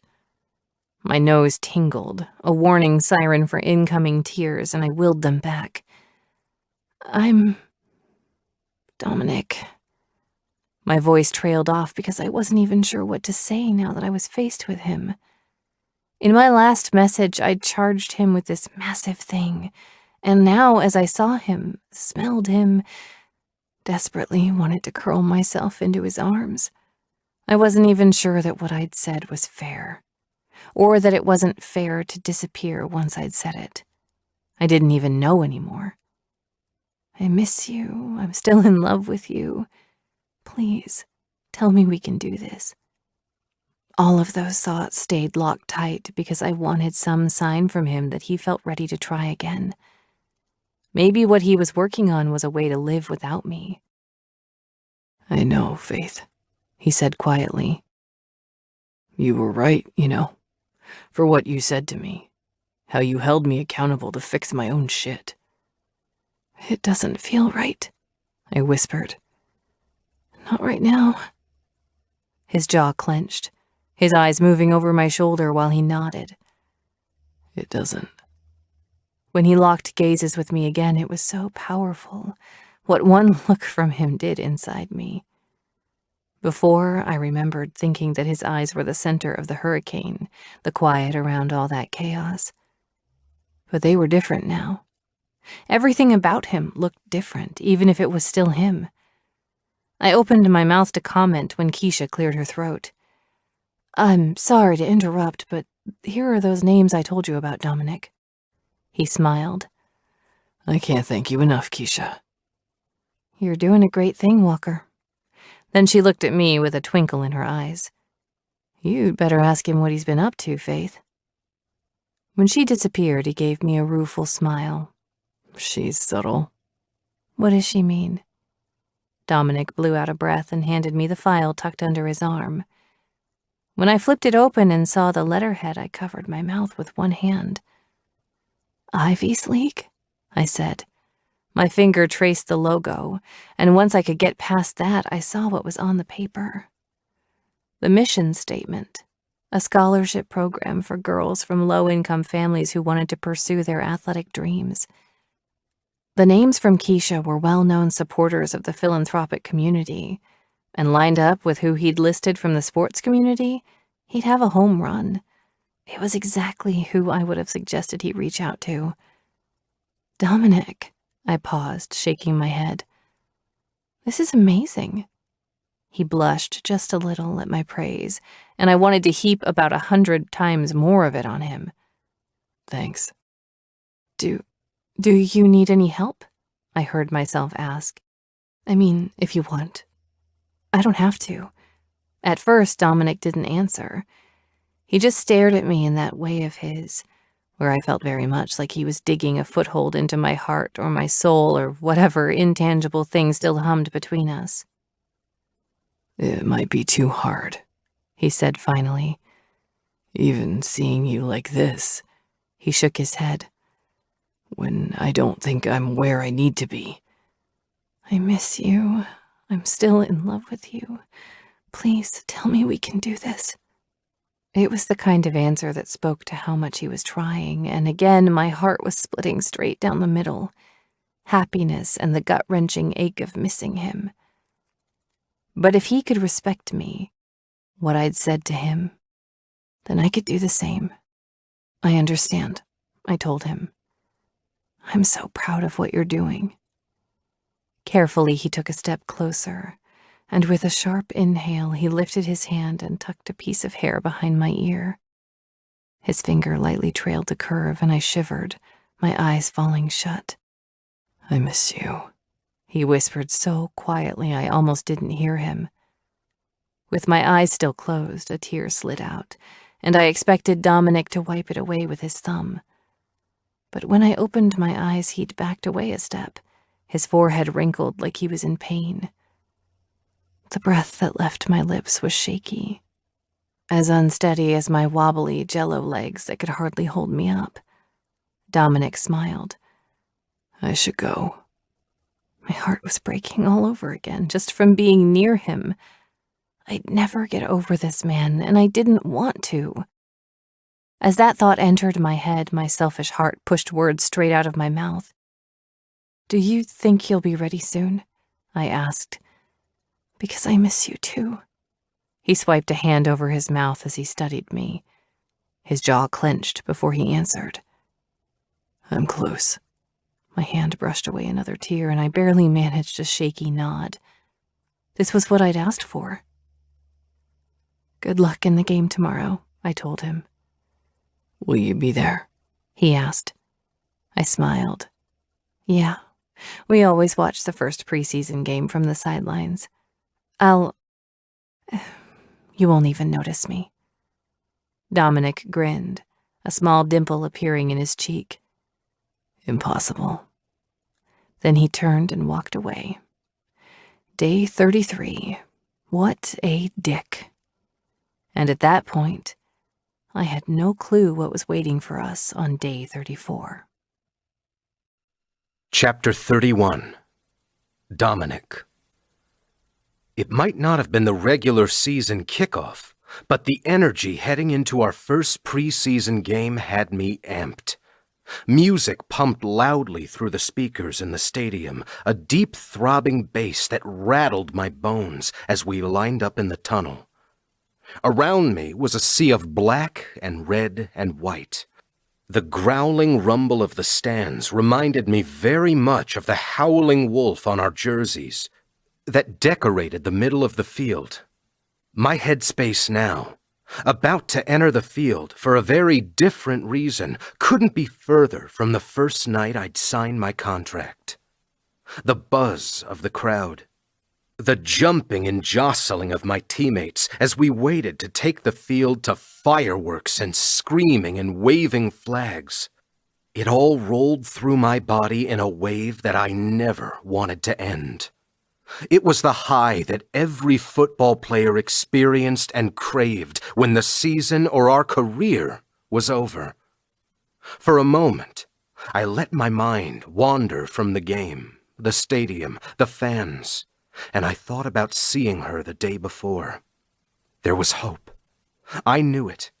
It was no longer a slight glow or a slow build. I saw it in her eyes, in how she held her body so carefully in that hallway.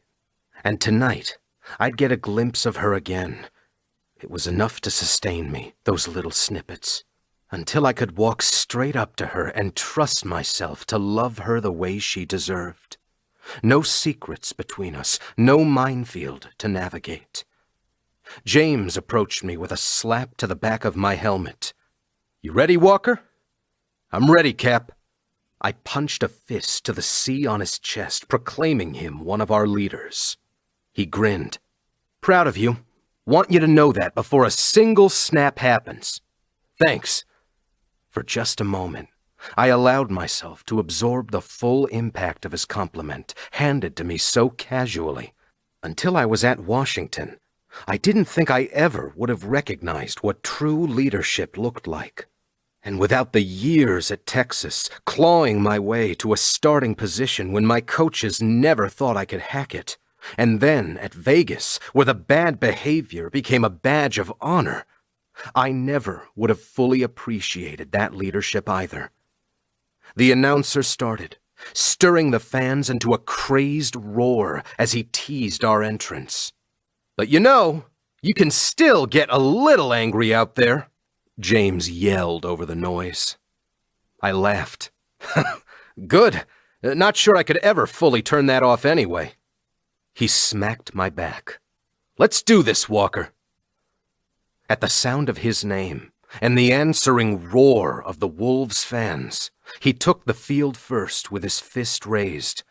In front of us, ready to usher us through the tunnel with shouts of encouragement, were Torres and Ward, walking past each player to tap their helmets. Torres grinned when he hit mine, and before Ward did the same thing, he paused, then held out his fist for me. I tapped it. "Ready, Coach?" He smacked my helmet. "Always." After that, the music cranked louder, and so did the fans. We all hopped once, twice, and took off sprinting down the line of waving flags. Preseason games were almost always the same. A chance for the starting players to take a few snaps, run a couple of plays to get the initial kinks out, and give the fans a small preview. But the majority of it would be left to the rest of the team. We won the coin toss, and it took everything in me not to scan the people gathered on the Wolves' sidelines for faith. This entrance to a new season with a new team and an energy that was electric, I wanted her to witness it along with me. It was just another way we would be so right for each other, Not just loving something, but experiencing something together that very few people could understand. Even in the midst of all these things I was trying to balance in my life, I worried that I wouldn't be patient enough to wait for my head to straighten out before going to her. If seeing her yesterday proved anything, it was just how real this thing with Faith was. A month of nothing, and all it took was 5 minutes with her, and I had this jittery, frantic need to finish what I'd started. I could do it, right? I could manage to keep my focus on this job I had to do and not wonder all the time if she was watching, wonder what she was thinking. James and the captain of the other team chatted amiably as the camera crews filmed their exchange. And just as we turned to let the kickoff return team line up, I caught a glimpse of blonde hair and a wide set of shoulders right behind take off running down the tunnel. It was Allie and Luke, running out before kickoff of the first preseason game. My eyes narrowed as I watched them disappear from view. My eyes scanned the rest of the sidelines, unable not to look for her anymore, and there was no sight of Faith or her sister. Coach Ward had a cell phone up to his ear, which was odd enough by itself during a game, but it was the concerned look stamped on his face that caught Cartwright's attention just as it caught mine. "What happened?" I heard the rookie ask James, who was listening to something in the mic piped through his helmet. James glanced at me. "Come on, let's review this first offensive series, okay?" "What happened, James?" I asked. He gave me a steady look. "I'm not sure, and I don't think it'll help anyone to speculate when we've got a game to start." "James," I snapped, "what the hell happened?" Players around us shifted uncomfortably at my tone. Torres approached the huddle, his eyes serious and his jaw set. "What's the problem, boys?" James looked at Torres, then back at me. "Just trying to keep everyone focused." The three of us weren't even watching the field while the return team brought it up to the 40-yard line, a more than respectable starting line. Something was wrong. "Why did Allie and Luke just leave?" I asked Torres. James dropped his chin to his chest. Torres' jaw twitched. "There was a family emergency." "What kind?" I managed between gritted teeth. My stomach was a giant block of ice. "We will figure that out, and they have our thoughts and prayers in the meantime, but we have a game to play, Walker. Time to get your head on straight." I pointed at the tunnel where they'd escaped. "Where did they go? Why doesn't James want me to know what happened?" "Hey," he said firmly. "I'm trying to be the quarterback you need right now, which is someone to keep you grounded when we don't know anything. You know something." I looked between them. The kickoff team left the field. I should have been going out there, James too. The ref yelled for us to line up. Torres gave us a firm command, even if his eyes were kind. "Go line up, Walker. Run the play, and I'll try to get more information." "Now fucking tell me what happened!" I yelled. "Is it Faith?" Coach Ward strode over. Torres dropped his gaze to the ground. "The girls got in a car accident on their way here," Coach Ward said. Even as my heart dropped out of my stomach, down to my feet, and I tried to pull in a shallow breath, he held my gaze, and I could see how badly he was willing me not to freak out by saying it, almost like you'd speak to a spooked horse in gentle, hushed tones. "Steady now," I could practically hear him say. Torres said something under his breath, and Ward snapped his attention to the offensive coordinator. "What happened?" I asked around the rock in my throat. "Are they okay? We lining up, guys?" The official came over. "Come on, game clock won't wait for you." "Give us a second," Ward asked. The official nodded reluctantly. My eyes stayed locked on Ward. "What happened?" He held up his hands. "I don't know. My wife got a call from Allie. The girls got in a car accident. All they knew was that one of them was being transported by ambulance. The ice wasn't just in my stomach. It was my entire body. I'd never known fear like that, not even when Ivy was sick. That was an impossibly slow process that sapped away one small piece of your sanity as each day passed. But this, it was immediate and all-consuming, and I had to get out of there. "Fuck!" I yelled. A camera guy eyed me from the side of his camera, but thankfully, he kept it trained on the field. I started toward the tunnel, heart racing, and Torres grabbed my arm. "You can't leave, Walker. We'll find out what happened, and you can go to the hospital as soon as the game is done." "Find me," I told him. Before, I might have shoved my way out, might have whipped my helmet off and threw it, just for an outlet for my helpless energy. But instead, I just let the fear roll through me. "Take half my fucking paycheck, Torres, and see if I lose a second of sleep over it. You don't need me out there right now, and I swear on everything I hold dear, if it's Faith and something happens..." My voice stumbled, just once, as my brain entertained the image of Faith strapped to a gurney. "If something happens to her before I can get there, you won't want to be within a city block of me, Torres." There was chaos and noise and yelling.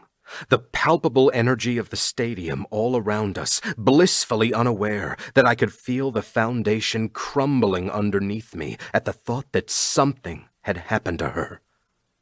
It would have been so easy to let all that fear turn to anger, to slowly color my insides until I became something, someone different. But I curled my hands into fists, took a deep breath, and locked eyes with Coach Ward. "Help me out here, please." Ward set his hand on Torres' shoulder, gave him a quick glance before turning to me. "Go," he said, his tone brooking no arguments. "I'll deal with the fallout." Torres glanced between us, then nodded slowly. "Where?" I asked urgently. "Swedish on First Hill." Without a backward glance at the other players, the cameras who panned to film my sprinting exit down the tunnel, or the coaching staff with raised eyebrows, I left.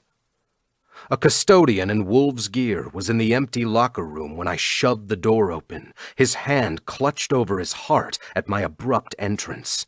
"You all right, Walker?" he asked. As I tore off my jersey, then my pads, my gaze narrowed on his face.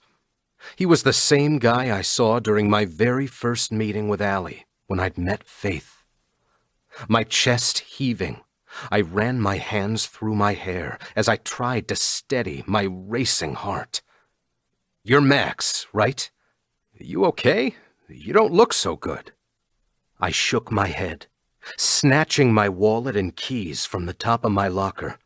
The pants were staying, as was the sleeveless t-shirt I wore under my pads and jersey. "I don't know, Max." Sounds from the field filtered into the locker room, and he watched me curiously as I ripped off my cleats and shoved my feet into my Nikes. "Aren't you supposed to be out there?"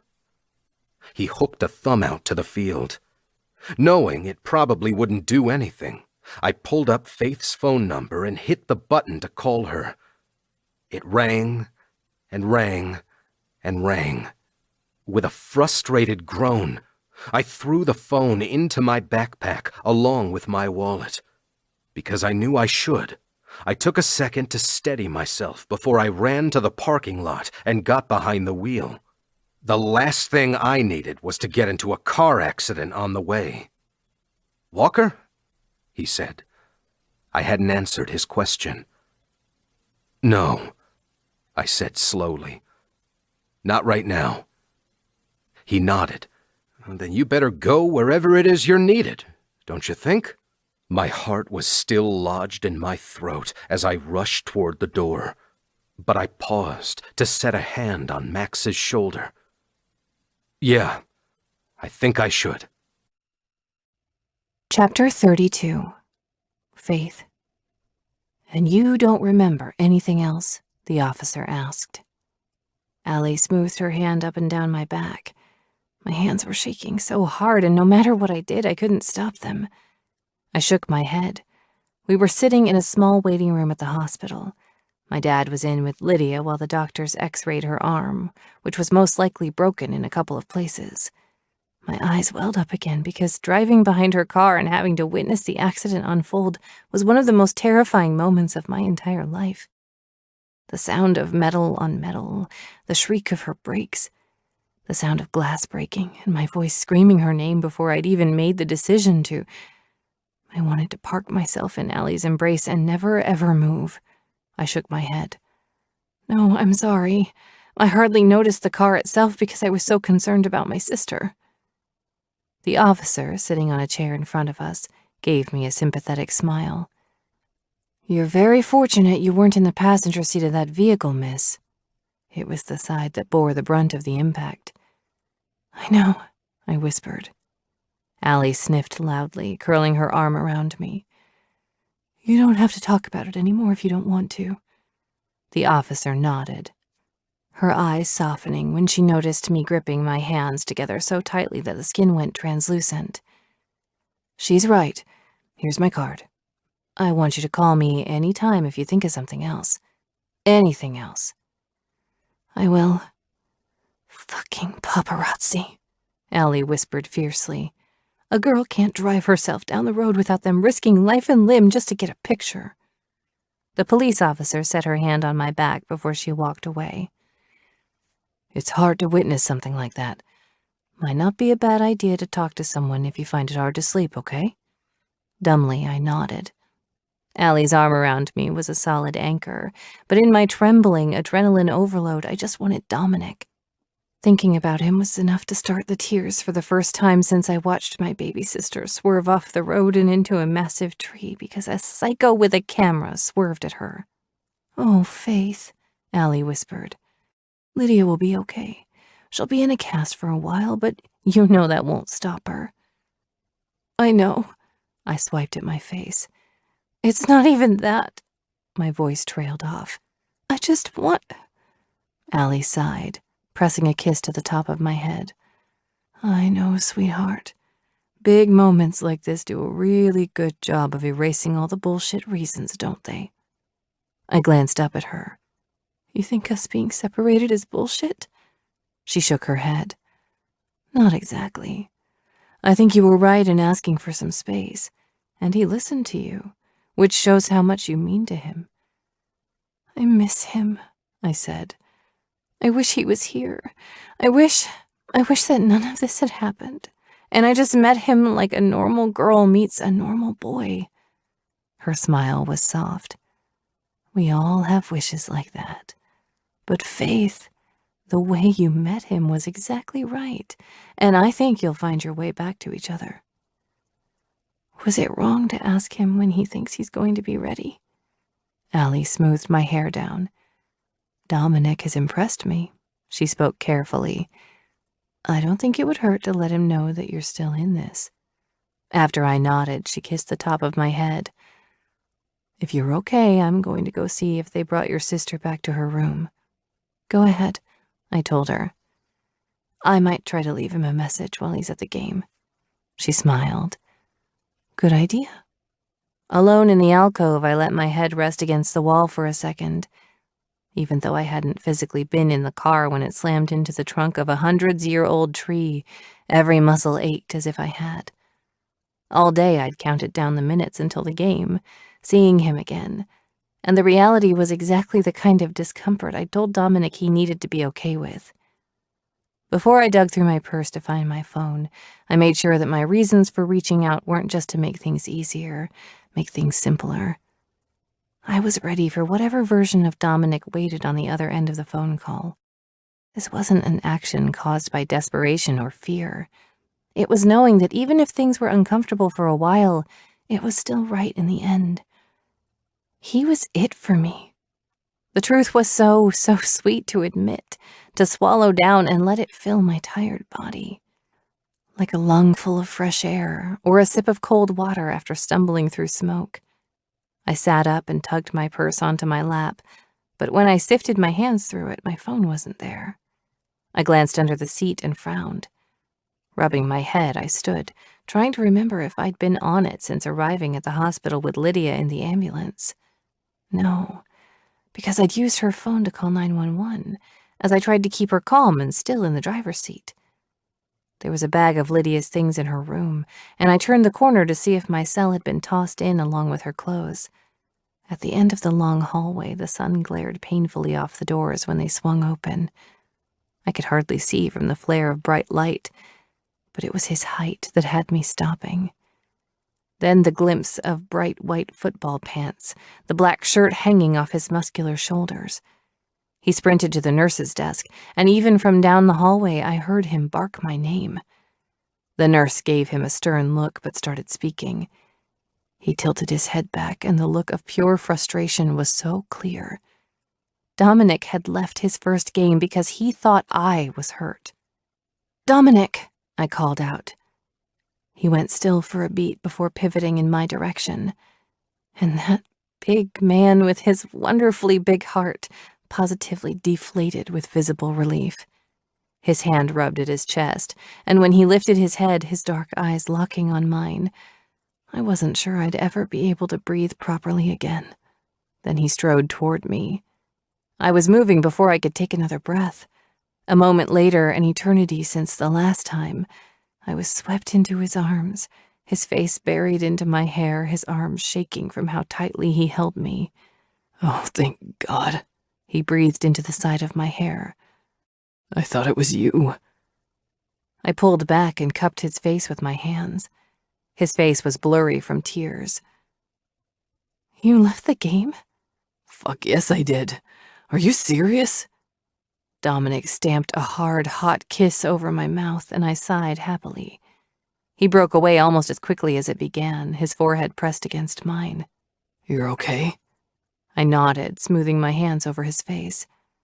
"I'm okay. I wasn't in the car with Lydia.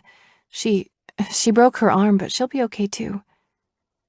His eyes traced over every inch of my face.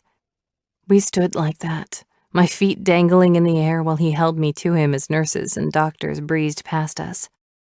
"Faith," he said, "I am still so fucking impatient, and I don't always do the right thing.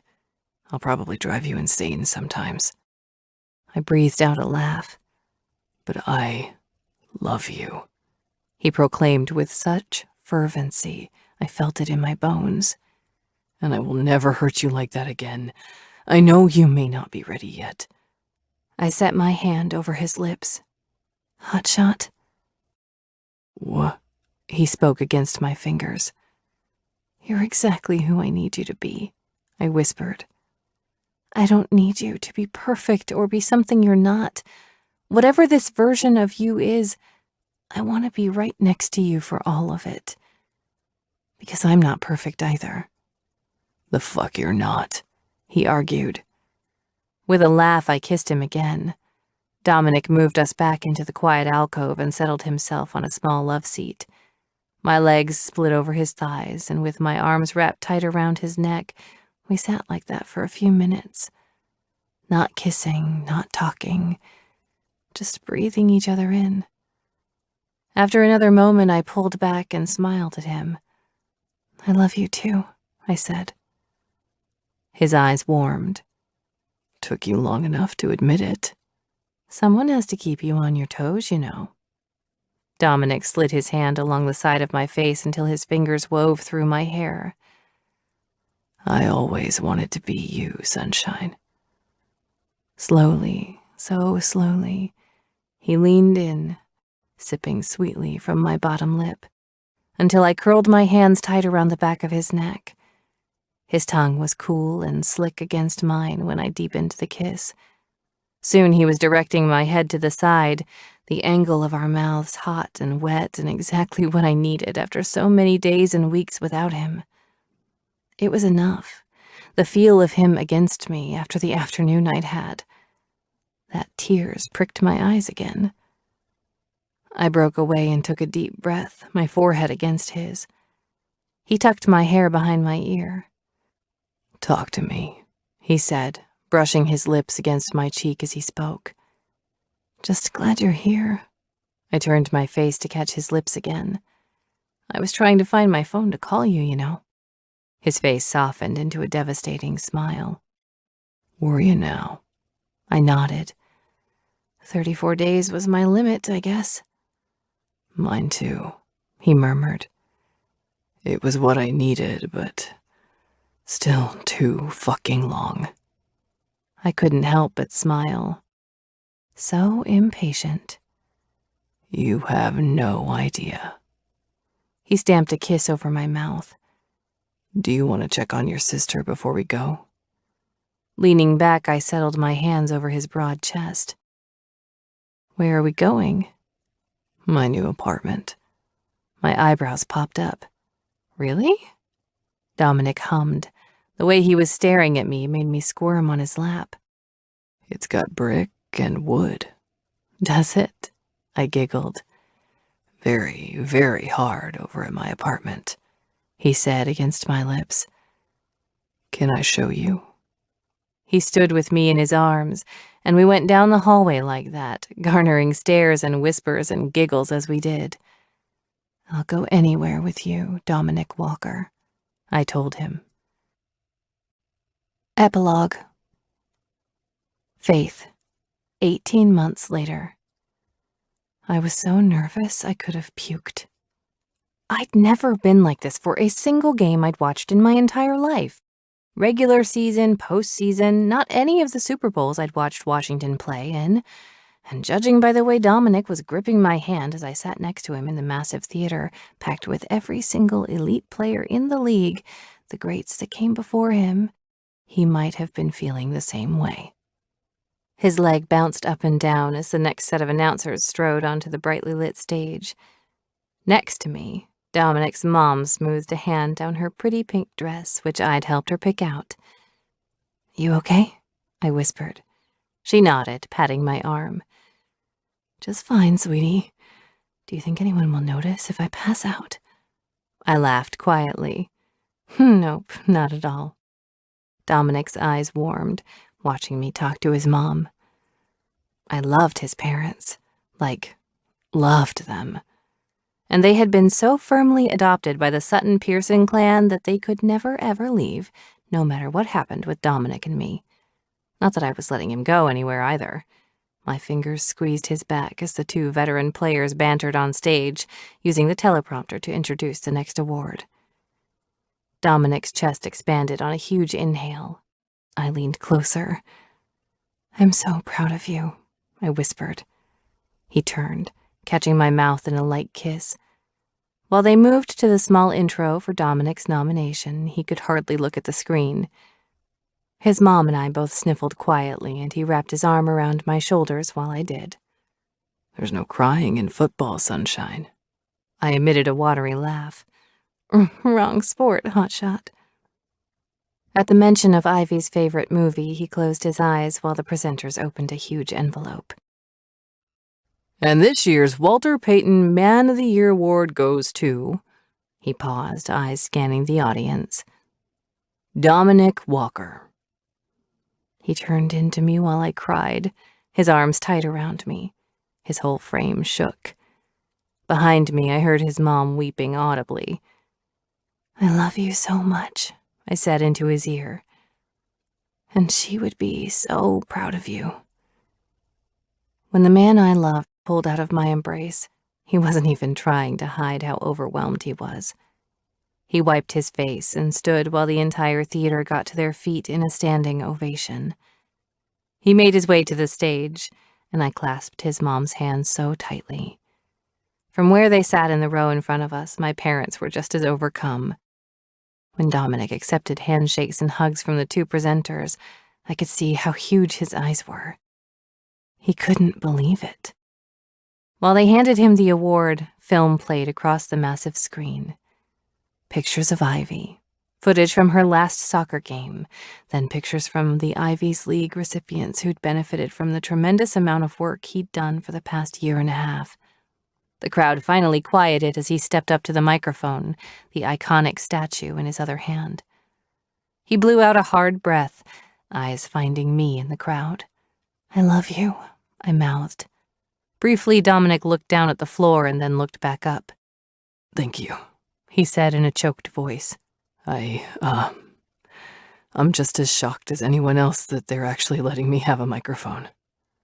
Laughter rippled through the auditorium. My dad looked back, then slid a handkerchief in my direction with a wink. I wiped under my eyes. Dominic cleared his throat, and I knew he was getting his emotions under control. "When I started Ivy's League, I knew a few things to be true. First, it's really hard for kids with a rough start to get a leg up. Maybe I'm not the best guy to start something like this, to help young girls with a dream to play. But I've met so many incredible female athletes who helped me find the right places to look for kids just like them, who had a passion and a fire inside them. Some of them have come on board with Ivy's League, and to them, I'll be forever grateful for letting me step into the space that they've worked in for so long. Together, we've been able to put scholarship and mentorship programs in place in middle and high schools across 6 states, and next year, we're going to triple that. And second, I know how hard it is to see someone's dream not come true." He stopped, his eyes going red. My sister didn't live long enough to achieve her dream of becoming a professional soccer player. But if she'd beaten cancer, I can guarantee that she would have kicked so much ass doing it. I laughed through my tears. I started Ivy's League because of her, because she couldn't do the thing she wanted. And if she were here, she'd have bugged me like only a little sister could until I helped as many kids as possible reach their full potential, no matter what financial barriers they face. But I also started it because of one other woman. His eyes locked onto mine. Faith, I never would have taken this step without you. It scared the hell out of me to try something like this when I was probably the last person anyone expected to take on a project of this magnitude. Your belief in me has never wavered, and because of you, I might come close to being the best man that I can be. There was nothing I could do to stem the flow of tears going down my face. My hand was lying flat against my chest because my heart was so impossibly full I had to make sure it was still beating properly. He stuck a hand in his pocket and took a deep breath. In fact, I was going to do this later, but what the hell? He turned to the presenters and held out the statue. Can you hold this for me? I'll be right back. With my mouth hanging open, I registered the ripple of excited murmurs sweeping through the auditorium as Dominic jogged down the steps off the stage and strode back in my direction. Then he was in front of me, eyes bright, hands gripping mine. Cameras ran after him because, of course, they were. "What are you doing?" I whispered, just before he gave me a sweet, lingering kiss. "Something a little crazy," he whispered back. Then he got down on one knee and pulled a small black box out of his pants.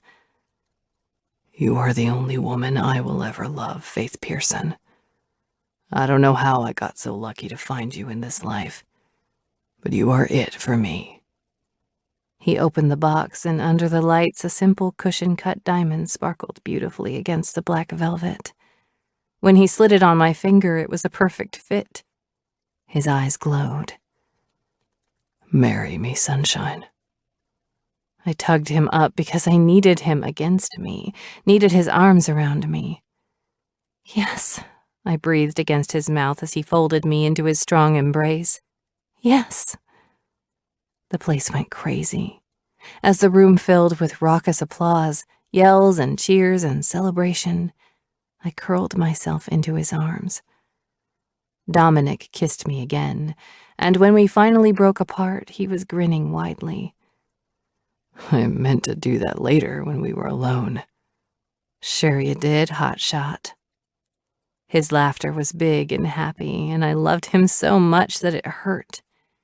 He was my home, and I was his, and this entirely perfect, crazy night was entirely us.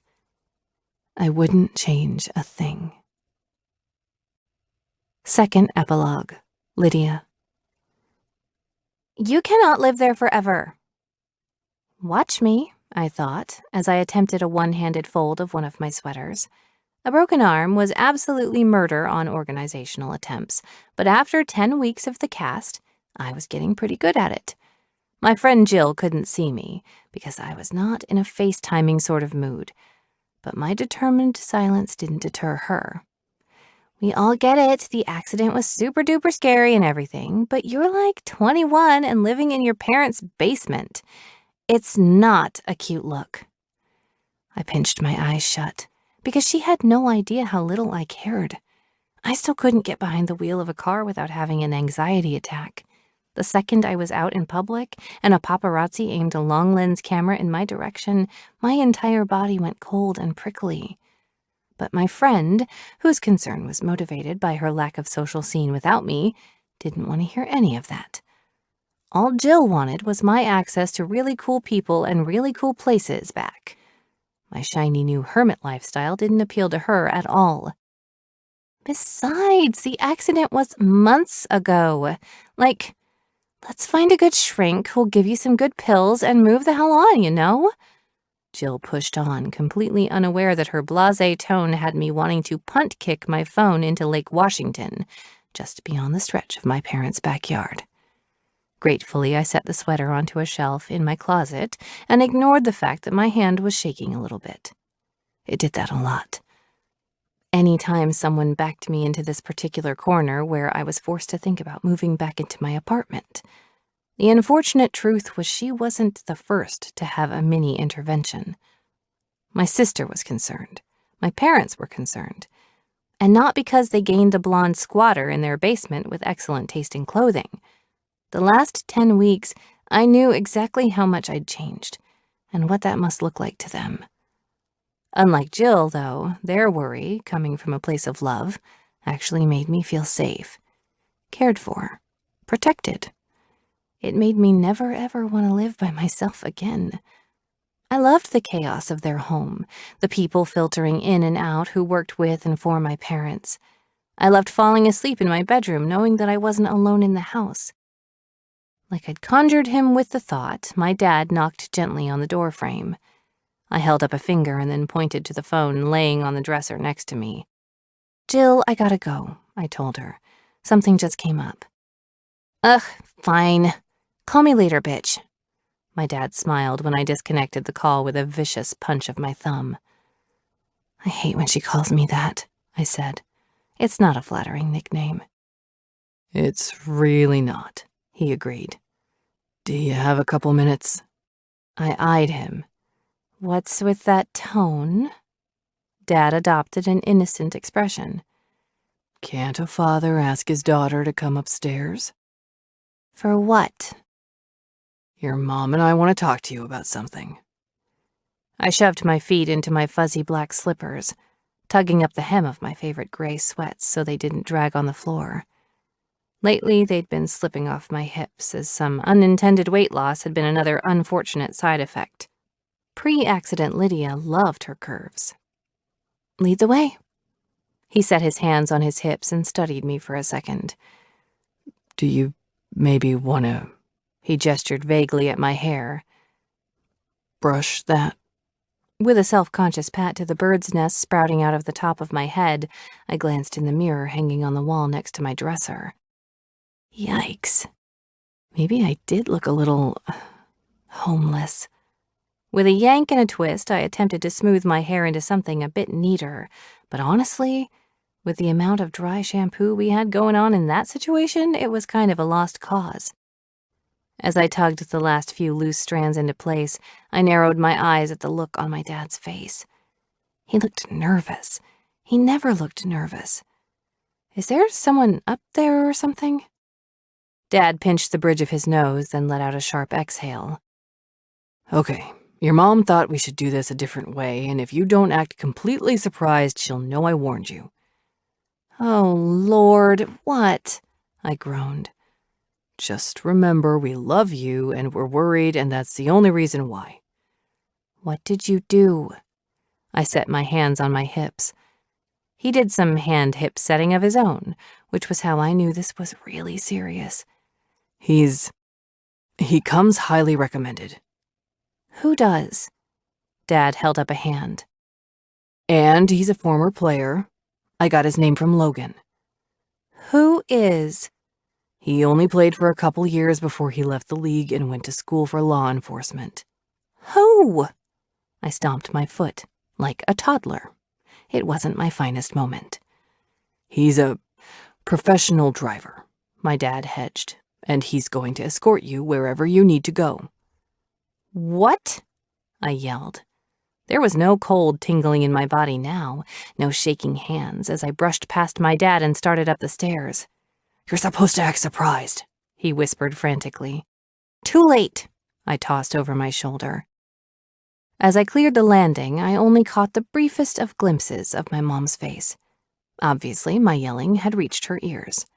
She said something to my dad or me, but I couldn't hear a word, only garbled words that didn't penetrate the buzzing in my ears as he unfolded his great big body from the couch in the living room. Tall and scary. It was the only way I could describe him, with the arms and the beard and the chest and the eyes. If I crossed him in an alley, I'd run the hell in the opposite direction. Those eyes of his, even darker than the hair on his head, never moved from my face. But I felt like he'd taken my measure in a single heartbeat. No way, I said. Not happening. His expression never changed. If my parents thought they were saddling me with this terrifying driver/bodyguard/guard dog, they were sadly mistaken. What happens when the grumpy bodyguard and the football princess are stuck together? I cannot wait for you to find out.